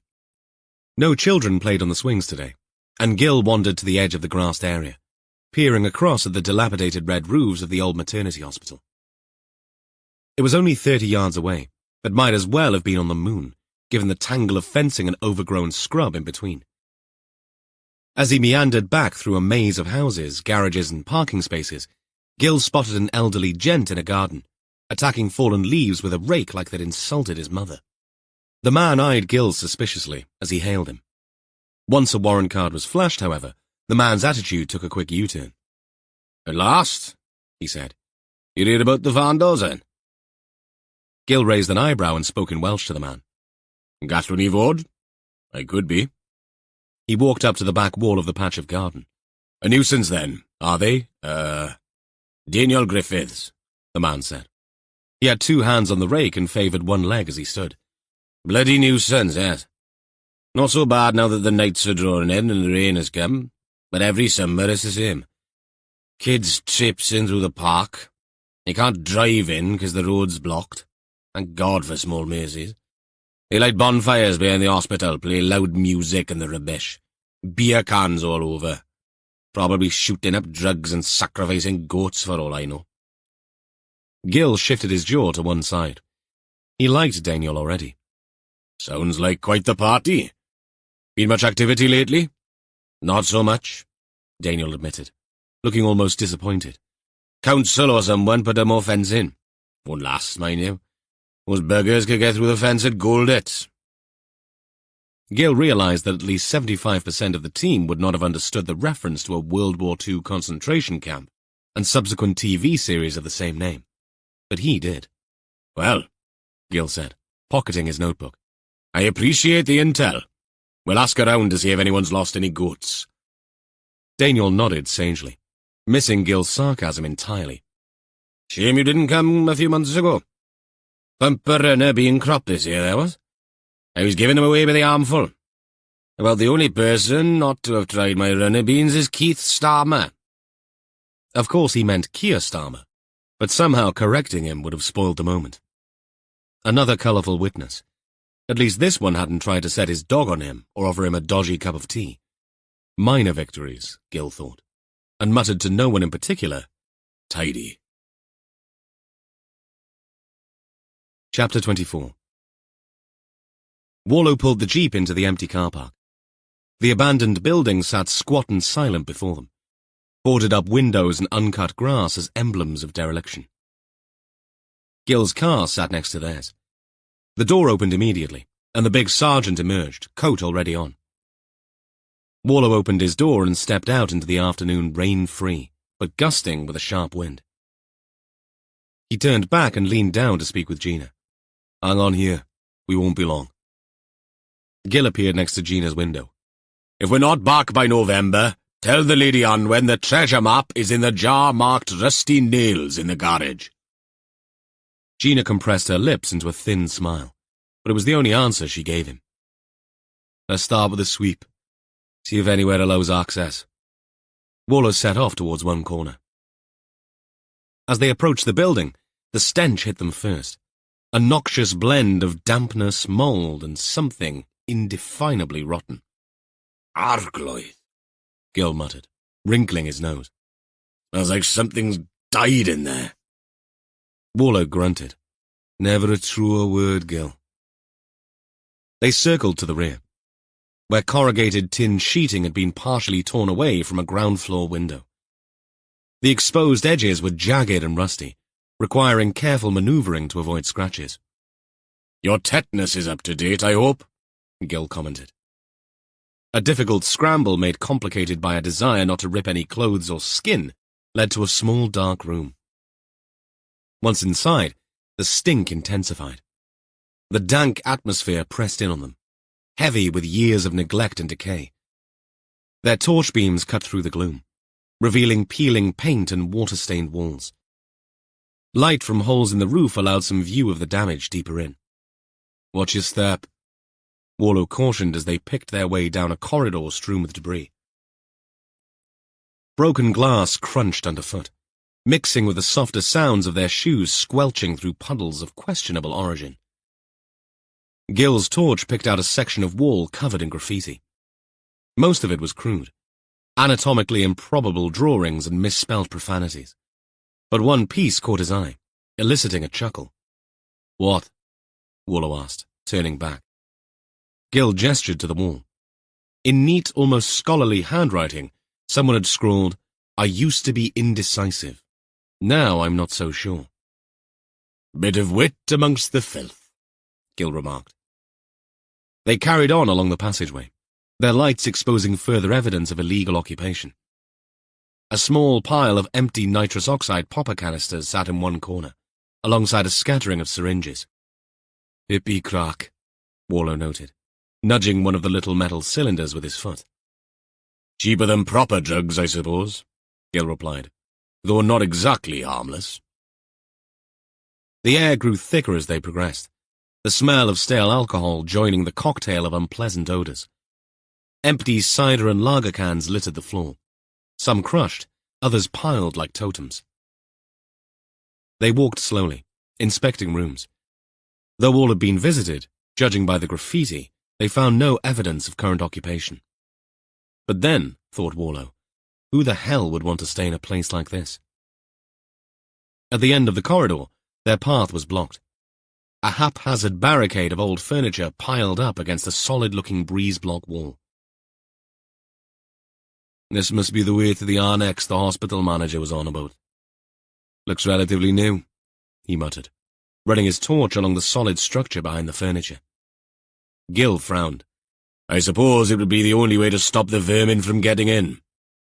Warlow huffed out his agreement. Ivy's convinced of recent activity. Seen and heard. The woman who keeps calling about strange noises. That's the one. She swears the noise comes from down here. Voices sometimes. But also... Warlow paused, his torch beam settling on the barricade. Car doors slamming. Gil responded. Car doors? Here? Exactly. It doesn't make sense. There's no vehicle access to the car park other than through the functioning hospital's car park. And that's... at least 50 yards away, Gil finished. And from what Daniel the Wise told me half an hour ago, the local miscreants who use this place as their playground all come on foot. Warlow nodded. So what has Ivy been hearing? Gil scratched the back of his neck where something, possibly with several legs, had fallen onto it, his mind working through the puzzle. Could she be mistaken? Maybe it's some other noise she's misinterpreting. Possible, Warlow conceded. But Ivy's as sharp as a tack, despite their age. And she was definite about this. Could the sound be coming from somewhere else entirely? Carrying up from the main road? If the wind is in the right direction? Warlow directed his beam of light at the sergeant's face. That's not some kind of warning from you regarding wind of another kind, is it? Moyner Arcloith. What do you take me for? I take you for someone who would not miss an opportunity of relieving colonic pressure if the situation allowed it. Warlow shook his head. And as for the sounds, she was adamant she heard it coming from here. She's lived in that cottage all her life, so I'm inclined to give her the benefit. Gil stepped closer to the barricade, shining his torch into the cracks between the breeze blocks. What's beyond here, you say? An annex that the current hospital want to keep. The rest of this place is no longer NHS property. There are plans to hive it off and make the annex usable. They retraced their steps through the dank corridors, accosted by the cloying smell of mould and decay. As they prepared to climb back through the window, Gil paused. You know there's one other possibility we haven't considered. Warlow turned, eyebrow raised questioningly. What if Ivy isn't hearing any car doors whatsoever? You mean it's confabulation? Gil shrugged. She lives alone, you say? And how old? Mid-80s at least.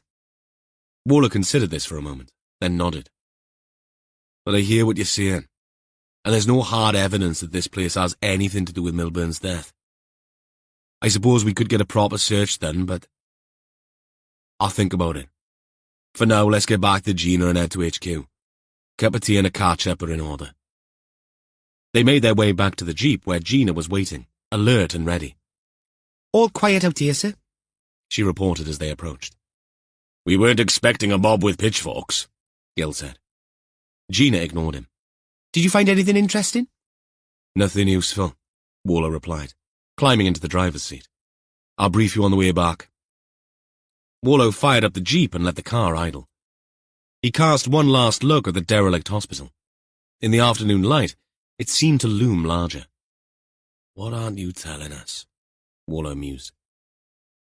If Gina thought about commenting, she wisely refrained from doing so.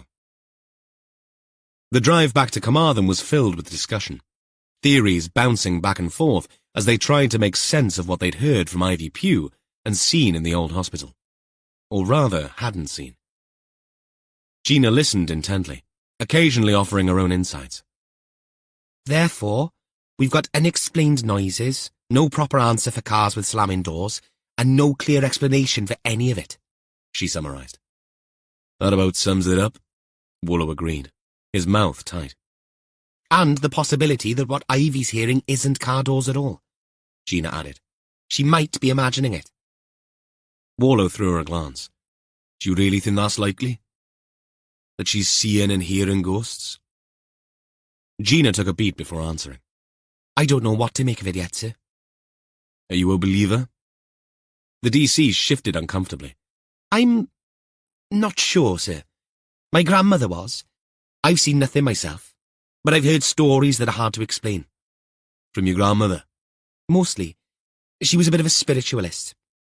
It was a bit mad, but she was convinced. Warlow nodded, his expression thoughtful. I've always been a skeptic myself. Never believed in anything I can't see or touch. He paused, considering his next words carefully. But I believe Ivy. The real question is, what exactly is she seeing and hearing? You think there might be an explanation for all this? There usually is, Warlow replied, though his tone lacked its usual certainty. Sometimes he dreamt of Denise, his dead ex. Sometimes she would speak to him in those dreams. Was that so very far away from Ivy Pugh being convinced of her family communicating with her from a cemetery not far from where she lived? Correction. There always is. But sometimes that explanation isn't always in the handbook. I also have no doubt it's something unpleasant and unusual. Right. He killed the engine. Let's get inside and start piecing this together. The incident room buzzed with activity reflecting the chaos in Jess's mind.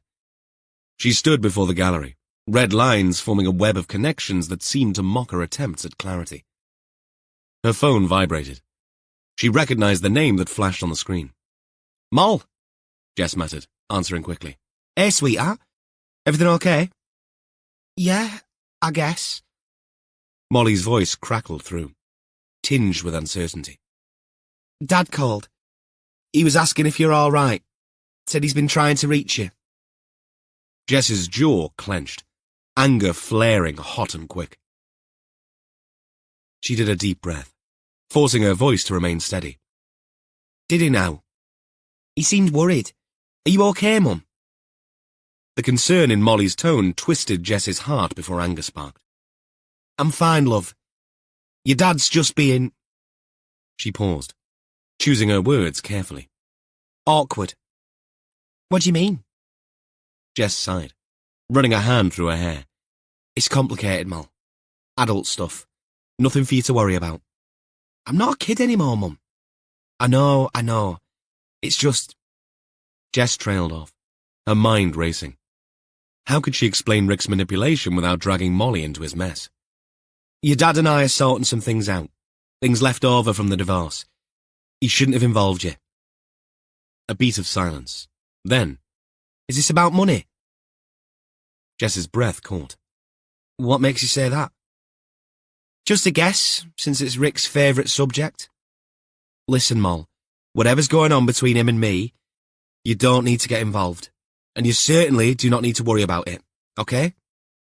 Okay, Molly replied, not sounding entirely convinced. Jess softened her tone. How's uni going? Classes all right? Yeah, great. Bit stressful with my first essay of the year due in, but all good. You'll smash it. Jess paused, then added casually, How's the new boyfriend? Do you have a name I can use yet? Molly's reply came a beat too late. He's fine. And no, not yet. Jess grinned at her daughter's brutal honesty, but didn't push.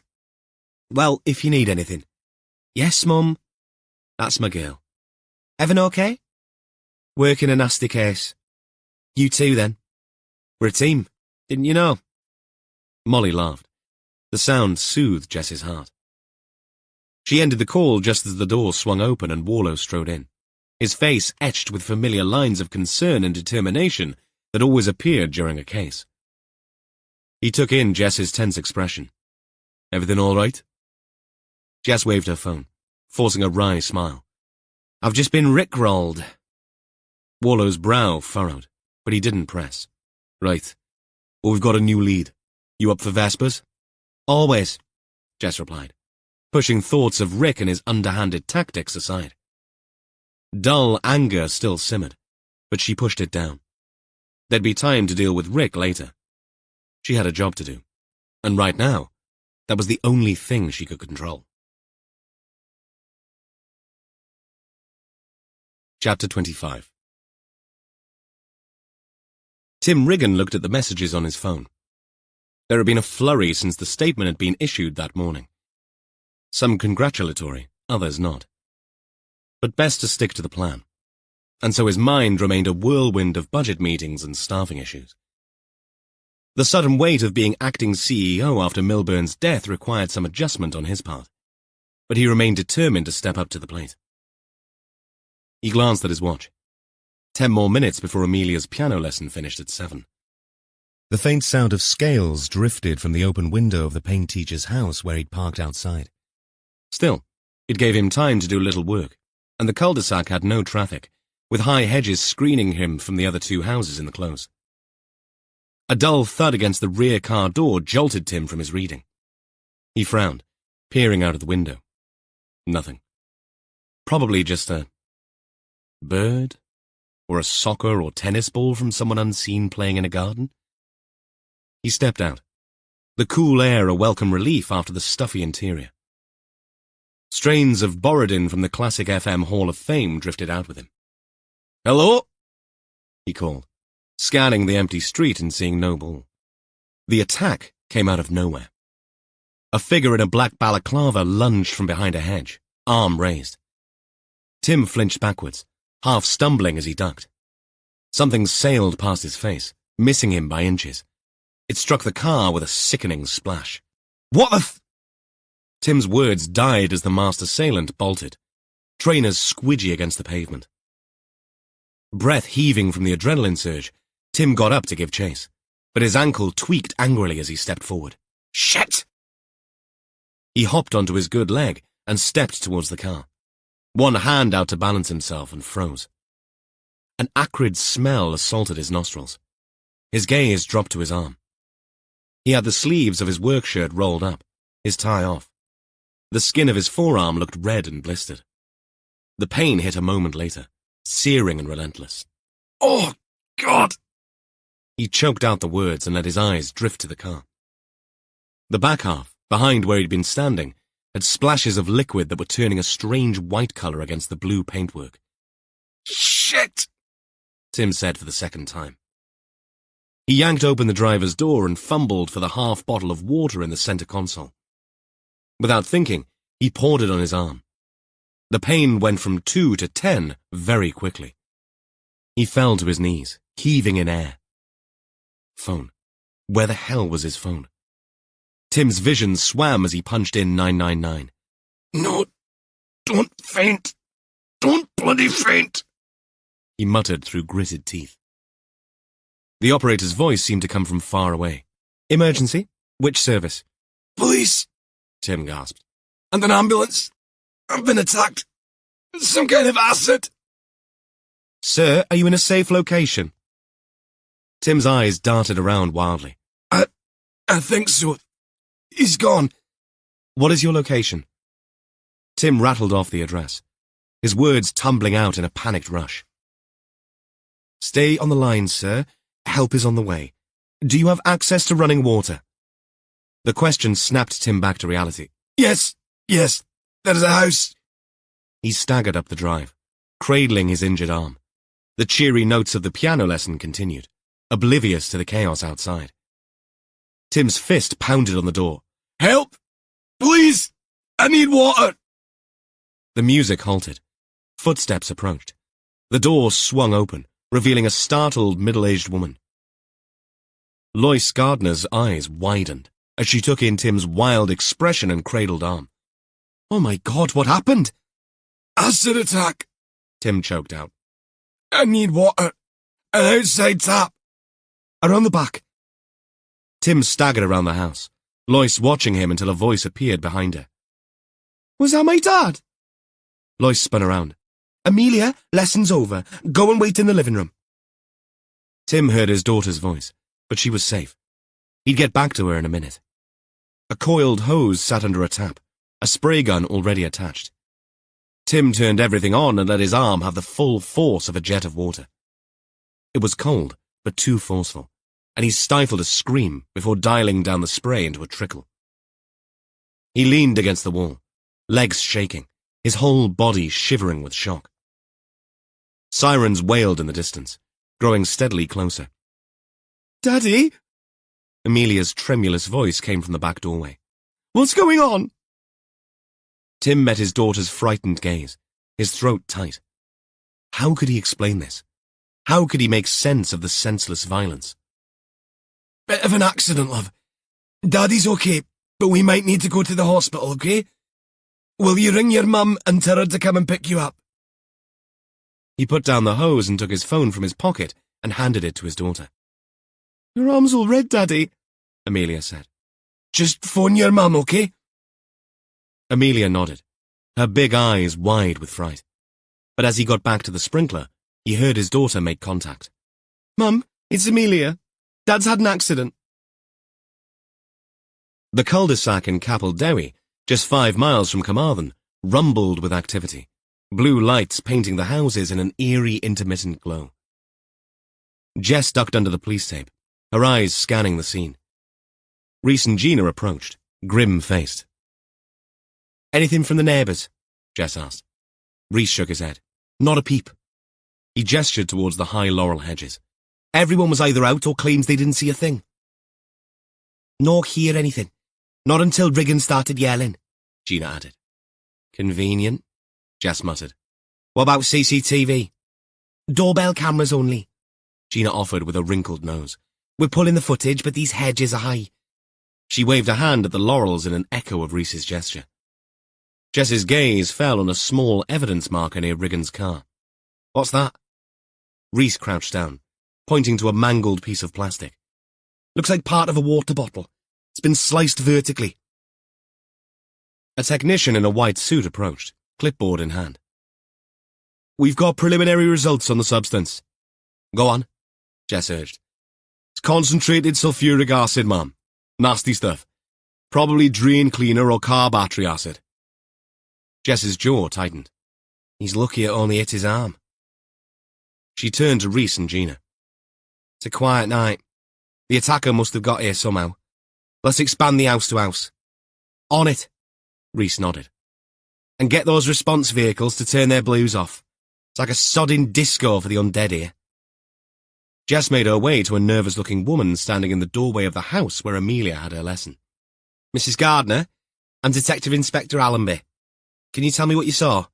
"Nothing. I was in the middle of Amelia's lesson when we heard banging on the door. Poor Mr. Riggan was in such a state." "Did you notice anyone suspicious hanging around earlier?" Lois shook her head. "It's usually so quiet here.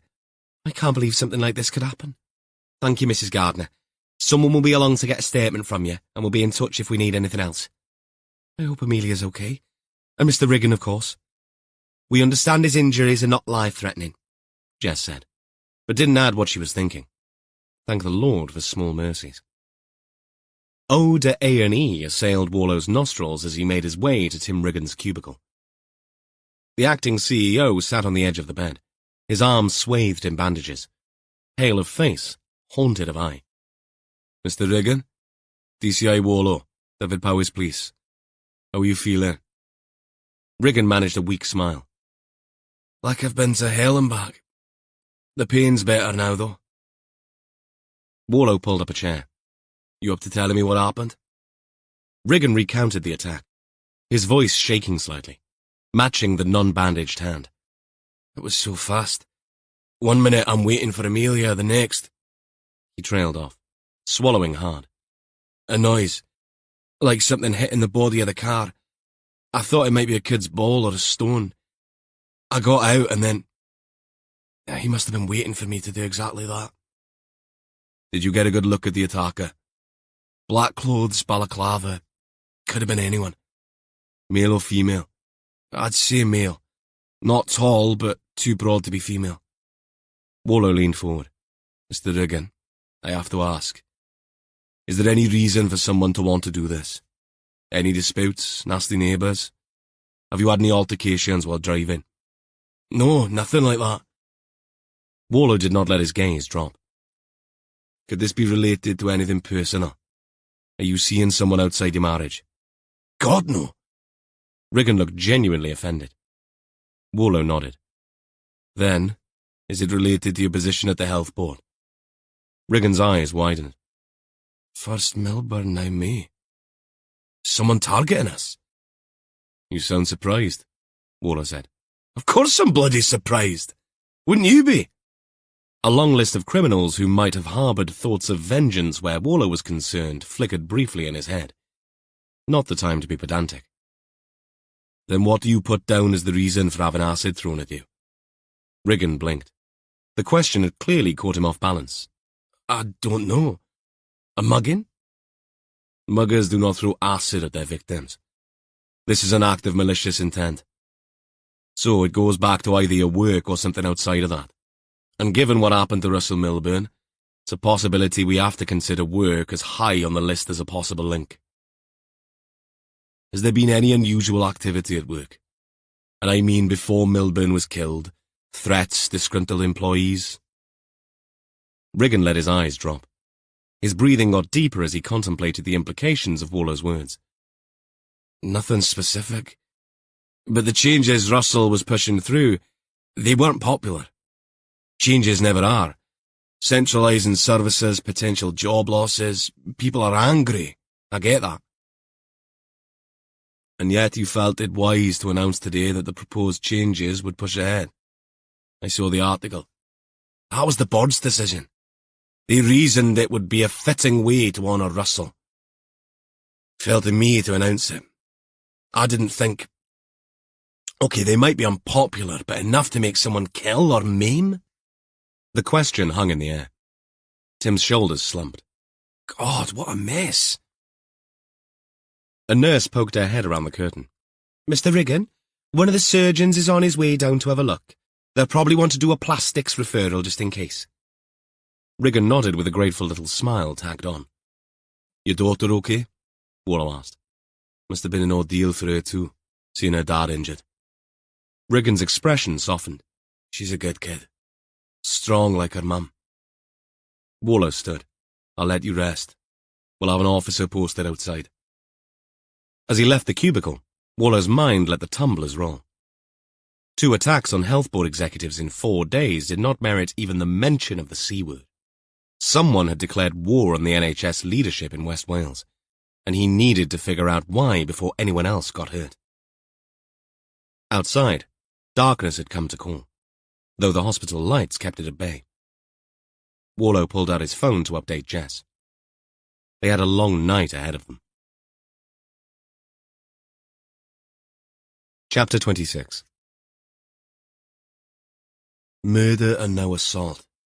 Warlow wrote in a space made for him by Katrin on the gallery in red letters, with an exclamation mark at the end. For once, a genuine sense of bewilderment pervaded the entire team as they stood and stared at Warlow's pronouncement early the following morning. He left some space underneath for ideas. Turning around, he addressed them all. Thoughts? Gina spoke first, not cowed by the situation, despite being the youngest member of the team. Warlow approved. Why assault, sir? Why not attempted murder? Don't you classify the acid attack as life-threatening? Warlow scribbled acid up next.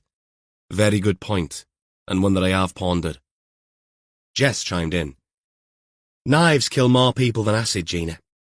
It's possible the assailant used acid hoping to incapacitate Riggin, and then attack with a knife or something else. But he missed.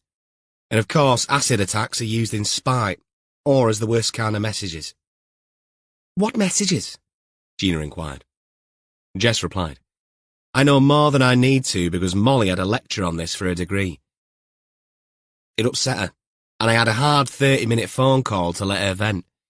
In places like India, Bangladesh and Colombia, acid attacks are often misogynistic. Men attacking women. Gina's brow furrowed. Why would they do that? There's a strong cultural element, though it pains me to say so. For example, if a woman rejected a marriage proposal or turned down a man's advances. But is the MO different here in the UK? Gina asked. Very different, Jess confirmed. Apart from random hate crimes, and that, too, can be misogynistic. Here, it's mostly male-on-male violence. Acid has become a weapon in street crimes. Gangs might use it to enforce drug debts, or criminals in robberies. It's easy to hide, easily hidden in a water bottle. That's terrifying, Gina said, shaking her head. But why acid? Why not just use a knife? Jess's expression darkened. All about reputation, Gina. Using acid can enhance a criminal's street cred. It's seen as more brutal, more intimidating. And in Riggin's case? Gina trailed off. In Riggin's case, Jess said, it's important to consider all angles. Is there a more personal motive? That's what we need to find out. Gina nodded. Thank you, ma'am. Warlow listened to the discussion, his mind churning with possibilities. He offered his 2 penneth. I think this attack was aimed at damaging Riggin, rendering him or stopping him from functioning, and it's done that to an extent. Question is, why? Do we need a closer look at him too, then? Catherine queried. See if he's had any photos through the post too? Won't do any harm, Warlow said. Reese piped up. Tan had us some information on the dead rodent, sir. I smell a rat, Gil muttered. He deflected the pained looks he received by adding, Oh, come on, you were all dying to see it. Reese continued. She's asked if one of us wants to go over to Milburn's property with her. She has a theory. What kind of theory? A look of perplexed resignation crossed Reese's face. The kind that she won't speak about until she knows it's true. Warlow gave a little shrug. Fair enough. What time? Around 10. Okay, that's on you. What about Milburn's laptop? I'll chase that up today, sir, Catherine volunteered. That they haven't come back to us yet suggests there isn't much to find, and the same thing appears to be true about the phone records. Can't find any unusual patterns there. But I've asked for more from the period when he left his last job. What's your reasoning there? Warlow asked. Latimer? Gil guessed. Our man with the Messiah complex? He got a nod from Catherine in reply. Warlow turned back to the boards. Nothing is adding up here. He held out a hand without turning around. Reese, laser pointer. Reese took 2 strides across to his desk with his long legs and returned with the pointer. A present from his mother, it had proved useful in briefings. But nowhere near as useful as it had been when it had fooled a serial killer into believing he was being lined up by a sniper, and in the process, saving a woman's life. Pointer in hand, Warlow took a step back and circled a photograph on the boards with a red light. Milburn gets knocked off his bike and killed, asphyxiated by a plastic bag. This wasn't news, but Gina winced hearing it. That still sounds so awful, she whispered. Cold, Jess said. Almost professional. Warlow nodded.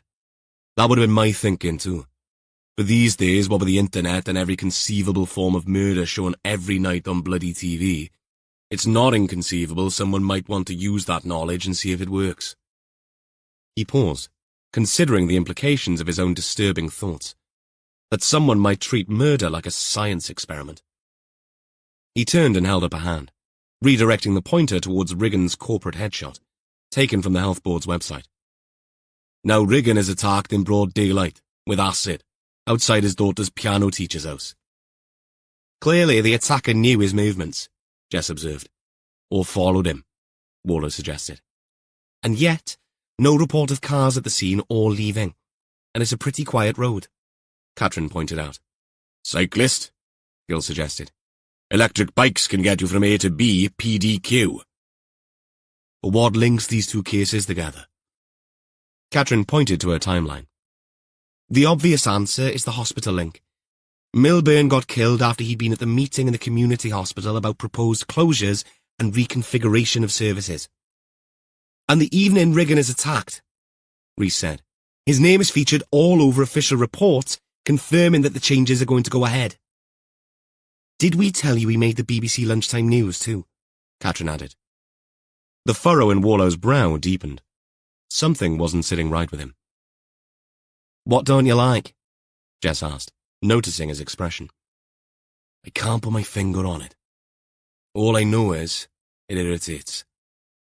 Speaking of Reese, Gil said. What have I done? The young officer took umbrage. Who knows? The day is young.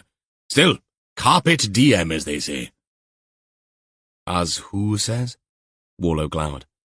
Carpet fitters who want to be contacted by direct messaging, Gil said. What the hell was in that tea you gave him, Reese? Warlow asked. One too many sugars by the sound of it? He threw Gil an appraising glance. Have you had some news on the Napier case? Lots of files for me to go through, so I'll be glad to get this Milburn murder put to bed. What about Ivy, sir? Do you genuinely think what she is reporting has anything to do with this case? Gina asked. Warlow didn't answer immediately. If it hadn't been for the constant low hum of activity from the indexers and secretaries behind them in the office and the instant room, they might have heard the cogs of his brain meshing. "It's the C word, Gina," Jess said. "Mr. Warlow does not believe in coincidences." "I do not," Warlow agreed. He breathed in and then let it out slowly. "With that in mind, let's get moving. You're off to meet Leishan, right, Gil?" Correct. I want to ask him about vandalism in the old hospital. He's the community lead for the Black Mountain Hospital and a counsellor, after all. This falls squarely under community impact assessment. CIA. I like it, Sarge. Reese grinned. Jess? Warlow asked. Once Katrin gets the older phone records, I thought Gina and I could have a chat with Latimer again. He's out of the picture for Riggin, but he's still a possible for Milburn. I'll chase ANPR for his movements on the day Milburn was attacked. Right, Warlow said in a way that told them all there was still something on his mind. What about you? Jess asked. Having a spa day? Warlow clamped his lips together. Bit of rumination. I'm heading back to the starting point. Back to the Black Mountain Community Hospital and the spooky spectre of the maternity hospital nearby. His mind was already racing ahead, piecing together the puzzle. There was a connection here. He was sure of it. The abandoned maternity ward, Ivy's reports, the attacks. They were all threads in a larger tapestry. He just needed, as always, to know which one to pull for the thing to unravel. We meet again at Vespers. Reese and Gil walked out of the instant room together. Outside, a bright morning beckoned. Is it true you finally got the files from Napier's office, Sarge? Reese asked. Gil nodded solemnly, as if he'd been entrusted with the Holy Grail. It is. If you need any help, just give me a shout. Gil affected an expression of mock surprise. That's good of you. He paused, eyeing the younger detective suspiciously. What's the catch? Reese shrugged. No catch. Just curious. He hesitated, then asked, Any idea what you're looking for? No. But you'll know it when you see it, right? Reese pressed. You've got it. The pick it up and look at it approach. His nose wrinkled. But if you're going to be handling dead rats, I'm not so sure I'd want you in the same confined space as me. The rat's in Tanard's lab, Sarge. I don't know what it is she wants to show me at Milburn's place. I'm keeping an open mind. Gil's eyes lit up. To accommodate all the windmills. What? Reese's face scrunched up in confusion. Windmills of your mind, Gil explained, as if it were the most obvious thing in the world. A classic from a classic film. The Thomas Crown Affair. Not seen that one? I'm talking about the 60s original, not the rubbish remake. Reese remained perplexed. Spotify it, Gil suggested, waving his hand dismissively. The windmills of your mind, Reese repeated. Unusual. Mind, Gil corrected, then tilted his head thoughtfully. Though mind sounds marginally better.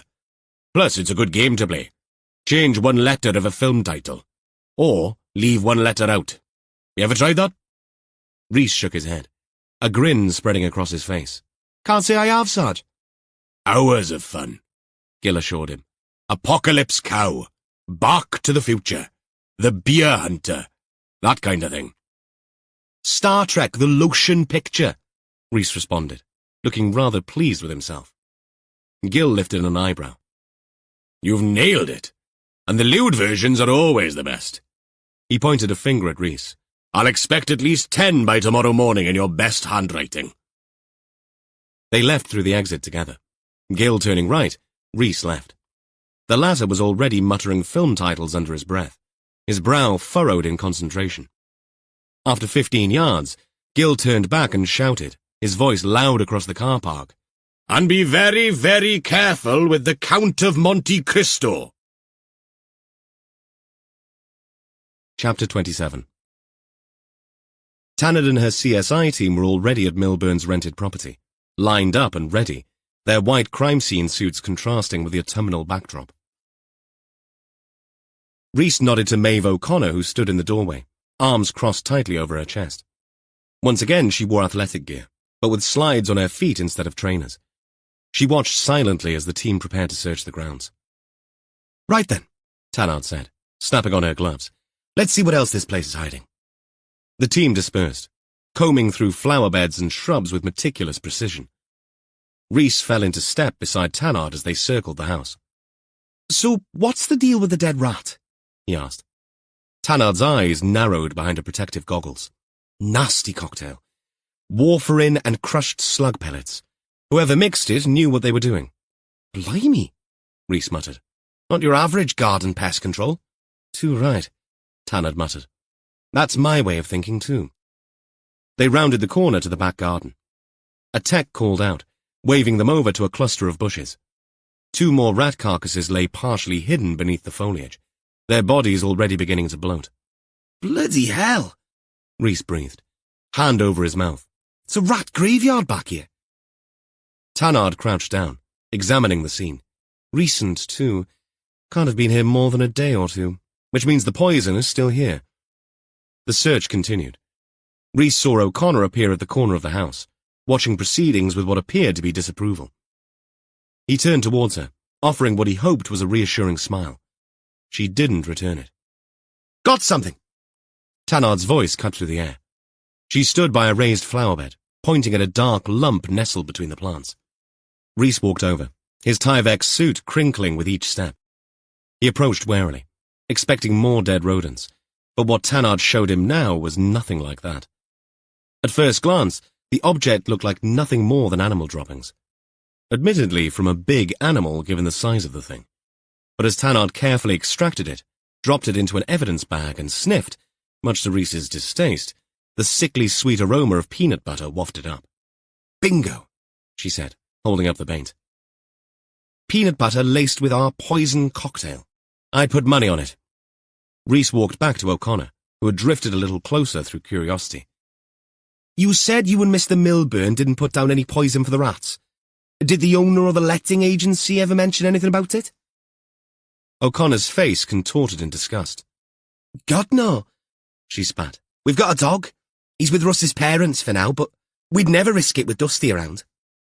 You sure? No pest control companies called in? I said no, O'Connor snapped. Her voice cracked slightly.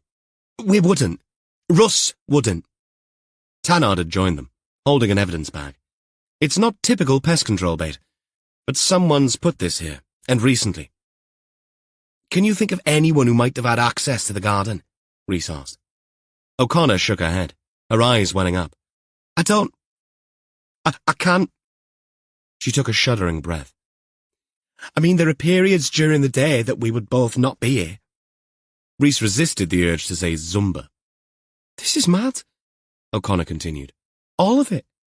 But what has it got to do with what happened to Russ? That was an excellent question.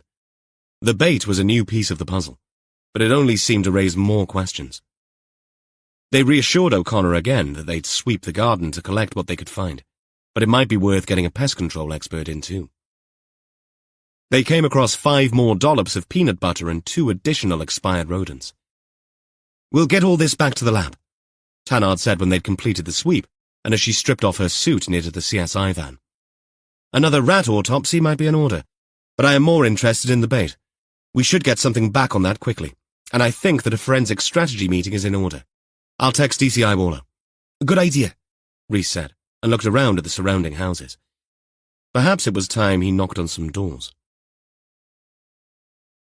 A supermarket cafe would not have been Gil's first choice of a meeting place, but he spotted Hugh Lation easily, his weathered face a familiar landmark in this sea of Tesco shoppers. At the next table, Ian Lation hunched over an emptying plate, shoveling in the last of his full English with mechanical efficiency. He barely paused for breath. Grease-stained overalls testified to a morning's hard graft.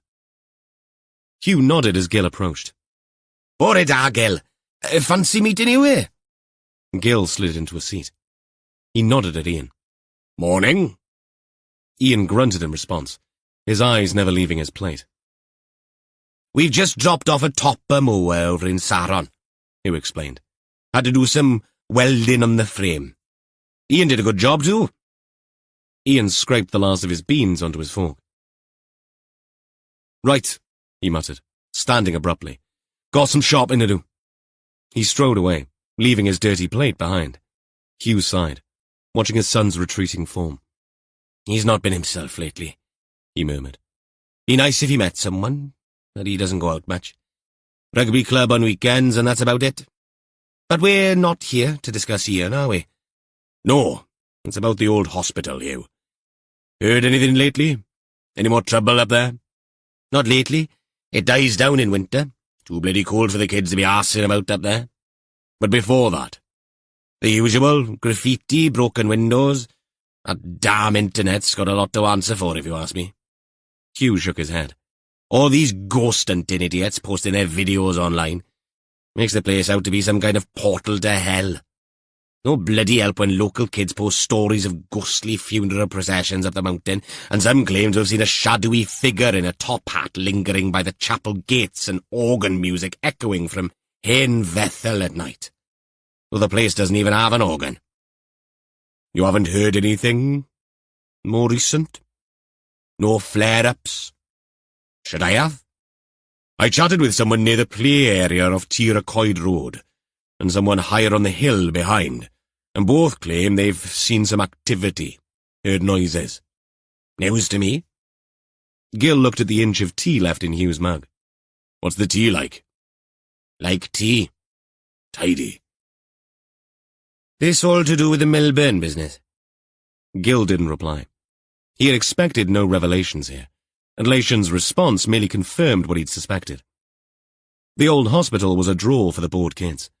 Instead, conversation drifted away to other things, and after 10 minutes, Ian reappeared, a bag of shopping dangling from one hand. He hovered at the edge of the table, shifting his weight from foot to foot. Hugh attempted a smile. "All done? Gil here was just asking about—" "Have you found who killed Milburn yet?" Ian cut in, his voice sharp. Gil raised an eyebrow. "We're working on it." "When you do, let me know. I'd like to shake the bugger's hand." "Ian!" Hugh chided, but his son was already turning away. "I'll be in a van." Hugh's face reddened. His hands clenched on the table. "I'm sorry about that, Gil. He doesn't mean—" "It's all right," Gil said quietly. "Grief does funny things to a person." Hugh nodded, not meeting Gil's eyes. "That it does." They wrapped up the conversation quickly after that, neither man quite able to recapture the easy rapport they'd had before. In the car park, Gil's eyes spotted Ian's battered pickup truck. He made a mental note of the number plate. Gil clasped Hugh's hand. "Thanks for chatting. Don't know how much help I've been." "You've confirmed what we thought," Gil assured him. He watched from his own car as the Lacians drove away, Ian's truck leaving a trail of blue exhaust in its wake. Ian's bitterness, Hugh's unease, the spectre of the community being squeezed still more. It was a potent brew, and one that left a sour taste in Gil's mouth. Still, he was here now, and he might as well text the Lady Anwen to see if they needed anything from Tesco. He got a text back. "What are you doing in Tesco?" "I'm here all the time. You know me, little and often." He waited 2 minutes for a reply. When it came, it made him smile. "I'm sending you a list. Lean to the left."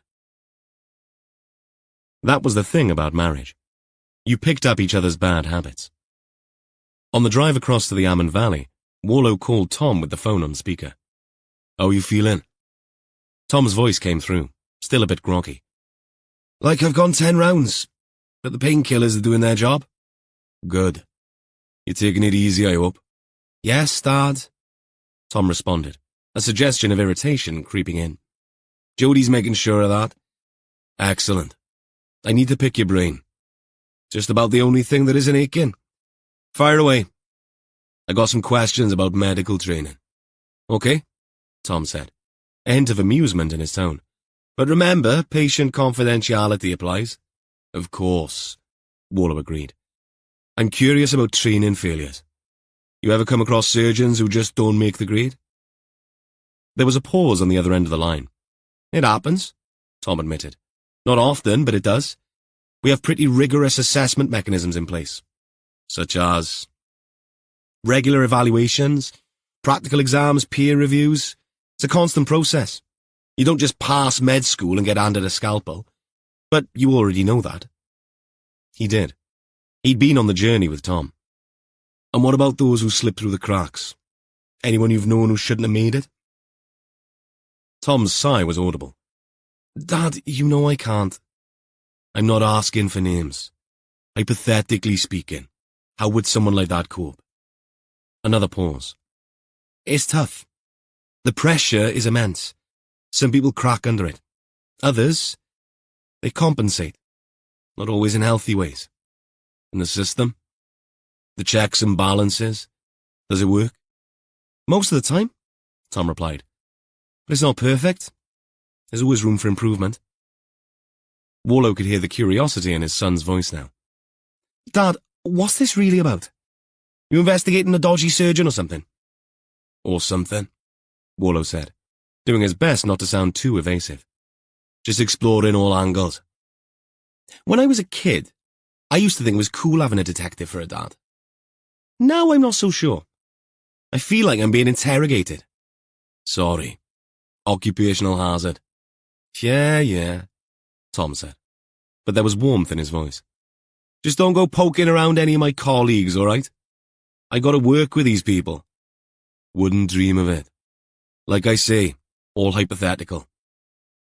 They chatted for a few more minutes about Tom's recovery before saying their goodbyes. When Warlow ended the call, he couldn't help but smile.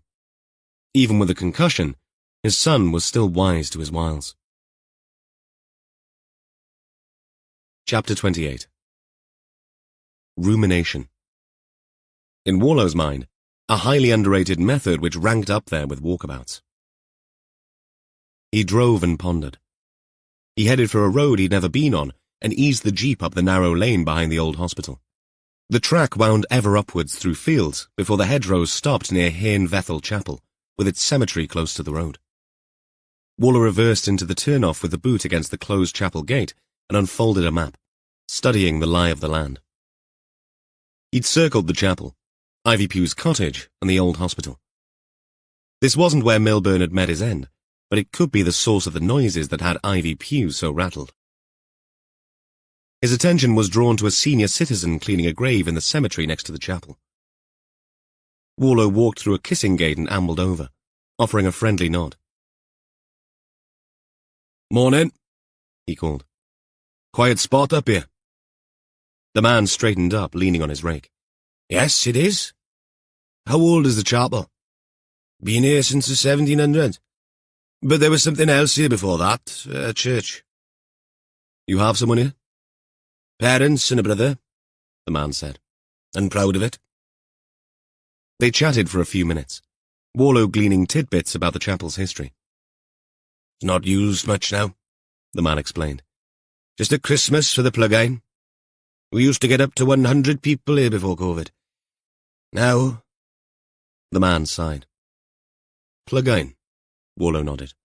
That's the all-night carol service, right? The man nodded. Starts at 3 in the morning. Unaccompanied carols, some passed down for generations. Tradition. Sadly dying out. Wales had become one of the most secular of countries, but these isolated chapels and churches were a testament to the religious fervour that gripped these communities of old. And, as so often was the case, they were found in the most out-of-the-way places, as if getting there were an act of pilgrimage in itself. Mind if I have a look around? Feel free, the man said. I'm here to see to the family. And you might think it's remote up here, but at one time, the main road from Llanelli to Neath ran past here. Next to the chapel there was a stable block for horses to feed and that. Suitably schooled on his ignorance, Warlow walked down towards the chapel. Whitewashed walls for the building itself, and arched windows with plain glass, iron fencing and gates. Beyond it, a little further down the hill, stood the second building, with holes in the stone walls where there had been windows and doors, and a red corrugated roof. The place did not look safe, but Warlow had a quick peek inside from the open doorway on the side of the building into the old stable block. Nothing but rubble and collapsed walls now. He retraced his steps back to the chapel and glanced again at the map. Dotted lines led from where the stoned road ended, leading across a field to a woodland that spread all the way downhill to the edge of the scrubland in one corner of the old maternity hospital's footprint. In effect, you might get from here to there without getting back to the road, though the way looked untravelled, apart from sheep tracks. Still, sheep tracks were tracks. On his way back to the car, Warlow raised a hand to the man in the cemetery, his mind already shifting gears. He drove the short distance to the community hospital, where he sought out Dina Barton again. He found her in her office, and she greeted him with a puzzled expression. "Back so soon, DCI Warlow?" "Just following up on a few things," he replied. "Can you show me where Milburn changed for his bike ride?" Dina led him to a small locker room. "It's a sluice room, but the nurses use it to gown up for changing dressings. It's not much, but it serves its purpose." Warlow inspected the area, noting the worn benches and chipped paint. He saw nothing of interest. He straightened and changed tack. "Any issues with vandalism here? I know the old hospital's within a stone's throw." Dina swung her head. "None. The lights keep them away. We're lucky, I suppose. That old place attracts trouble, but it never seems to spill over to us." "And, the van driver? Gary, is he around? I'd like another word. See if he'd ask if any of the other drivers had seen anything unusual." "Not here. Could be in transit if he's in work today." Warlow saw an opportunity for lightening the mood. "You mean the verb, not the noun, right? Transit?" He received a half-smile in response, which on reflection was probably what his poor effort at a joke deserved. "Do you have a number for him?" "I do." Warlow thanked Dina before heading out, wondering if he was any the wiser after his trip. The honest answer would be no. Before he could turn on the engine in the Jeep, his phone buzzed with a text from Tanner. A strategy meeting. It sounded promising, which was more than could be said for Gary, who did not answer his phone when Warlow rang him. But not everyone worked full-time these days, and if Gary worked shifts, he'd switch his phone off when not working if he had any sense. Warlow decided to try again later. The incident room sounded like a hive before smoke was blown onto it. Various specialists, at the last count at least 20, gathered for the strat meeting. They were part and parcel of any major crimes investigation. Even so, they were a bit of a gong show as far as he was concerned. Too many people. He took his seat at the head of the table, surveying the assembled team. Tanner, the crime scene manager, sat to his right, her face determined and confident. Next to her, the forensic specialist advisor. They all had labels in this meeting, even Jess as deputy SIO. All she needed was a tin star and a Colt 45. "Right, let's get started," Warlow said, his voice cutting through the chatter. "Joe, what have you got for us?" Tanner cleared her throat. "We've made some interesting discoveries at Milburn's residence. Having analysed the cause of death of the rats Ms. O'Connor told us about, we investigated and found bait scattered in the garden, but it's not consistent with typical pest control practices."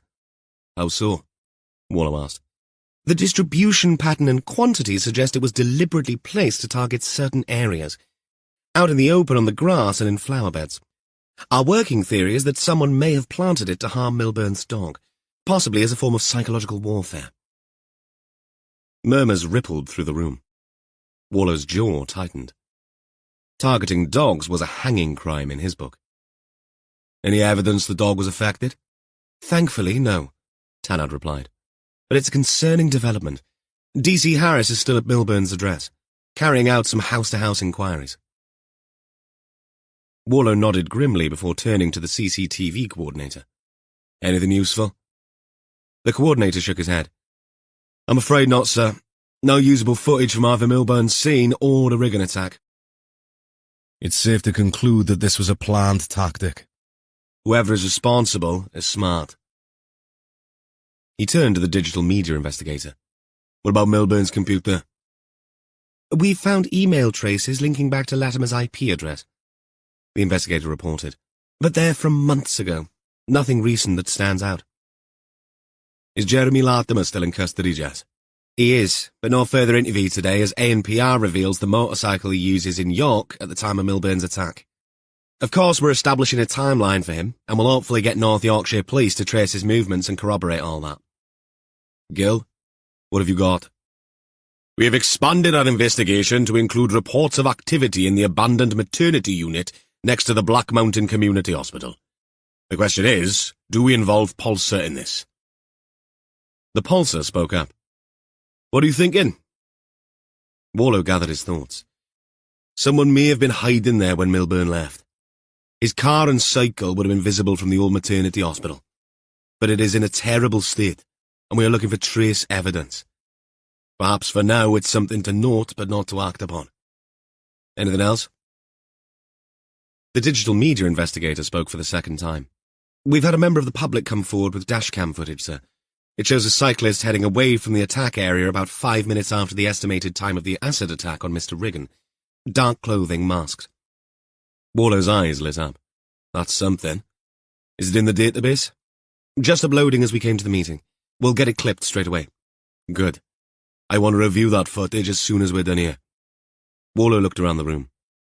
Anything else? As the meeting wound down, Warlow's mind was already racing. If they had footage of the cyclist, he needed to get uniforms back out there, trace the cyclist's potential route, see if they could pick up any more footage along the way. He said as much to the house-to-house coordinator, who made a note the old-fashioned way, with pen on paper. When the meeting ended, they gathered around Catherine's screen to review the video of the cyclist in Capeldewi. He looks in a hurry, Gil commented. A voice from behind made them all look around. And it pretty much goes with what Milburn's neighbours said. Rhys, Catherine greeted the DC. What did you find out? That they had seen someone turn up on a cycle with a backpack while Milburn and O'Connor were out. Shortly after they moved in, this was. 2 people saw him, but they thought he was some kind of delivery person. He walked in and was only there for 5 minutes, then walked back out again and got on his bike. They thought it was an electric bike because he did little peddling. Jess shook her head. It must be the same bloke. Tries to poison Milburn's dog, then attacks Riggin. Someone with a nasty grudge, I'd say. Latimer would do for Milburn, but not for Riggin. He's never met the man, Jess said. Agreed, Warlow muttered. We know the time of the Riggin attack. We should get some bodies on that road to flag down regular users. Check if anyone saw something. If we can get an idea of where this cyclist was headed, we could get more CCTV. Doorbell security footage could be useful, though owners were under no obligation to turn this over to the police. It meant a lot of legwork. I'm going to sweet talk CID into getting some help on this. We better get over to the Orbit Llanelli and let Latimer go. We can't justify another extension. Warlow nodded. Cup of tea before you go? And we ought to dip into the HTFT box. I feel the need for baked goods. Gil and Rhys made their way to the little kitchen where the kettle was kept. Gil had a spot for the HTFT box. So far, no other staff had the temerity to open it, just in case. As Rhys filled the kettle, he began whistling. Never a good sign. Sarge, you'll never guess what I saw online last night. Gil, checking the box, looked up. Do I really want to know? It's this thread where people add ing to film and book titles, Rhys explained, barely containing his excitement. It's funny stuff, like Jurassic Parking. Gil groaned. Let me guess. You've come up with your own. Rhys nodded enthusiastically. Reservoir Dogging.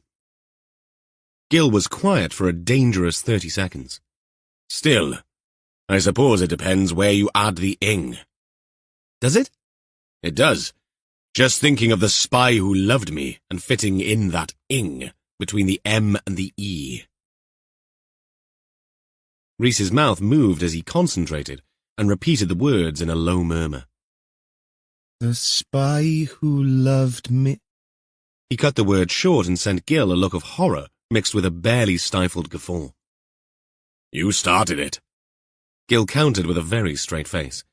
And that kettle will not boil until you press the on button, unless you've suddenly developed telekinesis. Chapter 29. It was 10 p.m. at Fire Blythe. Warlow and Jess were settled on the sofa, engrossed in an episode of Slow Horses. As the credits rolled, they shared a look of satisfaction, and Jess stretched out her legs and stifled a yawn. "Wonderful stuff, that," Warlow said, reaching for his bedtime tea. No wine this evening, as it was a school night. Jess nodded, a sly smile playing on her lips. "It is. I know why you like it so much." "Oh? Let's have it then." "You identify with Lamb. That's obvious," Jess said. "The swearing, the farting, and the general misanthropy." Warlow scoffed, but there was a hint of amusement in his voice. "I'd like to think I'm a bit more refined than that. Besides, I do not have holes in my socks. But it's the right thing, isn't it? Sharp, witty dialogue, complex characters." "Maybe," Jess conceded, her smile widening. "You've got to admit, there's something appealing about this no-nonsense approach." Caddy, sensing the playful mood, trotted over with her stuffed bear, Arthur, offering it first to Warlow, then to Jess. They both gave her an affectionate pat after pretending to take the toy from her, which she was having no truck with. The dog's presence, as always, provided a soothing balm to the lingering stress of their day. "Did Latimer give anything away?" Warlow asked, his tone shifting to something more serious. He'd been curious about the outcome of Jess's meeting all evening. They'd placed a moratorium on work discussions over supper and the TV program. But now Warlow felt the urge to deconstruct the day a little. Jess sighed, absently stroking Caddy's head. "Same old story. He's convinced he'll be vindicated. Keeps insisting it's only a matter of time before everyone recognises his brilliance." She paused, frustration creeping into her voice. I had to listen to him tell me, yet again, how he will be proven right, and how everyone else were mediocre arseholes. It's like talking to a brick wall. "Delusional, then?" Warlow asked. "Frustratingly so," Jess confirmed. "Did you catch up with Tom?" "Much better than expected, all things considered. He's in good spirits." He paused, a thoughtful expression crossing his face. "Funnily enough, I picked his brain on the Latimers of this world.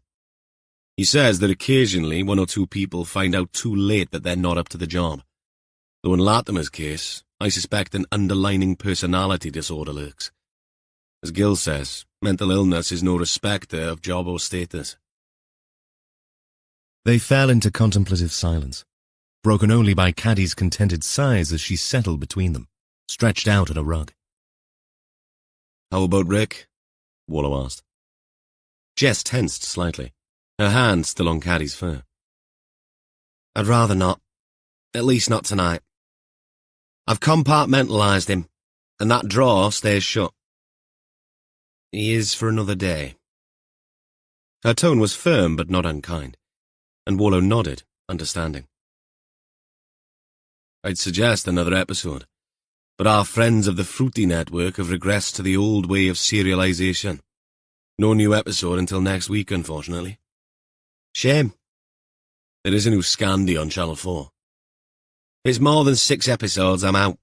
Those 12-part marathons are just filler and lingering stares." Warlow flicked through. "It's an 8-parter.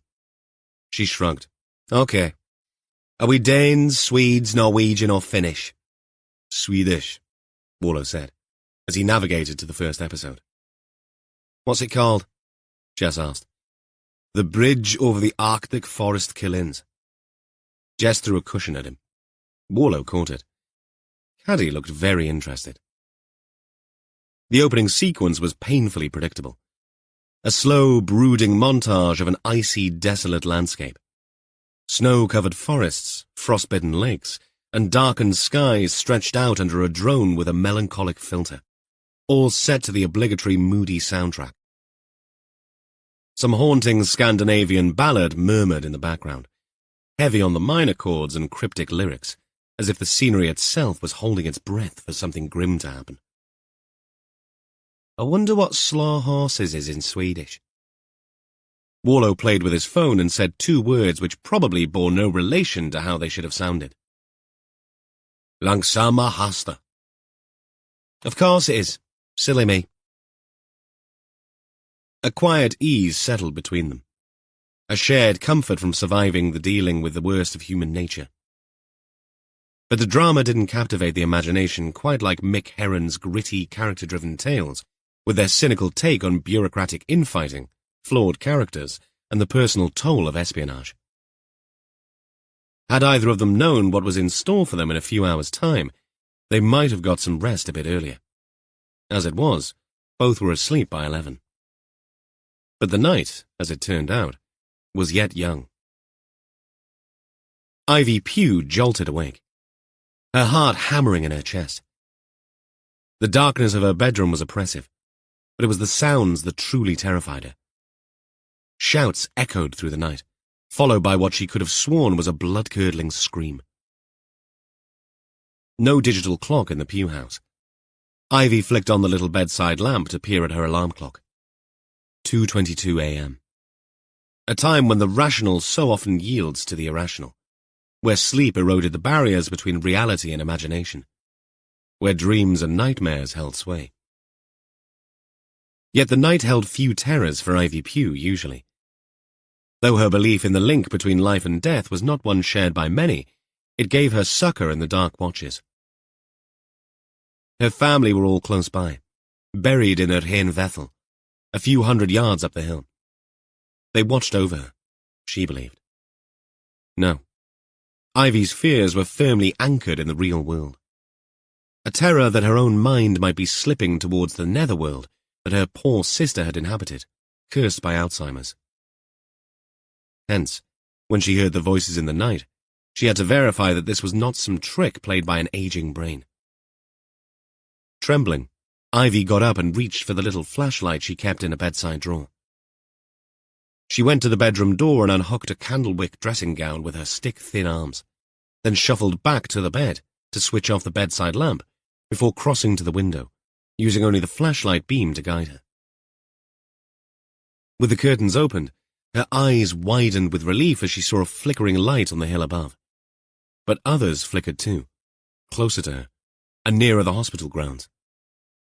And even as she looked, a deafening explosion rocked the night, and a huge orange fireball erupted into the sky.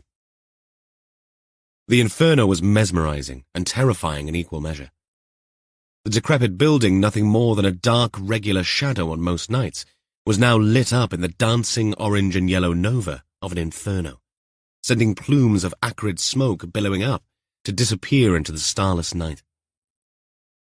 The fire roared, shattering the few glass windows that remained with loud pops. More shouts pierced the air now, desperate, frantic. Ivy's hands shook as she clutched her dressing gown tighter. It's them, she thought, her mind racing. The spirits are angry. They're reclaiming their territory. A sharp knock nearly stopped Ivy's heart. She froze, terror paralyzing her limbs. The knocking grew more insistent, and Ivy moved towards the stairs where she stood at the head, looking down into the dark stairwell and the front door at the end of the stubby hall. Another knock. A dozen insistent bangs. No spirit, this, Ivy thought. She took the stairs, one hand, as always, on the wooden rail her father had put in so many years before. One step at a time. Ahead of her, the door shuddered as if something large was pushing against it. Or had fallen against it? Ivy stood in the hall, shuffling slowly forwards. She flicked on the hall light, and the banging came again. Not so urgent this time, as if the light had signaled to it. As if its strength was fading. With trembling fingers, Ivy turned the lock and opened the door a crack, on a chain installed by a nice community policeman who'd called the year before. What she saw made her gasp. An apparition stood before her. A young woman, dark-skinned and wide-eyed with fear, swayed on the threshold, swathed in layers of clothing. She spoke rapidly in a language Ivy couldn't understand, her words tumbling over each other in desperation. Are you real? Ivy whispered, her mind struggling to comprehend the sight before her. Or are you a spirit? The woman's eyes rolled back, and she collapsed, half sprawled against the door. Ivy had no choice but to undo the latch. Once undone, the door fell open, allowing the woman to fold across a threshold. Somewhere in Ivy's head, some old warnings reverberated. Whatever you do not invite these spirits in. But she'd had no choice, and this bundle of rags and clothes did not look much like a spirit under the pendant ceiling light, but nor did she look like someone from Cwmaman. Ivy knelt, tried to shift the body, but the girl, because now that Ivy saw her face, she saw she was nothing but a girl, was deadweight. Ivy used her hand against the passage wall to stand upright. Cold, dank night air pushed in from the outside. No good. She had to pull this girl in and shut the door. Her desperation on the threshold had transcended the meaning of her words. Perhaps there were pursuers. Slowly, and with great effort, a couple of inches at a time, the octogenarian woman dragged the girl into her hall, and finally, short of breath and red of face, closed the door on the night, and all its terror outside. With badly shaking hands, Ivy reached for the phone. Still a landline, but at least a wireless handpiece, and dialed the 3 digits she'd dialed so many times before. Few people would consider themselves lucky this night, but Ivy cornered what little luck there was, and got through to a familiar voice after 3 rings. Maggie? She said when the call connected. It's Ivy. Ivy Pugh. The hospital. It's on fire. There's a girl. I think she might be a spirit, but she's a solid one. She's collapsed at my door. I don't know what to do. As Ivy spoke, the fire down the hill raged on. Maggie, momentarily toying with ignoring this call, saw the lights on her colleagues' boards light up as other calls came in. A fire. Just as Ivy was describing. Maggie? The old woman's voice sounded strained. Ivy, I can hear you, darling. I can hear you. You say someone is in the house. Passed out. She was at the door. The hospital exploded. Is she breathing? Let me... Ivy leaned over, put her hand under the girl's nose. It took a while for her to straighten. Yes. Okay. Other people have called in about the fire. Help is on the way. I'll send an ambulance to your place. What shall I do? Ivy asked. Keep the girl warm. And well done for phoning in, Ivy. We'll get to you as soon as we can. Chapter 30. Warlow and Jess received the call at 5:03 a.m. from a CID sergeant who'd been dispatched to the hospital as part of the emergency response team. Arson was suspected. The fire service had arrived 90 minutes before and brought the blaze in the annex at one end of the abandoned maternity hospital under control within 60 minutes. The CID sergeant called to relay the grim news that the fire investigator had just discovered a body. Coffee at Fire Blythe that morning was accompanied by minimal conversation. Being up so early confused Caddy.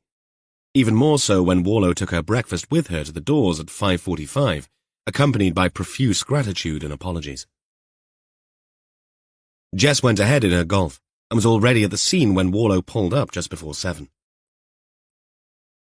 Warlow hated fires. He'd almost lost Jess and Catherine to one deliberately set in a lock-up garage during a recent case. He'd lost crucial evidence in the Bowman case to flames as well. Fires had a certain finality about them, at least in the arsonist's mind. But there were always clues that a skilled investigator could uncover. The body always had something to tell them, too.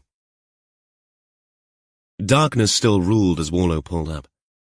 The clocks would all go back shortly to ease the morning's gloom, but it had not happened yet.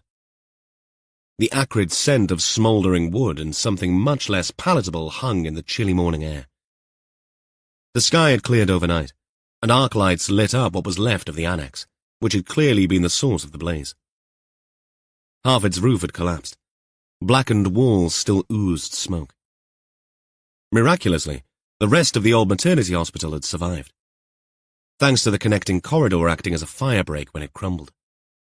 Warlow found the fire investigator at the side of the burnt-out shell. 2 CSI vans were already parked nearby, but as always with fires, they needed the investigator's go-ahead before entering the scene. "Evan!" A familiar voice called out. Warlow turned to see Chalmers, the fire service investigator, striding towards him in his red helmet. They'd known each other for years, having worked together on many cases in the past. "Morning, Brian," Warlow greeted him.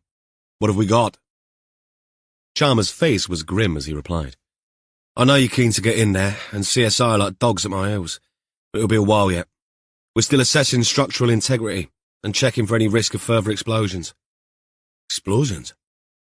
"There were oxygen cylinders in there. Still are some. So we're cooling those down. Lucky they didn't all go off or we'd have a much worse situation."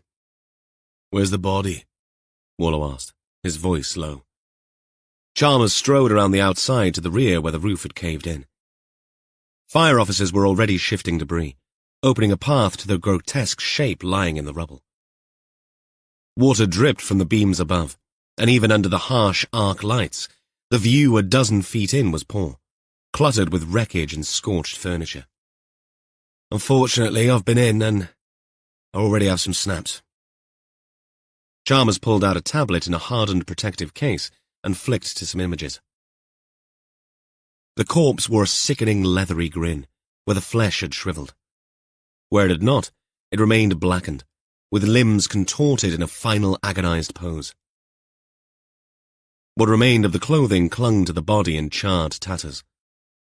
And even though the images could not have given off an odor, the acrid stench of burnt flesh assaulted Warlow's nostrils from feet away, making him grateful for the cool morning air. Chalmers flicked through the carousel. "We found some keys nearby," he explained. "You can just make out a Nissan logo. There's also what looks like the remains of a lanyard trapped under the neck." Warlow stared, following Chalmers's gloved finger as he pointed out the still intact ribbon visible and the metallic clasp connecting it to what looked like an ID tag. "The body is supine," Warlow said. Chalmers nodded. "Probably lying down when overcome by smoke," he mused. "Most of the fire damage seems to have come from falling debris onto the body." Warlow stared at the blackened tape extending from the burnt and distorted plastic of the lanyard. "Could be staff," he muttered. Chalmers shrugged. "Strong chance, I'd say." Warlow made his way back to the staff car park of the Black Mountain Community Hospital, just a few yards away, his gut twisting. The rear car park was still half empty at this early hour. The day staff had not yet arrived. His eyes were drawn to the designated areas where a blue Nissan Juke was parked. Jess joined him. She'd already seen Chalmers' snaps. "Who called in?" "The night manager," Jess said. "Someone raised the alarm at around 2:30. "We need to talk to them," Warlow said, his voice tight with urgency. Jess looked pale in the strengthening dawn light. "We can get in through the rear entrance." Warlow had been in the ward manager's office before, but the person who sat behind the desk this time he had not met. Kofi Akoto had worked 4 nights a week for the last 3 years. He was a big man, an imposing figure standing as they walked in, his Ghanaian heritage evident. Despite the early hour and the stress of the situation, he stood ramrod straight. "Let's sit down, shall we?" Jess suggested. Akoto nodded, his face drawn with fatigue and concern. "Mr. Akoto," Warlow began, "can you tell us what happened this morning?" "One of our ward staff went out to a car around 2:30 and saw the flames. Not much then, but enough. She rushed back in and I immediately raised the alarm." Jess made a note. "Did you see anything suspicious before that?" "No, nothing out of the ordinary." Akoto shook his head. "There's usually nothing to see around here. We're always very quiet." Warlow's gaze was steady as he asked, "Where do you park, Mr. Akoto?" A flicker of understanding crossed Akoto's face. "I think I know where you're going with this," he said. "Dina Barton's car is still in her spot, but I don't know why. She might have gone out somewhere. She lives in Llangenech, near Llanelli, but perhaps she has friends here or in Ammanford." It was the obvious assumption to make, the kind he might have done under the circumstances. "And you didn't see or hear anything strange last night?" Jess pressed. Akoto spread his hands. "You mean apart from the explosions?" "We think they were oxygen cylinders," Warlow explained. "Then no, nothing. We have no dealings with the old maternity hospital. It's been abandoned for years. I have no idea why the fire broke out. Suddenly, Akoto's eyes widened. He looked from Warlow to Jess and back again. Wait. I've heard rumours. They say a body was found? His voice trembled slightly. Is that why you were here? Is that why you were asking about Dina's car? The implications of his words sank in like an alligator under swamp water. Oh, God, he whispered. You don't think? We know nothing at this stage, Warlow said, and it won't help anyone if we jump to conclusions. Day staff are coming in. The healthcare assistant who raised the alarm has already spoken to one of your officers. Are the night staff free to go home? We still have a hospital to run. Warlow glanced at Jess. CID have a list of everyone on duty last night, she said. Warlow turned back to Akoto. Of course. I will need to hand over. Should I talk to the staff nurse on duty? Is that what you would do if Dina Barton wasn't here? Akoto nodded. Then if she doesn't turn up, that's what you should do. Warlow and Jess walked outside. You're not going to scotch these rumours. Not with a car parked in front of everyone. She was right. Okay. Let's get Akoto to move his car and get this area screened off.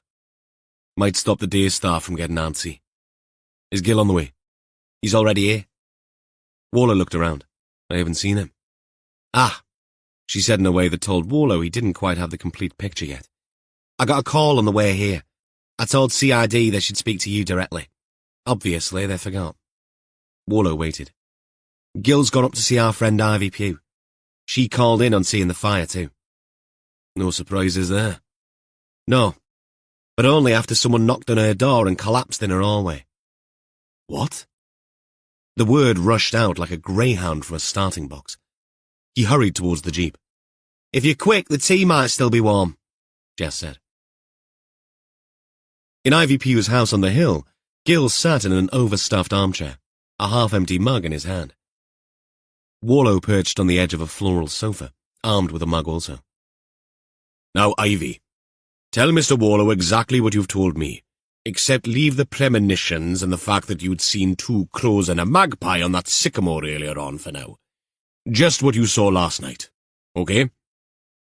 Ivy looked animated, eyes bright, her voice quavering with excitement. Well, as I was saying to the sergeant here, I heard the noises again last night, from the old hospital. And then the bang and the fire and... Tell him about your visitor, Ivy.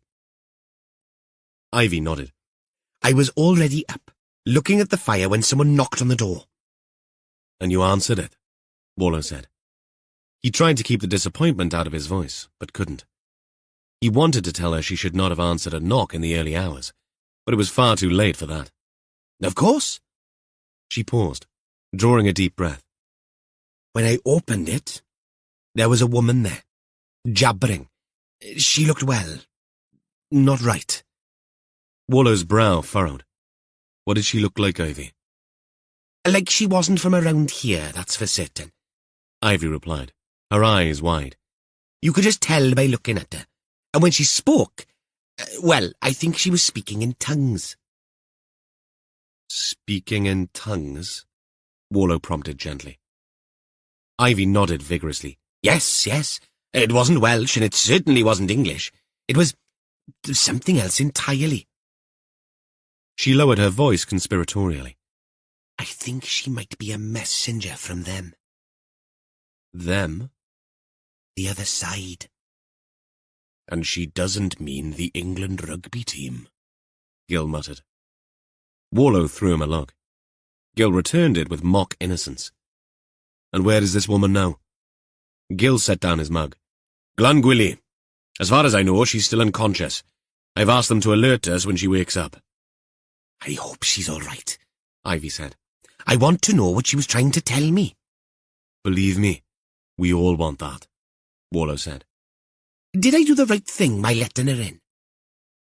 For a moment, Warlow was torn between telling her that under no circumstances should she ever open the door in the wee hours without knowing who was there. On the other hand, she'd acted promptly, and reacted with the kind of unbridled hospitality that simply didn't exist anymore. Except perhaps in houses halfway up mountains. You did, Ivy. But you need to promise me to be careful. Have you thought of getting an intercom fitted? Ivy blinked, and Warlow got that sinking feeling he got sometimes when one of the boys started talking tech to him. You can get battery-operated peephole cameras. Probably better off with one of those, Gil said. Ivy looked from one officer to the other like a slightly inquisitive sparrow. Warlow let it go. You did well, Ivy. But no more opening the door in the dark at night, okay? Whatever you say, Bach. Now, can I get you more tea? Chapter 31. Midday arrived on an express train. The corpse had gone directly to Cardiff. Its fire-damaged state made any kind of normal identification impossible. Its effects, or rather her effects, because it had been female, rings, watch, necklace plus car keys, all pointed towards Dina Barton, plus the ID badge attached to the lanyard under the corpse with Barton's name and a twisted and damaged photograph. Until dental records could be confirmed, however, the identification remained likely rather than proven. Warlow's mind raced. Sometimes, such identifying objects were deliberately placed with a burnt corpse to obfuscate. People, he knew all too well, could be devious sods. They were all back in the incident room, awaiting another major debrief. Another episode of the Gong Show. But Warlow wanted just the investigation team present for now. So, we assume it's her then? Gina asked, her voice tense. Working hypothesis, Warlow replied grimly. If it is, why was she in there? Jess interjected. My understanding was it had been sealed off and locked. That's what Dina Barton told us, Warlow said. Could she have gone in to get something? Gil suggested. Maybe she saw or heard something. Perhaps she was one of the first on scene when it blew up. That's a possibility, Warlow said. But I can tell it's not one that you like, Gil contended. She, like Milburn and Riggin, is an NHS employee. Okay, she was clinical staff, not management. Though she had a managerial role at the community hospital. That's a bloody strong link. Agreed, Jess said. It's the strongest link. What about the woman who knocked on Ivy's door in the middle of the night? Gina asked. What do we know about her? Warlow glanced towards Catherine. She obliged. Not much. No ID, hardly any money. She was dressed in old clothes and none of them fitted properly. Dehydrated, significant cuts and bruises. And... Catherine paused, her expression solemn. The latest information is that the doctors found some shotgun pellets embedded in her scalp and clothes. The cuts and bruises probably came from stumbling around on the side of a mountain covered in gorse bushes. For a moment, no one spoke. The clack of keyboards from the support staff in the room behind the gathered team sounded over loud as they stared at Catherine in shock. She's been shot at, Warlow said eventually, his voice low and dangerous. Catherine shrugged. It looks like it. But they were superficial, the pellets. The fire investigator rang me, Jess said. They found some evidence of occupation in the annex. A burnt-out mattress, some cans and a stove. Squatters? Reese asked. Could Barton have disturbed them? Gil suggested. If the woman got shot from behind, it means she was running away, Gina said, but quietly. It conjured up an image that they all struggled to imagine. We should get something back from Cardiff soon, Gil said. He was right. Since they had a high level of suspicion for the corpse being that of Dina Barton, Sengupta, or the forensic odontologist, should have obtained Barton's records for dental comparison. We should. Warlow pulled on the flesh of his lower lip, letting it slip back through his fingers repetitively. But for now, we have to work on the concrete. Jess, can you chase up the digital media investigators? See if they're getting anywhere by tracing the cyclist from the Riggin attack. No one's going to the post-mortem then? Reese asked. Don't sound so bloody disappointed, Warlow snapped, harsher than he'd intended. The stress was clearly getting to him. He took a deep breath before continuing. Sengupta said she was doing it late morning. We would never have made it. Besides, burn victims are never pleasant. But someone needs to go to Glangwilly and talk to this woman who pitched up at Ivy Pew's. We don't even have a name yet, do we? I'll go, Gil said, standing up. I'll take Gina with me. We'll try to get back for the meeting. As the team dispersed, Warlow retreated to the SIO office. He had enough paperwork on this case already to keep him occupied, but his mind kept wandering to the shocking revelations. He needed to update his strategy document and his policy log. His investigation plans and lines of inquiry would need a red bloody pen and an extra sheet at this rate. In all probability, he ought to get out his ringmaster uniform from the dressing-up trunk. Another death meant more resources, so they'd now need to co-opt a finance manager and an analyst to coordinate the intel and develop a strategy. And the press officer would definitely need to be on board. Half an hour later, his phone rang, shattering his concentration. DCI Warlow? Sengupta's voice, calm as always. What can you tell me? He asked, his heart racing. Dina Barton. That's definite.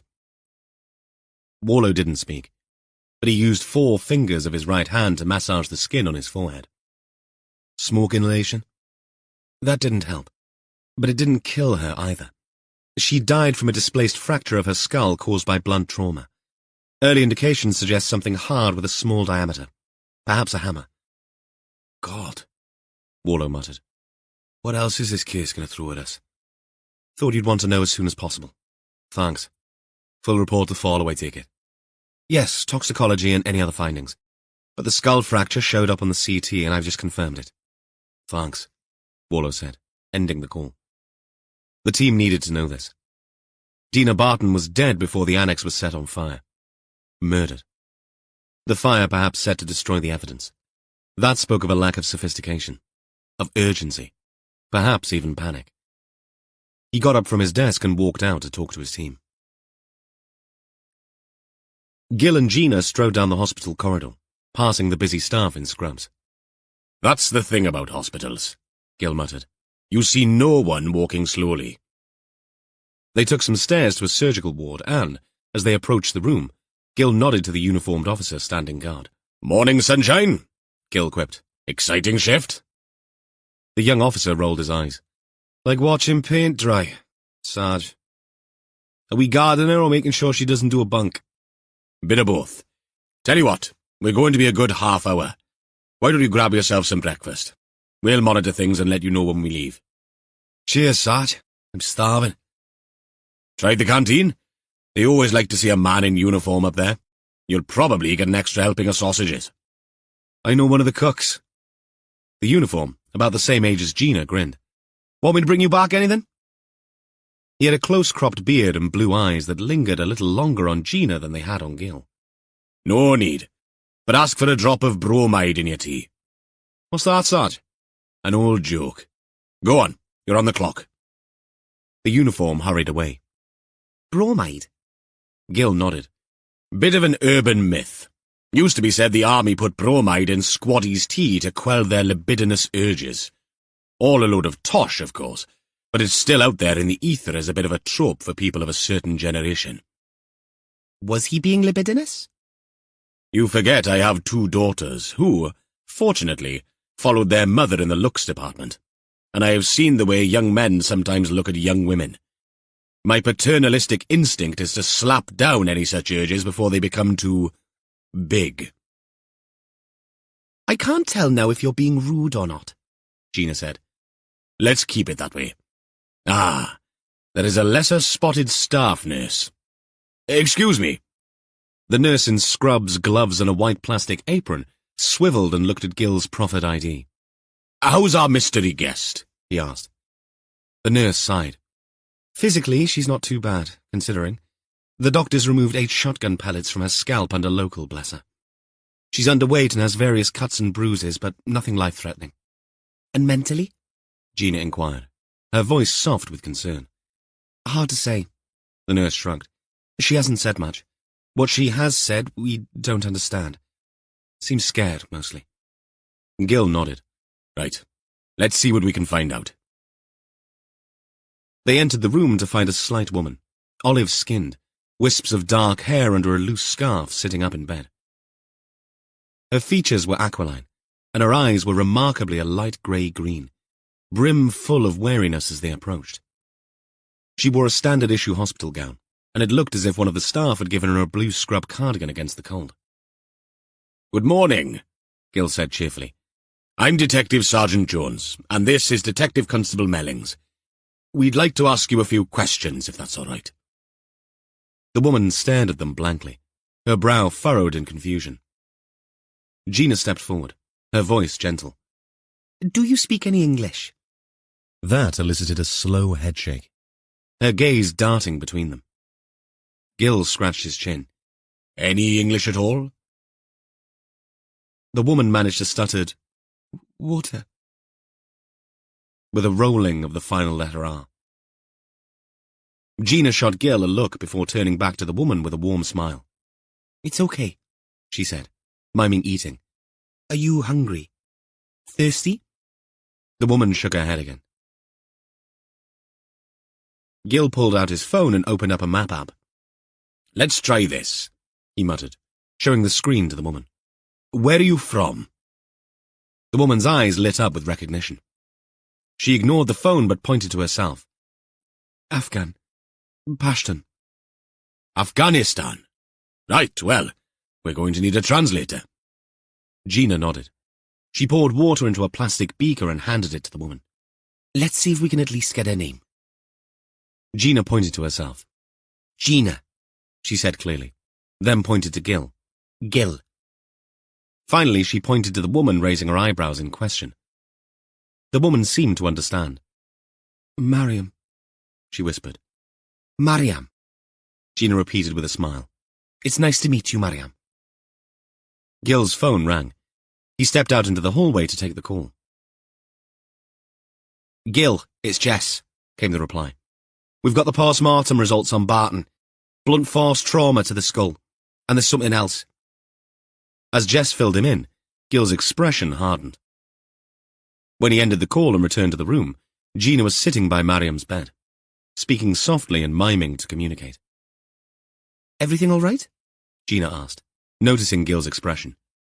"We need to talk," he said, gesturing for Gina to join him in the corridor. Once outside, Gill lowered his voice. "The post-mortem on Barton threw up blunt force trauma to the head as a cause of death, but they also found traces of an accelerant on her clothes, the same type used in the hospital fire." Gina's eyes widened.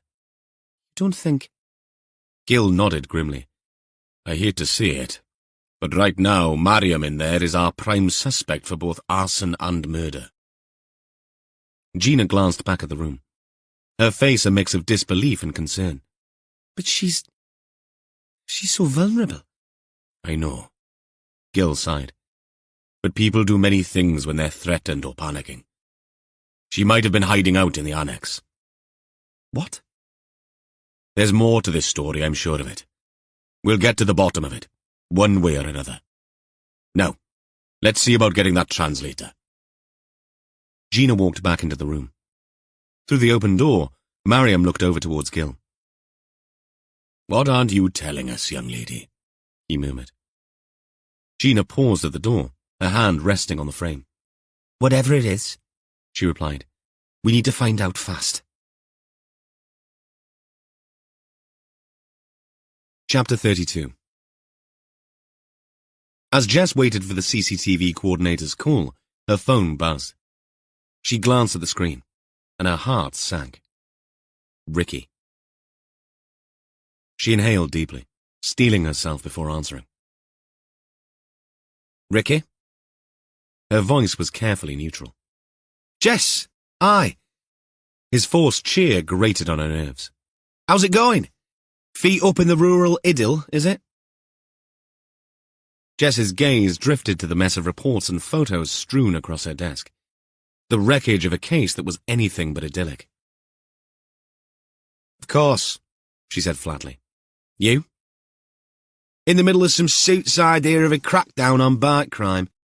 It's non-bloody stop. I can't stay long. She could have pointed out that he had called her, but she wouldn't waste her breath.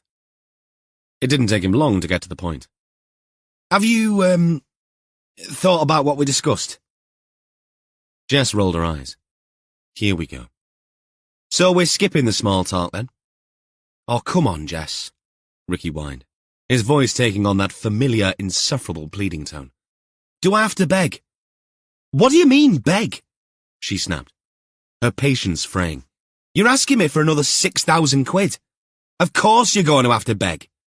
Don't be like that. Like what, Rick? Like someone who's sick of being treated like a bloody ATM? She forced a breath in, grounding herself.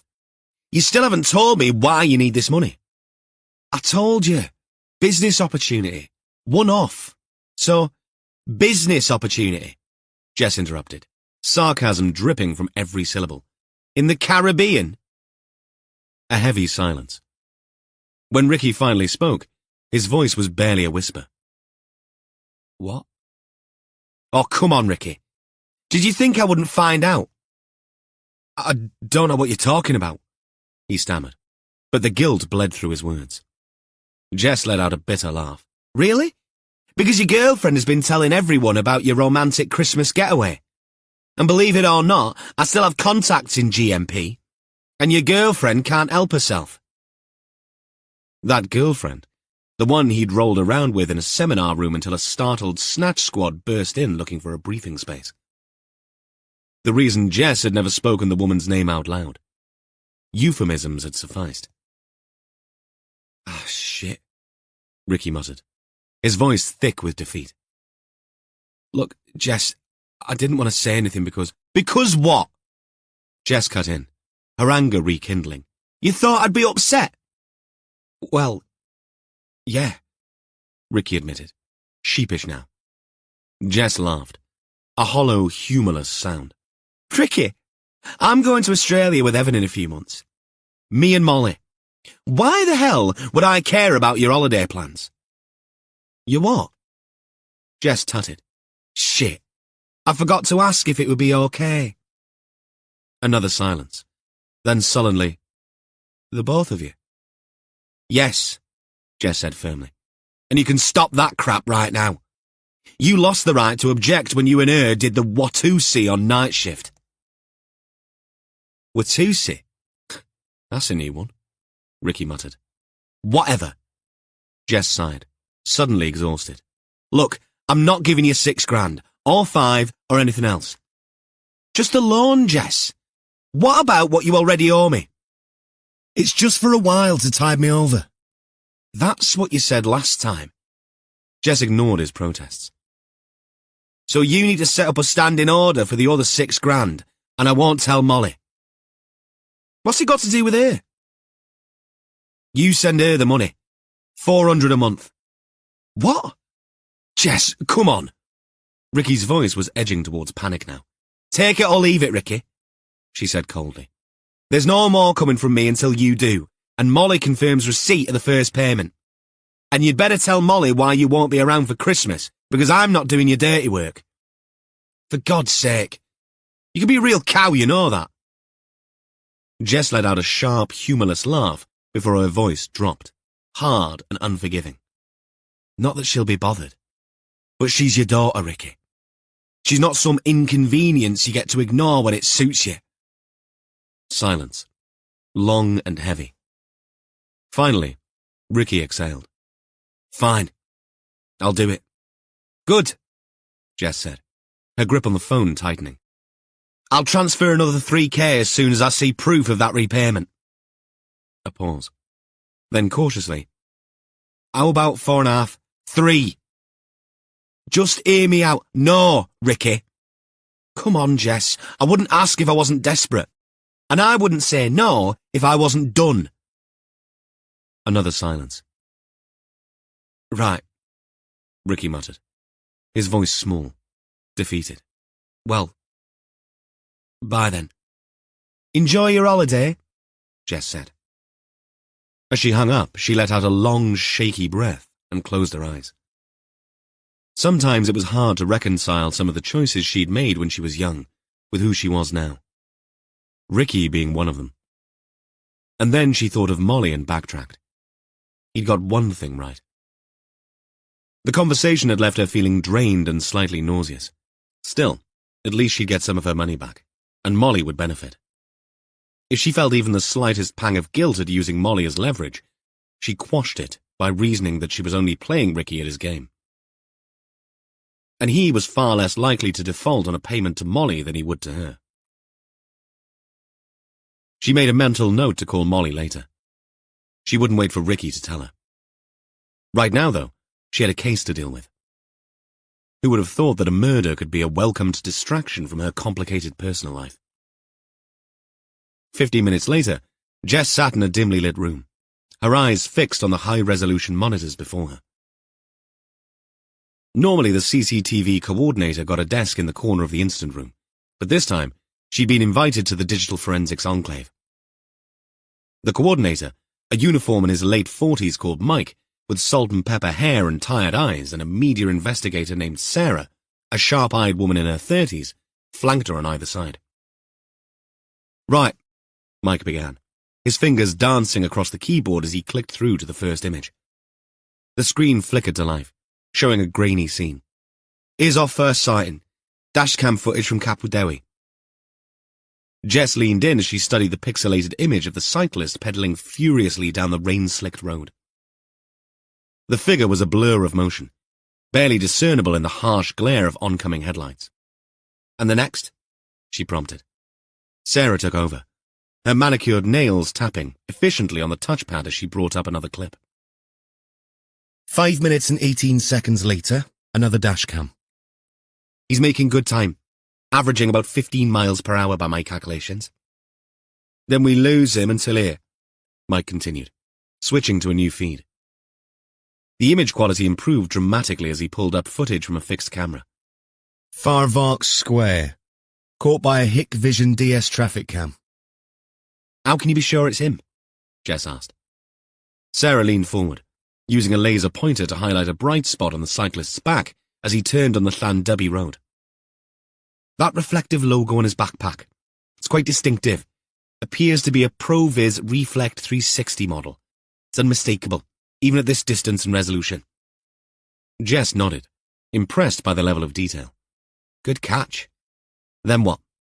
"Nothing for a while," Mike admitted, a note of frustration in his voice. "But we pick him up again here in Glenhammon." He pulled up another feed, this one from a convenience store's external security camera. "Is this near the hospital?" "Not far," Mike admitted. "About 300 yards from the river bridge." As they watched the cyclist join the B road, the door behind them opened with a soft whoosh. Gil and Gina entered, fresh from their hospital visit. "What have we got?" Gil asked, his voice gruff as he moved to stand beside Jess, his eyes immediately drawn to the screens. "Our mystery cyclist," Jess replied, nodding towards the central monitor. "We've been tracking his route using a combination of public and private CCTV networks," Sarah explained, "though he or she has done a good job of avoiding most traffic and security cameras." They watched in tense silence as the figure on the screen appeared across a stretch of road. "That was a pharmacy on the Gwaun Cai Girwen Road." The grainy image made the movement appear jerky and unnatural. "And here is where we strike lucky. This was taken from the CCTV camera on the local doctor's surgery. The cyclist takes the exit on the mini roundabout heading uphill." "Hold on," Gil said, leaning closer, his nose almost touching the screen. "Run that back, can you?" He watched it again, eyes locked on the screen. "That's next to the pub, isn't it?" "Yeah, the Raven." "I know that bloody turn-off. It leads up to the Garnant Golf Club." "I didn't have you as a golfer, Gil," Jess said. "I am not, but I have been up that road as part of this investigation. To the Lation property." For several seconds, the only sound was the soft whirring of computer fans. "Where does that road come out?" Gina asked. "It doesn't. It ends on the mountain," Gil replied. Jess glanced at her watch. "If we hurry, we'll catch Evan before the meeting." Gil nodded. "I think we need to have another chat with Ian Lation. This is too much of a coincidence." "Looks like our suspect list just got shorter," Gina said. But something in Jess's gut told her it would not be as straightforward as they hoped. Cases that seemed this clear-cut often held the nastiest surprises. Jess turned to the tech experts. "Great work, but keep digging. I presume he doesn't come back down." "Not in the next 24 hours, Sarah replied. She'd frozen the image with a shot of the cyclist disappearing up the hill at the roundabout. Jess hurried out. They had no firm evidence that this cyclist had been the attacker, only that he'd been flagged as fleeing the scene with no other evidence of anyone else in the vicinity. And Gill's revelation that there were persons of interest near where the cyclist was heading meant it all merited further investigation. A thin enough thread, but it was a thread worth pulling on. Chapter 33. Rhys drove. It was the job Audi, and Rhys slid into the seat before Gill had reached the car. Gill sat in the passenger seat, glancing occasionally in the wing mirror to make sure the response vehicle containing 2 uniforms was keeping up. With Rhys driving, they made good time. You realize that we are not in pursuit of anyone, Gill said. Thought you'd want to get there sharpish, Sarge. Rhys replied as he overtook a van on the straight stretch of road between Ammanford and Glanammon. Never mind sharpish. 1 piece-ish will do just fine, Gill said. He studied the passing countryside and muttered, Glenmorch. Pardon? Glenmorch, Valley of the Pigs. It's just across the way. He pointed to a nondescript area of hillside. It's the name of an old mine. 2 men died there in the 70s. An explosion. Made national news for a while. Rhys looked pensive. It's funny because I know people talk about the mines and that, but when they do, it seems such a long time ago. For someone my age, I mean.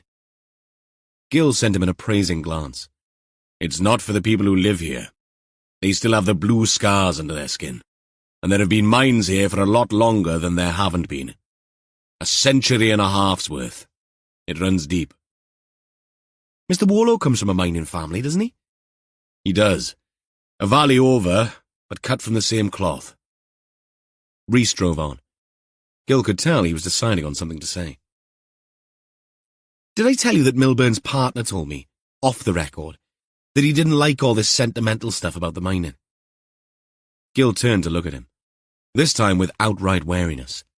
I'd hardly call it sentimental. But go on, tell me.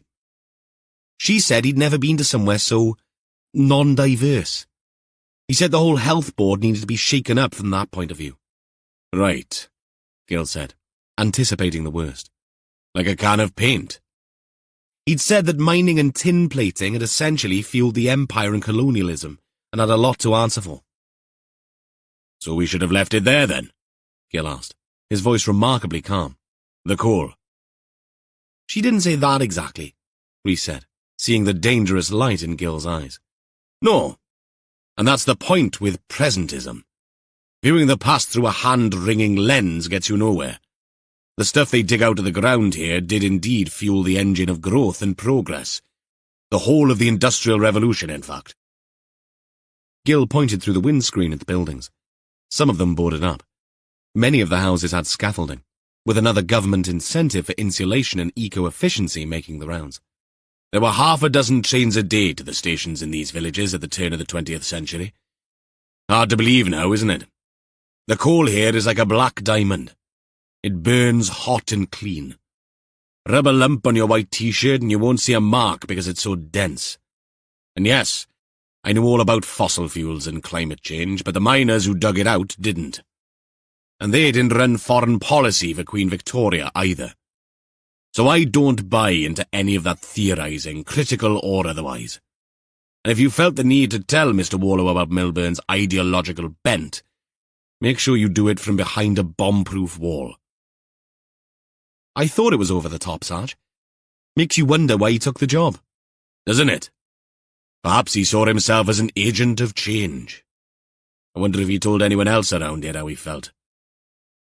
At the mini roundabout a few yards past the surgery in Garland, they took a right and climbed the hill. Was that a sign to a golf club, Sarge? Rhys twisted his head to read. Indeed. On land reclaimed from the old open-cast mine. You can see 1 or 2 holes from Hugh Lation's place. Does he know we're coming? He does not. Thought we'd give his son Ian a surprise. What if he's not there? As they pulled into the drive leading into the old colliery manager's property, Gill pointed to a parked-up flatbed truck up ahead, with the words Leishon Agri Repairs written on the door. Looks like we might be in luck, the sergeant murmured. Their feet crunched on the aggregate underfoot as Gil and Reese approached the square stone house. A cool breeze rustled through the nearby trees, carrying the faint scent of manure and wet grass. The when and where of farmers' muck spreading was a thing of great mystery to both men. Gil once mentioned that he suspected the agricultural community had set up drones to track his location, filling the air with the scent of farmyard dung as part of some vendetta against him. After several unanswered knocks, Gil jerked his head towards a large steel-clad shed across the muddy yard. "Looks like we're heading to the grease pit," he muttered. As they neared the workshop, the acrid smell of wielding fumes and motor oil assaulted their nostrils. Smells like my uncle's garage if it mated with a burning tyre factory. Gil pushed open the heavy door with a protesting creak. Inside, the cavernous space was a cluttered maze of half-finished trailers and broken farm equipment. Acetylene tanks stood as sentinels along one wall, while spare welding masks, lines, and tool chests lined another. A figure emerged from behind a horsebox, wiping grease-stained hands on an equally dirty rag. Ian Lation's broad shoulders were hunched defensively as he eyed the newcomers. "Can I help you?" he asked, his voice gruff and suspicious. "Me again," Gil said. "Dad's out. It's you we came to see, Ian." The man's eyes darted between the two officers. "What's this about?" Reese stepped forward, his tall frame silhouetted against the daylight through the open door. "We hear you're a cyclist, Ian. Mind showing us your bike?" Ian hesitated, his fingers tightening on the rag. "Who said I was a cyclist?" "Are you?" "I got a couple of bikes, yeah." "So?" "Call it intuition." Reese's smile was stiff. "Any here?" Gil asked. After a momentary impasse where it looked as if Lation might continue to be difficult, part of his sunny disposition Gil had already concluded, he shrugged with forced nonchalance. "Yeah, they're in the garage." He led them outside to a separate, smaller building with more equipment and where 3 bicycles hung from wall hooks. The machines gleamed incongruously in the grimy workshop, each different. One a chunky mountain bike, one a road bike with the added blasphemy of an electric battery, and one an older model with taped drop handlebars. Gil stepped closer and read the slightly faded letters on the old road bike. "Tomasini. Not a make I know." Dad's old bike. Vintage by now. It's just for show. I use the mountain bike mainly. It's good to jump on and get away up here. Gil spotted a backpack dangling from one of the bikes. He twisted it so its hidden logo became visible. It matched the one from the CCTV footage. "Do you cycle to here from your place?" Gil asked casually. "Sometimes in the summer. Good exercise. How far is that?" "I'm in Pont Armon. Only 4 miles. Gil sighed and turned to the younger man. "Where were you at 7 p.m. 2 nights ago?" Ian's face darkened, his features twisting into a scowl. "Why do you want to know that?" "Just answer the question," Reese pressed, taking a step closer. In a flash, Ian lunged for a nearby wrench, the metal gleaming wickedly in the harsh light. Reese reacted instantly, his training and flanker instincts kicking in as he tackled Ian to the ground. The impact sent tools clattering across the concrete floor. "Uniforms!" Gil's yell echoed in the expansive space as he joined Reese to restrain the squirming man. 2 officers rushed in from outside. It took them and the threat of a taser to subdue Lation and get him cuffed. "I've done nothing!" he yelled, his face a dusky red and contorted with rage. Gil walked outside and used his work phone, speaking calmly but urgently. "Captain, it's Gil. We need backup and forensics at the Lation property. We've found the bike and the backpack, and warn the custody sergeant at Ammanford that we'll be bringing someone in." "I was at home 2 nights ago. What the hell is this?" Ian yelled. "You could have said that before lunging for a wrench," Reese said, his jacket half off one shoulder. "Now you're being detained on suspicion of assault." "Who the fuck have I assaulted?" Ian bellowed. "You think I killed that toe-rag Milburn? I was nowhere near him. I got witnesses." As the uniforms led a still protesting Ian Lation out into the daylight, Reese glanced at Gil, adrenaline still coursing through his veins. "That could have gone smoother," he said, brushing dust from his jacket. Ian's got a temper, Gil said. That's why we brought the cavalry. Now we need to track down his dad. I don't want him hearing this second-hand. And we need forensics up here to look at his truck. He stepped across to the vehicle and knelt close to the big front bumper for signs of a collision. He could have had the whole shebang fixed, Sarge. He could. Gil peered at the grill. But we can ask him that when we question him, right? Now, I wonder if that coffee place across the road from Ammanford Nick will be open. Reese checked his phone. It is, Sarge. They walked back to the car. Those thumbs of yours move with the speed of light, Gil observed. Only where food is involved. It's like they'd taken a life of their own. I've been known to order a takeaway in under 50 seconds. A record to be rightly proud of. Now, as soon as another response vehicle arrives, we need to get back to Ammanford, and sharpish. In the driver's seat, Reese grinned. Warlow slumped into his chair, loosening his tie with a weary sigh. Jess and Katrin exchanged looks, noting the lines of fatigue etched on the DCI's face. How'd it go upstairs? Jess asked, sliding a steaming mug of tea towards him. Warlow grunted. About as well as you'd expect. Drinkwater's in full damage control mode. 2 deaths and an acid attack don't exactly scream safe community to the public. Katrin leaned forward, her voice low. What about Mariam? Are we keeping that under wraps? For now. Warlow nodded. It's the one silver lining. The press are in the dark about her, and we need to keep it that way. Drinkwater was crystal clear on that point. Jess raised an eyebrow. He mentioned Geraint Lane by name, didn't he? Warlow's grimace was answer enough. Said, and I quote, "The last thing we want is that vulture Lane sniffing about. This is just up his street." God, he's changed his tone. Remember when Lane was Isn't Two Shoes its flavour of the month? Jess shook her head. At the mention of Lane's name, Katrin went noticeably quiet, her gaze fixed on the desk in front of her. Jess shot her a concerned look. Katrin, you all right?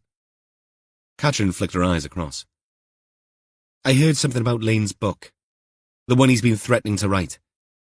It's gone up on pre-order on the Zon. He's calling it Strangled and Shattered, The Twisted Killings of a Madman. Warlow and Jess sat up. Neither of them intended to comment. It's got an actual release date now. February next year. Katrin's voice was barely above a whisper. A paralyzed quiet descended as everyone considered the implications. They all knew what that meant.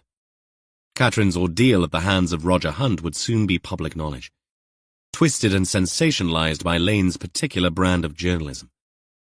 Warlow bared his teeth. We'll help you deal with that when the time comes. For now, let's focus on the case at hand. Jess added her support. Exactly. Lane can wait at a long arm's length for now. Katrin managed a weak smile, grateful for their words. You're right. Reese has texted to say Ian Lation has been processed at Ammanford, and they'll be interviewing him in 30 minutes, once his solicitor arrives. Then that's where I'm going next. Warlow straightened up, his fatigue momentarily forgotten. He looked pointedly at Jess. You happy to lead on finding out what Dina Barton did that got her killed? Already have her phone records, Jess said. Okay. Aye bloody ho it is, as a certain sergeant might say. Chapter 34.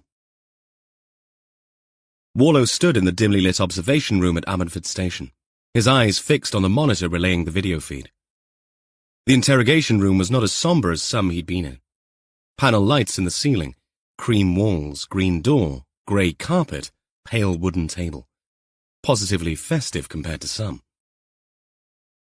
Ian Lation sat rigid in his chair on one side of the table, arms folded tightly across his chest, his jaw clenched in defiance. Gil and Reese sat opposite, their postures a study in contrast. Gil leaned back, the more relaxed one of the pair, while Reese hunched forward, his long frame coiled with tension. The duty solicitor, a thin man with wire-rimmed glasses called Howard, completed the tableau, his pen poised over a pad, a phone next to him on the desk. Everything was being recorded. Let's talk about the proposed hospital closures, Ian, Gil began, his voice deceptively casual. You've been quite vocal about your opposition, haven't you? Lation's eyes narrowed. No comment. Gil nodded with a toothless smile. He'd been expecting this response. It's understandable. I know where you're coming from. These changes affect everyone in the community. Must be frustrating, feeling like your voice isn't being heard. Lation allowed himself a noisy inhalation and exhalation, but he remained silent. Rhys spoke next. We know about your mother, Ian. How the system let her down. For a second, Lation's mask slipped. A flicker of pain crossed his features. It did, he said, then quickly added, no comment. Tell us about your cycling, Ian, Gil said, changing tack. Bit hilly for my liking, but you must know the roads around where you live pretty well, right? Lation didn't move, but his lips shaped to answer, yeah, I do. Well enough to anticipate someone's route? If you wanted to follow them up the Betos mountain to Mynydda Gwair, for example. No comment. Gil pressed on. It's not the bike, Ian. Too dark to identify that. But the backpack has a reflective logo. Did you know that? What backpack? The one hanging up on your mountain bike. And the cyclist who attacked Tim Riggin had a backpack just like that. The shape of that road bike fits too. The one with the electric battery. Both hanging in the garage next to your workshop. Lation's nostrils flared. I don't know what you're talking about. Trouble is, Rhys added, we have good CCTV footage of that bike and backpack leaving the scene and heading to your place. The muscles between Lation's eyes bunched. Was that confusion, or a realization of how he'd messed up? No comment. The interrogation continued, a tense dance of probing questions and monosyllabic responses. From the observation room, Warlow saw the frustration building in his officers, matched by the growing unease in Lation's body language. The suspect's leg jiggled under the table, his fingers clenching and unclenching on his biceps. A knock at the observation room door broke Warlow's concentration. A uniformed sergeant entered, wearing a grimace of apology. Sorry about this, sir, but there's someone downstairs insisting on speaking to whoever's in charge. Says it's urgent. Warlow frowned. Tell them to wait. We're in the middle of an interview. The sergeant didn't leave. It's Hugh Lation, sir, the father. He's very agitated and... Sir, I think you're going to want to hear what he has to say. Warlow glanced back at the interrogation room, where Gil was now leaning across the table, his voice barely audible through the glass. It's not looking good, Ian, Gil was saying. There'll be more evidence. Always is. It's only a matter of time. Cooperation at this stage might go a long way. For the first time, genuine emotion flashed across Ian Lation's face. Was he frightened, suddenly as he shifted in his seat? The solicitor, Howard, leaned over to whisper urgently in his ear. Gil and Rhys waited, patient predators sensing their prey's weakening resolve. No comment, Lation said. Last night, did you go to the community hospital to meet Dina Barton? Dina Barton? No comment. Sighing, Warlow stepped out of the observation room, his own frustration upping his pulse so that it thrummed in his ears. He was about to meet an angry, protective father. He recalled his own anger at hearing about Tom's injury, and of how he could happily have strangled the van driver at that moment. As he pushed through a door into reception, loud voices reached him. Warlow took the direct route, walked forward and held out his hand. Mr. Lation, we haven't met. The older man stared at the offered hand but didn't take it. His own were too busy ringing together in agitation. Where's Gil? Hugh demanded, his voice cracking. I need to speak to Gil Jones. Warlow held up a placating hand. Sergeant Jones is occupied, Mr. Lation. I'm Detective Chief Inspector Warlow. I'm in charge of this case. How can I help you? Lation's taut jawline augmented his thin, bloodless lips. You don't understand, he spluttered. It has to be Gil. He knows me. I'm listening, Mr. Lation. Warlow said, his voice steady. Why don't you tell me what's so urgent? Lation looked up at something on the ceiling that was visible to no one except him. Something far away from this place, and perhaps time. A memory he sought to escape into for just a moment. Or perhaps someone he begged forgiveness from for what he was about to do. When he looked back down, it was with a terrible set expression. You've got the wrong man. Warlow tilted his head, trying to dissect the real meaning behind those words. If that's true, Mr. Leishan, who is the right man? It was me. He whispered. I did it. All of it. Warlow blinked rapidly, but he kept his expression neutral, and his surprise damped down. I'm a father too. 2 boys. I can sympathize with how you're feeling, but this is a serious matter. It's me. It's all me. And I won't need a bloody solicitor because that will take too long. Ask me what you want. No more delays. Just let Ian go. Warlow turned to a nearby officer. Tell DS Jones to halt the interview with Ian Leishan. Tell him we have a new situation. They reconvened in the interview room once they had Ian Leishan back to the custody suite. This time, the older Leishan sat hunched, a broken man, as Gil and Warlow settled into chairs opposite him. All right, Hugh. Gil was gentle. You've made some serious claims here. Why should we believe you? Hugh's eyes, red-rimmed and weary, looked up at Gil. Because it's the truth, he croaked. I tried to scare Milburn off. Thought I could intimidate him. Milburn, Gil said. How? Warlow asked. Photos, Hugh mumbled. Fake ones. It's amazing what you can do with AI these days. I don't know who the girl was. You just tell the AI what to do. Prompts, they're called. All sorts of courses online. The AI picked the girl. That's a bit far-fetched. You should take a look. You can make anyone look like they're doing anything. Gil wanted more. What kind of photos, Hugh? Hugh's cheeks flushed. Compromising ones. Not salacious, not porn, but enough. Him with a young woman. I thought if I threatened to expose him... Christ, Hugh. Gil breathed, leaning back in his chair. Hugh swallowed hard. I tried to poison their dog. The room fell silent.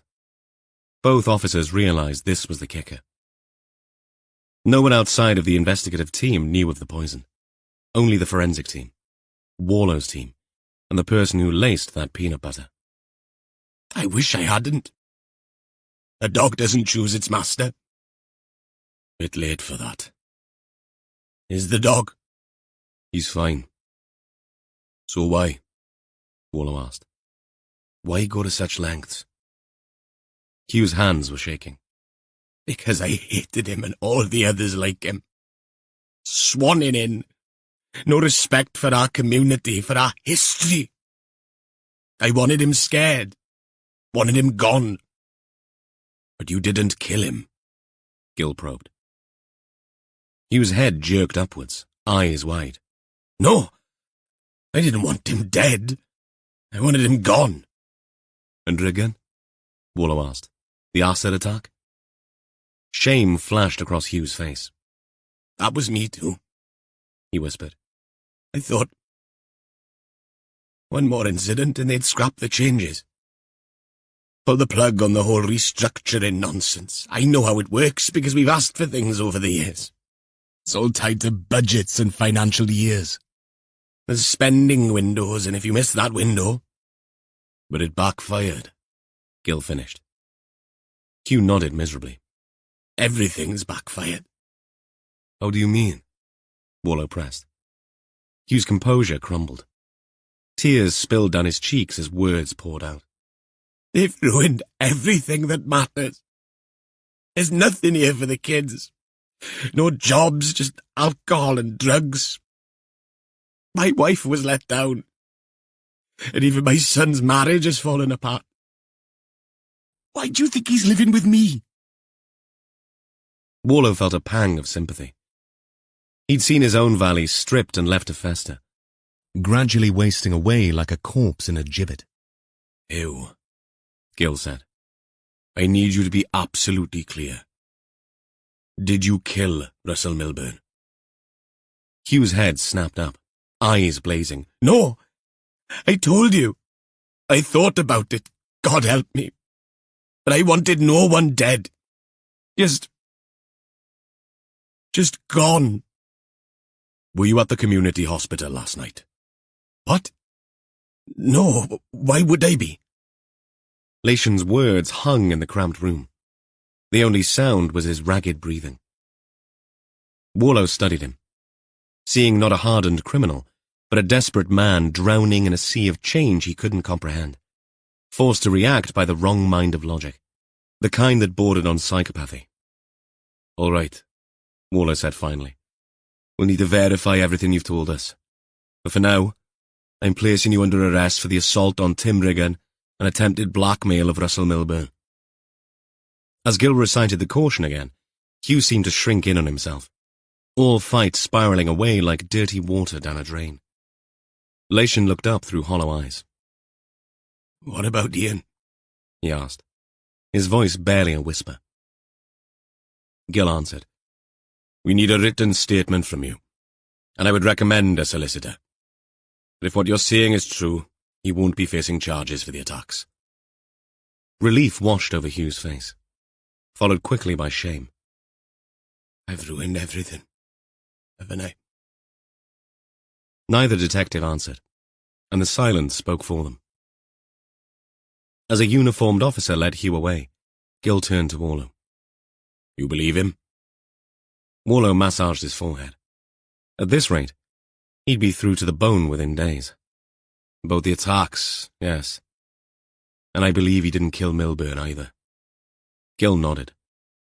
Not quite the full picture yet, though, Warlow added. You still think he's covering for Ian?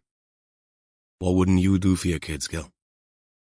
We're in a police station, so I am definitely not going to answer that. Chapter 35. The afternoon and evening passed in a rush of activity. Warlow met with Tannard at the Lation property. They concentrated on the bicycle and Ian Lation's truck, but Tannard suggested they look at Hugh Lation's vehicle too. The search warrant included the house. What they needed to find was evidence of one of the Lations being on that mountain with Milburn, and being near the hospital the night of the arson attack. They might get that information from the men's mobile phone activity and cell site data, but that might all take a little time. After leaving for work that morning at 5:30 a.m., Warlow got back a little before 9 p.m. Jess, a half hour before him. Once again, they opted not to discuss work. They ate a simple meal, drank water only, and headed for an early night. Yet no matter how late Warlow got in, he insisted on collecting Caddy. He'd realized long ago that he needed interaction with the dog as a salve to the day's tribulations. He got support and understanding from Jess, but from the dog, he got something else that nourished his heart and soul. As indeed did Jess, who, up until moving in with Warlow, had never owned a dog, Rick having considered them an expensive and unnecessary extravagance. Warlow's cut-off point was 11 p.m. If he got back before that curfew, he'd made a promise to himself that he'd get the dog from the sitter. And the Dawes, who looked after Caddy while they worked, understood perfectly. That night after their meal, with the weather dry since midday, Warlow and Jess took Caddy out in the dark, armed with headlamps to the estuary, and let her run. They walked back through the cool but dry for once autumn night, arm in arm, chatting in low voices about everything but dead cyclists and incinerated ward managers. Sometimes it helped to keep life simple, and dogs were the best way to do that. The clock on Ivy Pugh's bedside table showed 2 minutes before 3 a.m. when she jolted awake, her heart fluttering like a trapped bird. There it was again, an eerie chanting, rising and falling on the night air, punctuated by the odd wail that seized her breath. Ivy lay rigid in her bed, the patchwork quilt pulled up to her chin as she strained her ears. How many nights had she heard these sounds now? Too many to count. But tonight was different somehow, charged with an expectation that made the hairs on her arms stand on end. She waited, hardly daring to breathe, for the knock on her door. Surely it would come, as it had that fateful night when the strange girl had collapsed on her threshold. But the minutes ticked by, and all remained still, save for those haunting cries drifting on the breeze. As she listened, a new thought wormed its way into Ivy's mind. A what-if thought. What if it wasn't strangers making those sounds at all? What if it was her family calling to her from at Hen Vethel? Reg, Mam, Dad, even Morfydd, who she'd been closest to. All of them up there in the old cemetery, reaching out across the vale. The idea took hold, growing roots in her imagination until she could think of nothing else. With trembling hands, Ivy pushed back the covers and swung her legs over the side of the bed, feeling the warmth. If her family were calling, she should not ignore them. Moving with a purpose that belied her years, Ivy dressed quickly. A thermal vest, cardigan, her good walking trousers and shoes, and a woolly hat.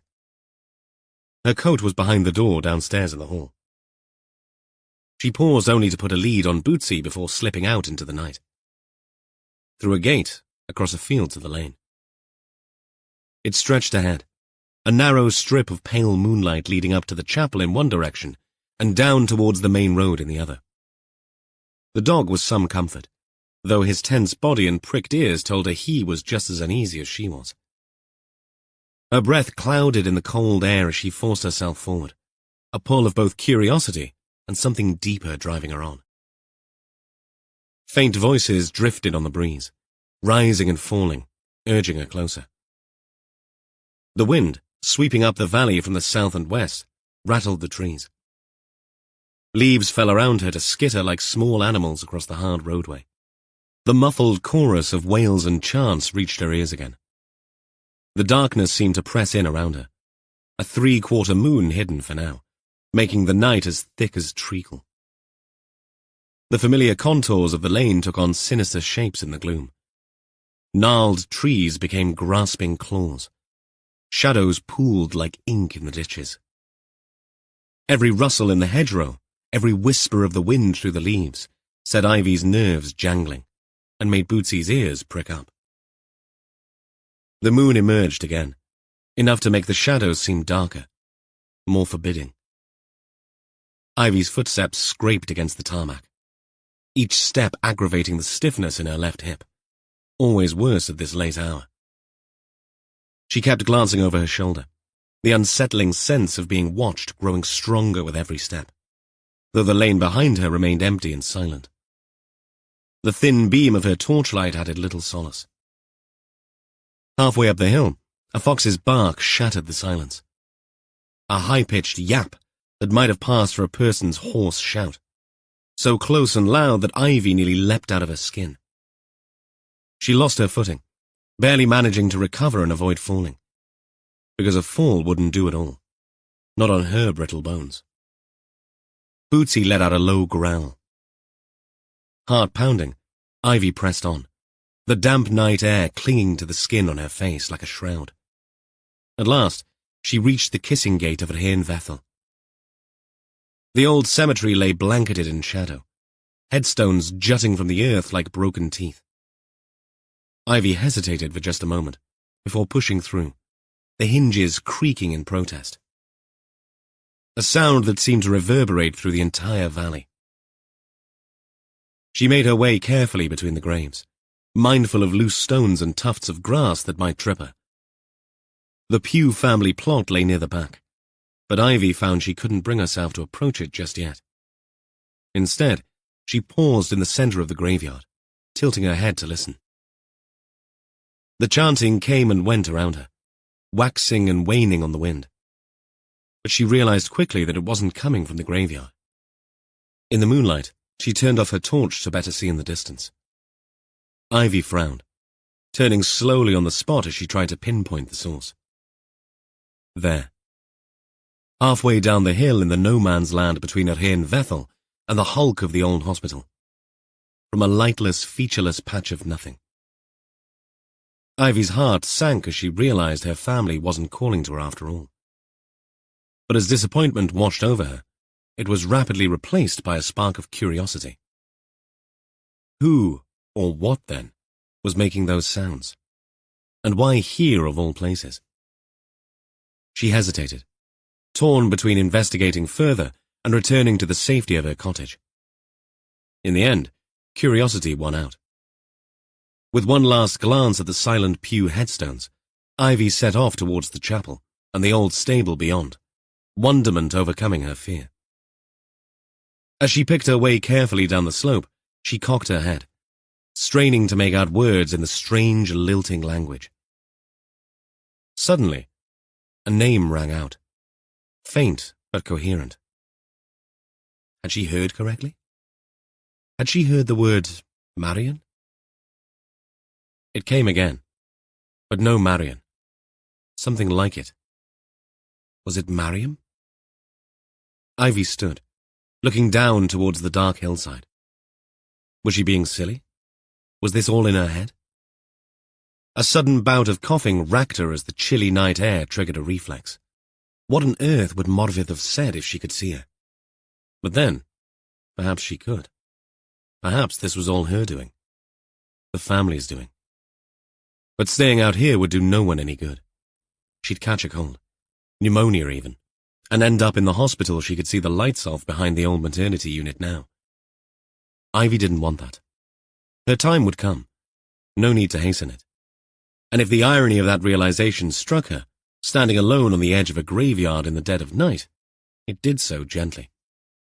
Whatever this was, whatever she was hearing, she would tell the nice policeman.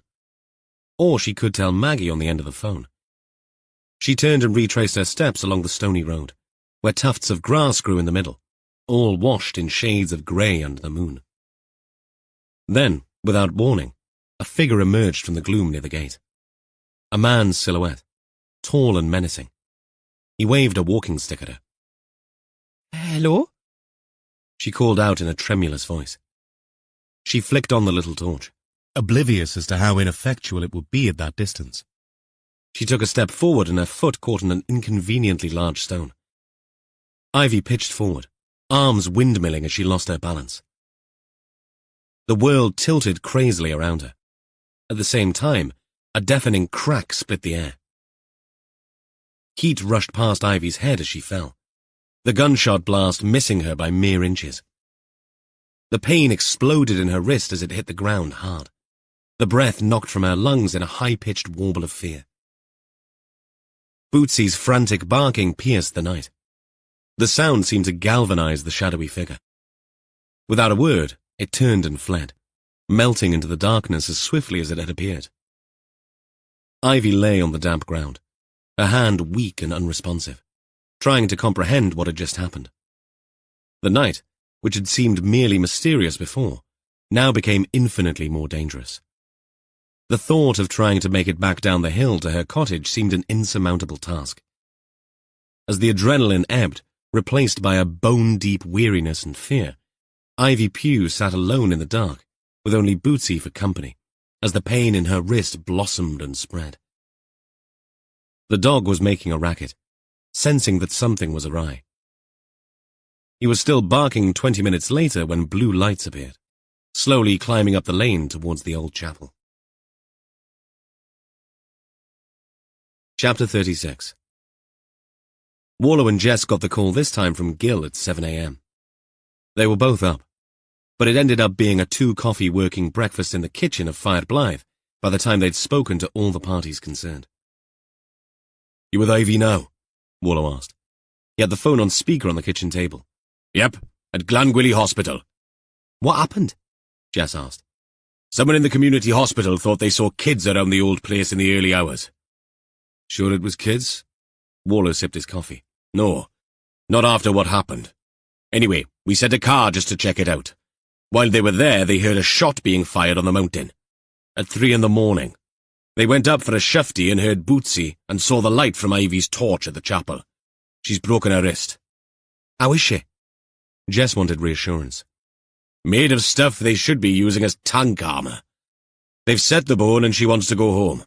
The hospital has no reason to keep her in. I said I'd run her back." "What's the story?" "I'm low on details, and the staff here have adopted Ivy, so I've been kept at arm's length. All I know is, She said she'd heard noises and someone had shot at her. The silence around the breakfast table went on for a very long 6 seconds. Right. Let me know once you leave. I'll meet you at Ivy's cottage, Warlow said. When Gil rang off, Jess and Warlow sat looking at each other without speaking. Do you have any idea what the hell is going on, Evan? She said eventually. No, was his blunt and demoralizing reply. I'm meeting the translator at 9 this morning to try to get some sense out of Mariam. She hasn't said much yet? Warlow asked. Jess wrinkled her nose, her coffee cup held in both hands, elbows on the table.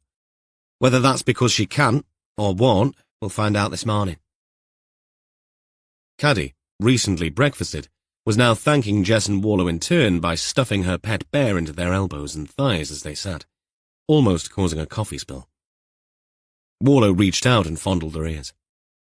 A gunshot, though, Warlow muttered. Well, Jess said, with a thin smile. All we can say for certain is that it isn't either of the relations. That is true, Warlow agreed. What do you think? I think there is more than one ball in play in this particular game. You do? Jess nodded.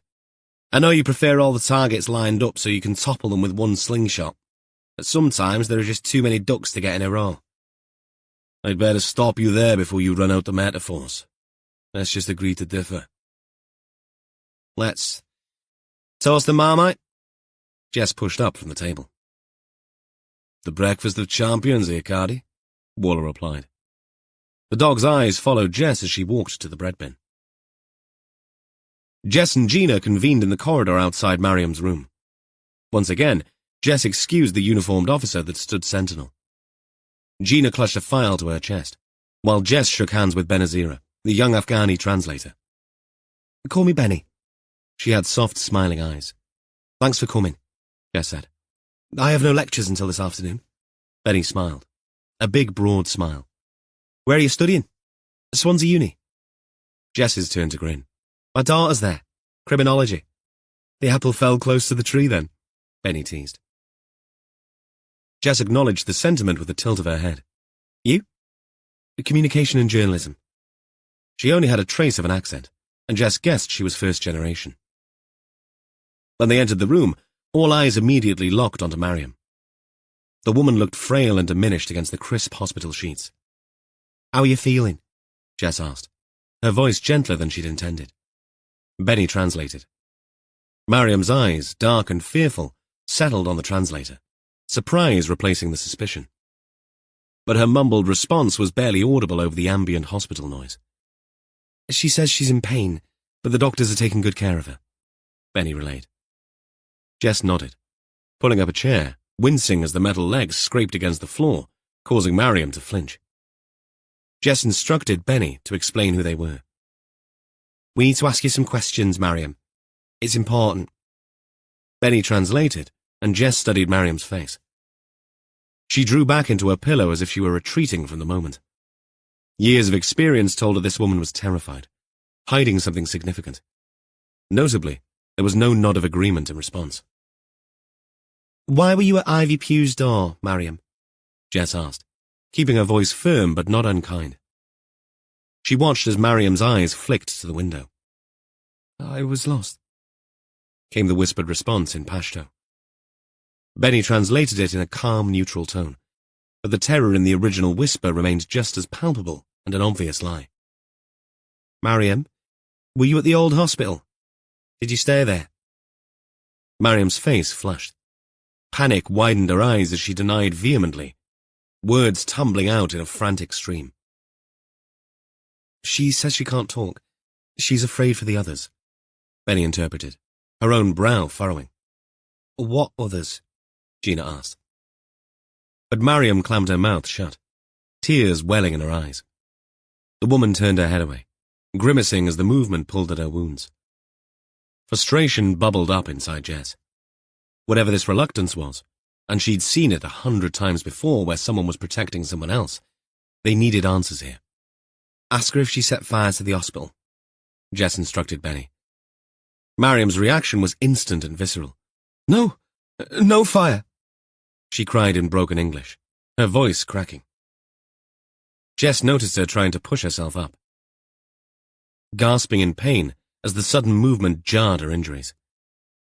Taking a deep breath, Jess softened her approach. She reached out, her hand hovering near Mariam's, but not quite touching. Mariam? Are you seeking asylum? A flicker of hope crossed Mariam's face as she nodded, tears spilling onto her cheeks. Please? No, go back, she pleaded, her English faltering. Back where? Gina prodded. Afghanistan? Jess watched intently as Mariam shook her head, then whispered something to Benazira. The young translator's eyebrows shot up in surprise. She says not Afghanistan. Calais. Jess exchanged a bewildered glance with Gina. The pieces weren't fitting together, and Jess's confusion mounted. Taking another deep breath to center herself, she tried again. Benny, I need you to tell Mariam something very important. She's under suspicion of arson, possibly worse. We need her to be honest with us. As the words were translated, Jess watched the colour drain from Mariam's face. The woman's hands flew to her mouth, stifling a sob. Please, Mariam choked out between sobs. I did nothing. Safe place. Unable to contain her frustration any longer, Jess stood abruptly, tension radiating from her stiffened back. Mariam, we can't help you if you don't tell us the truth. Who are these others you're protecting? Mariam's sobs intensified, her thin frame shaking with each ragged breath. I can't, she wailed in Pashto. It will hurt them. Please, I beg you. The desperation in her voice was heart-wrenching, and Jess's resolve wavered. Sighing heavily, she turned to an unhappy Gina. Let's give her some time to recover. She flicked her gaze towards Benny. Tell her we'll be back in half an hour, but she needs to think hard about what she wants to tell us. As they filed out of the room, the sound of Mariam's muffled weeping followed them. Outside, Jess turned to Benny again, softening her voice. Thank you for your help. I know that wasn't easy. Benny nodded. She's so scared, she murmured. I've never seen anyone so terrified. Can you hang on for another hour? Benny nodded. Let's get some coffee. I'm probably going to turn into a bean, but this case is so frustrating. I'm convinced she's the missing piece here. Warlow was depending on her to get answers here. For now, they still had nothing but questions, and a traumatized woman too afraid to give them those answers. Katrin sat in front of her screen, frowning. She barely registered the surrounding activity in the incident room, lost in the digital trail of Dina Barton's life. She'd been combing through the hospital manager's records for hours, a task that might have seemed mundane to some, but Katrin knew the devil was often in these details. Her eyes scanned rapidly across the screen, absorbing information, searching for anomalies. The health board had, for once, not objected to a forensic search of the ward manager's office. All clinical files were put aside because Katrin had only been interested in the personal stuff. Barton had kept it all as paperwork in a file. Suddenly, she sat up straighter, her fingers freezing over the keyboard. That can't be right, she muttered, leaning in closer. According to the invoice, Barton had purchased her car, a 2024 Nissan, outright. No finance, no loan, just a lump sum payment. Really? On a ward manager's salary? That seemed unusual. She dug deeper. Her curiosity piqued. Barton had separated from her partner of 10 years, 30 months before. Other staff members had given up that information. She'd been bitter about it, but there had been no children in the mix. As a distraction, she'd thrown herself into her work. A sad but not unheard of story in this age of throwaway relationships. Might happen to me one day, Katrin thought. But Craig better have an iron jockstrap if he ever decided to play away. Holiday receipts popped up next, photographed by the tax, and uploaded on the database and all paid in installments.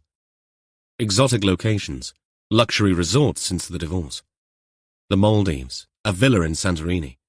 Again, perhaps not that unusual for someone to decide to pamper themselves and seek solace from a breakup. It wasn't so much the rationale that bothered Catherine. It was the funding. Again, not impossible on Barton's salary, but certainly eyebrow-raising. The woman would have had not much left to live on. Then came the clincher. 3 prepaid cards held together with an elastic band. One, a multi-currency card like one that she and Craig used abroad sometimes. Catherine's pulse quickened. This wasn't just unusual, it was a red flag. "Where are you getting this money from, Dina?" Catherine whispered to herself. She knew Barton didn't have a current partner. That had been established early in their background checks. Catherine leaned back in her chair. She missed being out in the field. The adrenaline rush of active investigation. But this meticulous piecing together of a puzzle, this was where she could truly shine. She pulled up Barton's employment records, cross-referencing dates of larger purchases with any changes in her job status. She'd been in post for 6 years at least. No promotions. No side hustles as far as Catherine could tell. Nothing stood out immediately, but Catherine wasn't deterred. She'd learned long ago that persistence often paid off in cases like these. Next, she explored Barton's social media presence. It was sparse, but even the lack of content spoke volumes. No flashy posts about expensive purchases or luxurious holidays, even though there was a clear paper trail showing she'd been to such places. Was Barton intentionally keeping a low profile for the world at large? And doing so despite evidence of her visits to high-end destinations? The morning ticked by, but Catherine barely noticed, her focus unwavering as she followed the digital breadcrumbs. Something didn't add up. Quite a lot, in fact, and she was determined to uncover the ugly truth at the heart of it. She quickly compiled her findings into a report and found an email and a number for a contact in financial crimes, rang, and left a message. There wasn't a lot here, but they had expertise, and this needed explaining in ways she could understand. As she hit send on the email and copied it to DCI Warlow and D.I. Allenby, a small smile played over her lips. She might not be chasing suspects over the mountains and in hospitals, but she just opened up a whole new avenue of investigation. Catherine stood up and stretched again, feeling a satisfying pop in her back. She glanced at the clock, surprised to see how late it was. Lunch beckoned, and a call to her mother to find out how Betsy was, while she waited for the bean counters to get back to her. Chapter 37. Warlow parked at the bottom of the going-nowhere lane that led to Ivy Pugh's house, next to the job Audi. He could hear muffled voices, the deep, cheerful tones of Sergeant Gil Jones predominating. And it was Gil who answered his knock, relief clear on his weary features. "Evan, glad you're here. It's been interesting." Warlow stepped inside. "What's that smell?" "Ah, that's Ivy's Highland Morning Potpourri. Quite the aroma, right? I know its name because when my eyes stopped watering, I saw she'd cut out the label and placed it next to the bowl. Whether to remind herself of what it was to reorder, or for some other Ivy reason, I have yet to find out. Perhaps she sleeps better at night dreaming of nights in the Scottish forests, or safe in the certainty that the smell keeps rodents at bay. Both work." Since liaising on a case where they'd caught a killer on the run from Scotland, Warlow had kept in touch via the odd cryptic Facebook message with DCI Duncan Bone from Police Scotland. It was likely he'd have something choice or inappropriate, likely both, to say about such an unlikely representation of ambient Scottish air. Reese stood in the small sitting room, looking somewhat out of place among the floral patterns and doilies. "How is she?" Warlow asked. Gil made a face. "Not making much sense. Keeps talking about voices in the night and how her dead sister tripped her up to save her from a man with a big stick. It's all a bit—" It looked as if he wanted to twirl a finger near his temple, but thought better of it, and simply threw his hands up. "Did she have a concussion?" "No, sir," Reese said. "A bit of hypothermia, but she's fine now, so the A&E bot said." Warlow nodded. "Where is she?" "I'm not suggesting she'll say anything different to me, but I'm familiar with the geography, so let's at least find out what the hell she was up to." Ivy sat propped in a chair in the living room, supported by a mountain of pillows, her wrist encased in a white cast. Her eyes, magnified by thick glasses, zeroed in on Warlow. She smiled. "Ivy," he said gently, pulling up a chair beside her bed. "It's Evan. Remember me? Can you tell me what happened?" "Of course I can. I remember it all. First of all, it was dark. Middle of the night dark. I heard them again. The voices. I think it's only me that hears them because I'm up here. Up above the hill. And they were chanting. I thought it might be the chapel. I thought it might be my lot." "Your lot?" "In the cemetery. So I got dressed, took Bootsy and a torch to have a look. To have a word with the dead, you know?" Warlow didn't, but this was not a time to question anyone's convictions. He knew his eyebrows had crept upwards, but was powerless to stop them. "What time was this, Ivy?" "Around 2:30 in the morning. Closer to 3 by the time I got there." Warlow nodded very slowly. "You went out up the hill, alone, at 3 in the morning, in the dark." "I crossed the field on the path first, then up the lane to the chapel," Ivy corrected him. "Silly me," Warlow said. "Of course. Slippery field first, then dark lane. What did you see, Ivy?" "Not so much see as heard. I went to see my lot, but it wasn't them. The voices were coming from down the hill, not the chapel. I could hear them much more clearly from the other side." Warlow tried to concentrate. The other side? Did she mean of the cemetery or the supernatural divide? "Okay," he said, not wanting to interrupt. "Not yet." "But then I got cold, and when I turned back there was a man," she whispered, her eyes wide. "by the kissing gate. He had a stick. Hard to see, but the moon was my friend and poked his head out. Except it wasn't a stick, was it? It was something else." "Go on," Warlow prompted. "I was scared. I turned away. But then Morvydd, my sister, she tripped me up. She was always doing that when we were little." Rhys looked like he might be on the point of asking if she meant Morvydd, her dead sister, but Gil's glance stopped the question before it got going. "I heard the snap when I fell." Ivy waved her plastered hand with disconcerting cheeriness. "The sound was awful. But it saved me. Don't you see? The stick was a gun. It made an awful noise. Bootsy started to bark, and the man ran away. I heard his feet on the road." She smiled at the dog. "Yr hen Bootsy bach." Good old Bootsy indeed. "I have him to thank, as well as Mariam." Warlow froze, his mind racing. "Ivy, did you say Mariam?" Ivy blinked confused. "Mariam? No, Morvydd, my sister. I know she wasn't there, but perhaps it was her who put that stone for me to trip over." But Warlow was certain he'd heard correctly the first time. He turned to Gil and Rhys. "Have either of you mentioned the name Mariam to Ivy?" Both men shook their heads, looking puzzled. Warlow turned back. "Ivy, it's very important. You mentioned a name just now, not your sister's. You said Mariam. How do you know that name?" Ivy's face crumpled in confusion. I don't know. But I heard it in the dark. One of the voices said it, wailed it." Warlow leaned forward. "Ivy, can you remember where exactly you were when you heard that name?" "By the old stable at the chapel, looking down towards the old hospital. That's where the voices were loudest, see?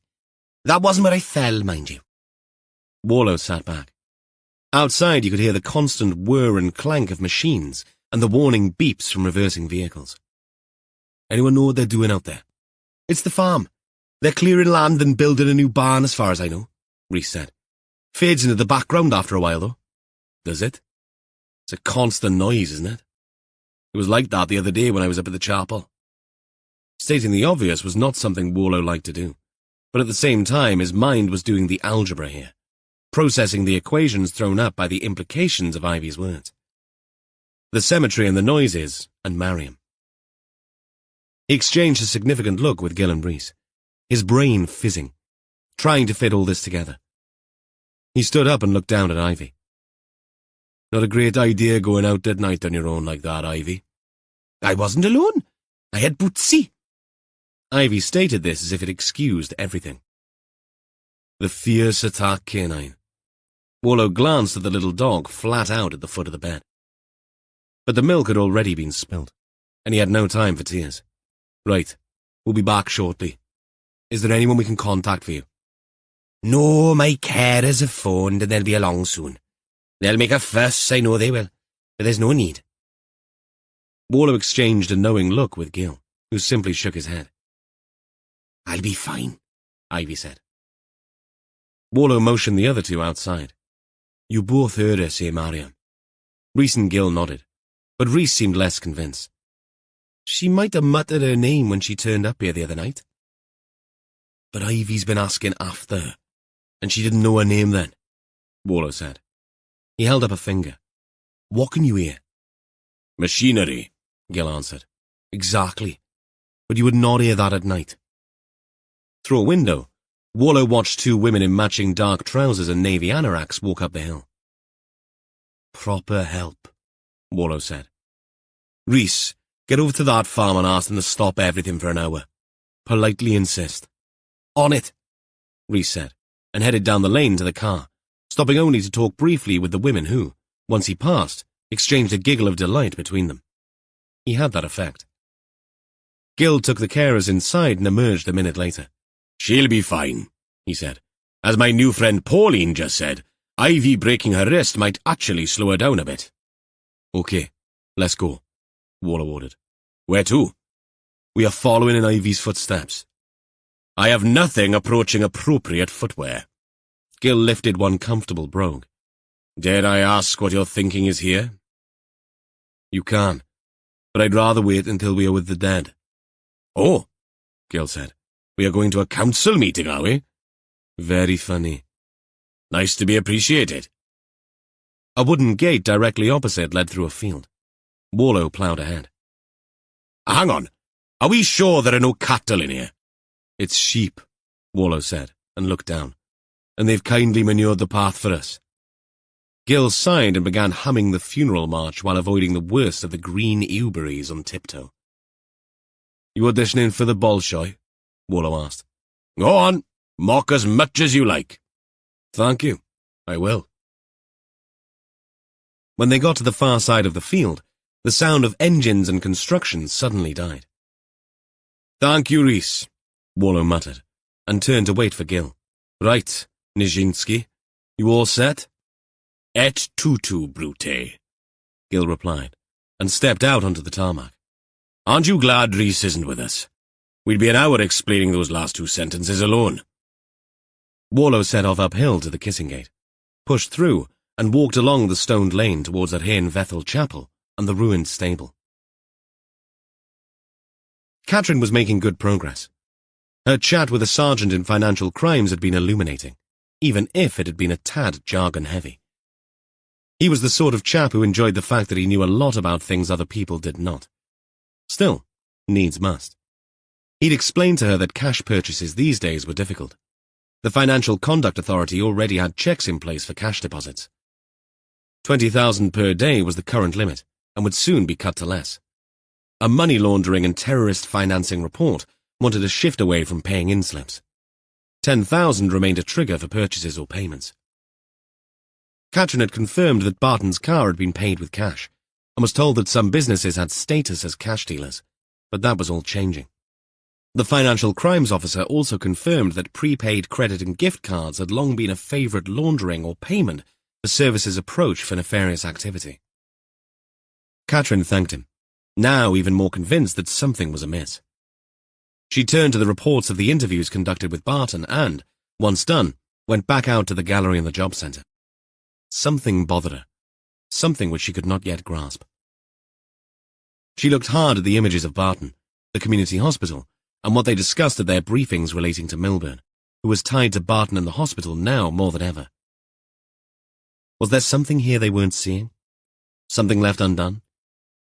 She found it after a while. A simple, circled name. Someone who had seen Milburn at the community hospital on that last day, and who had, as yet, not given a formal statement. But why not? She wondered. Katrin went back to her desk, found the number of estates and logistics at the health board, and made the call. Chapter 38. Warlow and Gill retraced Ivy's steps, their footfalls muffled by the damp earth. No traffic noise up here. The odd bleat of a sheep, only now that Reese had halted all the work on the building project. Warlow stopped every few yards to listen intently.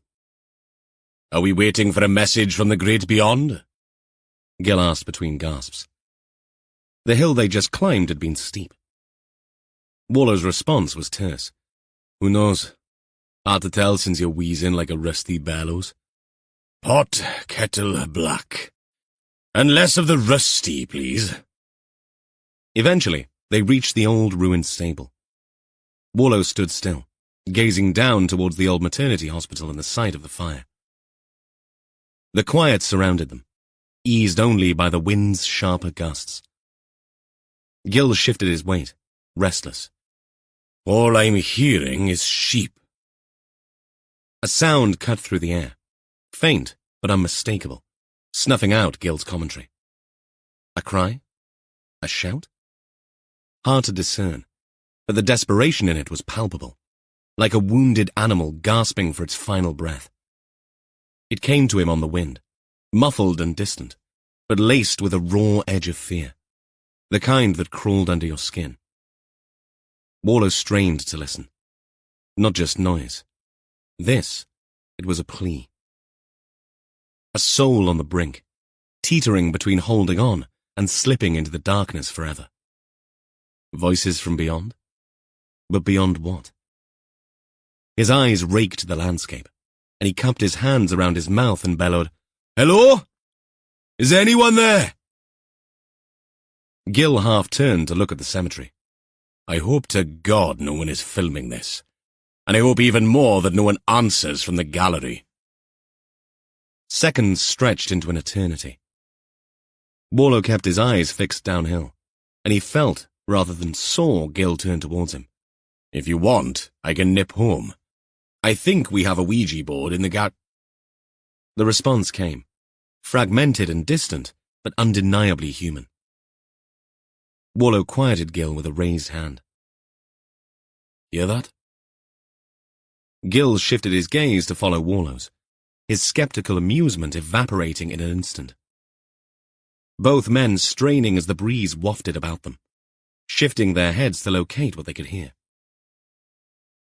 Somewhere on that breeze came the sound of people begging for help. What the?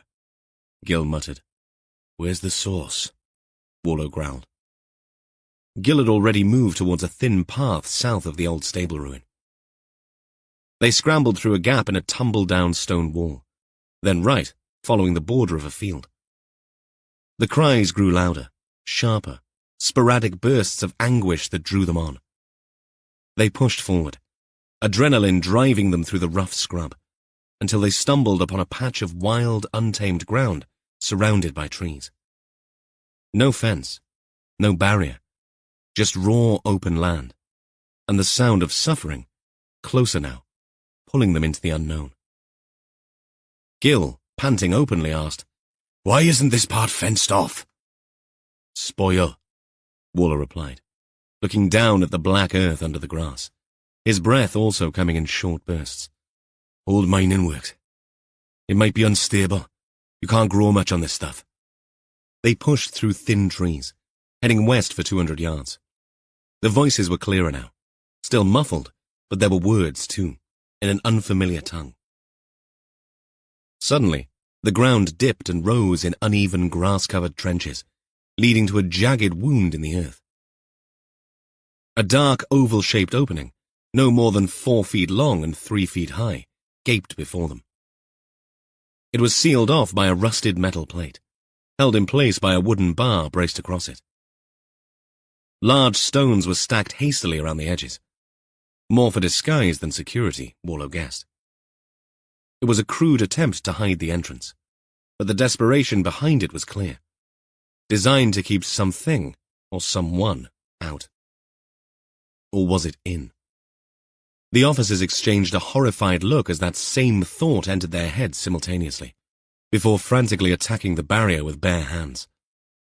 Rocks tumbled free, scraping their skin, but they didn't stop.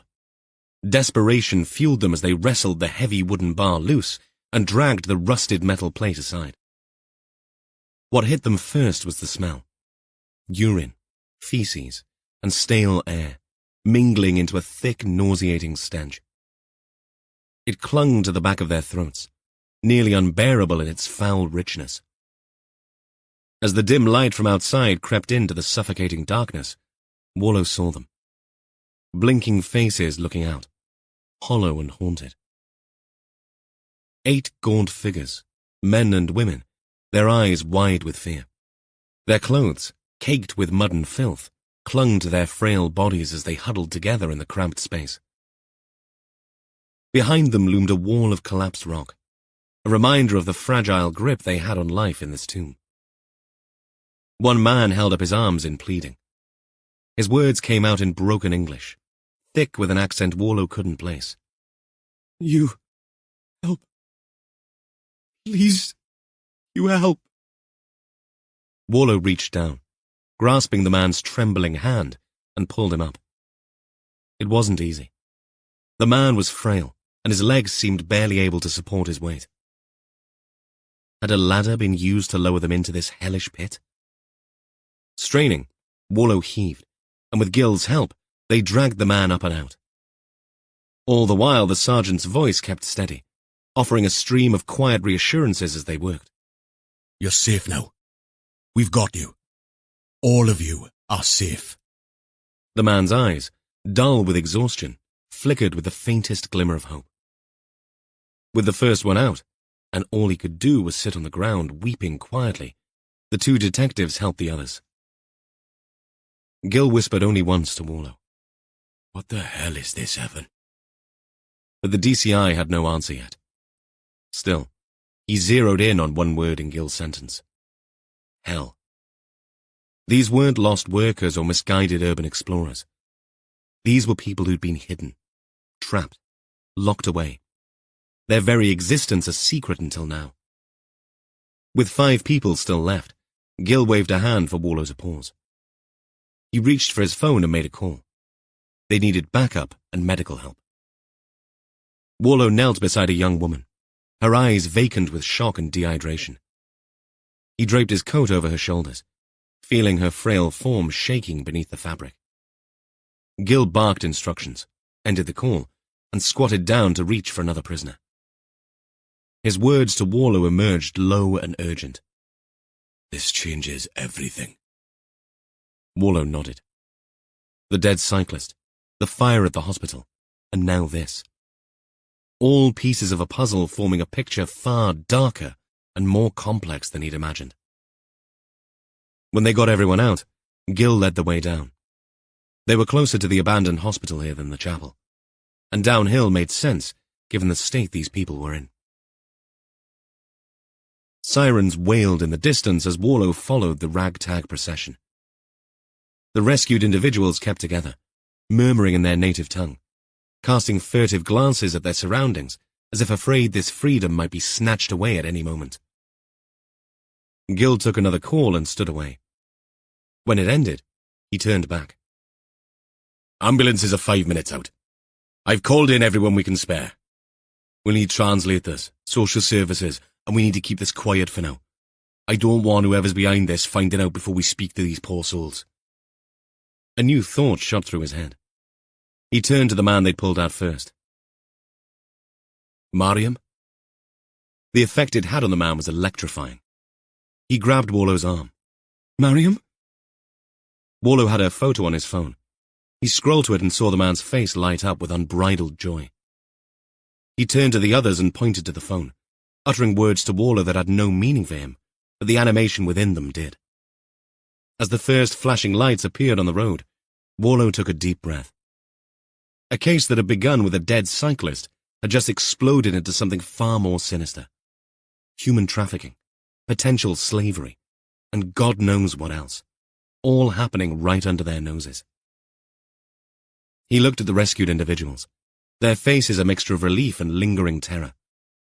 Whatever had brought them here, whatever horrors they'd endured, It was up to him and the team to unravel it all. But their joy at seeing the photo of Mariam had been a sight to see. It seemed obvious to him that they'd feared her lost. That joy deserved to be passed on. He took a quick photo of the group, stood up, and made the call to Jess. Warlow's phone call changed everything at the hospital. Jess, Benny, and Gina crowded around Mariam's bed again, but little seemed to have changed from the desperate look on Mariam's face. Jess nodded to Benny, who leaned in close to the woman. "We have something to show you," she murmured in Pashto. Mariam's eyes widened, anticipating some new horror. Jess produced her phone, tilting it to show the group photo Warlow had sent. Mariam's gaze locked onto the screen. The change was instantaneous, a galvanic cattle prod of wonder. Mariam's frail body surged with life, her hands trembling as she reached for the phone. "Layla," she cried, her voice cracking. "Rashid." Tears streamed down her face as she clutched the device, her fingers tracing the faces of her loved ones. "My sister, my husband, my family." Benny translated rapidly in a voice thick with emotion. Jess and Gina exchanged glances, their own surprise obvious. Mariam's words tumbled out in a torrent, Benny struggling to keep pace. "I thought they were dead. I thought they'd been taken." It took a moment to calm her down, but she would not give the phone back immediately. Eventually, Benny managed to get her to give it up, and, for the first time, she smiled and grasped Jess's hand in gratitude for showing her that. "Manana dera manana." The floodgates opened. Benny translated as Mariam spoke. "We left Mazar-e Sharif in the dead of night," she began, her eyes haunted. "The Taliban, they are everywhere. We crossed mountains that clawed at our feet with snow and ice, rivers that tried to swallow us." She described their perilous journey to Turkey, smuggled across borders like contraband. "In Calais, we huddled in tents that couldn't keep out the cold. Every day was a battle against hunger, disease." Mariam's fingers twisted in the hospital sheets as she recounted their desperate gamble. A small boat that pitched and rolled in the unforgiving channel. The waves were mountains, ready to devour us. Children wailed, men prayed. I thought the sea would claim us all. Jess's jaw clenched, imagining the terror of that crossing. Gina's eyes glistened with unshed tears. "We landed on a beach," Mariam continued. "A man was waiting with a van. He herded us in. It was as white as a shroud. The windows were blacked out. We drove for hours, nothing to drink or eat." Her voice dropped to a whisper. "In a prison that was our new hell. Cold concrete, darkness, the stench of fear and unwashed bodies. They fed us scraps, treated us like animals. One toilet for 9, no heating, bare walls, the windows boarded up." Mariam's gaze turned inward, reliving the nightmare. "That night I saw a chance. He came to fetch us again for the van, our captor. I did not know where he was taking us. I ran. I hid in the shadows, my heart pounding so loud I was sure it would betray me. But he found me. He was shouting, burning with rage." She mimed swinging a hammer, her body flinching at the memory. "I thought death had come for me.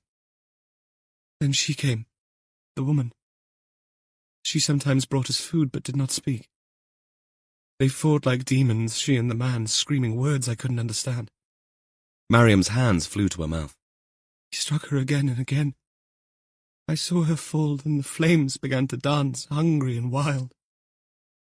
He was burning the prison." Jess leaned forward, every muscle taut. This was it, the missing piece of the puzzle. "I pushed him," Mariam whispered. "Don't know why or how.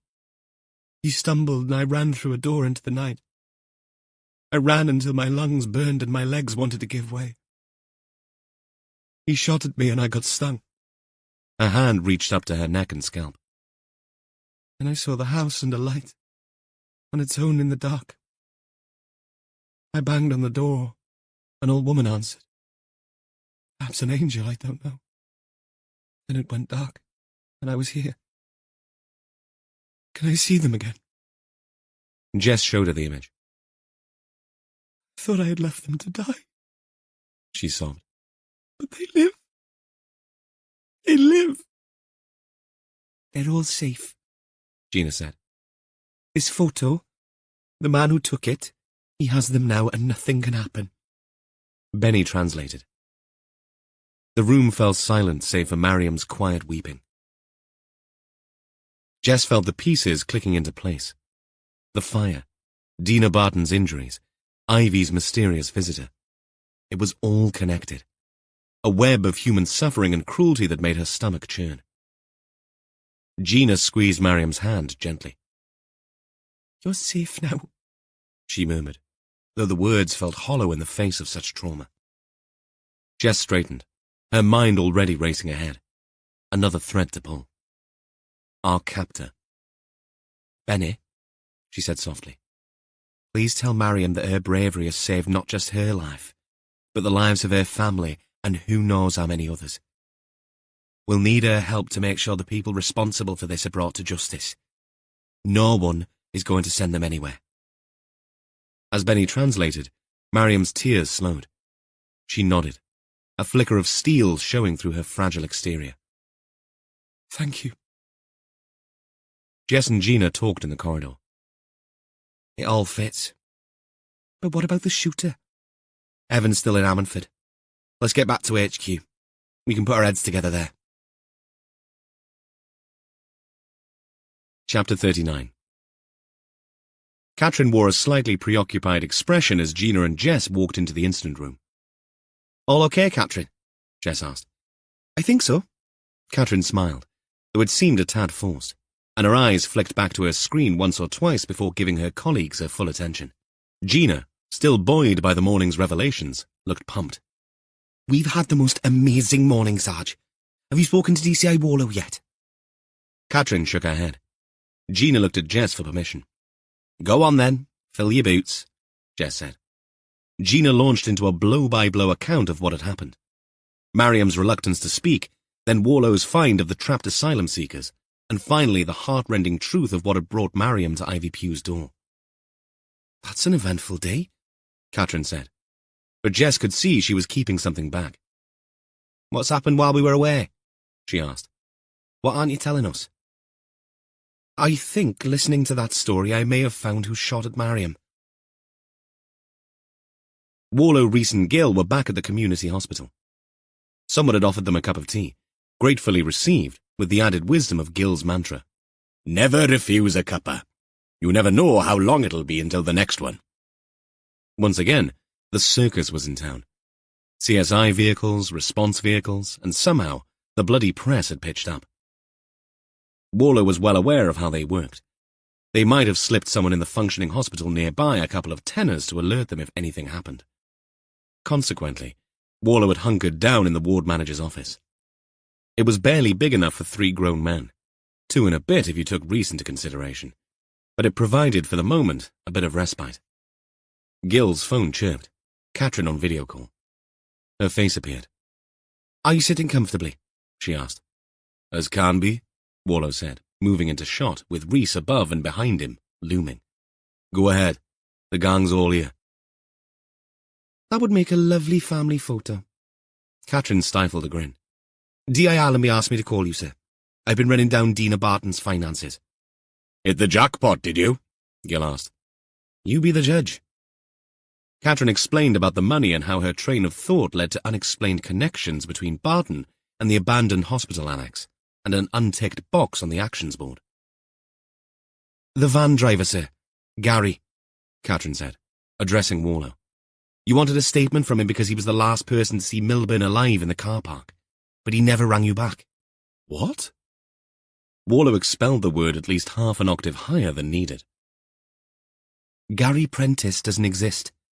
I've spoken to estates and personnel at the health board in the hospital.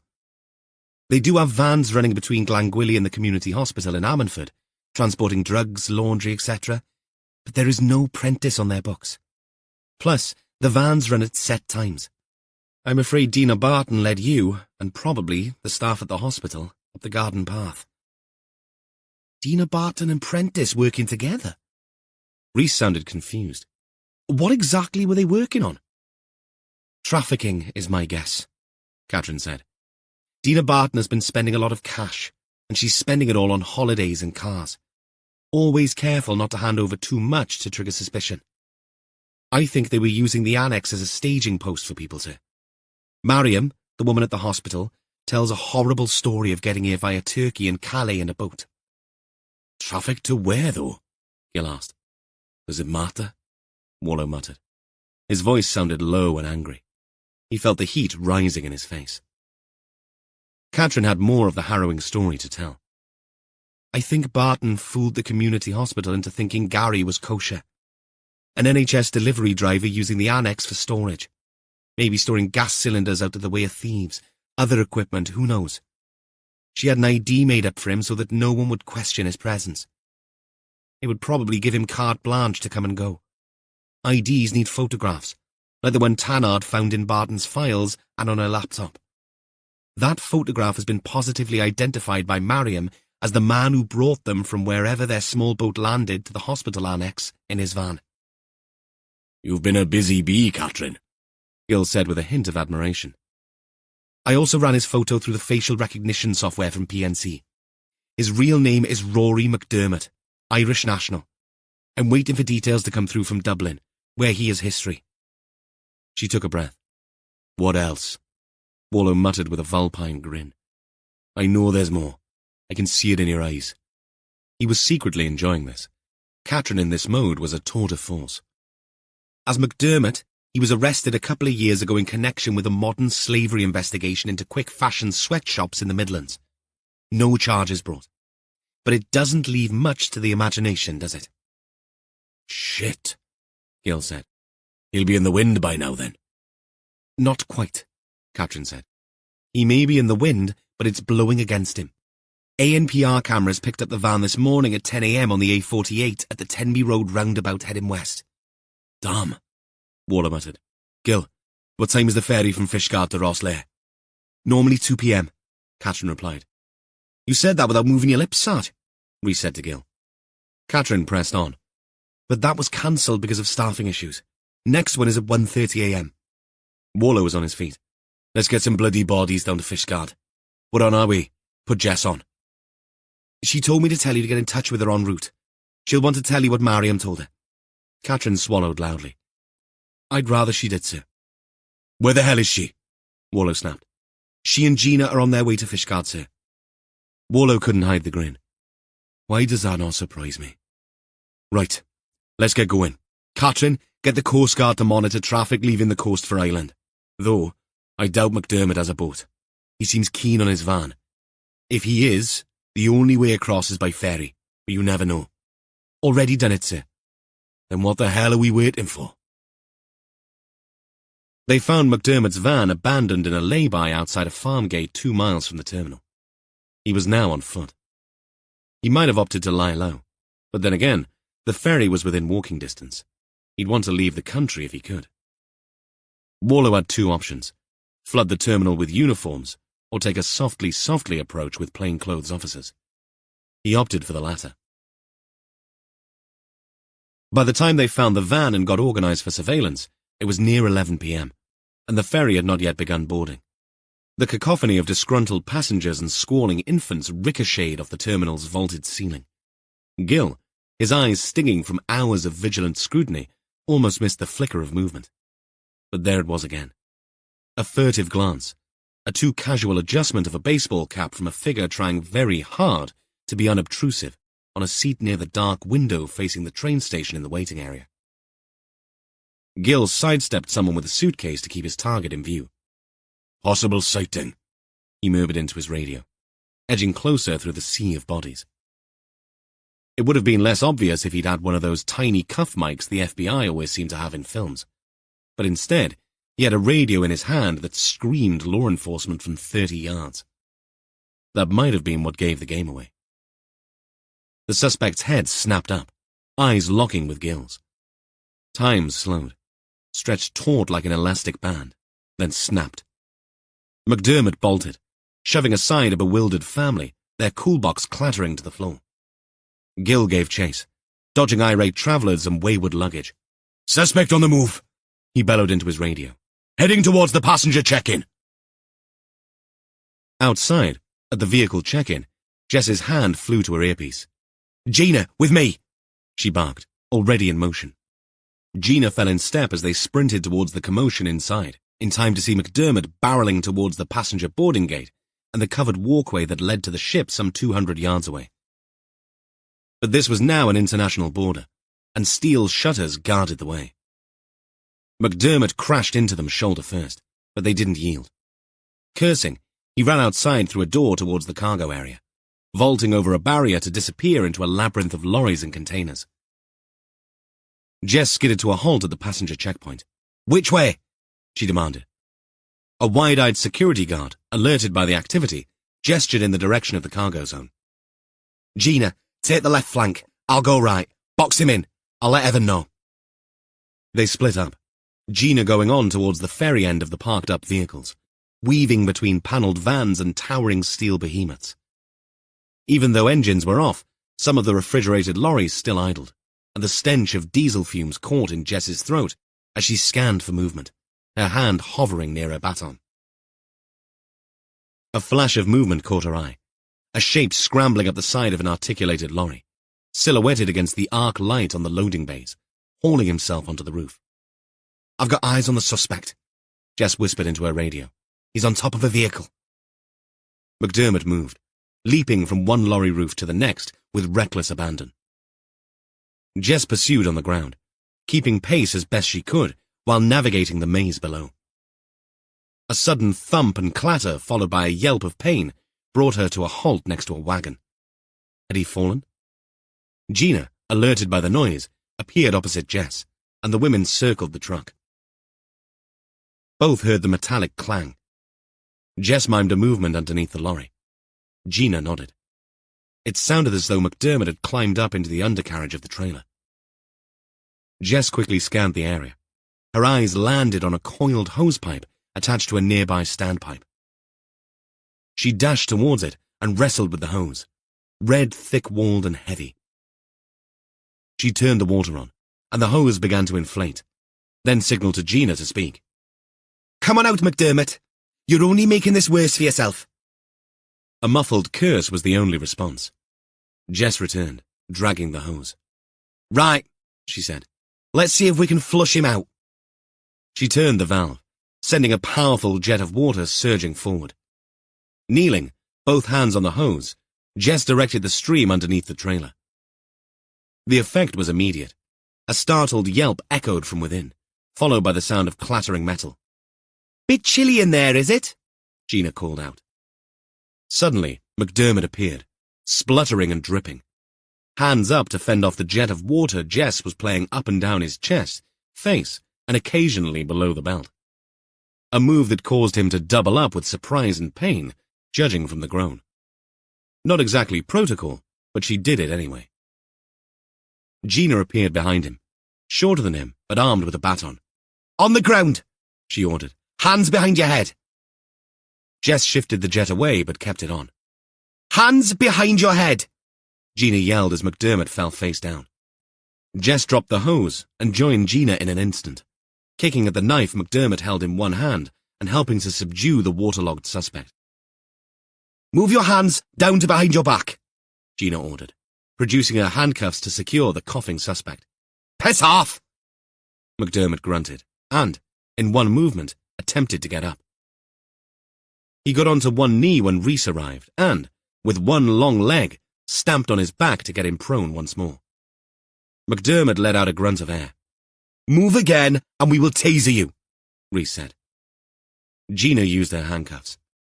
Jess delivered the caution just as Warlow and Gill arrived with more backup. "Rory McDermott, I'm arresting you on suspicion of the murder of Russell Milburn and Dina Barton. You do not have to say anything, but it may harm your defence if you do not mention when questioned something which you later rely on in court. Anything you say may be given in evidence." Warlow took in the scene of the dripping suspect and the puddles forming around the trailer. "Well," he said, eyebrows raised. Remind me not to have a water fight with you two. Gina couldn't suppress a grin. Thought he could use a bit of a cool down, sir. Flashing blue lights were approaching at speed. Anything to say? Gil asked as they got McDermott to his feet. In response, the man spat at Gil's feet. Custody suite in Haverfordwest it is, then, Gil said. They do a nice line in anti-spit masks, though I think the boys will have one in the van for you. As they drove him away, a few moments later, Warlow stood with his team under the ferry terminal lights, the huge ship forming a backdrop. Too late for the pub to celebrate this one, but we will. Warlow raised an imaginary glass. To a job well done, all of you. Katrin needs a special mention, Jess said. She does. Our secret weapon in the bowels of HQ. Like brains and Thunderbirds, Rhys said. You hit the nail on the head there, Gil replied. Except she isn't a puppet and doesn't wear glasses. You know what I mean, Sarge, Rhys said. I do. Did I tell you I once went out with a marionette, but it didn't work out? I wanted an open relationship, but she fell to pieces when I said no strings attached. Come on, Warlow said, turning towards the waiting area in the warmth. I'm declaring this a banter-free zone. I need my bed. Chapter 40. Right, let's sum up where we are, Buchanan said, his voice filling the seminar room. It was 10 hours after they'd arrested McDermott. Warlow stood, hands braced on the table. He's refusing to talk. No surprise there. Jess chimed in. I've been liaising with the Garda. Detective Inspector O'Brien says they've been investigating a food processing plant near the Northern Ireland border. Apparently, they've uncovered evidence of refugees being kept in squalid conditions, half-starved and threatened with deportation if they complain. The place is owned by McDermott's uncle. Christ, Gil muttered. It gets worse, Jess continued. Looks like our friend McDermott is a trader in people. Modern slavery. The room fell silent as the implications sank in. Warlow, seeing the horror in the eyes of his team, felt a surge of pride. There could be no mitigation here. They'd caught a monster. And we think McDermott killed Milburn. Tarnard has his van, sir, Rhys explained. There is some evidence of damage to the passenger side bumper and wing. It'll take a while for forensics to do their thing, but he is the best fit. It's likely Milburn's request for a site visit to the old building the day after the meeting at the community hospital triggered McDermott to act, Jess added. He couldn't afford to let anyone inspect the place before he got the people they were holding in there away, plus any evidence. And how does the second murder victim, Barton, fit into all this? Buchanan asked. Social media records, Gina piped up. She and McDermott connected through a dating app about 6 months ago. Catfishing? Buchanan asked. Gina shrugged. Warlow's face darkened. So he's used the old hospital as a likely spot to hold people before he got them across to Ireland. Then courted Barton to get access to the annex? Buchanan asked. Looks that way, sir. Gina nodded. From Mariam's statement, it appears that all went south when Barton had a pang of conscience, Warlow explained. My guess is she suspected what McDermott was going to do with them. As it was, he'd found the old mine halfway up the hill. The room went quiet. They'd all visited that spot. A squalid hole in the ground with no daylight. The calls for help only audible to an old lady who heard them cry out at night when the machines that drowned out their noises during daylight hours shut off. How easy would it have been to dismiss Ivy Pugh's reports as nothing but the ramblings of a confused old woman?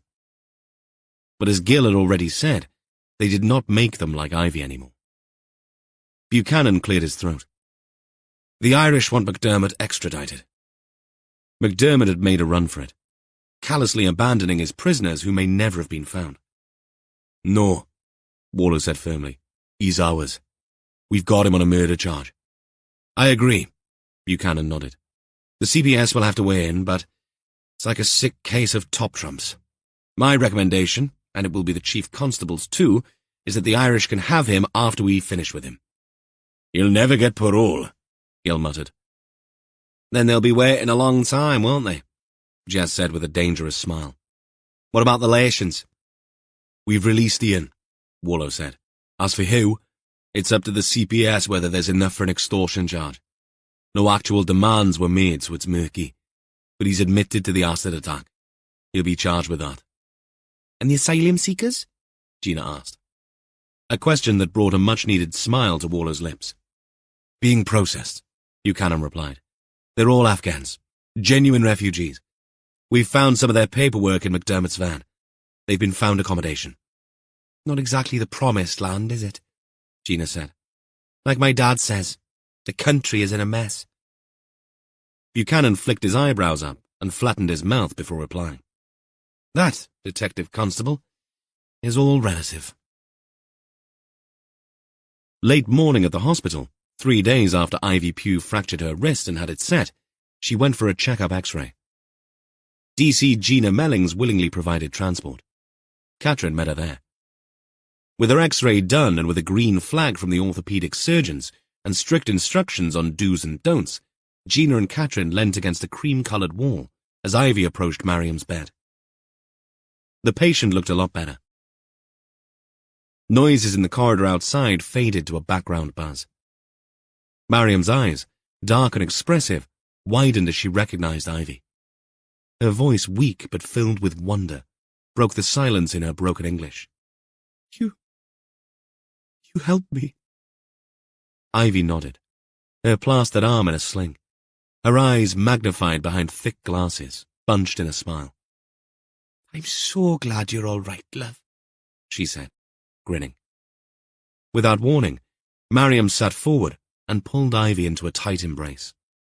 Thank you, she whispered, her voice choked with emotion. You saved us. You saved my family. Ivy, initially startled by the sudden movement, softened into the hug, her good unplastered arms snaking across the shoulders of the woman in the bed.